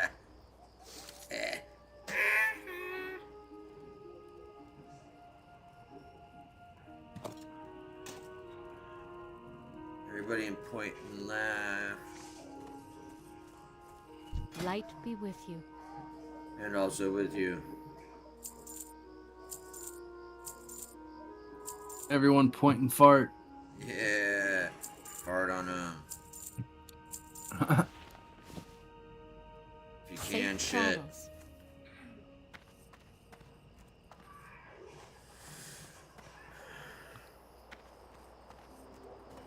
I really should fly That's back sick. and get these done. Here, hold on. Where am I? That's the How does trade he- district. I guess that's closer to fly to. That's sick, bro. What? This druid is just chilling over here like a bird on a light post. It's sick. I thought it was a part of the game, but it's a player. That's fucking. Were you in town? Yeah. Oh, that guy, Indican.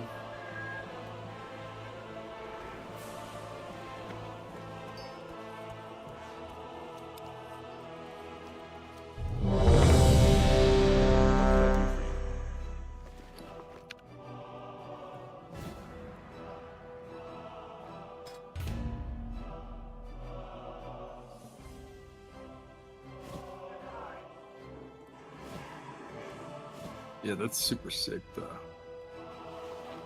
That makes me want a night elf druid. Right. I would be doing the same shit he's doing. Just smoking. Go with honor, friend. Light be with you. Light bless you. Light bless you? No. I sneeze hard. It's a hard bless you. Thank you. Right breast you. Don't be giving me no soft blessings, motherfucker. Go with honor, friend. Go with As honor, friend. Sure. Smell That's my true. finger, friend.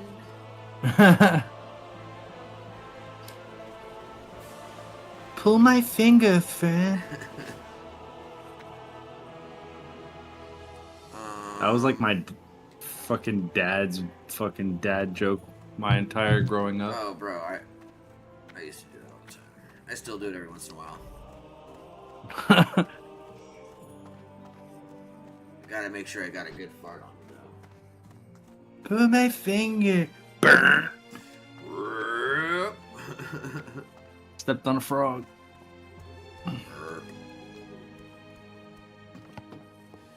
Oh, are Bro, we what the is up with only these two? dungeons, dude? We're gonna Dang. leave instance group.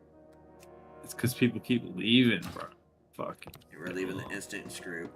I'm gonna fly down, turn these in, and I'll queue for another one. So that way, I just like for some reason leave? insta queue, and I lose some XP that I just We leave the insurance group. Insurance. Let's go. Kill this motherfucker.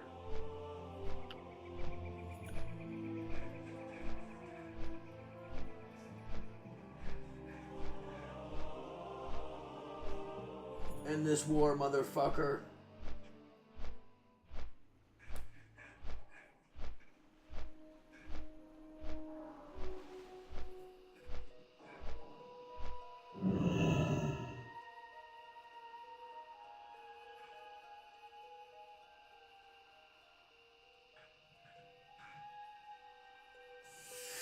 Fuck.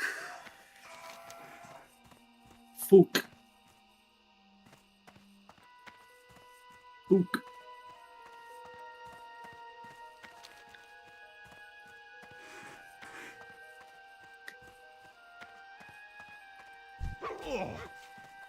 Shut up, Coyote. You ain't worth my time, fucking level 10, bitch.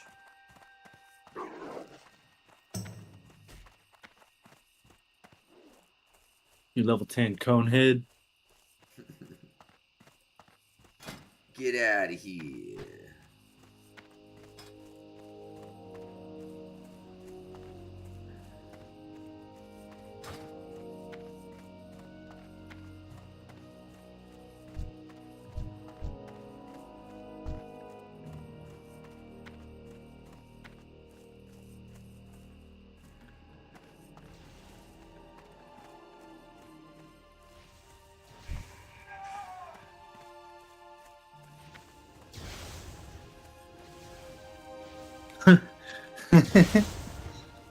What?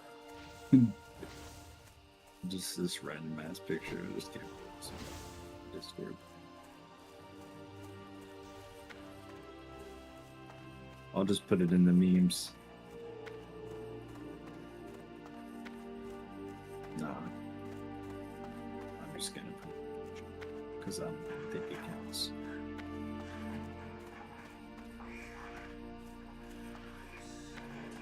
Yeah. Sticking with the pointy end. Oh, random pictures too. I could have just put it in random pictures. But... Well, there's memes, random Yeah. pictures. I just didn't think it counted as a meme. So. Yeah.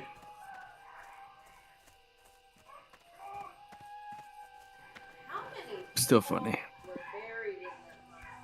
It's generations, honey. Fucking rations.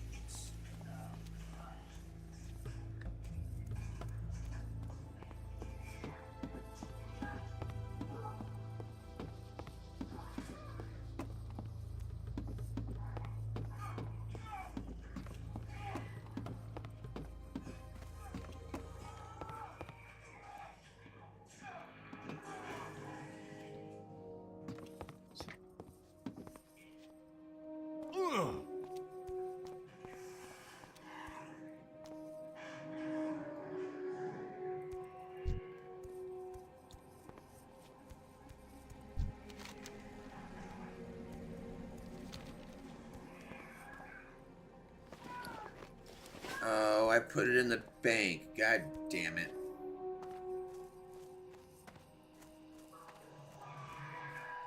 Good day to you.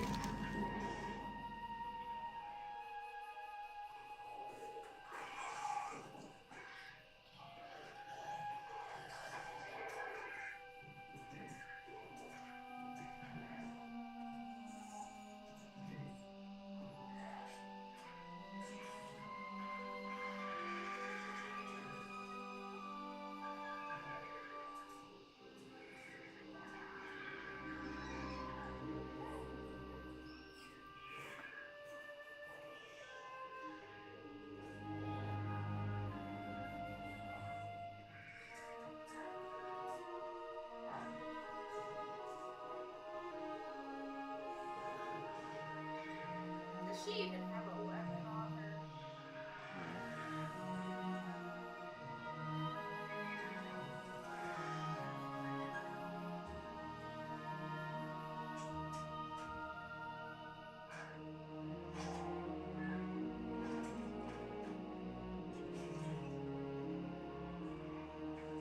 Better start running, bitch.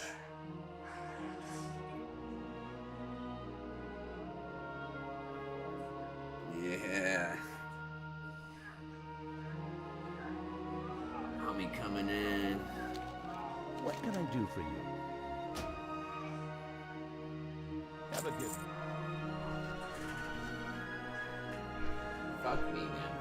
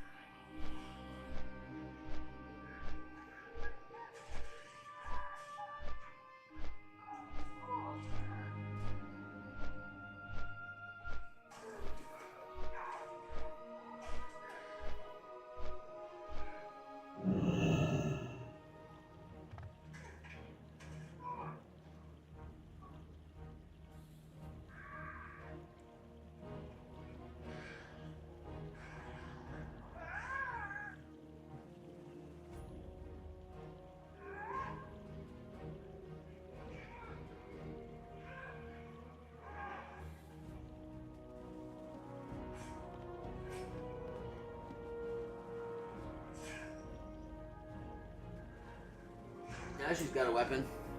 Now she does.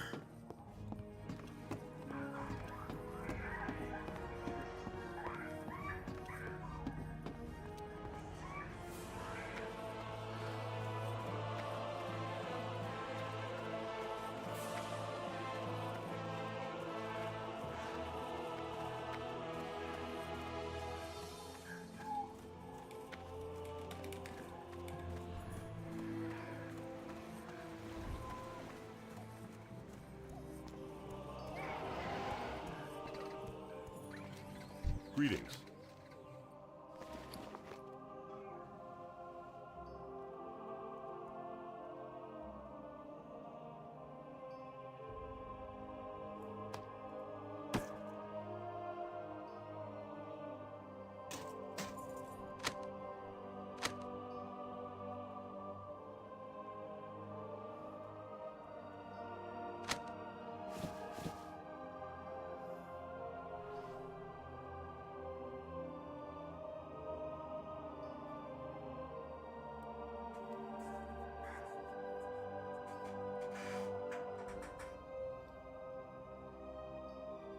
For the Alliance.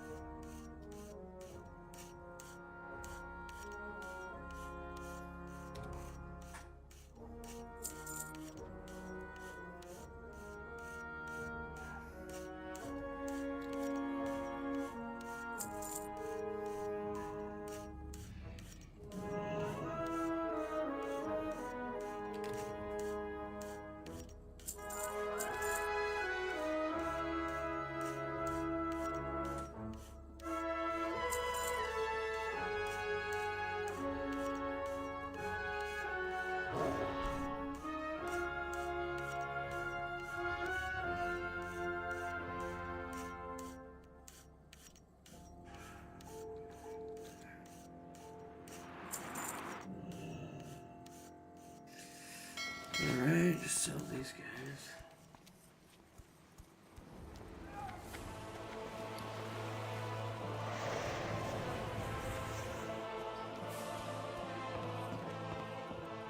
I buy and trade. Be careful. All the way back now. Now that I got my fucking quest item on me. Jesus Christ.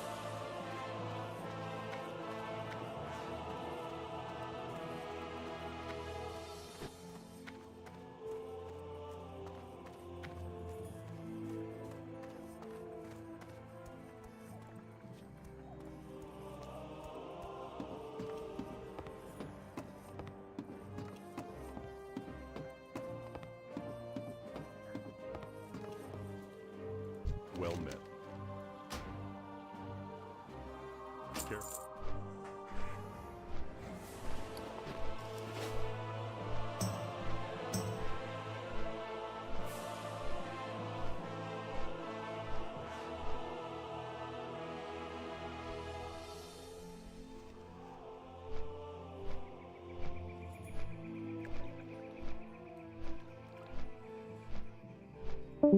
Showing his worth right now.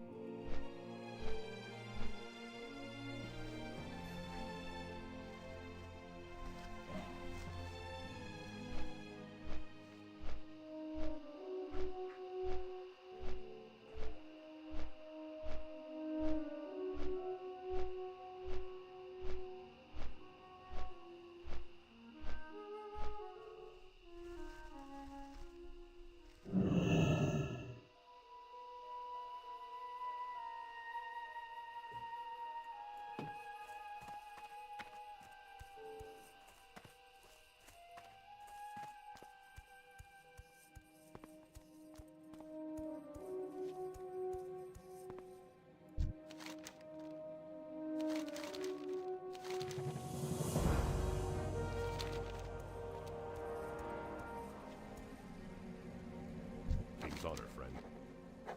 Light bless you.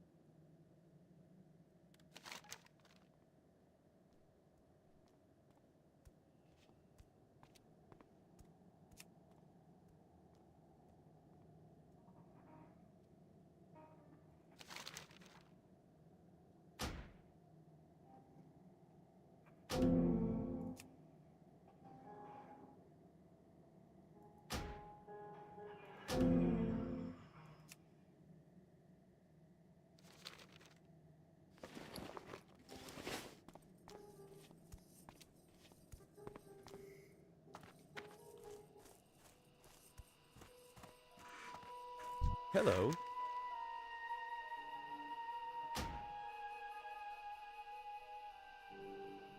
See you later.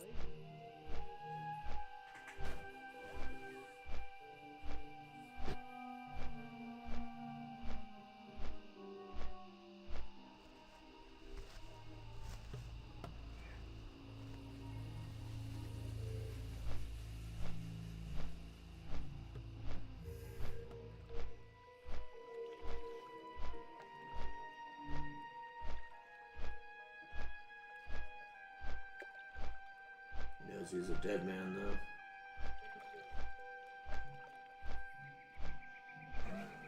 He just got stabbed in the chest. He's still a boss, man.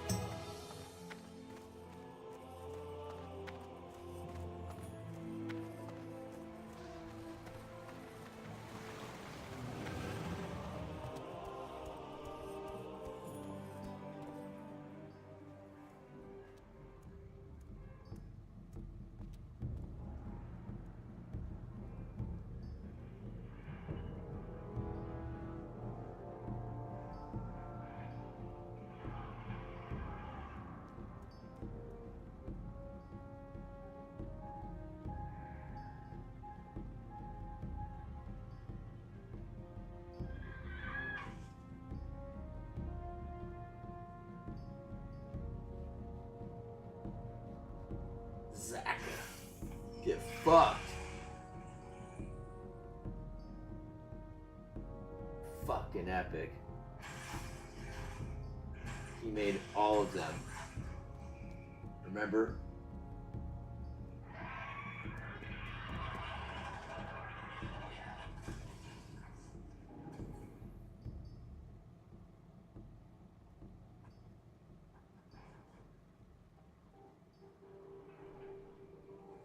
Arya's the fucking savior. They will sing songs about her for years to come. Such a fucking insane battle. Right. But could you imagine that was yours is just dropping dead all of a sudden? Say that again. So could you imagine to witness that Yeah. soldiers just dropping on a dime?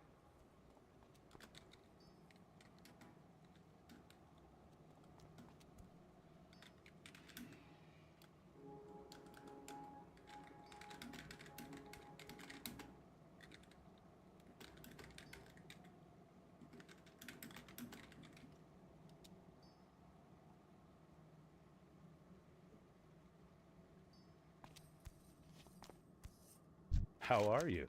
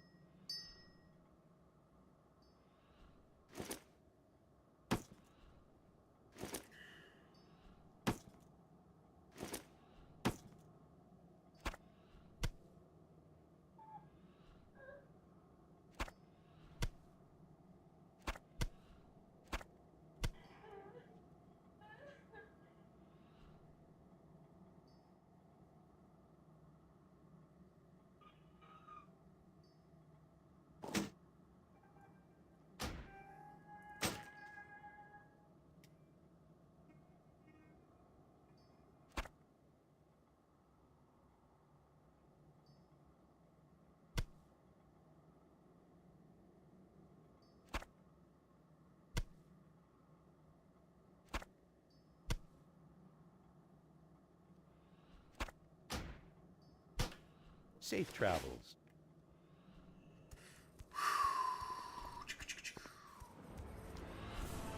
I don't know what happened to Ian. He was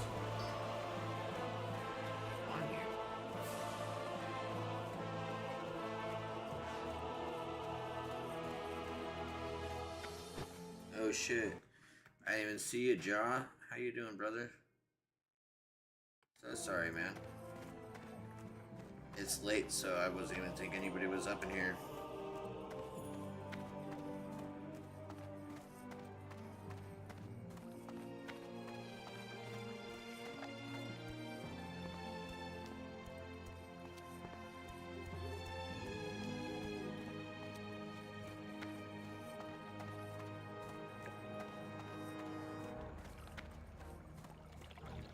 See that shit?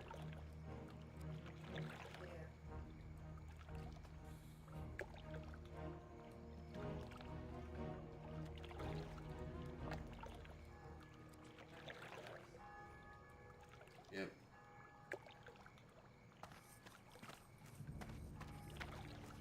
I wonder how old she really was. Oh. See, either she was really old or she traded her life force for power. Yeah.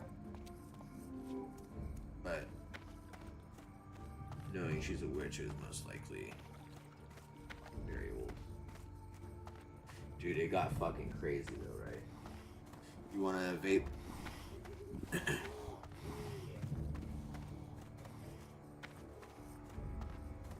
wasn't even trying to get through that entire episode. It's fucking great. That's why. That's why you can't stop. I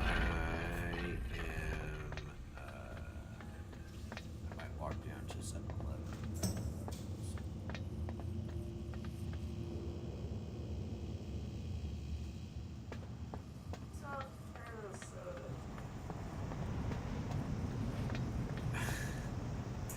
I know, but if they're not worth, you know, like if they're not good to me, I still have to go anyways. I mean, I could drink my other energy drink too. I'm just trying not to drink another energy drink.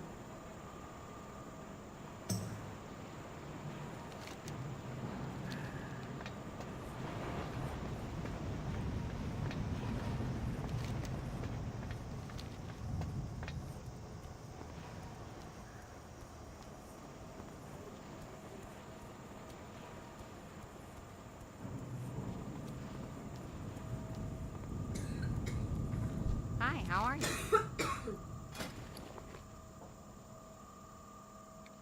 Very well then.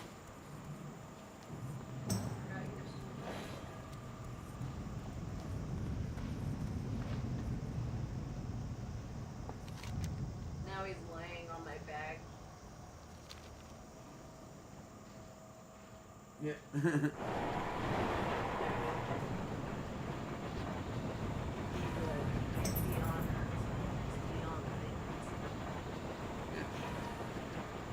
Pretty much. That's why he will sit on my stuff too. Did he just make me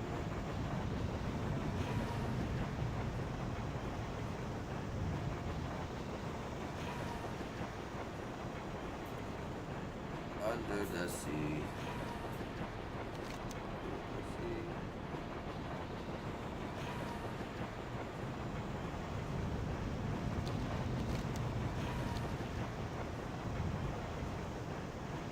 Let me get to my destination and then that'll be in there.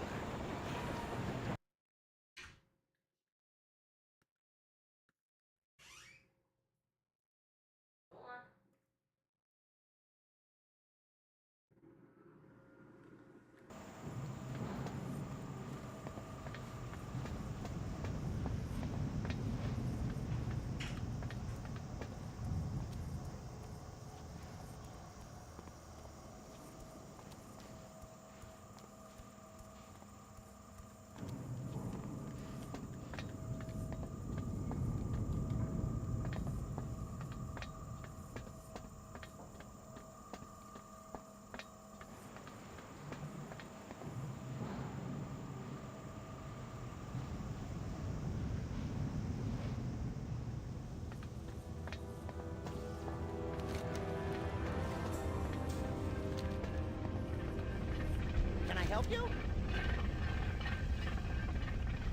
Alrighty then.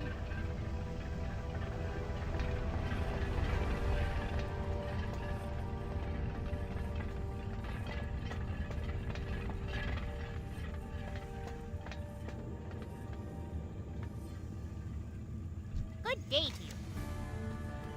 Pleased to meet you. Pleased to meet you.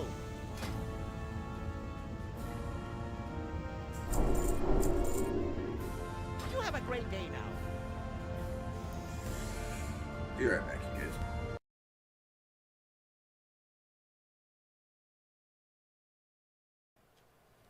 Bolder, louder, and greater than ever. My husband's mission will not end, not even for a moment.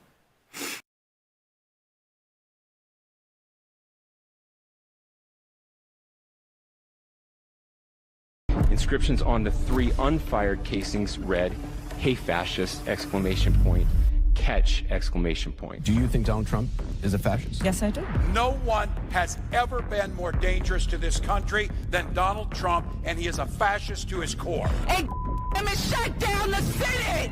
We are at war! We're in a war right now. We are at war. So you have to be willing to do whatever is necessary in order to save the country.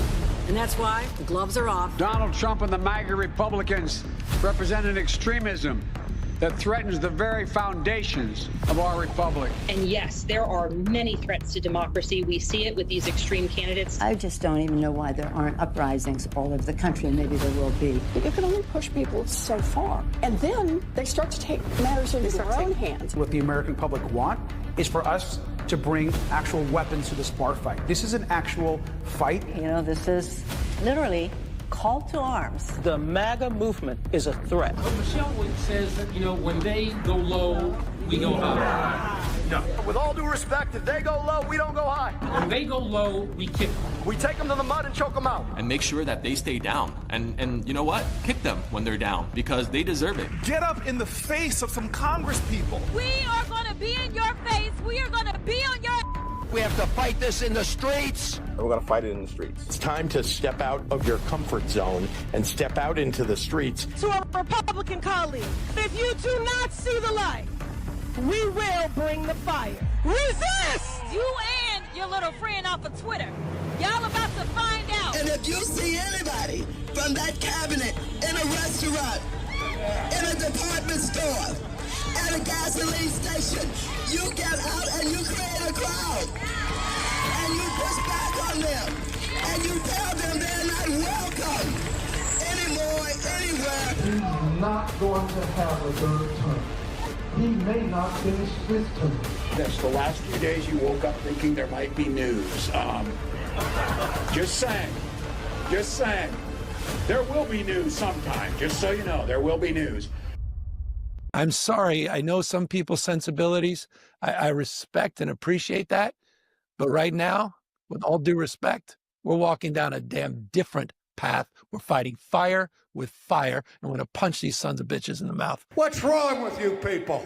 This right here, what we're seeing is what happens when violence becomes part of a political conversation. When actual TV networks air over and over clips that encourage people to see the other side not as neighbors that we might disagree with, but as enemies that need to be destroyed, as the threat to society. The minute that your ideas require violence to enforce or spread, they're already completely bankrupt. Every tyrant, every failed ideology, every social collapse starts the exact same way. The debate dies, then violence takes the place of debate. And you can't argue with a gun. You can only kill with it.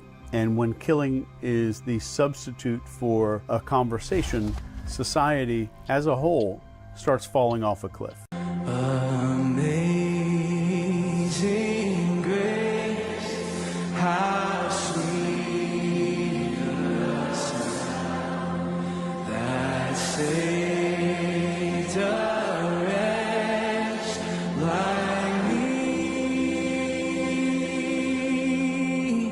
I once was lost, but now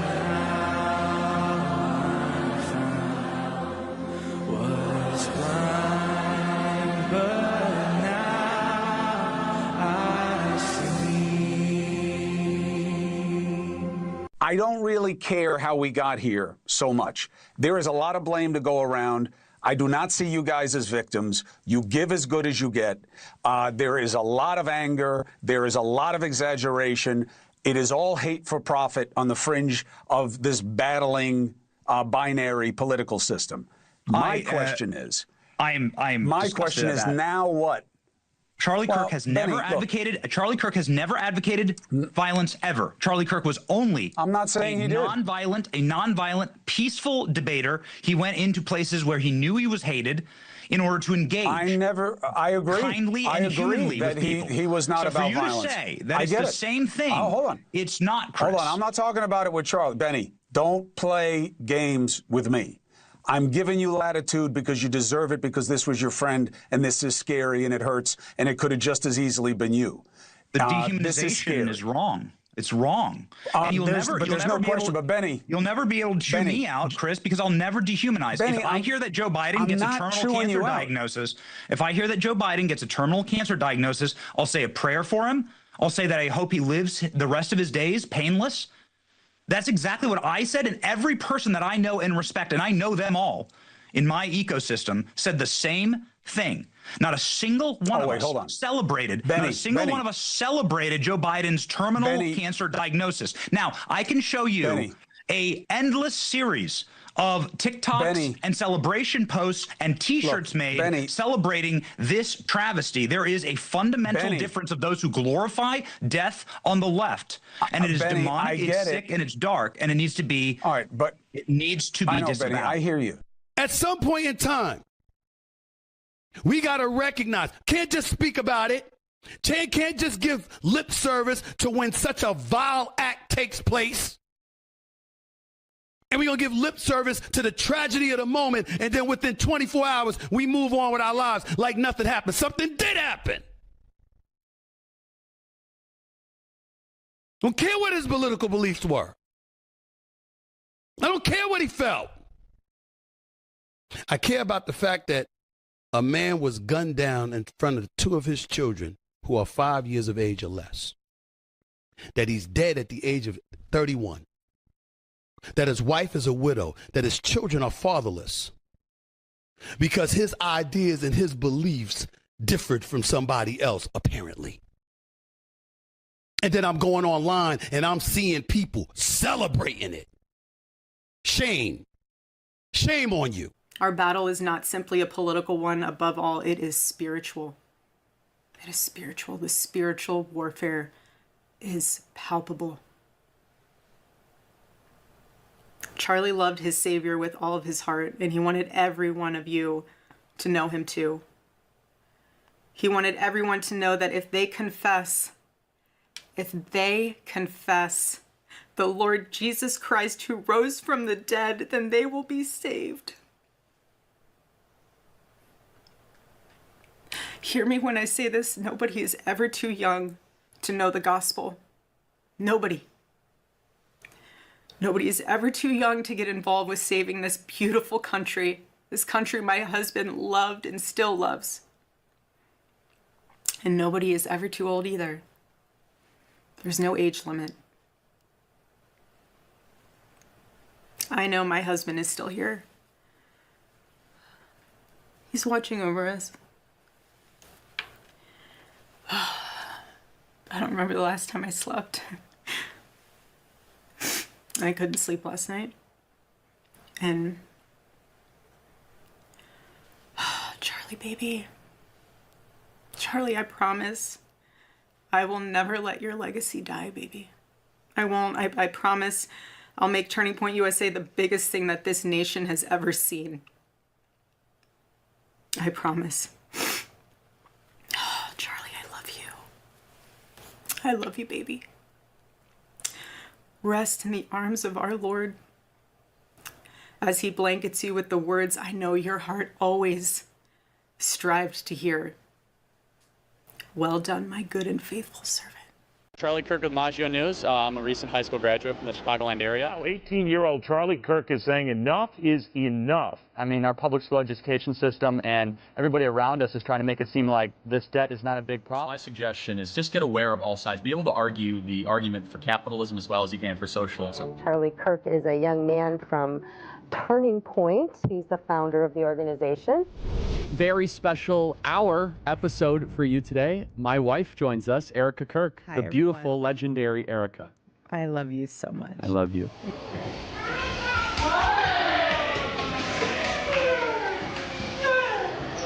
Jesus saved my life. I'm a sinner, gave my life to Christ, most important decision I ever made. And the resurrection is the pinpoint of my belief that Jesus did rise from the grave so that we may live. We should be so grateful. We should be on our hands and knees kissing the ground and thanking God we get to live in this great nation, which is the inheritance, not of luck, not of chance, not of Buddhism, but the inheritance of courageous Christians who put everything on the line so that we can live free. What I do is I fight, and I know what God calls of us. So the specific teachings of Christ is to go make disciples of all nations. I'm trying my best to do that.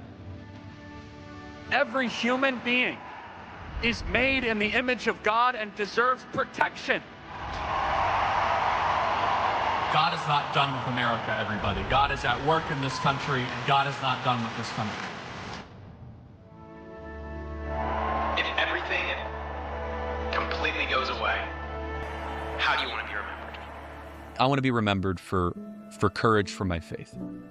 That would be the most important thing. The most important thing is my faith in my life.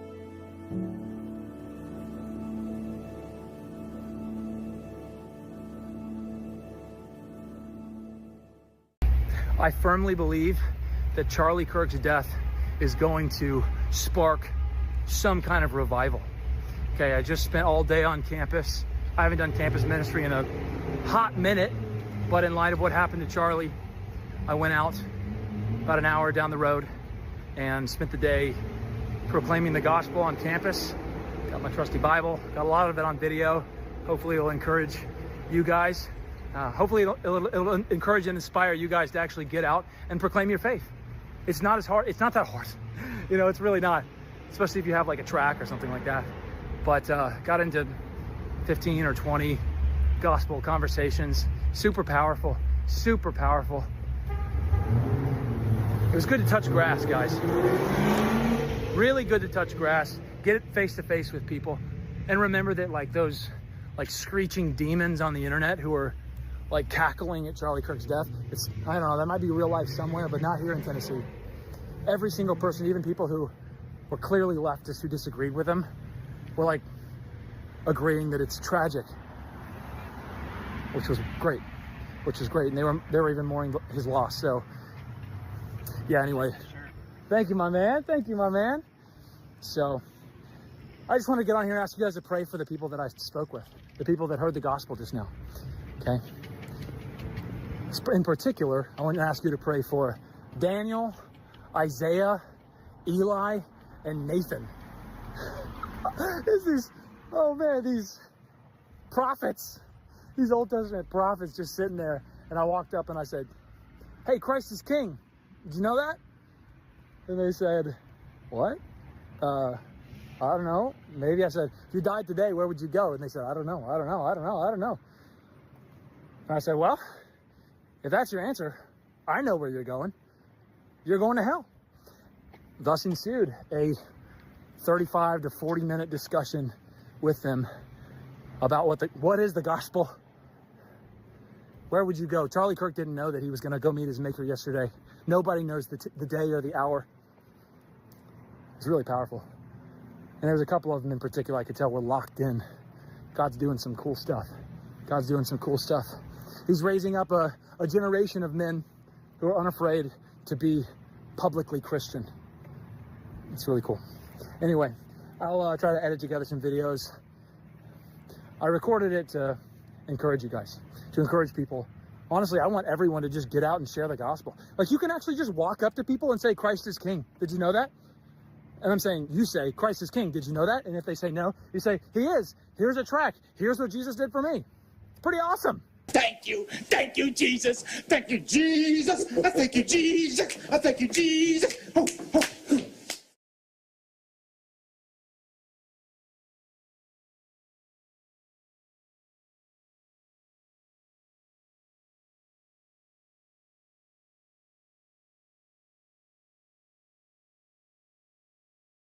Don't forget to hit that like button, subscribe if you haven't already, ring that notification bell so you know every time I post a new video. If you like what I'm doing over here, you want to show a little extra love and support, be sure to check out our website, crownandthread.com. That's where you can grab all the awesome clothes you see me wearing in all of my videos, like this one. It says, he conquered as the lamb, returns as the lion. You know, the Lion of Judah, that would be King Jesus. And these are all handmade by my beautiful wife. We got tons of different designs to choose from, Christian, conservative, sizes ranging from itty bitty extra small to big and hefty 5X for my folks that like to eat. Bunch of different colors. It's all gooder than chicken to me. Of course, I'm biased though, but I'm sure we've got something that you look great rocking or that'll make an awesome gift for someone you love. We also sell some pretty sweet woodworking pieces made by my father-in-law, crosses, hearts, charcuterie boards. Definitely go check those out as well. If you'd like to support in other ways, you can buy me a coffee, hit that thanks button. You can become a member of the Gibson family right here on YouTube. All those links are down below in the description section. Listen, by no means do you have to do any of that stuff. Just showing up and watching my freckle face for a few minutes, that means the world to me, seriously. And I love y'all. I truly can't thank you enough for rocking with me throughout the years. Whether you've been here since I started back in 2017 when I was doing music reactions, or you're a recent subscriber, by the grace of God through my Lord and Savior Jesus Christ, and with y'all's support, my life couldn't be any better. Seriously. So thank you. And until next time, I'll be praying for you. Godspeed. I'm gone.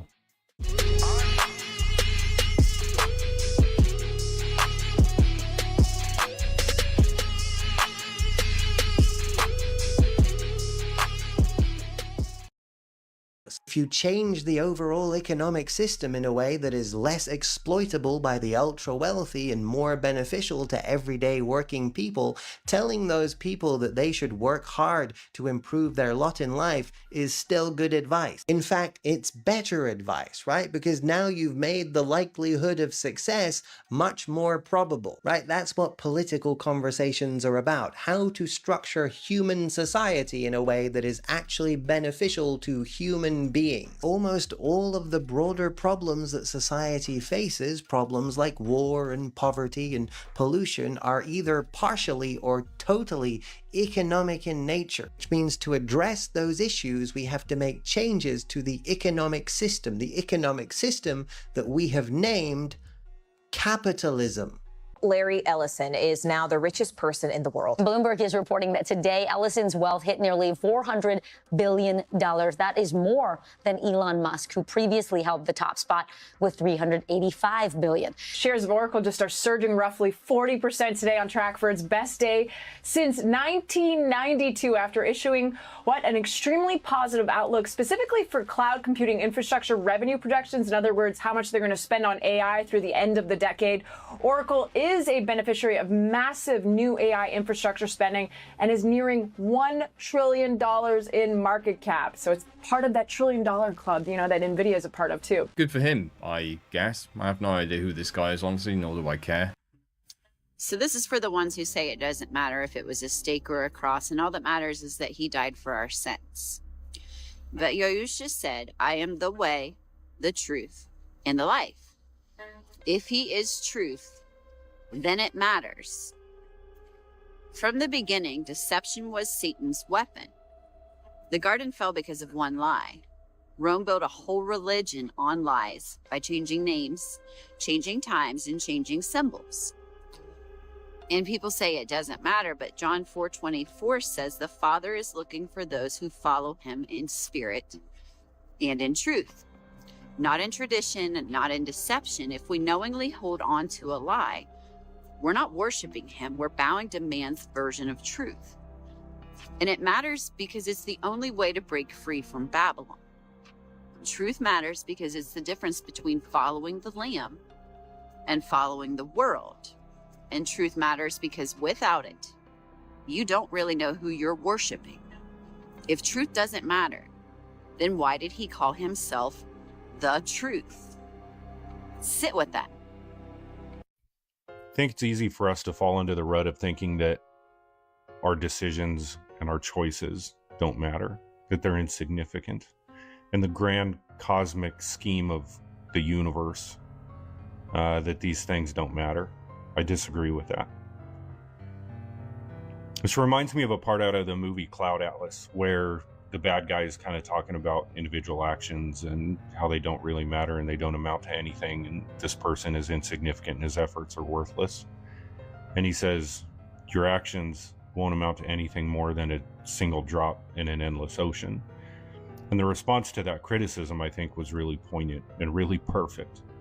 He said, what's an ocean but a multitude of drops? Can any one of us change the world on our own? Probably not. But every choice that we make, choosing compassion, choosing empathy, choosing kindness, that's us putting our drops into the ocean. And if enough of us do that, if enough of us choose humanity over apathy, and we keep putting our drops into the ocean, then collectively, we can make a difference. If you want content with substance, follow along. Welcome to the Anchor Forge. I'm Ian.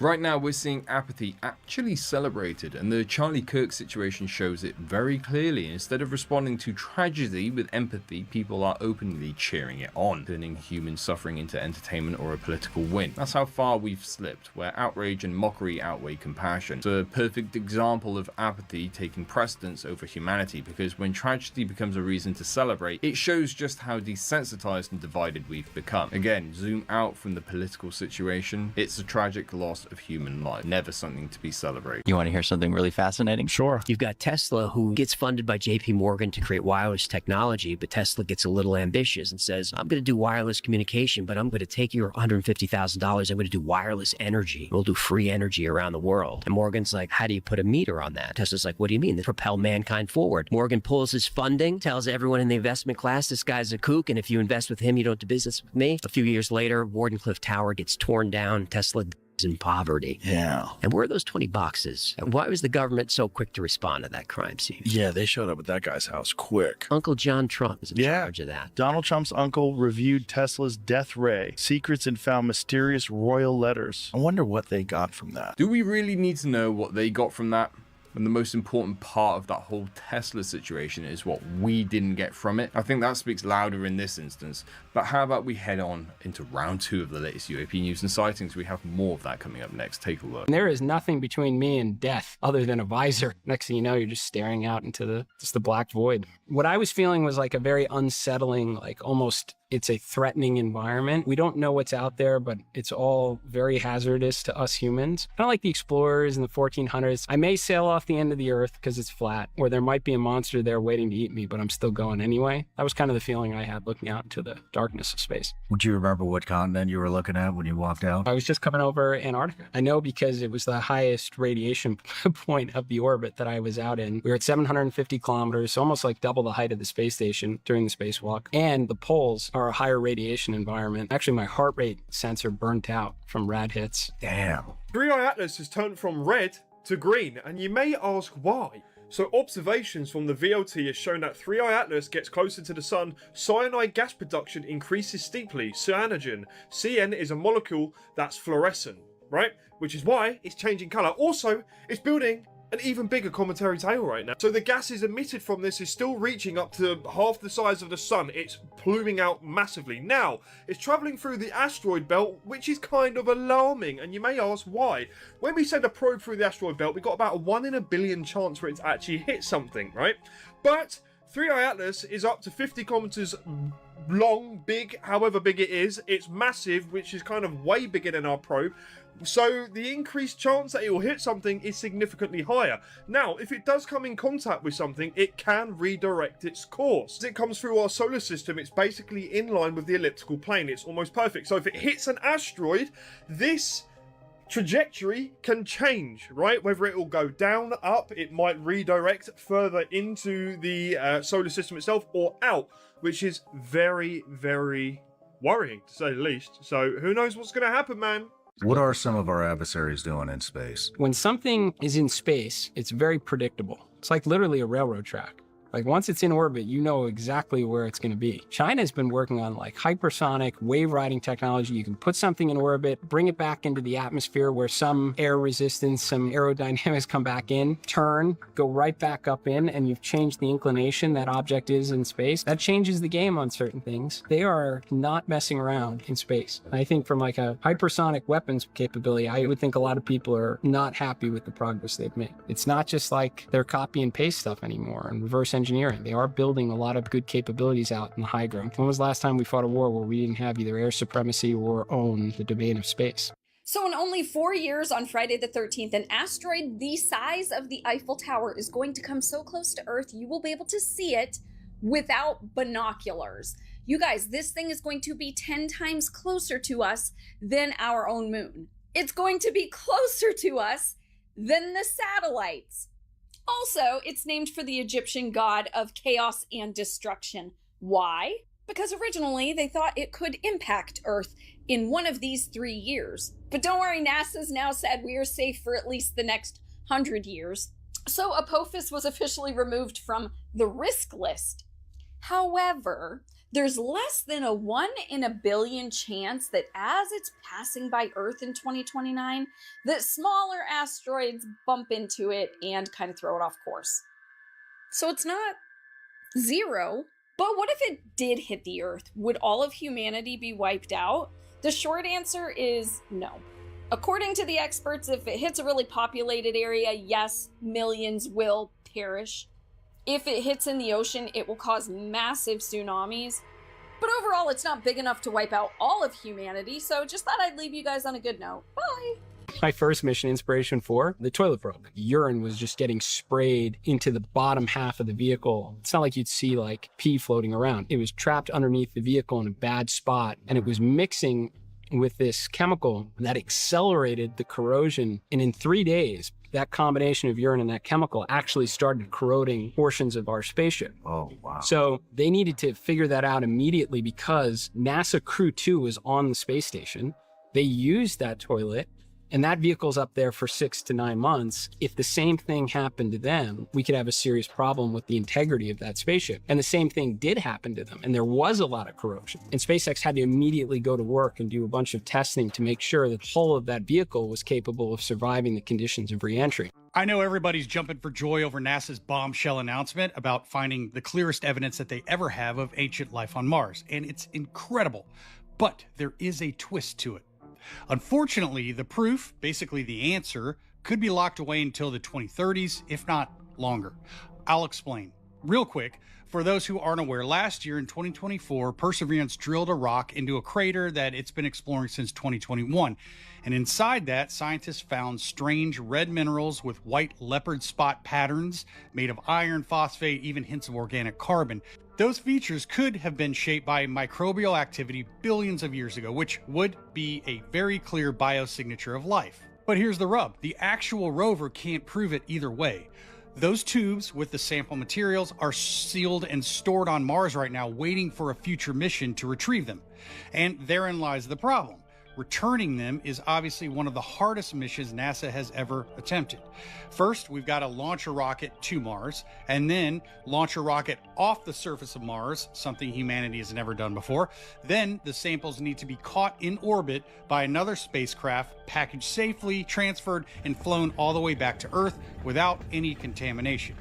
And the price tag, reviews puts it as high as like $11 billion, because the cost and complexity, of course. NASA now says that the earliest return won't happen until the 2030s, and some estimates stretch into the 2040s. So it's incredibly exciting nonetheless. But let me ask you this. Do you think we will ever actually get to Mars and retrieve it? Seriously, let me know. Do you think so? If so, when? I think that last clip tells me everything I need to know about, one, whether we are going to get real, unfiltered, transparent disclosure from this whole UAP congressional sideshow, and two, whether NASA really did find anything. I'm not convinced. If NASA won't even tell us if there is a microbe on a distant planet, are we expecting US government officials to tell the truth about whether aliens are flying around in spaceships or, you know, even already on our planet? Does that make sense to anyone here? Most people don't know that they've introduced cats, like just feral house cats in Australia, to combat certain species, and they start decimating all the other species. It's literally the #1 mammalian extinction rate is in Australia. Right. Cats. And it's because it's an invasive species. If you talk to most people in Australia, they hate cats outside of the cats that they actually own. Yeah. They actually hate cats because of what they're doing to small marsupials. They're actually looking at technologies like gene drives and others to fully eradicate cats that are wild, non-domestic cats. Yeah, people hunt them. Yeah, people hunt them. They hold them up like trophies. Well, because it's a huge problem, right? It goes back to the invasive species. So let's talk about the Earth and how she's alive. She has veins, lungs, and a heartbeat, just like you. Her rivers are bloodlines. Her volcanoes are her breaths of fire. Her magnetic field is a nervous system. And when she quakes, it's not chaos, it's contractions. And when she storms, it's not anger. These are nervous pulses. They're going to say it's climate change, but they leave out the truth. We are living inside of labor pains of this planet, giving birth. Every flood is a cleansing. Every quake is a shift in her bones. Every solar flare she absorbs is a surge of energy through her spine, and you're feeling it. You're not just standing on a dead rock. You are inside a living body that is going through labor. My mom's out here, you know. The contractions are now faster. She is pushing and she is shaking off the old and cracking open what doesn't belong here. All of the evil. She is making room for what is next. This isn't the end, but she's about to crack and the new earth will come through. So through that, we have to prepare for this birth. Where we're going to be, strategic places that make sense, that are survivable, and making sure that you can withstand this collapse. A worldwide event that left so many remains melted and scorched. You can see the blackening and charring on so many of these melted structures. Most of these structures are still buried from the many resets that occurred after them. This is a perfect one. To the right of that archway, you can see a lot of that structure deformed and buried under the stone, and that undeniable scorching. Some more blackened stone here on the top, and in little small parts all along this melted ruin.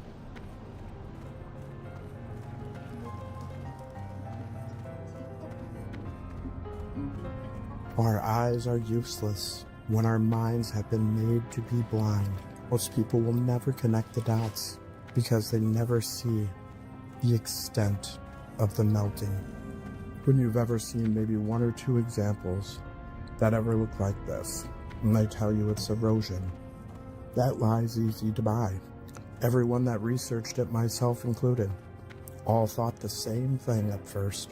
But when you see the thousands of examples, it's clear something big happened in our past. Something erased from the history books. Perhaps a massive plasma storm, realm-wide. The truth is hidden in plain sight. Question everything, friends. Until next time.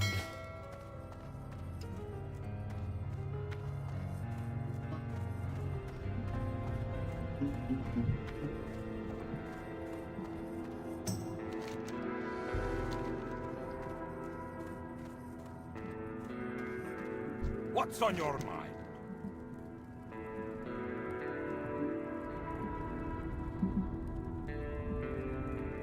Does this prove Noah's Ark in the book of Genesis? Because people are finding seashells at the tops of mountains, meaning this must have all been underwater at some point. It's just more evidence that our history is nothing but a lie, and that many tales in the Bible could be correct. People are also finding these seashells at the top of Mount Everest, the highest mountain in the world. It's also made of marine limestone, meaning that the highest point that exists was all underwater at some point. Now, this is not good for mainstream science and archaeology because this throws a wrench in the official narrative. Like, why would there be seashells at the tops of these mountains? It doesn't make any sense unless this was all underwater. Does this prove Noah's Ark in the book of Genesis? Let us know what you think in the comments down below. Peace and love. There is no other possible explanation for something like this to occur unless there was some type of mass flooding event around the world, a mud flood, a biblical scale deluge. Something that happened suddenly all at once, reshaping the land-bearing civilizations and resetting the surface of the earth in a way we're only now beginning to uncover. The evidence is written in the geology, in the layered sedimentation, and the ancient ruins found buried deep under silt and clay, in the universal flood myths that really do echo across our entire planet in every culture. I'm not sure how anyone could argue a point against that, but if you have one, you see another explanation that fits the scale, the speed, and the global consistency of what we're finding, please share it with me in the comments below. Runestones from the Viking Age, c. 800–1100 AD, are significant cultural artifacts. These stones, placed near roads, served as public memorials for the deceased. In May 2023, archaeologists at Saedra, a Roman frontier city in southern Turkey, uncovered a marble foot measuring 1.6 feet long, once part of a colossal statue of Emperor Marcus Aurelius. Abraham Ortelius's Theatrum Orbis Terrarum, which is considered the first true modern atlas. This atlas, with the first edition appearing in 1570, they put their dragon crossing signs right on their maps. How interesting.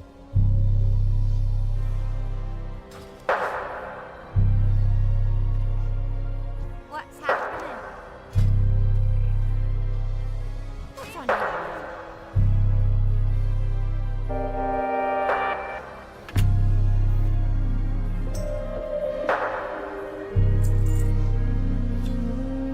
I wanted to draw attention to the labyrinth because I think it is like the biggest opportunity for it. If in terms of massive discoveries in the ancient world, I can't think of anything that's bigger than I know the Kufre scan stuff is super interesting, the claims are wild, but this is like known about, like this has been talked about, and then it's been confirmed with multiple scans. You had Matterhorn expedition, you had Cairo University, I think it was Wrocław, Polish university, or then you had German Geoscan, space-based satellite. They scanned the labyrinth. They were the first space-based scan to come out and talk about it. There was a cyclone at a Mayan temple the other day, seen and recorded by hundreds of witnesses. You know, them Mayans were one mysterious group of people. Yeah, mysterious. I'm not really sure that is a cyclone, more a dust devil, at least to me. A cyclone is a massive storm that forms over warm oceans, bringing powerful winds and heavy rain. A dust devil is, well, it's a small, short-lived whirlwind that spins on a hot, dry ground and lifts up dust and debris into the air. Sorry, Cheesehead, but you are mistaken on this one, fella. Seriously, people, it is looking like world war or potential war in Europe is more and more likely. European countries are bracing themselves for an imminent war with Russia by turning borders into defensive swamplands and stockpiling a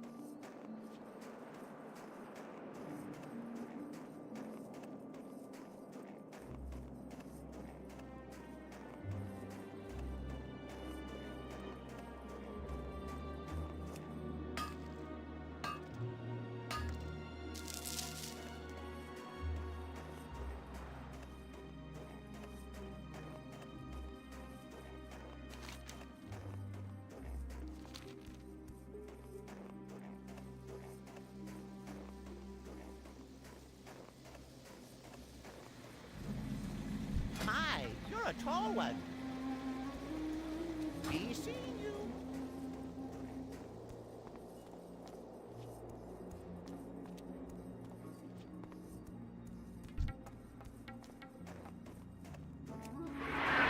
We both have a target.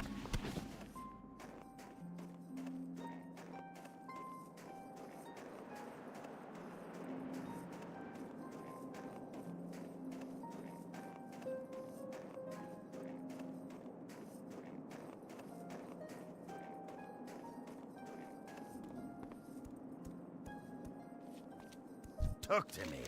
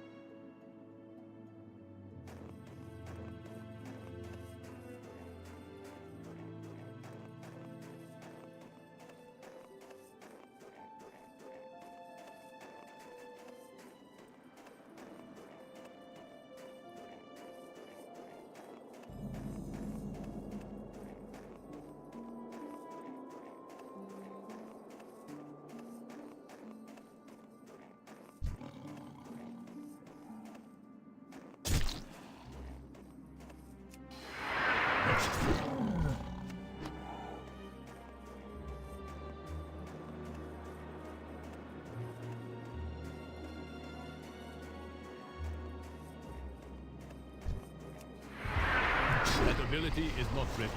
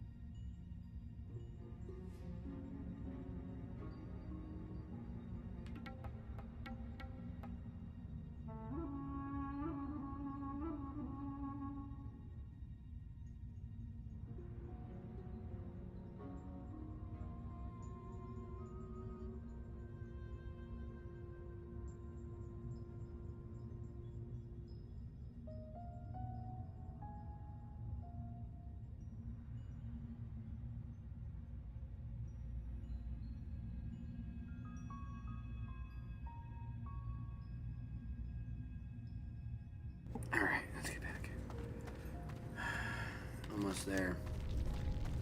We're so close, you guys.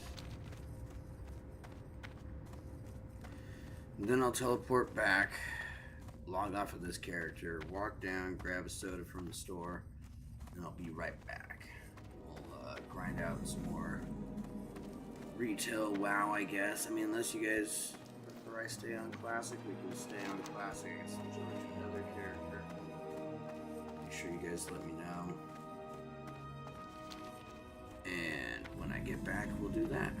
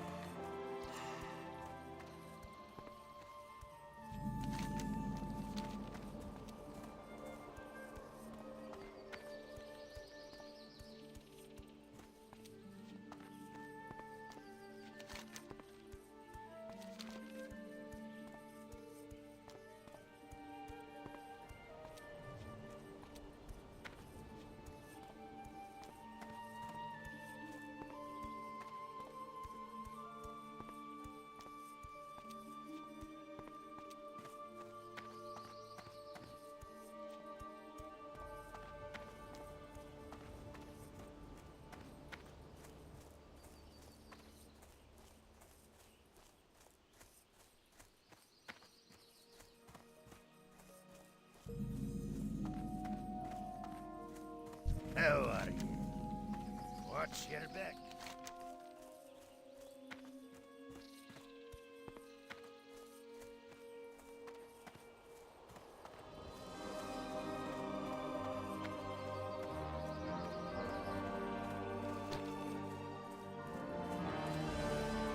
It's a fucking journey.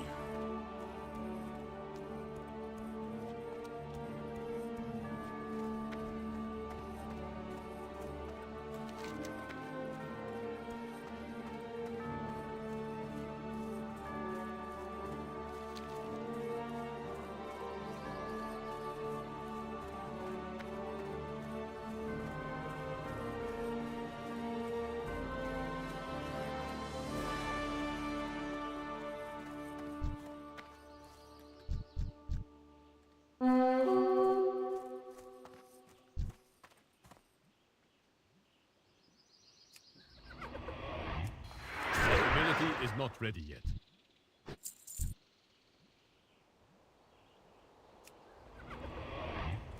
I cannot do that yet. Not ready yet. I need to target something first.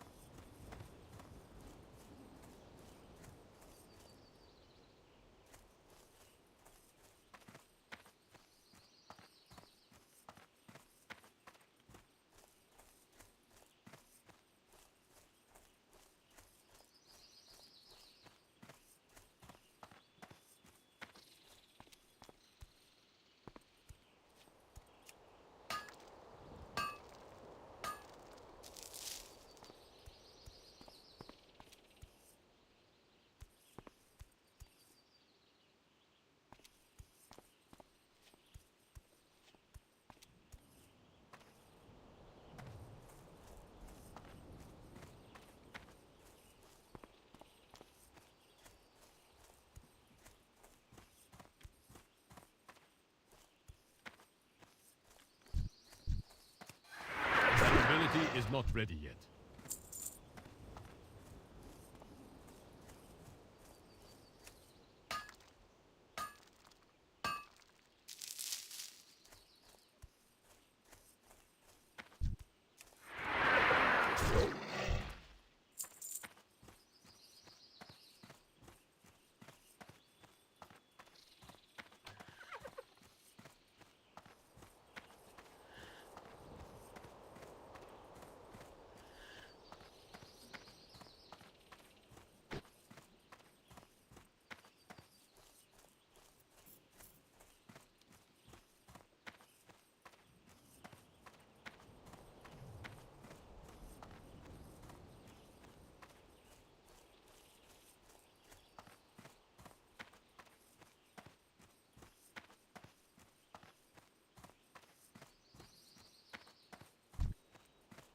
I am out of range. I cannot do that.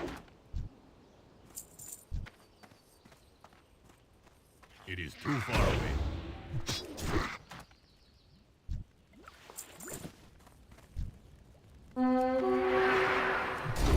Not ready yet.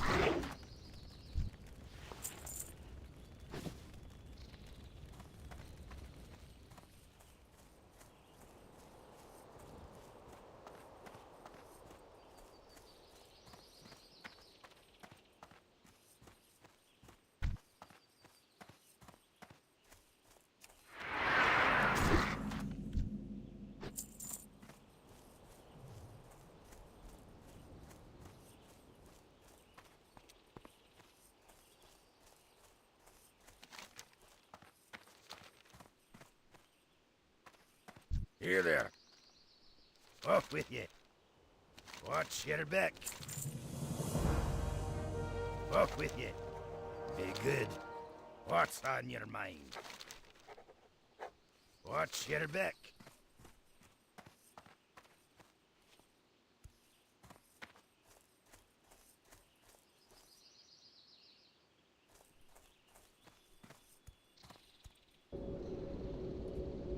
Oh, God.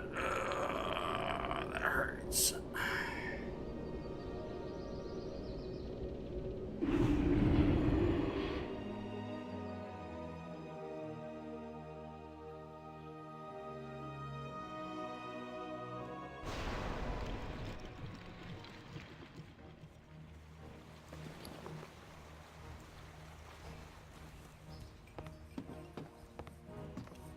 Greetings.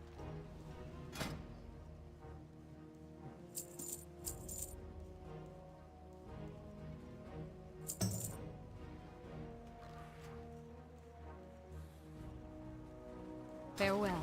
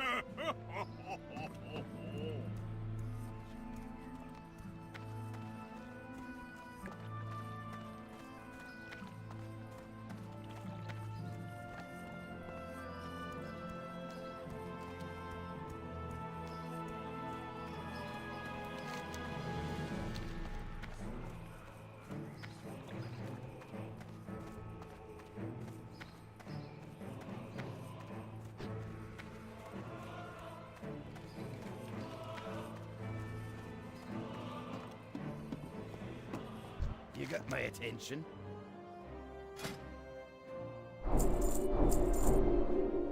Very good.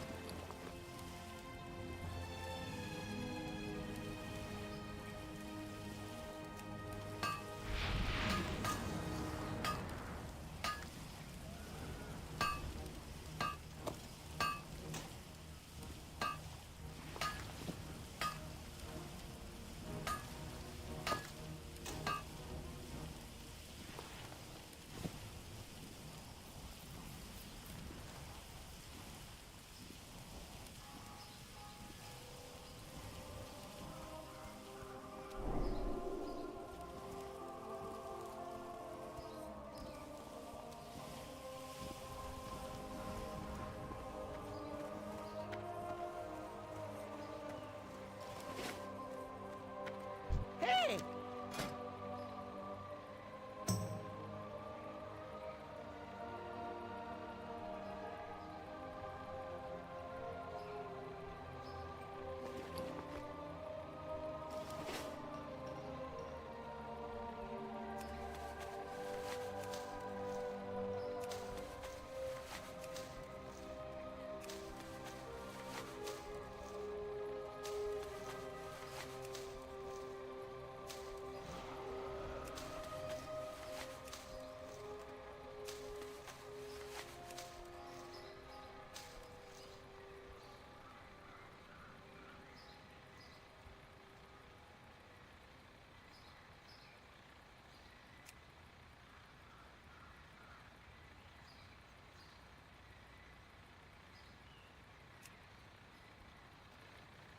Off and away!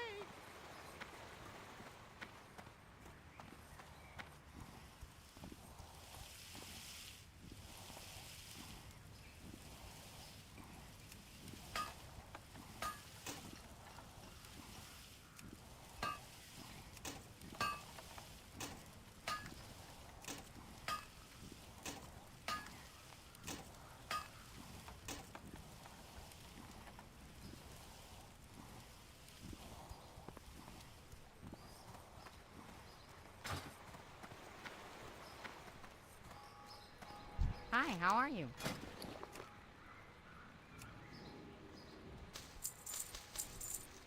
Alrighty then.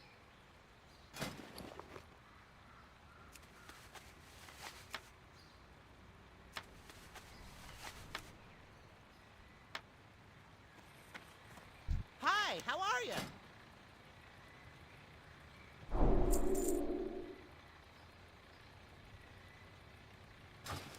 You have a great day now.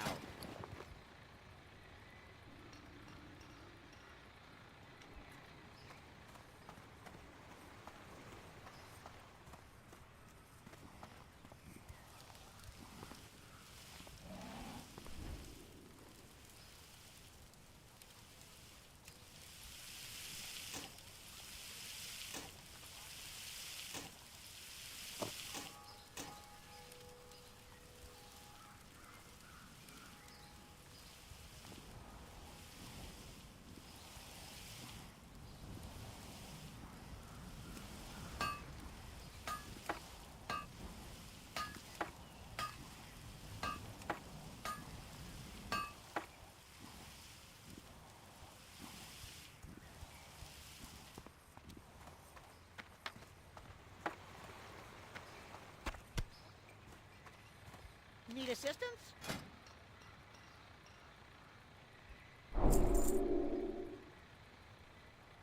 Be seeing you.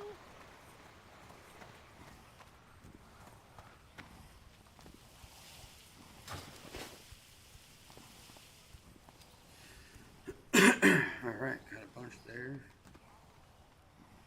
That's... Ooh, actually.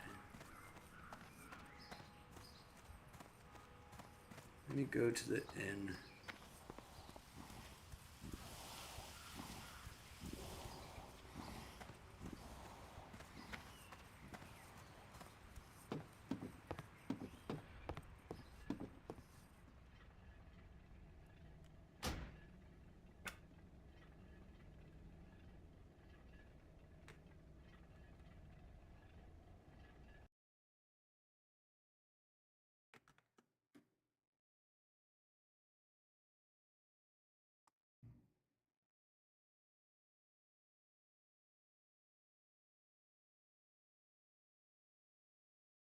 Essential goods such as food, water.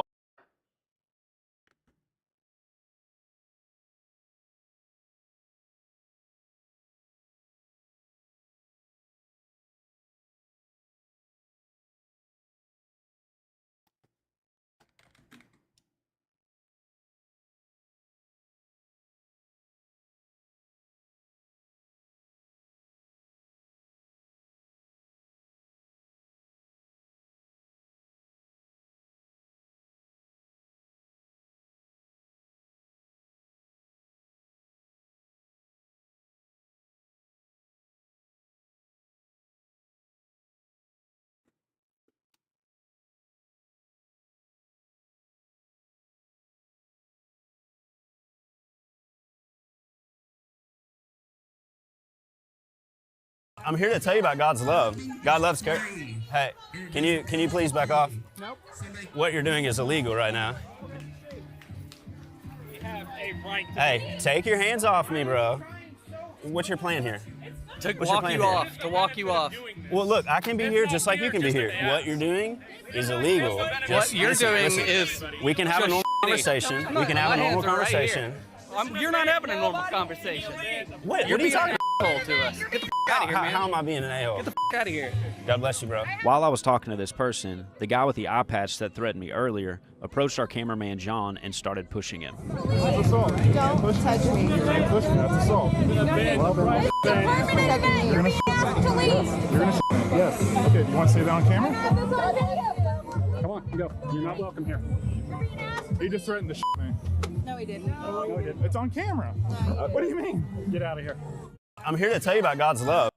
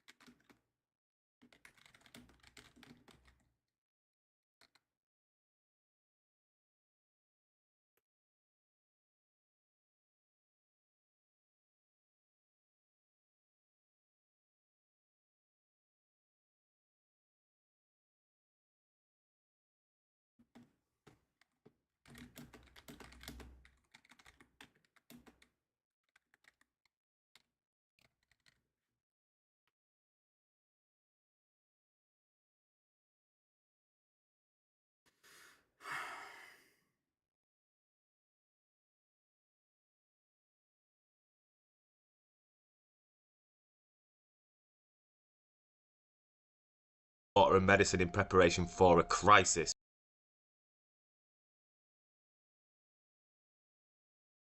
What's up, Umbreon? My favorite Pokemon is Marshadow. But you're dressed like Umbreon. Can't find a Marshadow costume. Oh, that's true.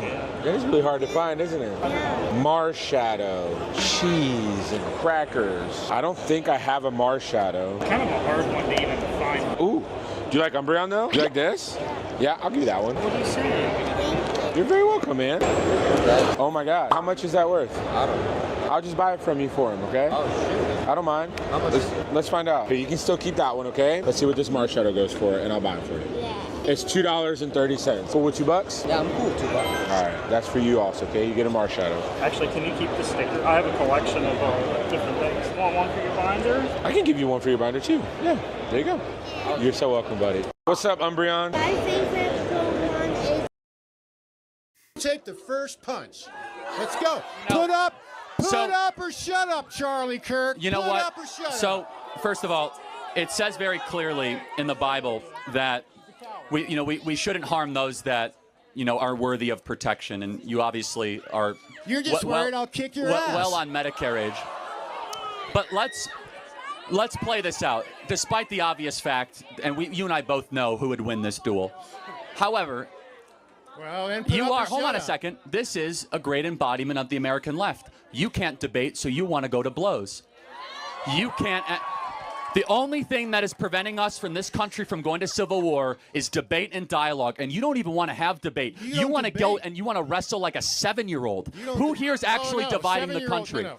So a gentleman's fist fight. You know what that is, right? Again, I would like to think that we are elevated above trying to go have a fight in the streets or a fight in front of 2,000 people. In fact, a mark of civilization is that we don't have to go to blows or bullets, that we can have discourse and debate, but yet you're inviting that. And you know that out here in the West, that's a bunch of bullshit. Oh, really? You don't debate out in the West? Real men stand up for what they believe. You guys don't dialogue in the West? Come on, man. Look, I know. How about this? Why don't you, since you're a 70-year-old aged elder and you want to have a fist fight with a 31-year-old? Is that how old you are? Why don't you tell me what a woman is? See, I am not here to debate you. I'm here to prove you wrong. Prove you wrong. Prove him wrong. So either put up or shut up. I'll walk away. You tell me right now. I will say this. I will say this. I'm not going to fight you because I don't have to. Because you know why? You don't have to. You are acting as if someone who is very desperate, who is clout chasing. We are going to remain peaceful while the left promotes violence. We are going to be the peace because, as Christ our Lord said, blessed are the peacemakers, for theirs is the kingdom of heaven. Thank you, sir, and get out of here. Imagine that shit.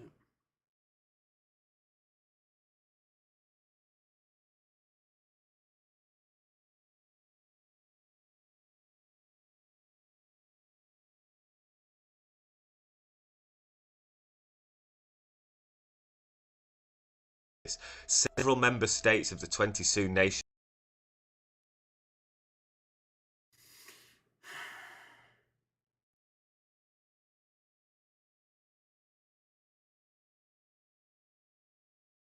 bloc are taking the drastic measures in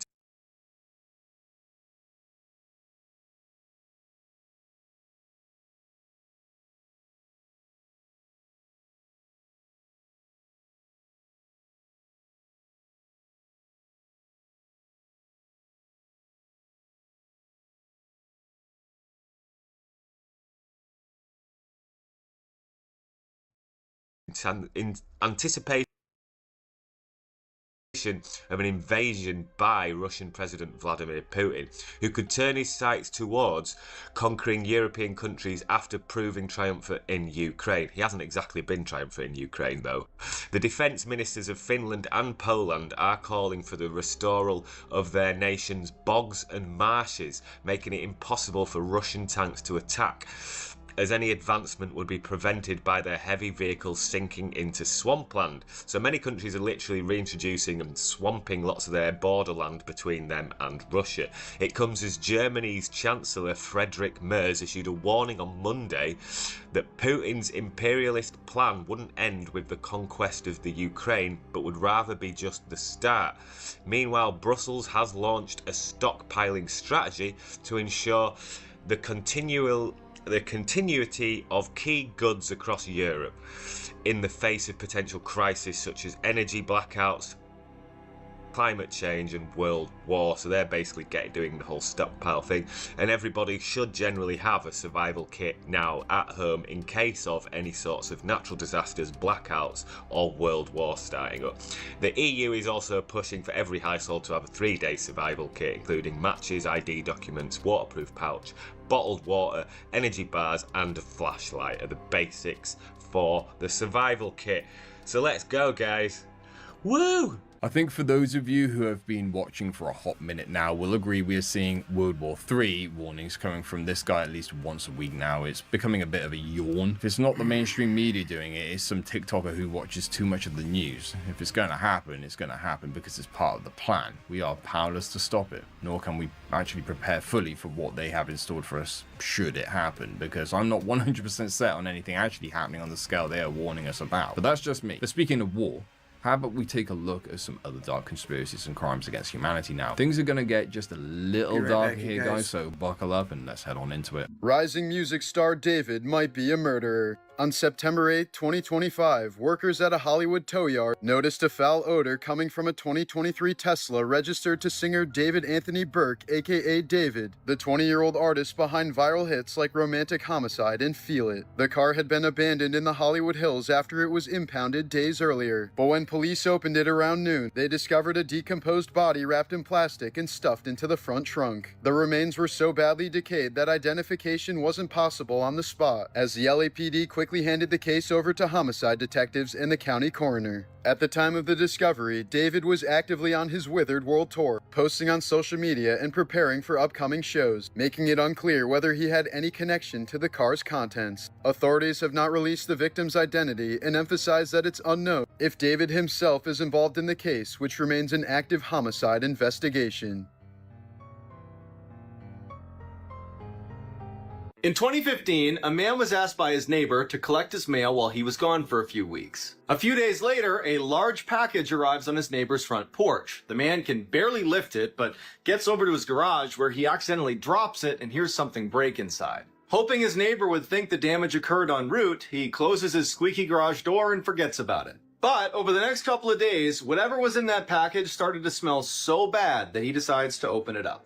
Inside were two very important finds: his neighbor, who was dead, and a camera that was still recording. The police bring the man in for questioning and show him what was on the camera inside the box. It starts with his neighbor talking to the camera about how excited he is to mail himself home for his YouTube channel. Then, police fast forward to the very end where they see that the neighbor is now sleeping in the box, and then suddenly gets dropped and you hear a crack. That's his neck breaking. And then you hear a squeaky garage door close.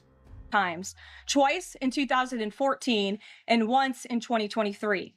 Despite all of this past documented criminal history, when Brown was arrested yet again in January of this past year, a Democrat judge, who I will add was a strong supporter of former Vice President Kamala Harris, released this insane criminal once again without requiring him to pay any bail. A Florida man bites off his brother's penis after he walks in on his brother having his cousin on his favorite Dragon Ball Z blanket. That picture checks out. Well, why is it always Florida, y'all? Is it all that sunshine? Is there something in the water? Or is it that they just have really good-looking cousins? Why do you think it's always a Florida man? Let me know down in the comments. A man in Canada arrested for allegedly driving drunk while in a Barbie car. Video posted on social media shows the man driving the toy car on a busy street in British Columbia, where police say they pulled him over and then quickly realized the man was impaired and also had a suspended license. Well, according to the police department, a vehicle powered by anything other than muscle needs to follow the same rules as driver. I think that entire segment was something a bit like this. Dark, awful, horrific. What the hell did I just watch? And then straight to, I'm done with humanity. In the vast forests of Slavic lands, there's a figure that doesn't just guard the trees, he is the forest itself. The Leshy, a being older than the villages that whispered his name, older than the churches that tried to banish him. Leshy is a shapeshifter. Sometimes he appears as a towering giant whose head scrapes the treetops. Other times he shrinks to the size of a mushroom at your feet. His eyes glow green, his hair is tangled moss, and his laughter, they say, can lead a traveler deeper and deeper until they never find their way out. But the Leshy is not a demon or an angel, the warden, the protector of wild spaces. Hunters made offerings before entering the woods because without his favor, arrows would miss, paths would twist, and shadows would turn hostile. In the Slavic lore, he even has a family, the wife, the Leshachicha, and children known as Leshonki. Together they rule an invisible kingdom beneath the leaves, a mirror world where animals speak and spirits roam free. Leshy teaches respect for boundaries. To walk into his forest without reverence is to risk being tricked or lost. Yet to honor him meant the safe passage, plentiful game, and even hidden wisdom whispered by the trees. What makes him fascinating is how he embodies the Slavic worldview, nature as both generous and dangerous, sacred and unpredictable. He isn't there to punish or reward. He is the law of the wild itself. So next time you hear the wind curl strangely in the woods, or laughter echo where no one should be, some would say that the Leshy reminding you the forest is alive and it remembers who walks it. The Iliad isn't just a war story. It's one of the oldest mirrors of human obsession with fate, glory, and death, written almost 3,000 years ago and attributed to Homer. The Iliad tells the tale of a Trojan war, but at its heart is one man, Achilles. Achilles was more than a warrior in a myth. His mother Thetis dipped him in the river Styx, making his body invulnerable, except for his heel, the spot by which she held him. From that one weakness came the idea of the Achilles heel, a symbol of the flaw no hero can escape. But Achilles' real struggle wasn't just arrows, it was with destiny itself. The gods offered him a choice: live a long, quiet life and be forgotten, or burn brightly in battle and be remembered forever. He chose memory over safety, immortality through story. That's why the Iliad is more than just Greek legend. It's an initiation text. Achilles embodies the paradox of the soul, the hunger for eternity clashing with the fragility of the human body. His wrath, his grief over the death of his friend Patroclus, and his final duel with Hector are not just battles. They are archetypes of rage, loss, and the cost of glory. The Iliad shows us that even the strongest have fracture, and that fracture is often where the light of myth breaks through. Achilles reminds us that the price of being remembered is often paid in blood and in destiny. And perhaps that's why the Iliad still matters, because it isn't only about heroes of the past, it's about the choice every soul faces.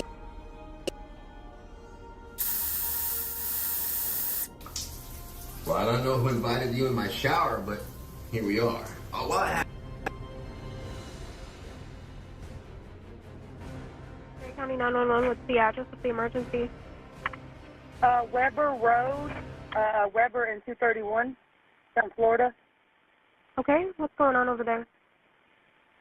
There's a guy in a red maroonish long sleeve shirt and black pants with a cane that is walking with a rifle.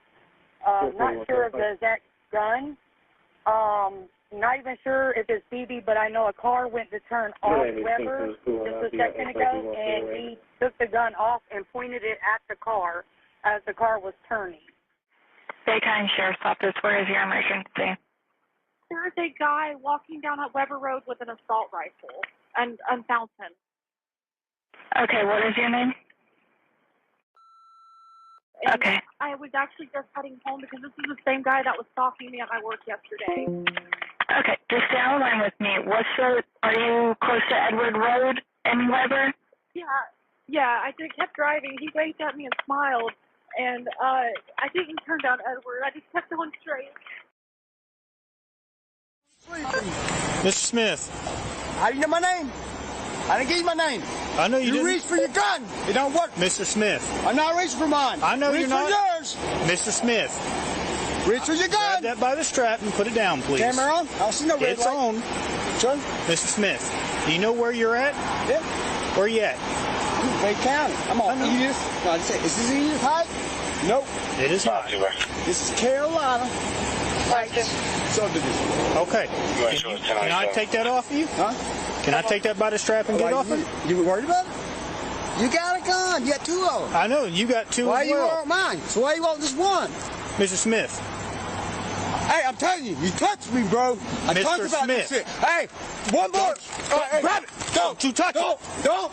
No fear, Man, I man. got one at gunpoint. No fear. Put it down. Put it down. Bay, shots fired. Drop the gun. Drop it.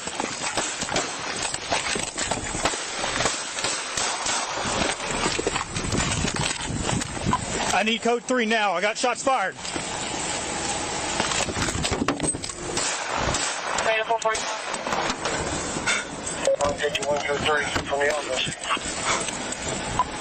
Bay, shots fired. One subject down.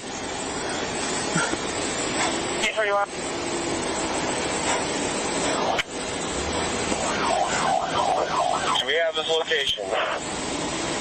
Weber and 231.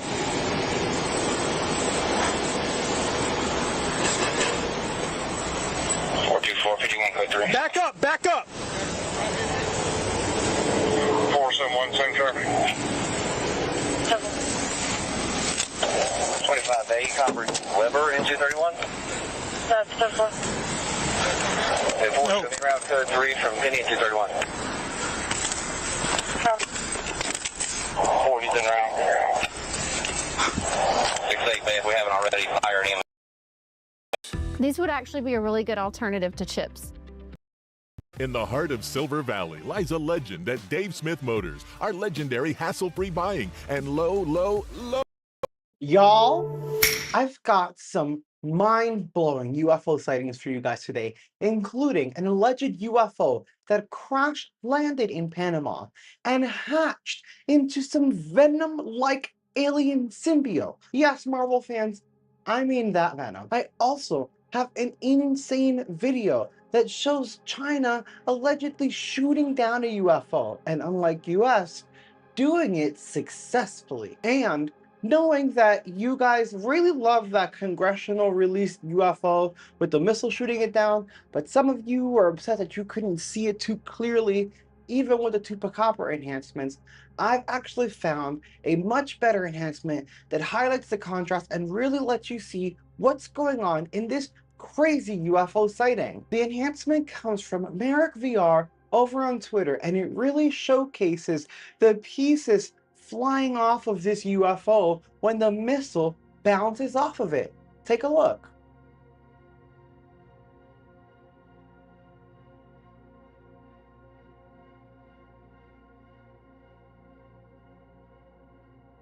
That is a much better look, and it definitely looks like it has some fluidity to it. I'm going back to that liquid metal because I do see that liquid property. Liquid metal, living metal. Metal's just doing everything nowadays. Now, the incredible video of the UFO shot down in China. This clip is going viral on Bilibili, and I want to give a big shout out to Skywatch Signal for showcasing this and continuing to do research. They're trying to get as much information about this strange sighting as possible. We're not the only ones shooting at UFOs, and some countries are succeeding. Smash like and check this out.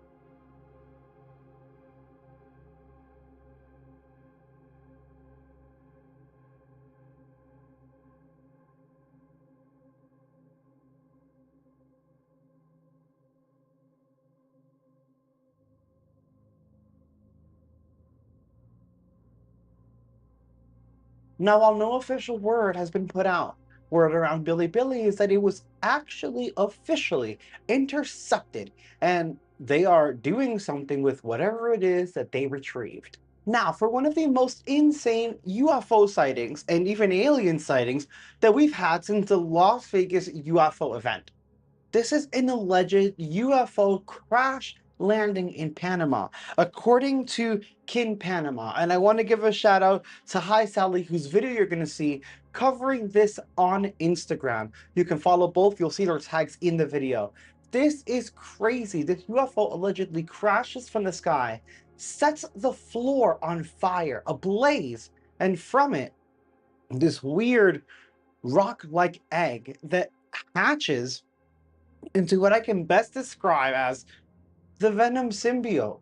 It's wild. And if this is legit, this is our first up close and clear look at alien life on Earth. Take a look. September, a meteor crashed in Panama. This TikToker, Kin Panama, documented this. First off, I want to say thanks to Kin for giving us the opportunity to see this firsthand and documenting it so clearly. You know, this man has a well-standing profile. He posts about normal things for years, and all of a sudden starts posting this footage. I don't have any reason to believe it's AI. What started to grow off of this meteor had life reactions to it, or has life reactions to it. It moves. It's not feeding off anything. It's not getting air. He's kept it in the dark for the most part. He has put it out in the sun. It doesn't seem to affect it. The crash site here is what's really got my attention. It glows phosphorescently, or luminescently rather, around the site, which is interesting because we find all this luminescent and phosphorescent stuff out of Mexico, and you know it's not something that's common in our world, so it's very interesting to see it in this fashion with no blacklight stimulation whatsoever. I would be curious to see what a blacklight would do to this area for sure. So as he continued, you know, every day posting the progress of what this thing's doing, he's posted, you know, dozens of videos. I think there's close to 20 videos of this. I'm posting some here to bring awareness to this, to try to get people to go to TikTok and follow this man, to keep up with this. You know, a lot of people reached out to him and asked for, you know, biological samples so they could put it into the lab and see what the heck we're dealing with. You know, the curiosity is very high on this. However, I feel that the danger is also very high if that's the case. He thought it was a plant to begin with. And here we are, you know, as it continues to grow and he continues to post it, they're starting to call it Venom. It looks like a black something, you know, black goo of some form, but it's got definite life form. It moves and you know, it was just staying on the meteor and you know, flexing its little tentacles and things of that nature for many days. He started to take samples for scientists. He had the bravery to go in and start cutting these things and creating these samples in these jars, which seem to still have life form. They could be like clones. They may regrow or regenerate. The fact that it's not eating and provides such a life form is very interesting.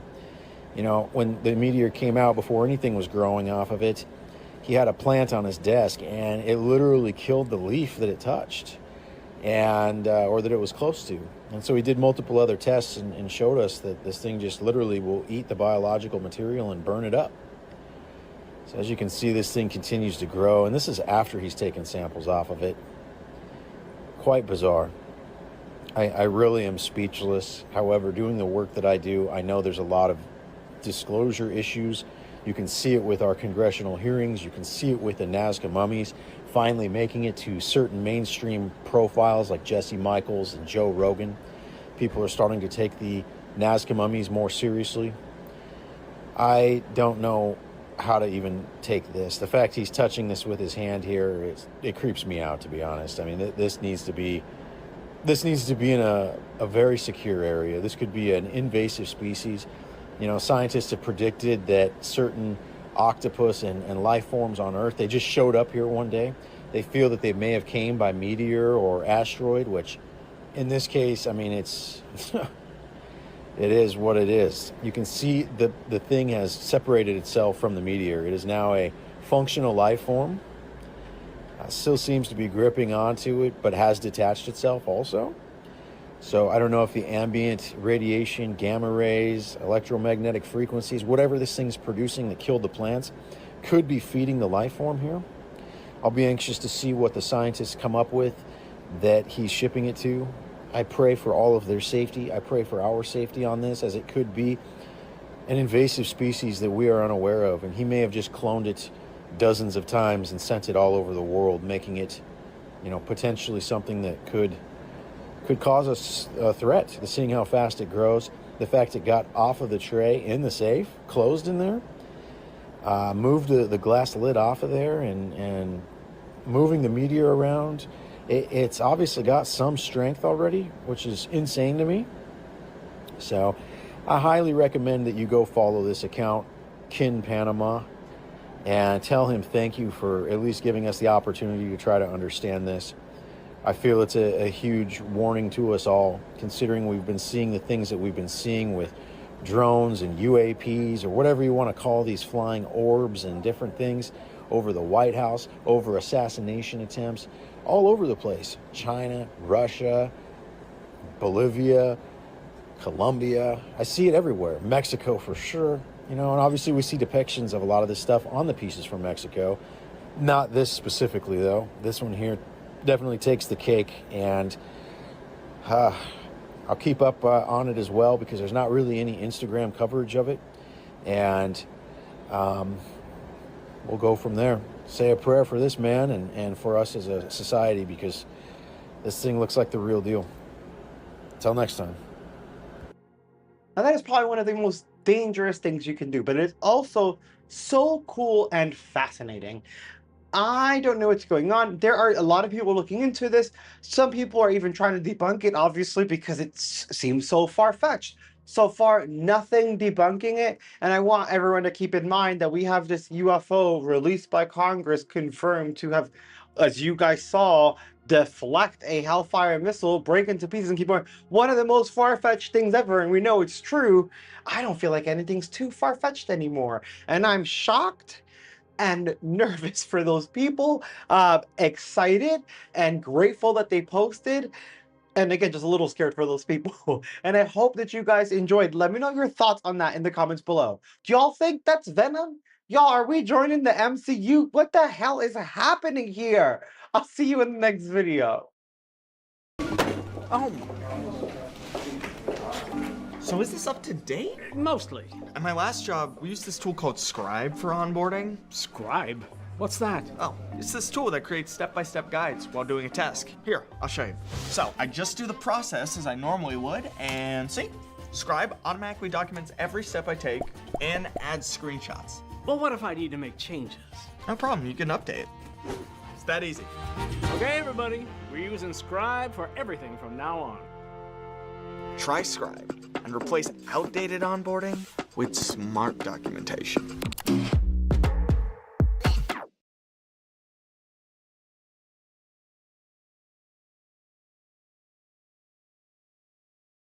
Are you looking at 4x4s on cars.com again? I honestly don't know what you're talking about. I was thinking of something more sophisticated. Fine. Keep the beard. Cars.com. Where to next?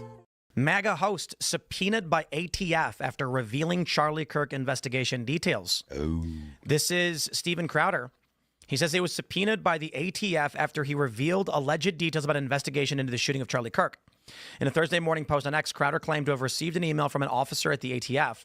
The message included what he said were details about a weapon and cartridges located by an ATF and other law enforcement near the scene of the Charlie Kirk shooting at Utah Valley State University. All cartridges have engraved wording on them expressing transgender and anti-fascist ideology. The New York Times later suggested that law enforcement officials had walked back this claim. A senior law enforcement official with direct knowledge of the investigation cautioned that the report had not been verified by ATF analysts, did not match other summaries of the evidence, and might not have been misread or misinterpreted. On Thursday afternoon, Crowder revealed that his company had been subpoenaed. I will also stress the Wall Street Journal corroborated this with an individual involved in the investigation. That being said, as I stated earlier, I stated in the morning, this is preliminary. These statements on transgender ideology, take it with a grain of salt, but Crowder's reporting is very, very likely accurate, very credible. He's reported on leaked information from law enforcement before. This turned out to be accurate and correct. However, as much as Crowder verified the identity and the authenticity of the documents, it doesn't mean that the internal document itself, written by the feds, is true and correct. However, I think based on Wall Street Journal, and there's been others that have corroborated this, and not just through this post, but they said through people involved in the investigation. I think that's likely the case. My concern is with these New York Times saying it's being walked back, is that they're not actually walking it back. They're just saying it may have been misinterpreted. Okay, so it may not have been misinterpreted. So when we have multiple sources saying this is what it expressed, maybe you're wrong. I don't know. Maybe they misinterpreted it. Okay, well, maybe not. Maybe that's what it said, and this is what we're dealing with. Crowder was the first one to publish the Audrey Hale journal. That's right. And I would also add, based on the internet sleuthing of 4chan, it corroborates this report as well. So again, it's very early and subject to change. We don't know entirely. But I believe that 4chan had begun aggregating information pertaining to the shooter evidence and things linking various posts online that linked to a single individual. And I believe they've found an individual who made a post predicting the death of Charlie Kirk at this age. Take it with a grain of salt. They made a track on their SoundCloud, actually. They released a track with the title of that, yeah. Right. And so this individual, I believe, was also transgender and lived in the area. So they then published a name and lined up the images that they found of this person with the images released by the FBI of their person of interest. And so that's what they're going on right now. Sometimes the internet gets things wrong. To be honest, 4chan actually has a really good track record. Weaponized autism. Yeah. And it's because 4chan is just a forum of tons of people all doing a little bit. So it's not that, 4chan itself is uniquely empowered. It's that active people on a forum constantly investigating with knowledge of computers and research tend to figure these things out. Well, I mean, you're seeing a lot of posts, and this is obviously all speculation, but you're seeing a lot of posts the day before the shooting from other transgender people in the area of the shooting saying tomorrow's going to be a big day, or sending threats to Charlie Kirk. So there's also a lot of people speculating that perhaps the shooter had made this plans known, perhaps in Discord or something like that beforehand. But this shooter obviously, if there's any credence to this, was obviously bold and boisterous about what their plans were beforehand, what his plans were presumably. I think it's very, very obviously organized. Yeah. It's fascinating when people talk about this being a professional hit, and there are these theories about Charlie wearing a steel plate, which he was not. And there's, I'm hearing a lot of people say, like, how did he escape? And I'm like, I don't know, humans, what is it, like a moderately trained human runs a 6-minute mile? Mm-hmm. So within a minute, this dude's jumping off, running down the stairs, running through the building, jumping down, and how many miles could he be away in 15 Keep minutes? in mind, there were 3,000 people there. That means 3,000 people were like, I am getting the hell out of Dodge. Like, everyone was trying to leave. So this individual... It's a lot of cover. Gets off the roof, runs to a wooded area, ditches the weapon, and then takes off their hood and mask or whatever they were wearing, and now they instantly look like someone else. So even if you track this person from surveillance cameras into the wooded area, with all of the people running around, all they had to do was wait for a group of people to be walking by and walk out with them. Mm-hmm. And then, who knows? Yeah, I mean, you also saw a lot of these leftists after the assassination attempts on Trump saying, get it right next time, or this, that, just really horrible things. So, that's going through the mind through a lot of these sickos is like, I'm going to be the one that gets this right this time. And so they're getting more meticulous, more prudent. And that's a really horrifying thing, is that this can happen and he can get away. Get away and not get picked up right away. I mean, that's an absolutely petrifying thing. He's still just out there. Fine. Well, they were supposed to have a press conference earlier today, and they canceled it due to rapid development. Yeah. Yeah, and there's rumors. There's rumors that they got the person, and then they've just not said anything, and they're going to reveal that in 30 minutes. Perp walk on stage, hood over the head on stage. We'd like to see a little more done, but yeah. Yeah. Well, we saw the report last night. I think it was the BBC that they were going door to door. So at that moment, my heart kind of sunk. I thought, oh, this guy got away. This is a positive development. They're doing a press conference, and obviously there's a lot of very angry people that would like to see some things done. But a perp walk, I suppose, will suffice. Did you see any update on the rumors about that private jet? Yeah. Yeah, that was interesting. But that doesn't mean a lot.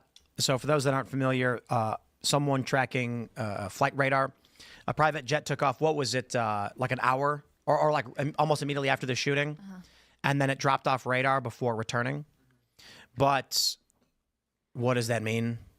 We don't know whose it is. Considering it was a Charlie Kirk TPUSA event, there are many high profile people.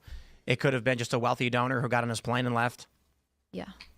They turn off their transponders. It's not their transponder they turn off, but they drop off radar. And this is standard wealthy people hiding their flight path from, stalkers or whatever.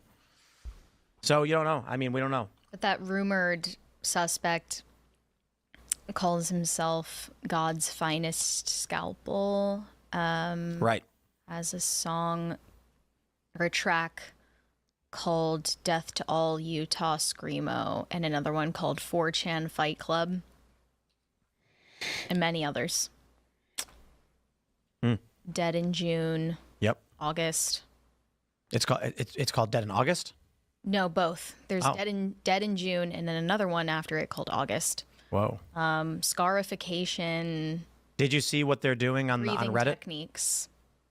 On Reddit, all of the top songs on r/music are insulting Charlie Kirk. So, like, one example is the song "That's What You Get" by Paramore is the top song. There's one that's, I think one's called Charlie's Death or something like that. They're submitting.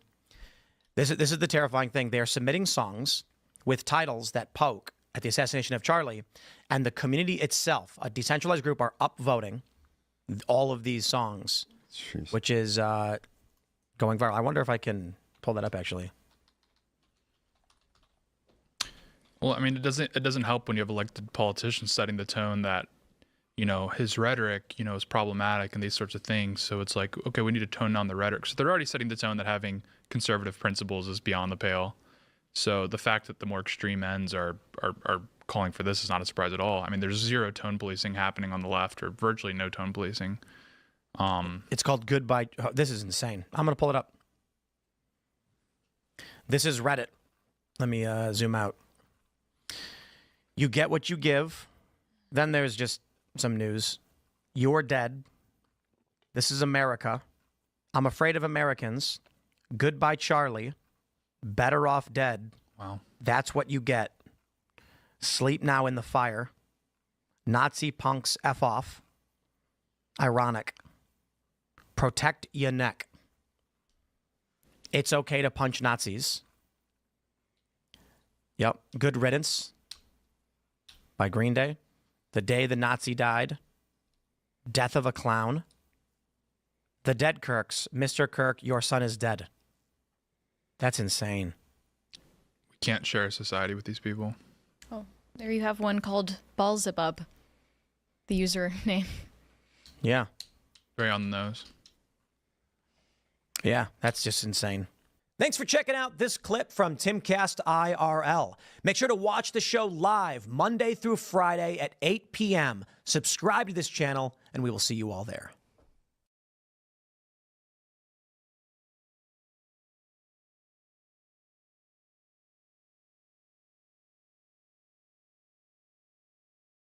From idea to submission, empower students to do their best work with Grammarly's comprehensive AI writing assistance.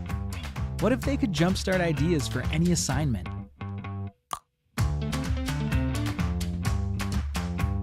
What if they could be more transparent about their text sources?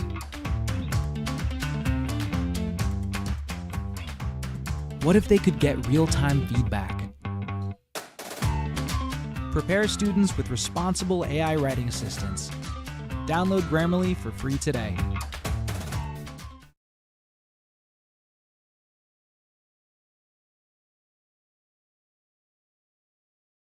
Yes, this is why I switched to injection-free weight loss. I was eating healthy, working out every day, and nothing would budge. I've lost, I think, 22 or 23 pounds at this point. I noticed that my weight was really starting to creep up, and I just wasn't happy with the way that I looked. I have lost around 20 pounds. Diet, exercise, I felt like I had tried everything. Finally, I stumbled across hers and thought, what do I have to lose? I have lost so far just over 35 pounds. Weight Loss by Hers offers access to oral medication kits. Simple, all-in pricing. Ongoing care included at no extra cost. Free shipping right to your door if prescribed. Through Hers, your weight loss plan is personalized to your goals. Plus, you get access to unlimited messaging with a licensed medical provider. No insurance required, no in-person visits, 100% online. Take the free assessment to get started today.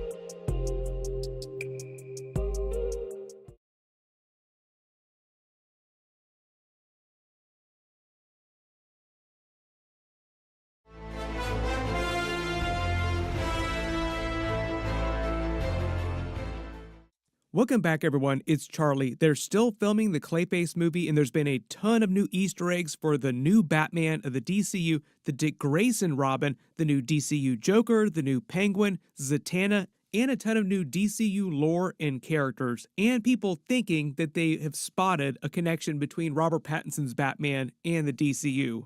I've gotten a ton of requests to do videos about these, especially about the Batman stuff, because it's starting to seem like the movie might wind up being a prequel based on some of the footage and the context. I know there's been a ton of talk about James Gunn introducing many of the Robins by Batman Brave and the Bold, which will be set in present day. He never outright said they'd be doing prequel movies, but a good example during the DCEU Justice League era were the Wonder Woman movies. They were both technically prequels to explain the origin for her character, so we'll break all these down, all these Easter eggs. James Gunn did say that the Clayface movie will be the origin story of the Matt Hagen version of the character, and Clayface seemingly died in the present day of Creature Commandos, or at least we think that he's dead, and James Gunn wrote all those episodes. So it makes sense that this live-action Clayface that we're seeing is a prequel, especially if it's his origin story. If you're brand new to the channel, be sure to subscribe to get all the videos. And a really big shout out to Twitter user Eggboy and all the other people on social media that are capturing all this stuff while they're filming on set. Most of this brand new footage comes from scenes that they're filming at Amusement Mile, so we're talking a lot of Joker Easter eggs too for DCU Joker. In real life, they're using Liverpool to actually film a lot of these scenes, not just Amusement Mile, but around their version of DCU Gotham, which is actually the same place that Matt Reeves filmed the Batman movies, and he will film the Batman too. Probably the biggest thing people were going crazy about the last couple of days was the big Batman reference. While they were filming Amusement Mile scenes in the background, people spotted this trash bin, noticed there's a sign about keeping Gotham clean, no big surprise there, but next to it is what looks like a sticker with the Batman logo. Normally would just be a really cool reference, like, oh hey, Batman logo, awesome, it's meant to be a Batman-connected movie, this is Gotham, it's Amusement Mile, of course there'd be Batman symbols around the place. But if you didn't immediately recognize it, the thing that was driving people crazy is that it's actually the Robert Pattinson's Batman logo. So everyone started taking this to be confirmation that Robert Pattinson secretly would be the Batman of the DCU, and Pattinson-Matt Reeves' universe was connected to the DCU. The city streets are crowded for the holiday.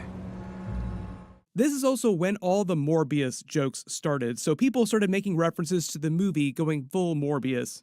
As you remember, famously now, Sony put a ton of different Spider-Man references and Easter eggs in the Morbius trailers for Tom Holland's Spider-Man, Tobey Maguire's Spider-Man, and Andrew Garfield's Amazing Spider-Man, to the point that all the Easter eggs themselves kind of didn't make sense the way Sony was throwing them together, presenting them. Then when the Morbius movie actually came out in theaters, we saw that Sony had removed all the Spider-Man related Easter eggs or references, with exception to the post-credit scene. So people started wondering if they were doing the same thing with the Clayface movie in Robert Pattinson's Batman. When I first saw this, I actually just assumed that it was some random person slapping a Batman sticker on it, and it's not meant to be part of the official set decoration, and it's not something that they planned to be in the movie, and they'll just remove this logo in post-production or change it to a DCU Batman logo when the movie actually comes out. Basically the idea, it's not something that they did on purpose. They're not trying to connect Robert Pattinson's Batman to the DCU. Right after this footage started circulating on social media, James Gunn officially commented on it, confirming my theory, reacting by saying, although the trash can is from set, I have a hard time believing that the bat was put there by the art department, but if so, it never came across my desk. I don't have time to okay every piece of set dressing. What he's basically saying is that the people who actually work on the movie and would be responsible for this actually had nothing to do with it, but also kind of leaves himself an out, saying there's like a 1% chance maybe they did this, but probably not. Like, don't hold your breath. The closest we've gotten to actually seeing the DCU Batman logo is in Creature Commandos. James Gunn confirmed that that is the canon DCU Batman in one of his suits. It's not what his suit is going to look like during Batman Brave and the Bold, because in all the Batman movies, every era of Batman, he always gets a new suit each time, so it will have evolved by the time we see him in live action. This Clayface movie probably meant to be a prequel because of the context of the Robin footage, so Batman's suit during the events of the Clayface movie would be way more primitive. There was also a Wayne Terminus Easter egg that people spotted on set on the maps of DCU Gotham. Wayne Terminus is also where the Matt Reeves Robert Pattinson Batcave is located. It's meant to be a subway station that the Wayne family built long ago, then became defunct, and Robert Pattinson's Bruce Wayne just eventually turned into the Batcave because it was still connected to all the subway tunnels around Gotham. Based on what James Gunn is saying, I think it's also just more of a coincidence that there is a Wayne Terminus station in the DCU and also in the Robert Pattinson Batman universe. To you are El Rata Elada. At least right now, I'm not taking this to be any further confirmation of any kind of crossover. Here's where we get to the next big thing, the Robin footage. This is actually of the Flying Graysons who are performing at Amusement Mile where they're filming all this footage. Like, this is where people are capturing all these Easter eggs. This poster makes it seem like they probably have not died in their accident yet, so Dick Grayson has not yet been taken in by Bruce Wayne Batman and has not taken the mantle of the first Robin yet. Kind of gives you an idea for how long ago in the timeline this movie will take place. In present day, based on what James Gunn has said about Batman Brave and the Bold, unless something has changed since he initially started planning the movie, Damian Wayne is supposed to be the current Robin. Dick Grayson would have already become Nightwing long ago because Batman would have already also been through Tim Drake Robin and Jason Todd Robin. Speaking of Jason Todd and Red Hood, there are more Joker references also in these new Amusement Mile scenes. There's Joker's Rule graffiti, again, which we also saw in other Easter eggs, next to Ghost Dragon's Easter eggs, which are a gang in the comics. There's also a reference to the DCU Penguin, calling him the Penguin Man, making it sound like he's part of the circus entertainment, like he's an attraction, along with the Flying Graysons, like it's the same circus that they're all part of. Which would actually give the DCU Penguin a very different origin story than the Matt Reeves Colin Farrell Penguin. In the Matt Reeves Batman movies, he explained that the Penguin is just a derogatory term that people use to make fun of Oswald Cobb because of his physical deformities. He's already significantly changed his version of the Penguin's backstory, so in the Reeves verse, his last name is Cobb, not Cobblepot, because he doesn't come from a wealthy family like comic book Penguin. We also saw that there's an iceberg lounge on the map of DCU Gotham during Clayface 2. Next big Easter egg is footage of Zatanna. So this is Club Vesuvius, which she performs at regularly in the comics. So it just sounds like they're doing more world building for her or her father Zatara, because they could also say that she's much younger during the events of this movie if it is a prequel. So they can just cast a younger actress for Zatanna in present day DCU. How are you, Bruce? I'm fine, Zatanna. James Gunn already introduced DCU Cersei during Creature Commandos, so magic is already a big deal in the DCU. We just didn't see a ton of magic-related stuff during the Superman movie. Superman is canonically weak to magic, like he just has a trouble fighting magic, so it wouldn't be surprised if they address that in some future movie. Probably not Man of Tomorrow, just because that's more of a Lex Luthor Superman team-up movie against Brainiac. I already talked about the Black Mask, the Black Canary Easter eggs, seeming like they're setting up those characters for the DCU. There's also the Roger Elliott Easter egg, who is the father of Thomas Elliott Hush, so it also seems like they're setting up DCU Hush eventually. There was some talk about Matt Reeves doing a version of Hush at some point in his movies because of the Easter eggs in the first Batman movie. There was a bunch of new footage of Matt Hagen with Naomi Aki's character at Amusement Mile sharing time together Twitter user Eggboy and other people were saying that they were kissing. There's footage of them at a diner as well, too. So it seems like they have some kind of relationship on the DL. She's also supposed to be the doctor who performs the procedure, turning him into a metahuman. There's other footage of him here, too, at an in-universe movie premiere, because remember, Matt Hagen is an actor in-universe. It's part of the reason why he wants to heal his face, so that he can be an actor again. The actual in-universe movie that he's attending is The Light Between. You can let me know if you think that's a reference to something. The Light were used on Young Justice, but I don't think it's a reference to that version of the Light organization. Notice you see him rushing away from the theater, holding his face, implying this is right after he becomes a metahuman and he's not able to hold his shape long enough and it just starts to break down. James Gunn said the movie is meant to be an R-rated body horror film, like think traditional horror film, partially inspired by the Batman animated series episode Feet of Clay. So imagine him breaking down the same way that Matt Hagen did, unable to hold his shape in the same way.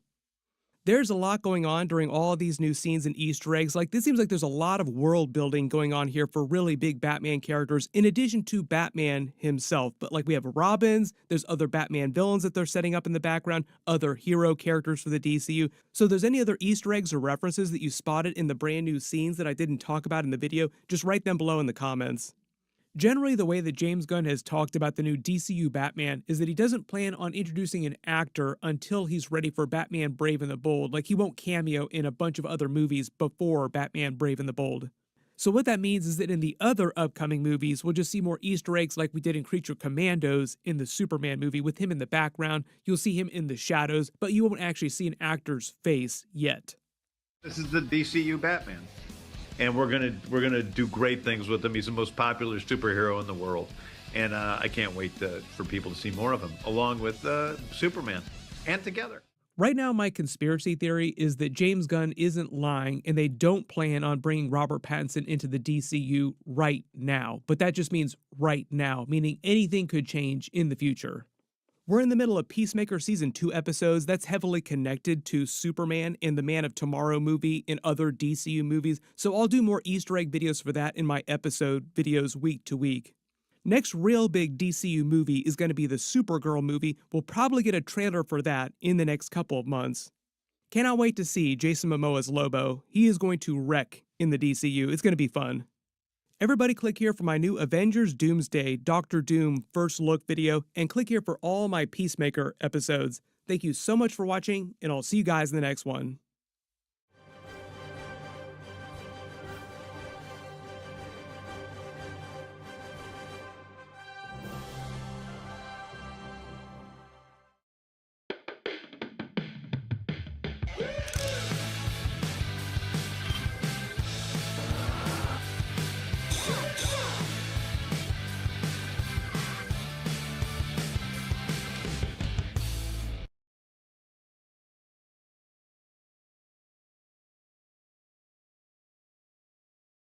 Wayfair presents bedroom furniture for kids. Save on toddler beds, big kid beds, bunk beds, and trundle beds. Shop little dressers for your little dresser. And nightstands for all their bedside essentials. All with fast and free shipping straight to your door. And easy peasy assembly. Bedtime made simple. Sort of. Shop kids' bedroom furniture for way less at Wayfair. Wayfair, every style, every home.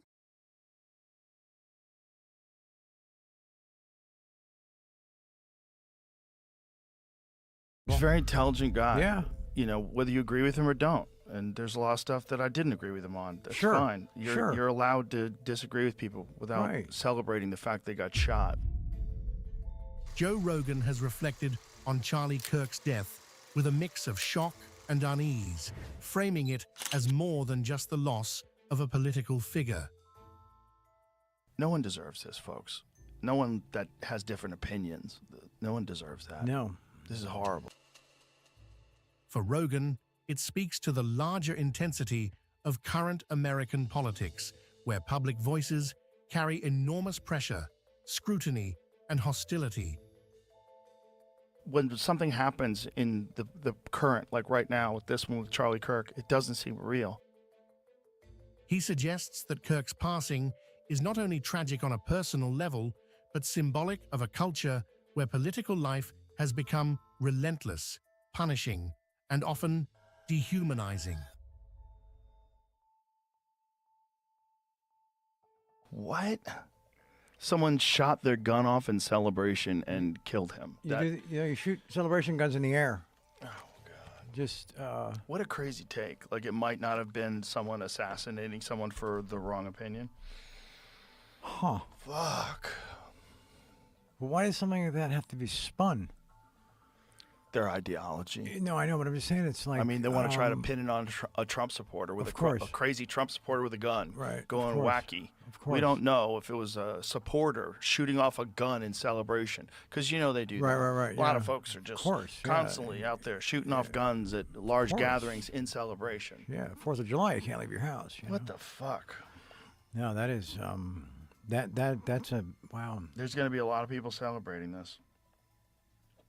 It's so scary. It's so dangerous too to celebrate or to in any way encourage this kind of behavior from human beings.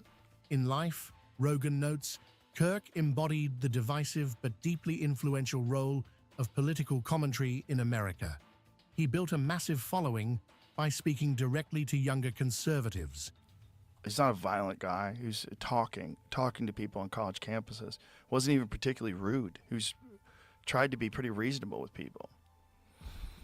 Everything I saw seemed reasonable. He's a very intelligent guy. Yeah.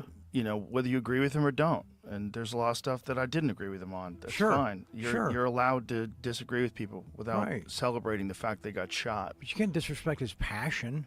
Yeah. Well, what you're supposed to do with a guy like that, if you're opposing him, is debate him. Right. Have a conversation where your argument is more compelling than his. Sure. That's what people should be celebrating, discourse. You know, we used to do that. Do some homework and bring it to the table. Yeah. Yeah, it's horrible. It's horrible. This podcast has been a lot about violence, man. It has, but not this kind. No. I'm sorry, not something so in the moment right now from someone this current. Yeah. Often challenging mainstream narratives and sparking heated debates. Rogan argues that this kind of visibility comes at a cost. Every word scrutinized, every stance criticized, every misstep magnified. That we see and are aware of daily, right? Yeah. I mean, he's one of those young influencers, right? This time from the right, who is all over social media, always doing these various shows and debating people and talking to people and giving speeches and yeah. No one deserves this, folks. No one that has different opinions. No one deserves that. No. This is horrible. No. But I know people are going to celebrate it because this is a fucked up time, and people have really fallen into this trap of us against them. But it's also going to make people not want to be as courageous or not want to be as forthright with the things they believe. It's going to put people on guard. It could. It could do the opposite. Yeah. I get that, but there's also going to be that sort of ingrained thing now. You're correct. Yeah. In his eyes, Kirk's trajectory highlighted how politics in America is less about dialogue and more about survival in an unforgiving spotlight. That's what the crazy thing was. Oh, that's it. Yeah, if it was a supporter shooting their gun off in celebration. And just going through the whole New York thing, I just sometimes there's a crowd and it's all love, and all they want is your signature or a photo or this and that. But there's so much of those moments where you're spent looking down. You're looking down the entire time. Yeah. And I don't think anybody wants to shoot me. I don't think that's kind of out in the world, right? No. But it's the type of shit that just lives in the back of one's mind. Yeah. Because how could it not? How could it not? And then a thing like today, and you're like, okay, that's why it's in the back of our minds. Yeah. Well, it's, when we were talking about assassinations earlier, whether it's Kennedy or RFK or, you think of him in the past, you think of him like you don't, when something happens in the current, like right now with this one with Charlie Kirk, it doesn't seem real. No. Rogan also points to the climate of polarization that shaped Kirk's career. He argues that American politics has turned into a battleground where figures like Kirk are simultaneously celebrated and vilified. No. It seems very surreal. It does. It seems like it does. It's going to take a long time before we reference this as something that happened. Like remember he got shot and killed. Oh yeah. Like right now, it just doesn't seem real. It seems so crazy that it's not registering. It's not. No. Is he a friend? No, I met him once. Okay. I met him once at a gun range of all places. Wow. Wow. Yeah. He was a nice guy when I met him. Wow.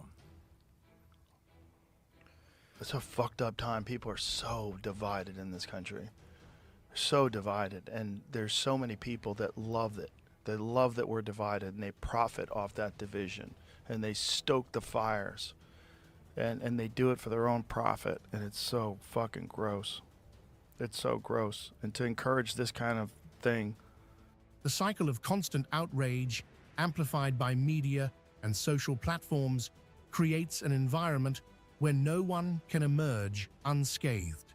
Is really one of the most horrific things that you could do after someone dies horribly like this, is celebrate.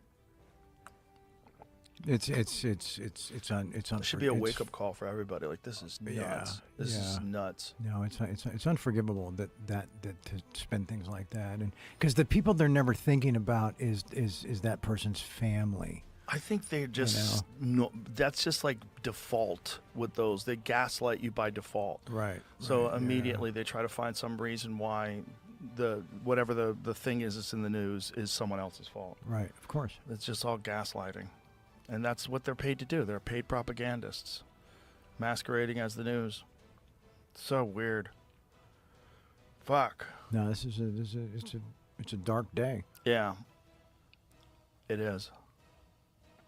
Well, one of two things is going to happen. Either people are going to realize how fucking insane this is, and we have to have a conversation about being able to have conversations. Right. Or it's going to get a lot worse. That's what's scary. For Rogan, Kirk's life and death illustrate the heavy toll this system takes, not just on individuals, but on the broader health of democracy. Scary. This could spark off some kind of a real violent conflict. You know, that guy had a lot of fans. Yeah. A lot of people loved that guy. Yeah, I know. And if they find out that he got killed for something that they vehemently oppose in the first place, it could send people over the edge. It could. It could, yeah. There's always that flashpoint moment in any, in previous times like this. Yep. You know. Yep. There's always that tipping point moment. Like the Rodney King film. Yep. Right. Something just like that's it. Yeah. You know, this also highlights just a little bit of perspective, like how lucky Trump was. Oh yeah. You know, and it's just like Charlie didn't get the benefit of a head turn or a couple of microns or millimeters or you know, and it's just like wow, who decides that?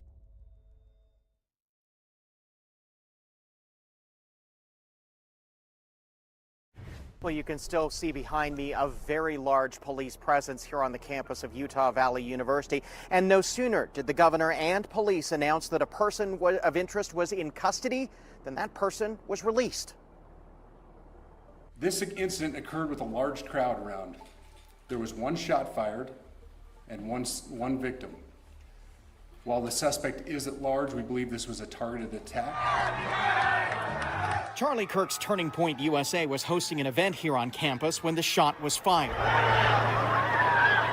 I just saw it hit him in the chest, and then all of a sudden just tons of blood gushing right out where his heart is, and then he like fell over and slumped down, and everybody got down and was screaming, and then we all ran. The police arrested someone. They were dragging him all the way down. Police swarmed the campus as Utah Valley University went into lockdown, officers searching building by building, removing students hiding inside in fear. This is a dark day for our state. Carlson pointed out that Charlie Kirk has often been a polarizing figure, particularly for his outspoken views on universities, immigration, and the influence of the left in American politics. Oh, I have a way to do that. That's why the Charlie Kirk show's the best, right? Conversations here that no one else gets. So Tucker, you're getting at a core thing, which is that the material life of this generation is significantly worse than prior. It creates bad politics, it creates broken marriages, broken relationships. Washington, D.C. seems to not care. You get, it will be Mamdani-ism. You get hundreds of him. Yeah. He will replicate himself in every city, every corner across the country. And they always blame the wrong people. They're like, it's pretty. I mean, look, there are a lot of problems, and Bill Ackman's not, and Ben Shapiro, they're not responsible for all of them. I don't mean to. I'm simplifying dramatically. All of us are complicit in what our society has become, including me. I made an Amazon order yesterday. I did feel self-hatred, but I did it. But he stressed, disagreement should never translate into violence. The investigation is ongoing. But I want to make it crystal clear right now to whoever did this, we will find you. We will try you. And we will hold you accountable to the furthest extent of the law. And I just want to remind people that we still have the death penalty here in the state of Utah. The Utah Department of Public Safety and FBI confirmed their person of interest in the shooting was questioned and released. Police are now asking people to share video and images from the day. We are working on setting up a digital media tip line, and as soon as it's established, we'll get that information out to everyone. The assassination of Charlie Kirk also brought this response from the governor about political polarization. Our nation is broken. We've had political assassinations recently in Minnesota. We had an attempted assassination on the governor of Pennsylvania. And we had an attempted assassination on a presidential candidate and former president of the United States, and now current president of the United States. According to Carlson, when critics or activists begin to justify physical attacks against political opponents, nothing I say can unite us as a country. Nothing I can say right now can fix what is broken. Nothing I can say can bring back Charlie Kirk. Our hearts are broken.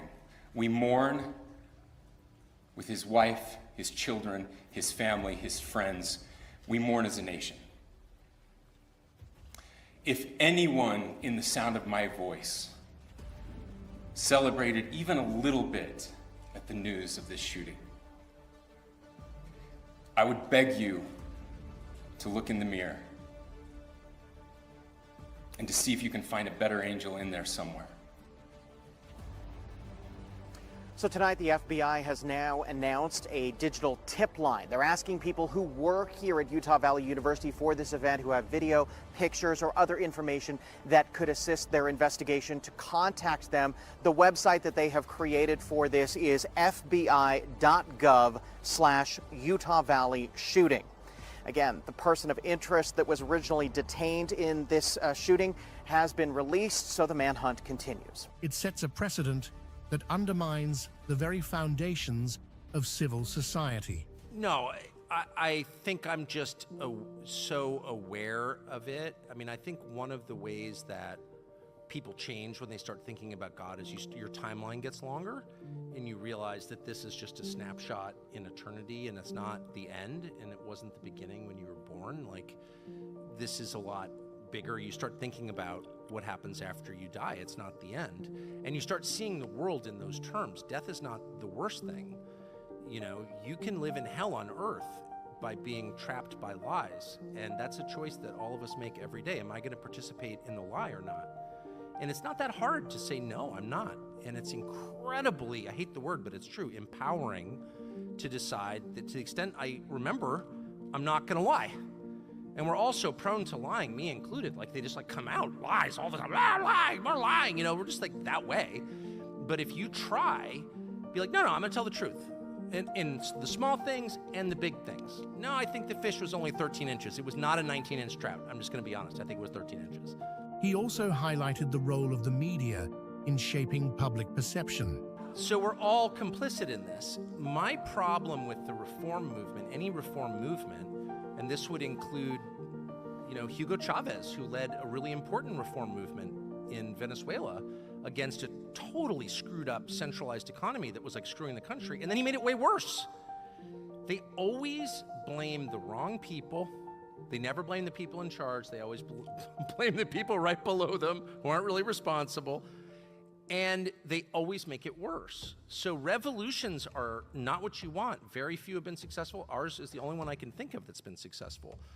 And Mamdani will always, he'll just be like, what's the whites' fault? It's the whites, the whites. The white people are getting away with it. You know, we need to tax, he said that, we need to tax the whites more. We need to tax white neighborhoods. Well, you know, first of all, that's just race hate, so I'm against it.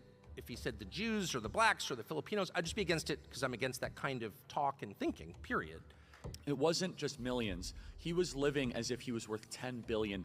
We're talking about palatial estates, He had the islands. largest private residence in Manhattan. So the magnitude of wealth, I hope you understand, this was not like a couple $100 million. He was living like he was a, you know, he was a co-founder of Meta. No, but right out in the open. And everybody Yes. in famous person world was rolling through the house for dinner. And most of them, I don't think, did anything wrong. Carlson argued that if the roles had been reversed and a liberal activist had been targeted, the coverage would have been wall-to-wall outrage. I think what you're getting at is super profound. What you're saying is that there is a deliberate smokescreen operation by the ruling class to have us talk about stuff that is important but not as consequential as basic living necessities. Is that your argument, that they're throwing a bunch of smokescreen grenades? And I don't mean to be mean to Ben Shapiro, who I like personally, but he's just like a living metaphor for this. It's like, he'll do like 9 hours on trannies, you know, 127 hours in Israel, but then if you're like, well, wait a second, why are we taxing income at twice the rate of investing? Twice the rate. I'm a rich person, by the way, just obviously. So like, I guess I should be for lower capital gains rates, but like, I don't understand why someone who goes to work every day and makes a wage is paying twice the income tax as someone who's investing money in a PE firm. What's the answer? Shut up, Marxist! Okay. But when conservative figures like Kirk are attacked, the tone is often more muted, downplayed, or rationalized. It's a tragic day for our nation. And I want to be very clear that this is a political assassination. At a news conference Wednesday afternoon, police announced a person of interest was in custody in connection with the shooting. We do know dressed in all dark clothing, but we don't have a much better description other than that. Where do you believe the shot came from? The shot came from here on campus, from a location at a fair, potentially from a roof. A second person who's known to frequent political rallies was also arrested on suspicion of obstruction of justice, but is not believed to be part of the shooting. We have a person of interest in custody. Kirk built his influence by challenging progressive ideas. You have to believe in God. You have to believe in a power, more specifically, a monotheistic one. Okay, why is that? Well, because if you have many gods, polytheism, you have many moralities. And one God, one morality. So that's why ethical monotheism founded America. And so, of course, it's a faith claim in some ways, but we can use science also to get us pretty close to believing in God, from space-time and matter, from the teleological argument for God, for how all the fine-tuning of our universe exists. But then in order, once you believe in a God, then you can then say there's an objective morality. If you don't believe in God, your position is correct. It's all just context. I do disagree with one thing, that like, because there are multiple religions, right? Multiple monotheistic religions. So how do you determine which monotheistic religion is true? He often spoke about free markets, limited government, and traditional values. For a bunch of different reasons, and she sent Luke 6, which is like the most radical thing that anyone's ever said, and it's like, no, love your enemies, pray for your persecutors. When someone assaults you, don't fight back. Which is impossible, of course. I mean, no one can do that. And it literally takes supernatural intervention for anyone to live that way, much less to feel that way. And that's what's called for, is supernatural intervention. I mean, you can take all kinds of steps. We do need to restore order in the country, and no one's kind of done that for the last 50 years. And this is the end result of true disorder. And by order, by the way, that doesn't mean authoritarian behavior or eliminating people's constitutional rights or races. There's nothing like that. I mean, order is the key to happiness and peace. Order is what God creates out of chaos at the beginning of Genesis. Like, order is a prerequisite for joy. So we need order. We don't have it. I hope it's restored. But much more deeply, people need to be transformed and see each other as God sees them, you know, including their enemies, as human beings. He used viral videos, podcasts, and public events to reach millions. Evil, actually, you could argue, is an absence of a good thing. Evil itself does not necessarily exist. It's just the absence of good, the same way that dark is the absence of life. But look, we as Christians, we have a couple things that are very hard to answer, right? Problem of evil and like why kids die. I mean, amongst many other things, right? Atheists have to explain everything else. They have to explain why we're here, how the earth was created, love, mercy, justice, forgiveness, everlasting life. And so we do have an answer in, you know, the Christian faith, that God uses all things for good for those who loves him. God works in mysterious ways is the old thing that we say. But also, we also believe in original sin. But all of that actually appeals that there is a transcendent good. Evil itself does not disprove God. It might question what you think of God and the nature of God, but itself does not necessarily disprove it. Supporters saw him as a fearless defender of conservative principles. So, well, why is mine true? Because because the resurrection is the most documented, followed, and proven fact of history. Of all the different things, is that the resurrection of Jesus Christ is by far the most compelling event in human history besides the creation of the world. Is that we know Jesus existed, we know that he was killed, we have extra biblical sources that prove it, from Josephus, from the Talmud, to the historians of the day.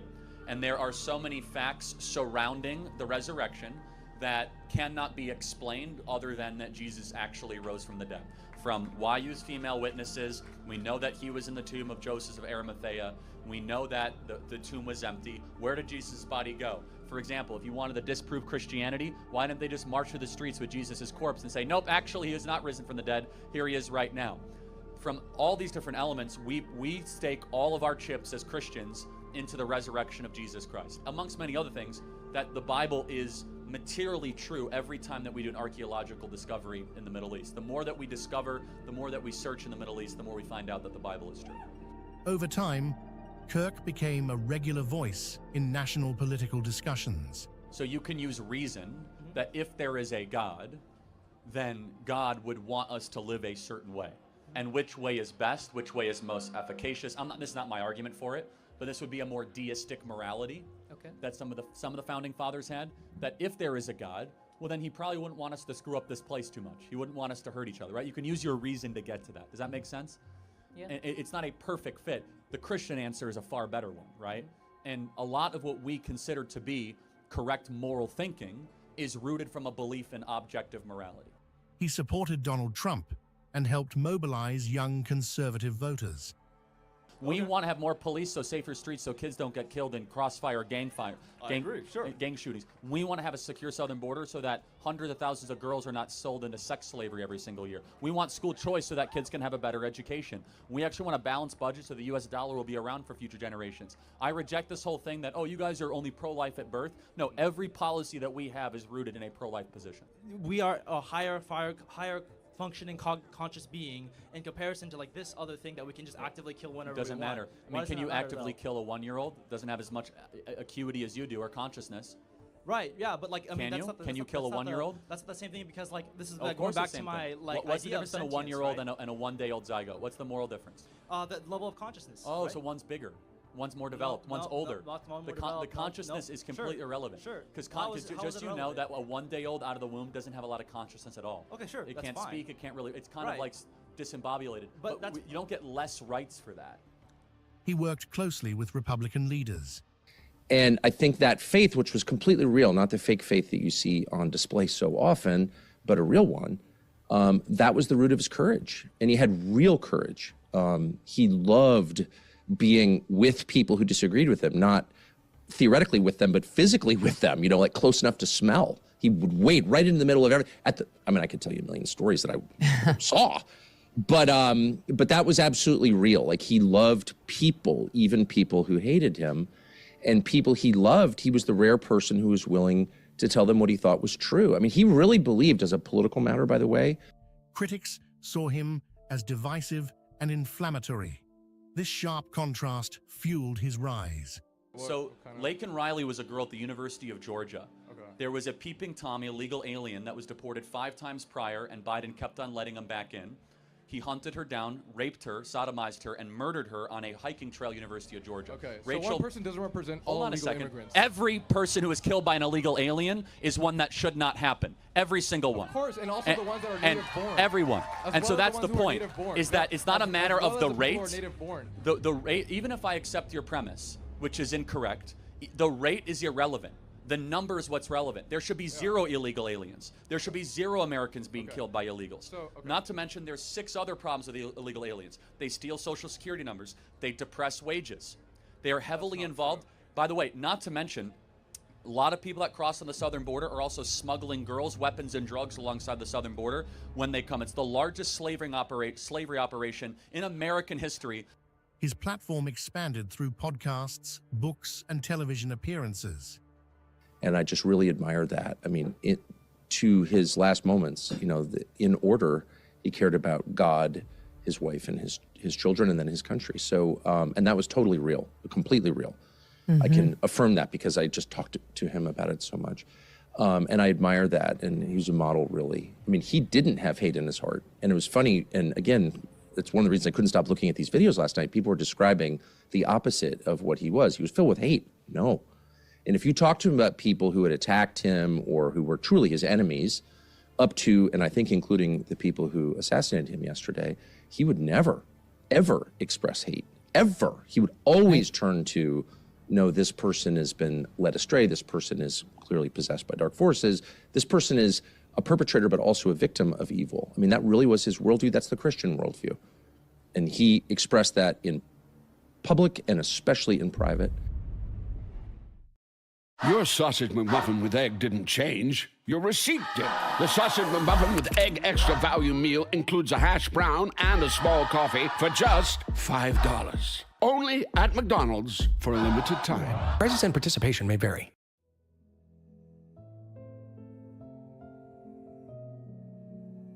From CCTV cameras to the smartphones that are in everyone's pockets, millions of moments are recorded each and every day, frozen in time forever.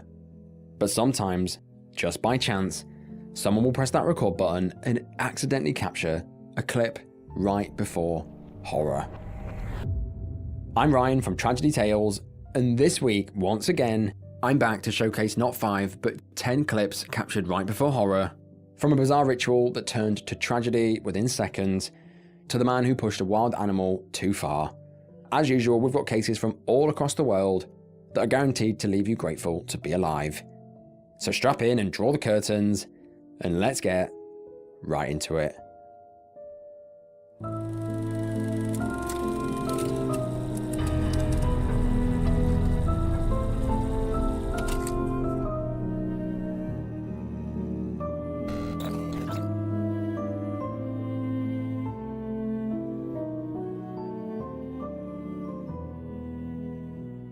This next, frankly bizarre footage was recorded in the coastal town of Budva, located in the southwest of Montenegro.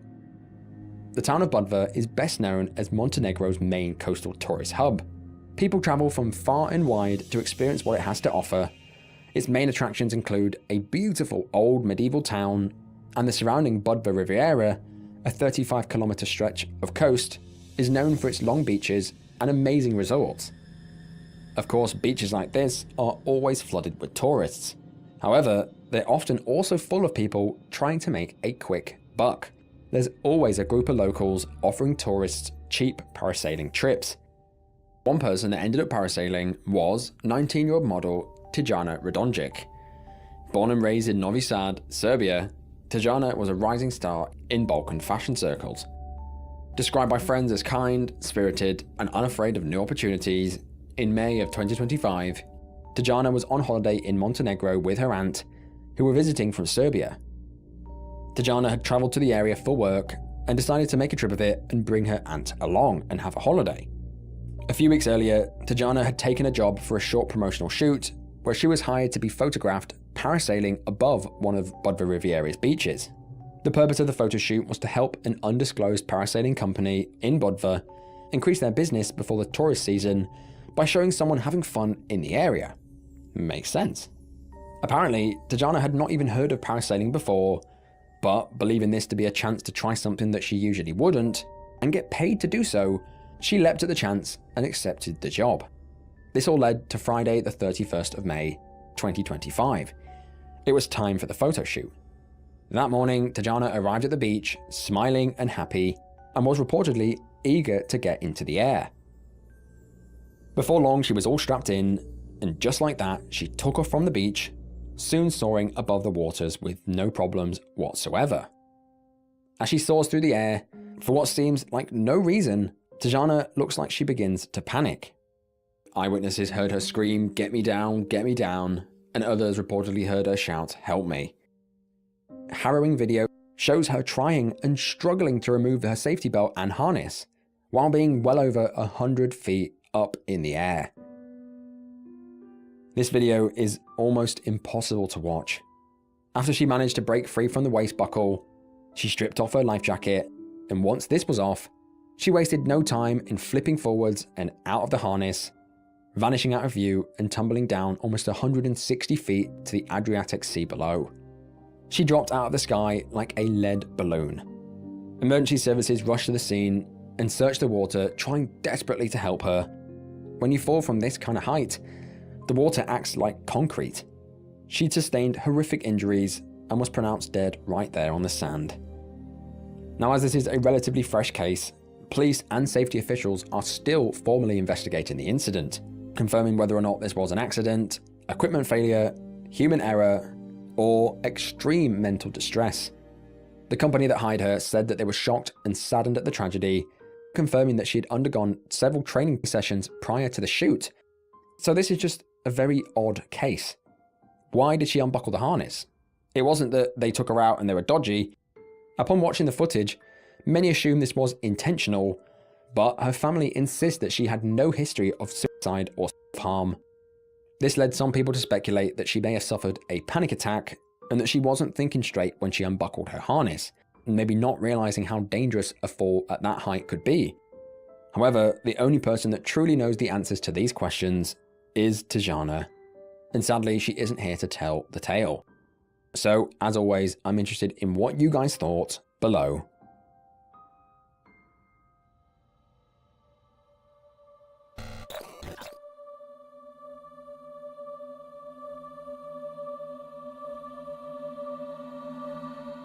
Next up, we've got a clip that unfolded on February the 8th, 2025, in southern South America, and more specifically, just off the coast of Chile. As cold winds blew over the beautiful mountain landscape, 23-year-old Adrian Simancas was out in the water in his kayak with his father, Dale. Ocean kayaking was something that the pair did often. They would bond while being in the open water, but what would occur that day, none of them could have anticipated.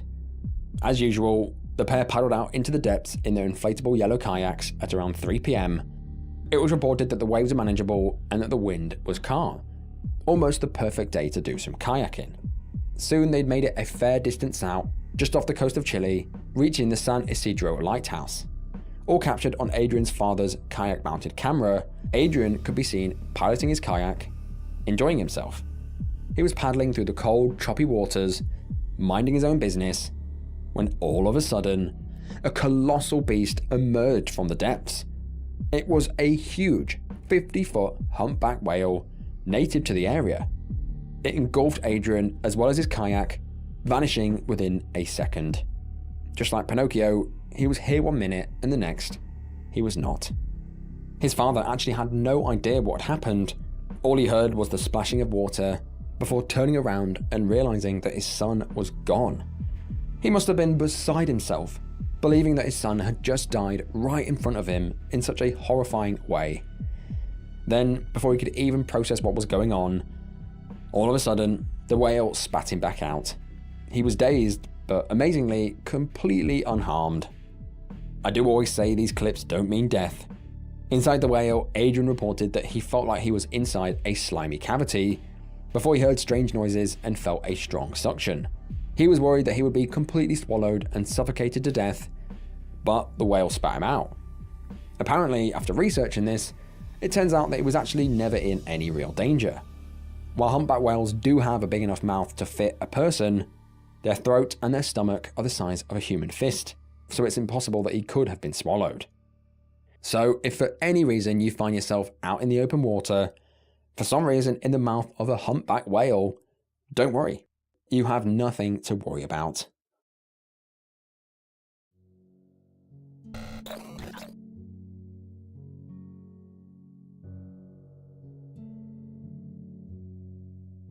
This next shocking footage was recorded in Andhra Pradesh, India, or more specifically in the village of Arandharapeta. Near this village is a famous temple, otherwise known as the Gampambala Swami Temple. This historic shrine is located in the dense forest region near the town, and the temple's sanctum is perched atop a steep, rocky, jagged hilltop. Right at the summit of this hilltop sits the idol of the preserving deity. At this temple, once a year, people climb up the hill and perform rituals here, and priests perform dance movements, all to please the deity. Despite Swami being one of the most challenging shrines to reach in the district, that doesn't stop hundreds of devotees climbing to the summit once a year. It's a location that offers a stunning, religious, but historical rugged setting. On August the 21st, 2021, it was that time of year again for the annual deity-pleasing ritual. Around 100 people from the local villages flocked up to the temple once again, all led by the temple priest, 49-year-old Appa Papaya. After climbing very precarious terrain, a large group reached the summit and began worshipping at the top. All on video, as everyone watched, Appa began to conduct ritual dances and worship rituals. This goes on for some time, but to complete the ritual, Appa was then to descend the same cliff while unprotected, holding only a bell and an arati plate in the other hand. The crazy part about all of this is that this cliff was oiled, massively increasing the risk of falling. All on video, Appa danced, he rang his bell, and chanted with the crowd as the drums rang out. He then covered his feet in oil, and it was time to make his way down the hill.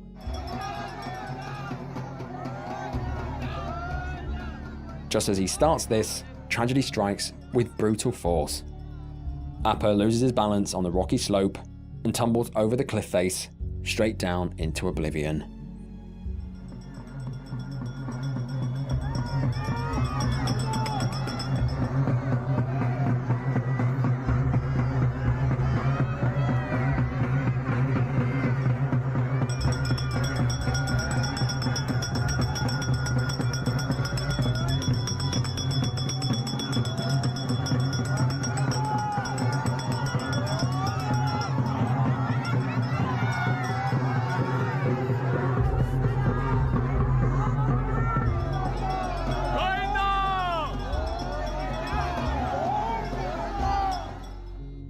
Appa plunged 100 feet down the chasm, hitting many jagged rocks all the way down. By the time he reached the ground, he was dead. Of course, footage of the fall was captured by several mobile phones, and it spread quickly all across social media, leaving countless viewers shocked. I saw this clip like 5 times on Instagram before I thought, right, I'll include it. What was meant to be an act of pure devotion had instead exposed the danger to following blind tradition, with no care for safety whatsoever. What makes it worse is that it was later revealed that Appa's grandfather also passed away in the exact same way during the exact same ritual on the hill. 2 generations of the same family had now died in the same way, on the same rocks, before the same deity.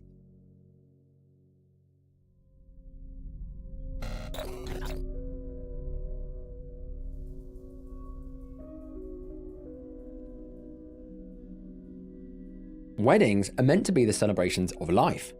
Vibrant gatherings of family and friends, mixed with music, laughter and tradition.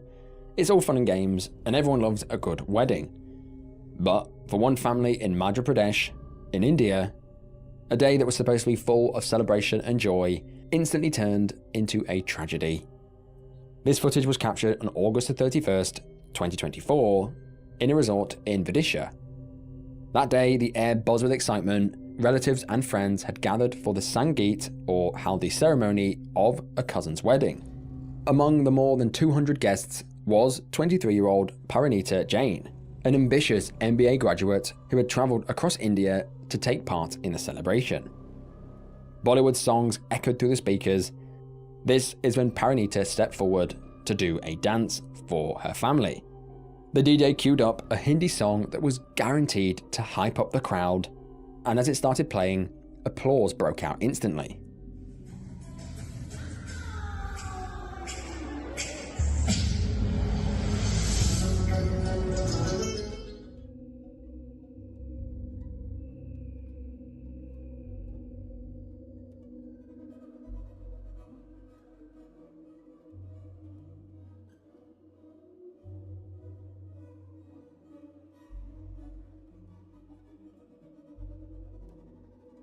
This went on for around 30 seconds.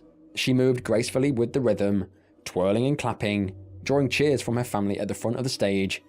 But then, without warning, Parinita faltered mid-step. She stumbled and collapsed face first onto the stage. At first, confusion ripped through the crowd.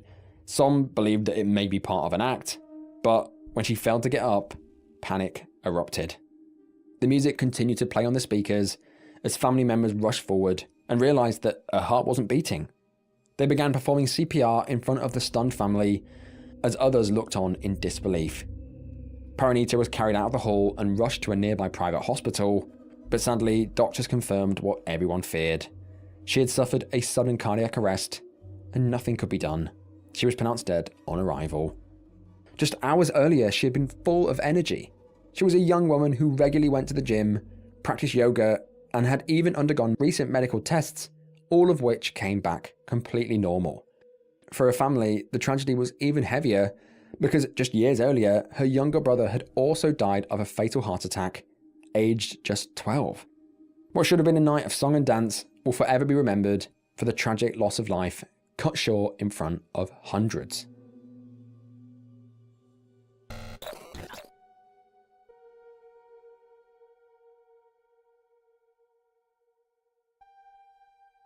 I don't know what it is about us, but we like to risk our lives.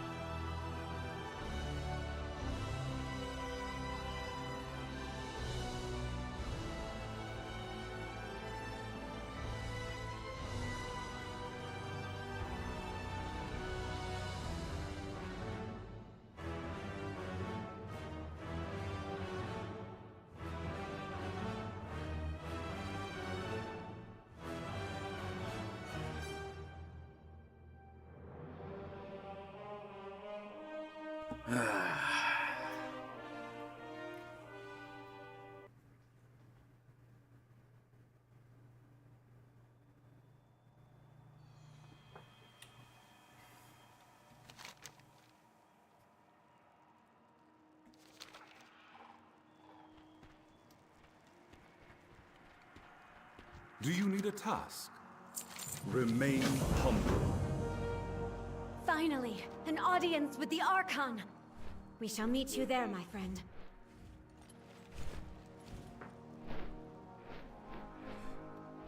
The Paragons have already assembled and await the Archon's arrival. It would be wise for you to listen until asked to speak. Go. No. Such an illustrious audience is a rare honor, mortal. Do not squander it. Don't tell me what to do, I'll squander whatever the fuck I want. You're not my dad.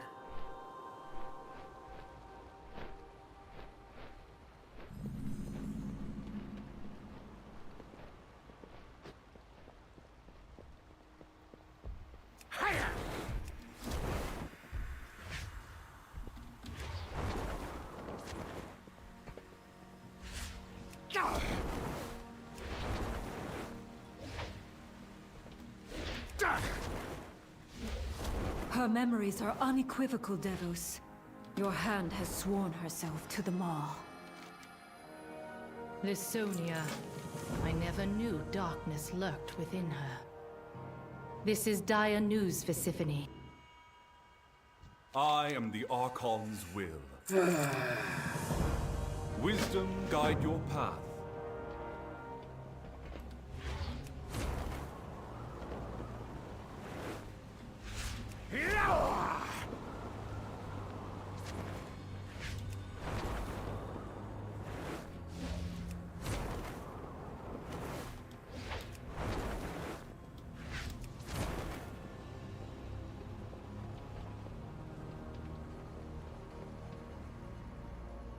Good.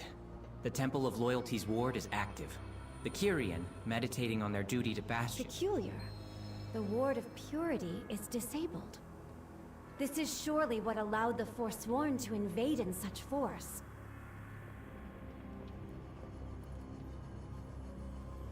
Humility's ward stands strong.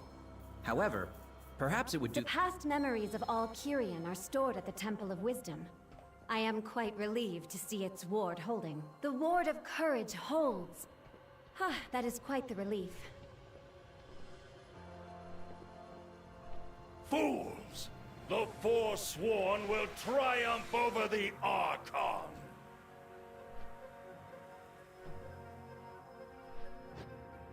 Quickly! We must alert the pole mark!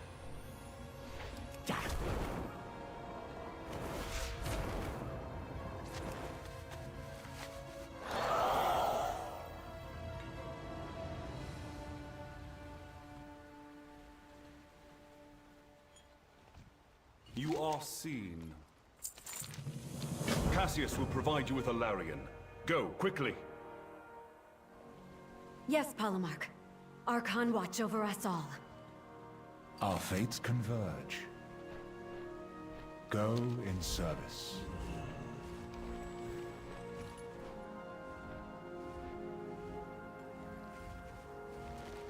The Forsworn who destroyed the ward. He was the one from Lysonia's memories. It seemed that their pact with the Maw was kept secret from him. I wonder, are the other Forsworn also unaware of it?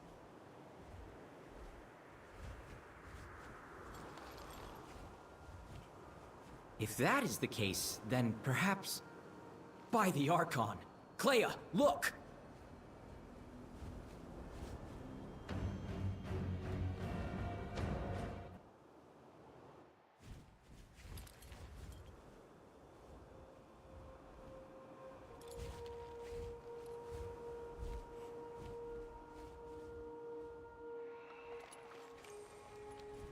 I am glad to see I am not yet alone.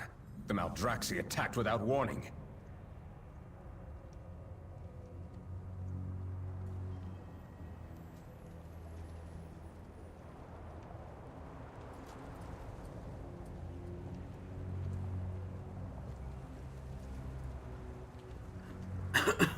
You have my attention. You speak to the hand. You betray your ancient oath to Maldraxxus, Lich! Justice will be done!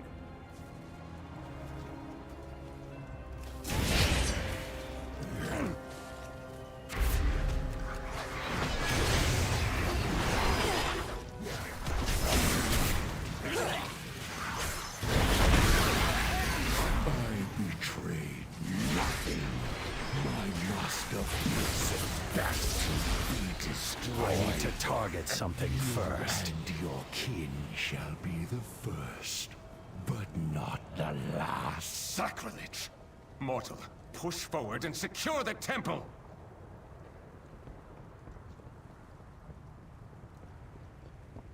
You have my attention. Friends, I bring aid! Keep your wits about you. Our enemy has no honor. The sooner you find those parts, the sooner this Colossus can help clear their flyers.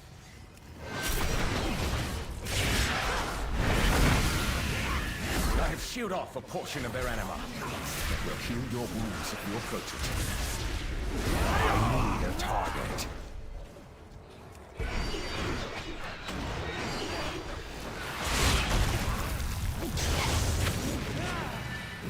You speak to the hand.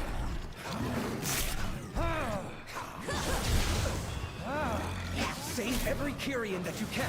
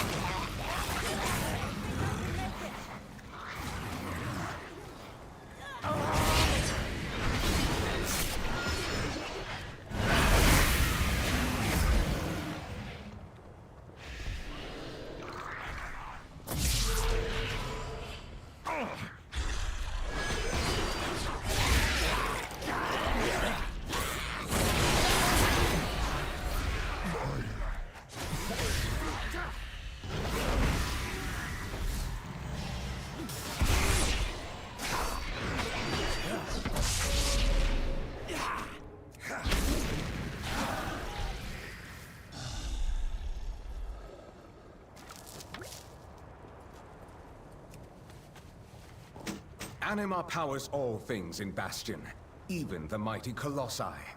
This will help it retain its charge. Your defeat comes.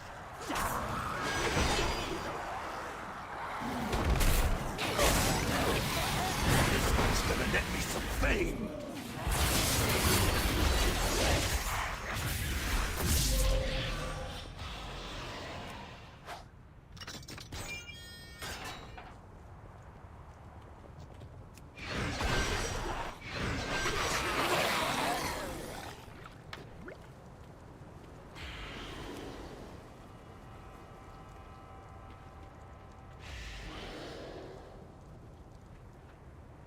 I will show you. I don't have a target.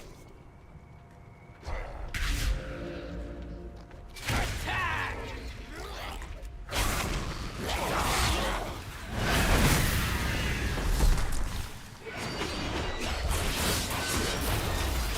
I need a target.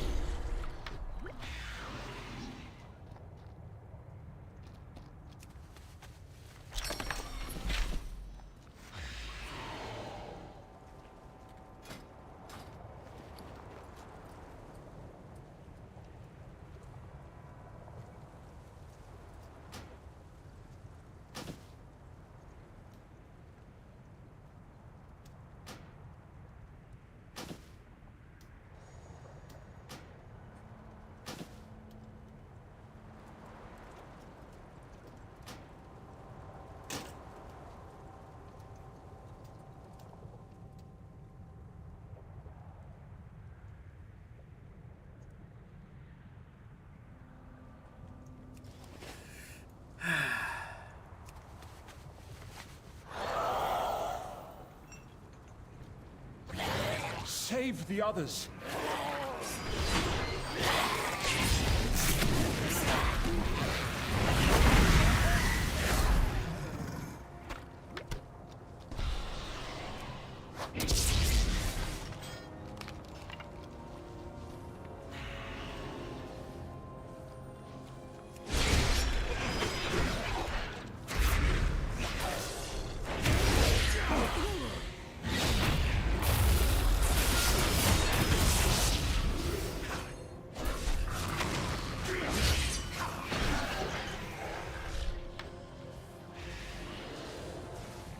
I'm out of range. This is one of Mechanicos' finest creations. It channels anima directly into blasts of energy. It's too far away.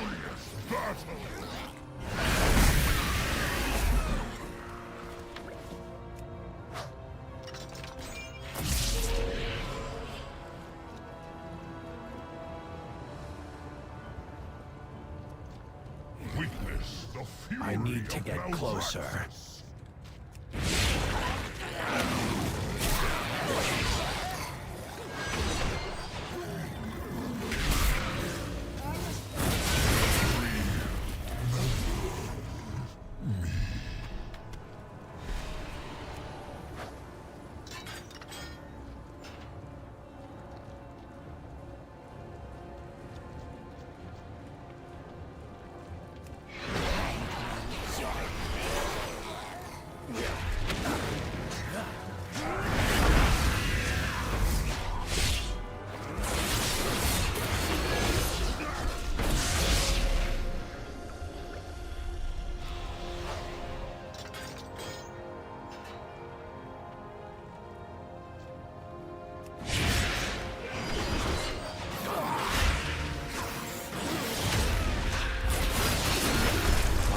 Target something first. You have my attention.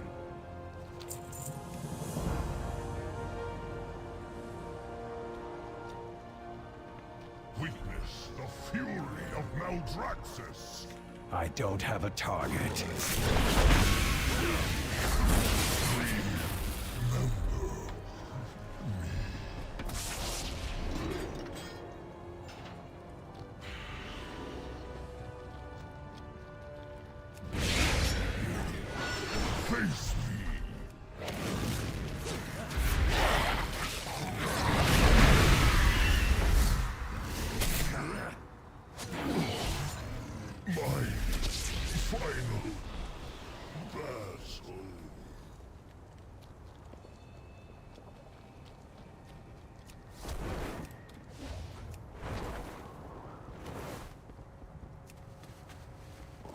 Now Thor is truly powerful if his magic penetrated this plating. He will not go down easily. Oh shit. Didn't mean to go through that.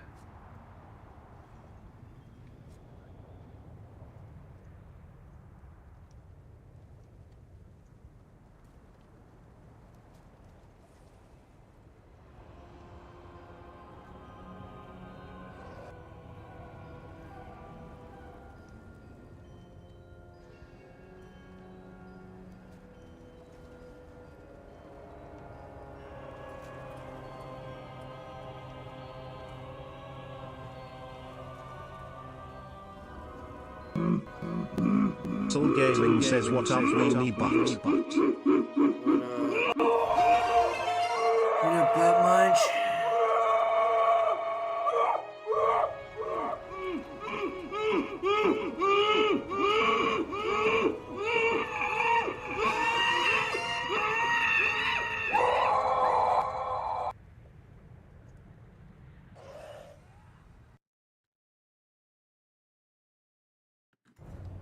Oh, Lord. Oh, good questions only. Leave me to my work. I honestly don't even know why I haven't taken that off. I did have it off for a while because somebody was spamming it like non-stop. I was just like, yep, no, you ruined it.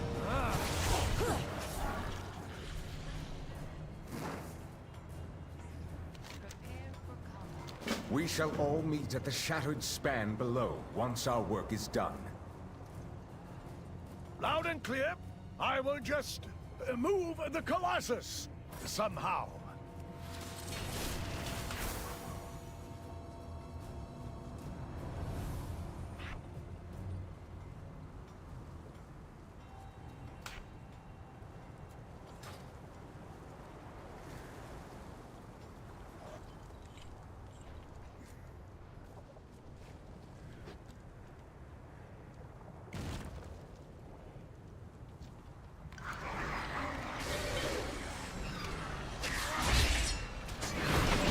I have shield off the portion. Do not forget to use the resonator, lest they rise against us once more.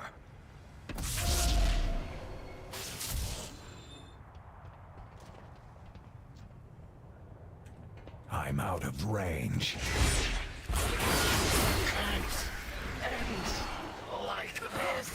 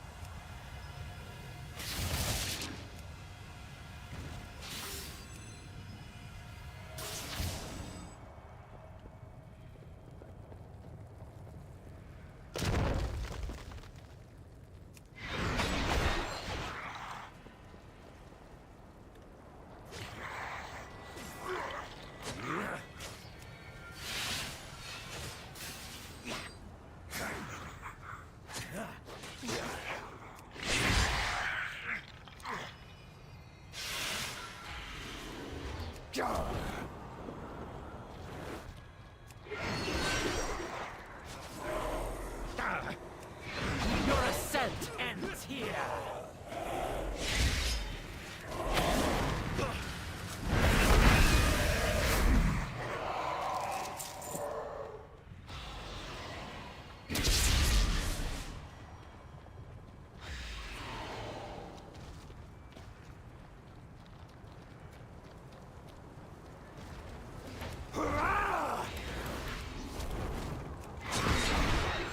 This one's gonna net me some fame.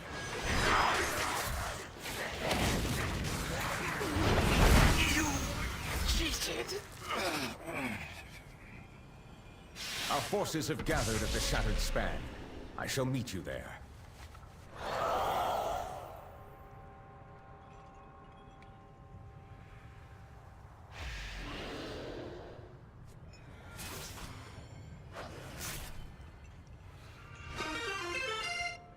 J Diesel Gaming says I'm in VC if you want to chill. Your forces are already pushed back.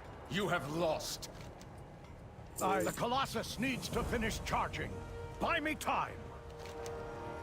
By Xandria's spear. Call down your beasts. They will perish just like the rest. Fool! My army is all around you. You won't survive this. I need to target something first. Is that all you have? I expected more. We are unending. Piece by piece, you will fall. This.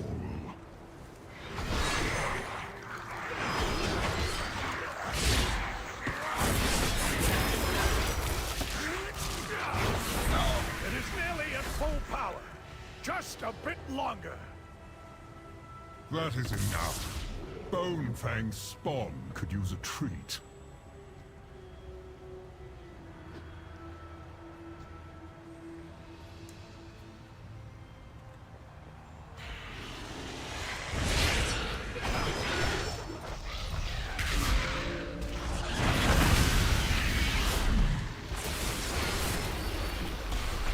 I don't have a target.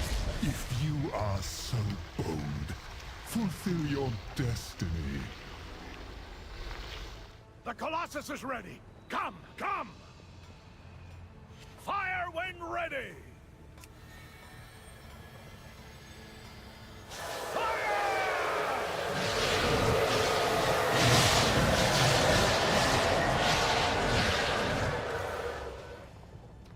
Now that is how you take care of business. He has gone towards the Paragon. You speak to the hand.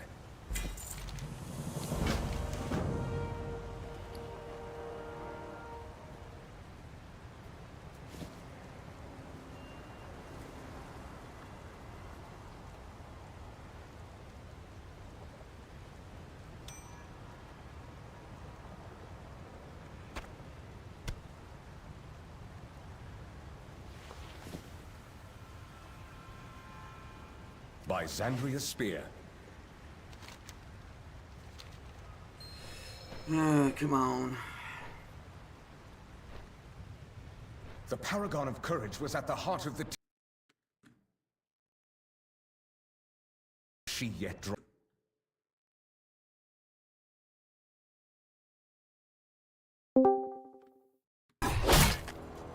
But you beat me. Yeah. Well, I was just looking at the chat to begin with, so it wasn't 2 matches, won 30 final hit. 30k Not while I stand against you. Praise the Lord and pass the ammunition. Oh, that's You will suffer for this, necromancer. It's overtime, but yeah, no one was there for my father, so I get what you're doing. Yeah, man, like, it's like as soon as they get sick, no one wants to hang out anymore. And it's, fuck that, man. I'm not with that shit. Like, maybe that's just me. Who are you talking to? Ben's in my chat. I didn't know your bitch ass was even fucking streaming. I just went live. Well, way to tell somebody, jackass. How am I gonna tell you if you weren't here yet? Because if you're planning on going live, be like, yo, I'm going live. I'm terrible at sending that to the Discord. No, I'm like you were awful at you that. literally were in my chat. You were You're literally in my chat. You No, were I'm talking typing to other Stoney. things. You can say "What up, weenie butt." I'll You bring can some say friends that's next your time. Add me interest. on Discord. Beckman too. My goodness. All right, brother. Thank you. No, that's a bot. That's a bot, bro. That's a bot. Yeah, the ones that are like, "Oh, I like your content. Add me on Discord. Let's collab." They're all bots. No, it wasn't. It wasn't that. The stream is good, dude. Keep doing your thing. I'll bring some friends next time. Add me on Discord. I guarantee it's a bot. I guarantee you. 1 second. Well, let me get in there. I'll point it out. all right. Well, you got. And my shit will fucking load. My God. If someone. No, I didn't click. All I do is camp. I clicked fucking J Diesel, you piece of shit. You piece of shit. You pizza pie. You know, they say that AI is the future, but apartments.com. The race today followed. That's all. Hey, that's all that matters. Follower count, baby. See, I don't even see that person that you're talking about. No, because I slapped him with the band hammer because you convinced me they were a bot. You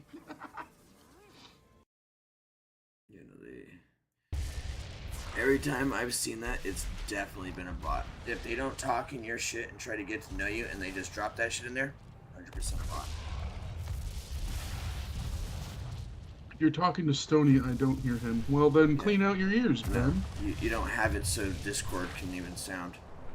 The Paragon can stand on her own until you gather Hold on. reinforcements. Wait a minute. How Our do I do Navy that? will report to the Archon.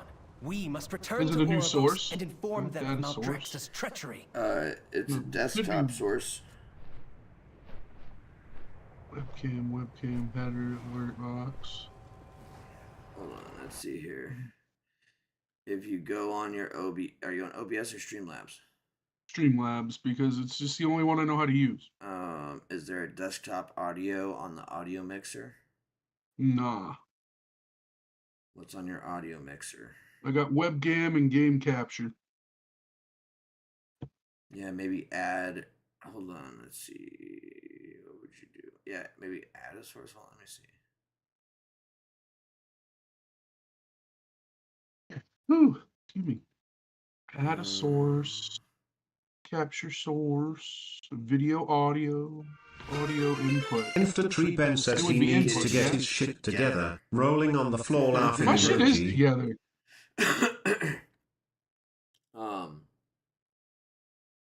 It would be out. Capture desktop audio. There There it we is. go. There we go. Add source. Add source. Capture desktop audio. There it is. Add source. Add source. Realtek digital output. Testing. Testing. Realtek digital output. Testing. Testing. How about now, Ben? Oh, Say something. You fucking. I heard it. I heard it. You heard it? Yeah. Okay. You're gonna have to adjust your mic.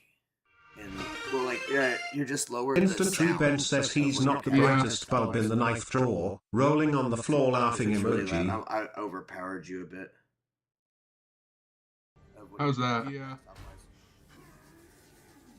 Because it's really loud. There we go. That's better. Yeah. All right. Cool. He's not the brightest bulb in the knife drawer. Listen, Did I'm my not sister send you? the strongest steam in the kettle pot. Oh, fucking. I'm just brother trying to play send you? We must games travel to Oromos and at share once. those games with people on the internet. My people Just will trying to surely poop my prepare our pants. armies for retaliation. I'm just trying once to Artemisia be like delivers BMG word. and poop my pants in front of voice actors. I will meet you there. Stay safe. Fly Oribos. How the fuck do I fly?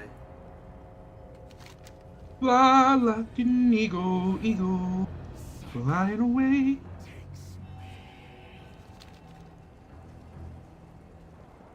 Oh.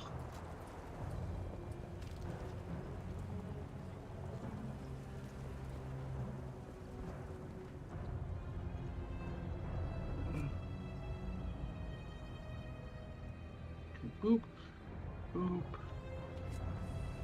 Trinky dink that. Put that there. Let's play some fucking games, damn it. Dang it. Alright. What am I fucking missing here? Where's John 12? That's Luke. Luke. John 10.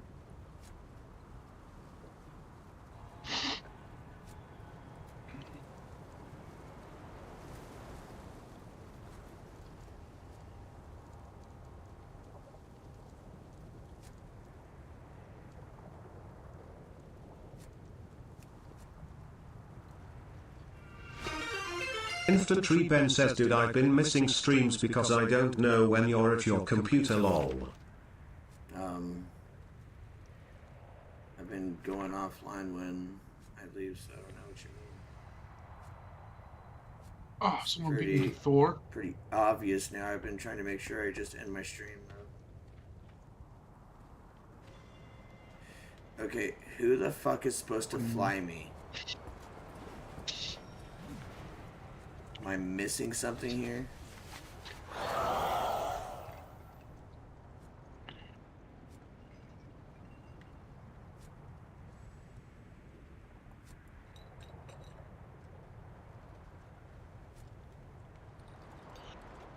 Pee pee poo poo.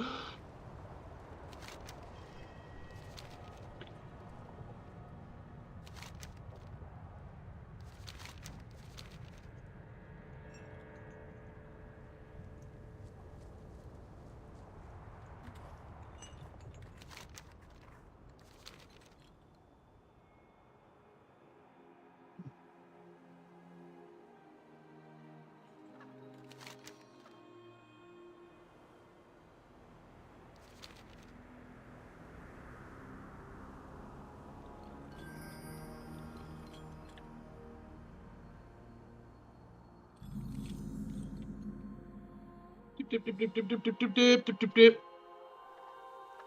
Dip dip dip dip dip dip dip dip dip dip dip.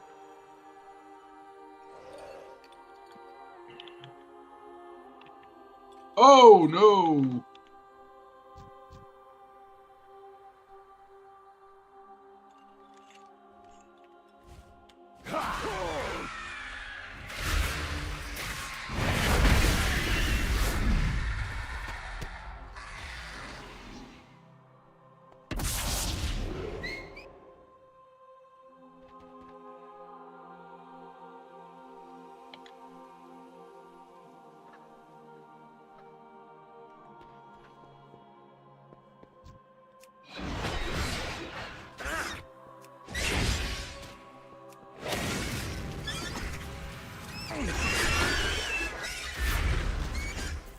Yeah, well, you couldn't keep me alive.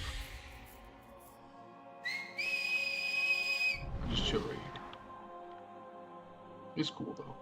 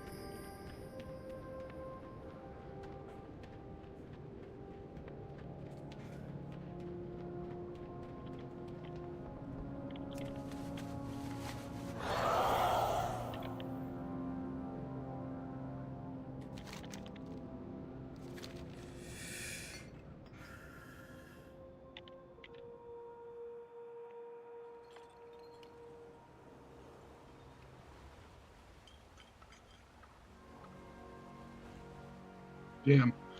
He should have let me get Thor. We would have won. You. Go in service. Clear skies. Yeah.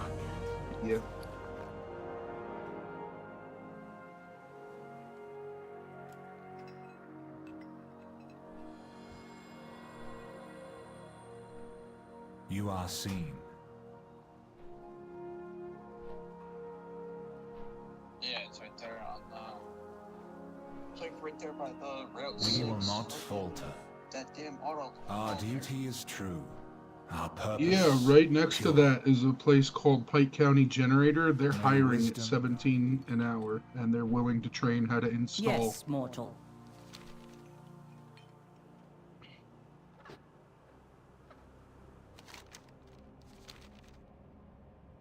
One.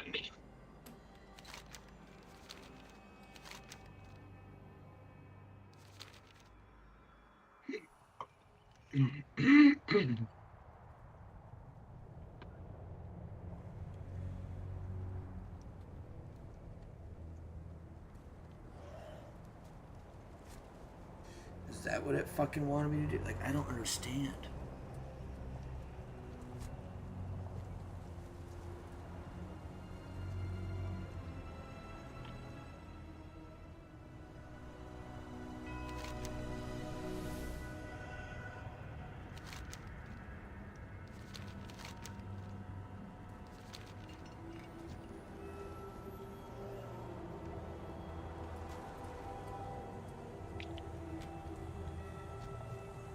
I need to get closer. Yet another of the king's loyal servants. I can't play her no more, Adam. I'm sorry, man. I'm not good with Luna. Lenunu. That is not where I'm supposed to go. Where the fuck am I supposed to go?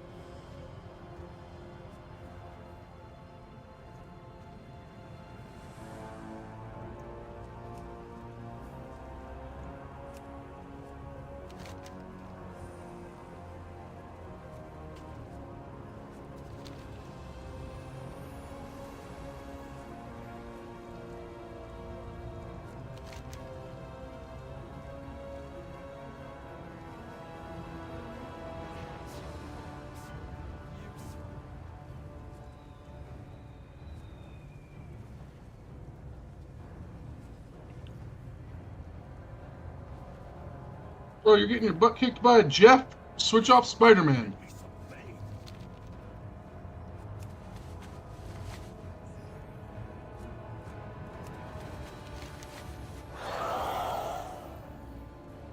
Resistance is ill-advised.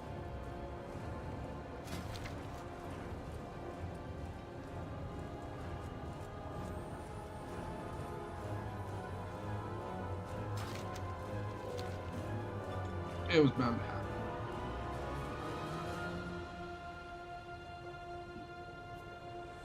Stuff. Did you apply for it? I'm called this morning, but they're gonna be out of the office from the 16th or the 15th to the 21st or 22nd. So the 22nd comes around, I'm gonna call them and see what's up with all that. Like if it's a paper application, if I go online somewhere, because a trade and I'm getting paid to learn it. Yes, please.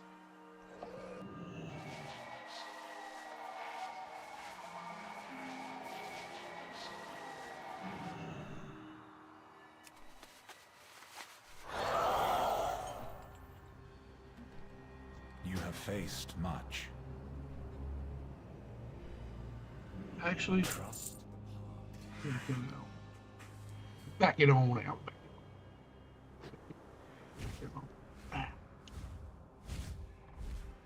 Luna's Labubu.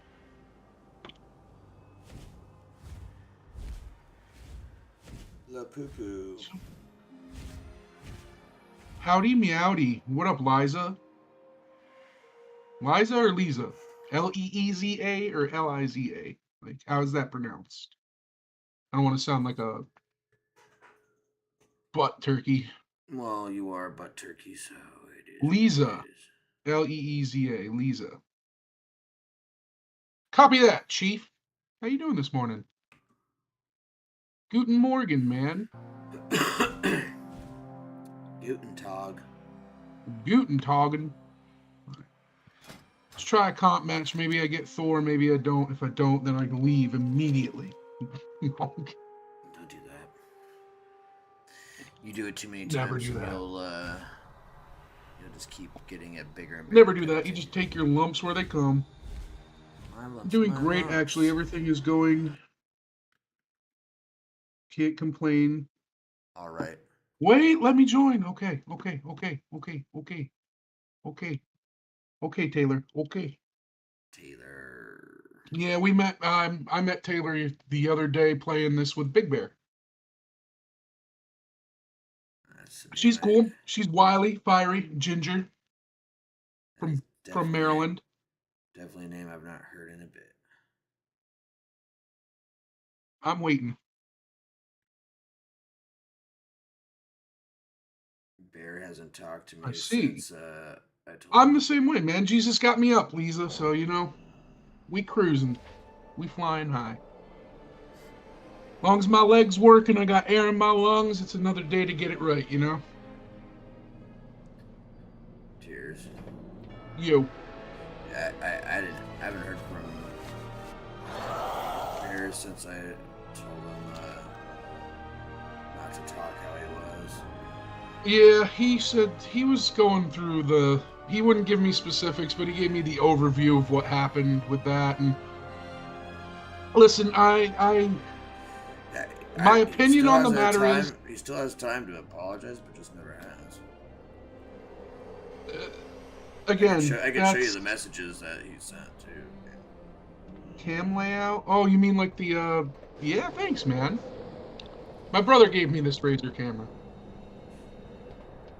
He was saying shit about dabbing. I was like, you Yeah. need to chill because what you're saying right now isn't very nice, and I don't know what's going on. Well, I guess he just doesn't like her or something. I don't know. I don't get how, but you don't yeah, treat me that way.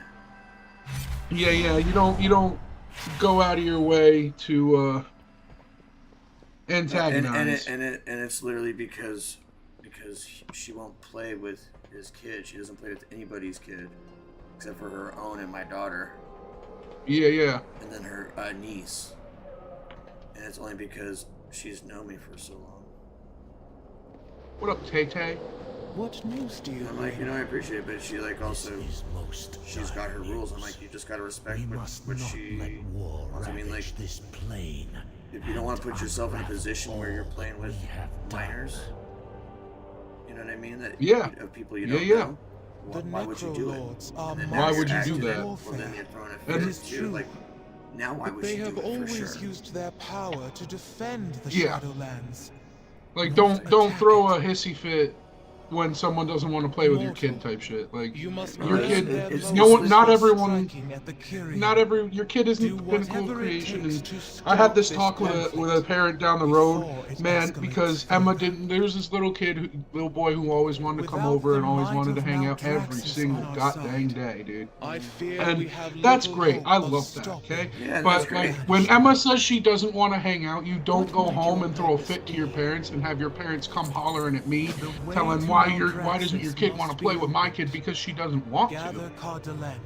She doesn't have to play every day, first off. Exactly. She does not have to entertain your child every day. How about you go home and play some board games with your kid, and he wouldn't be running around the neighborhood looking for friends like that.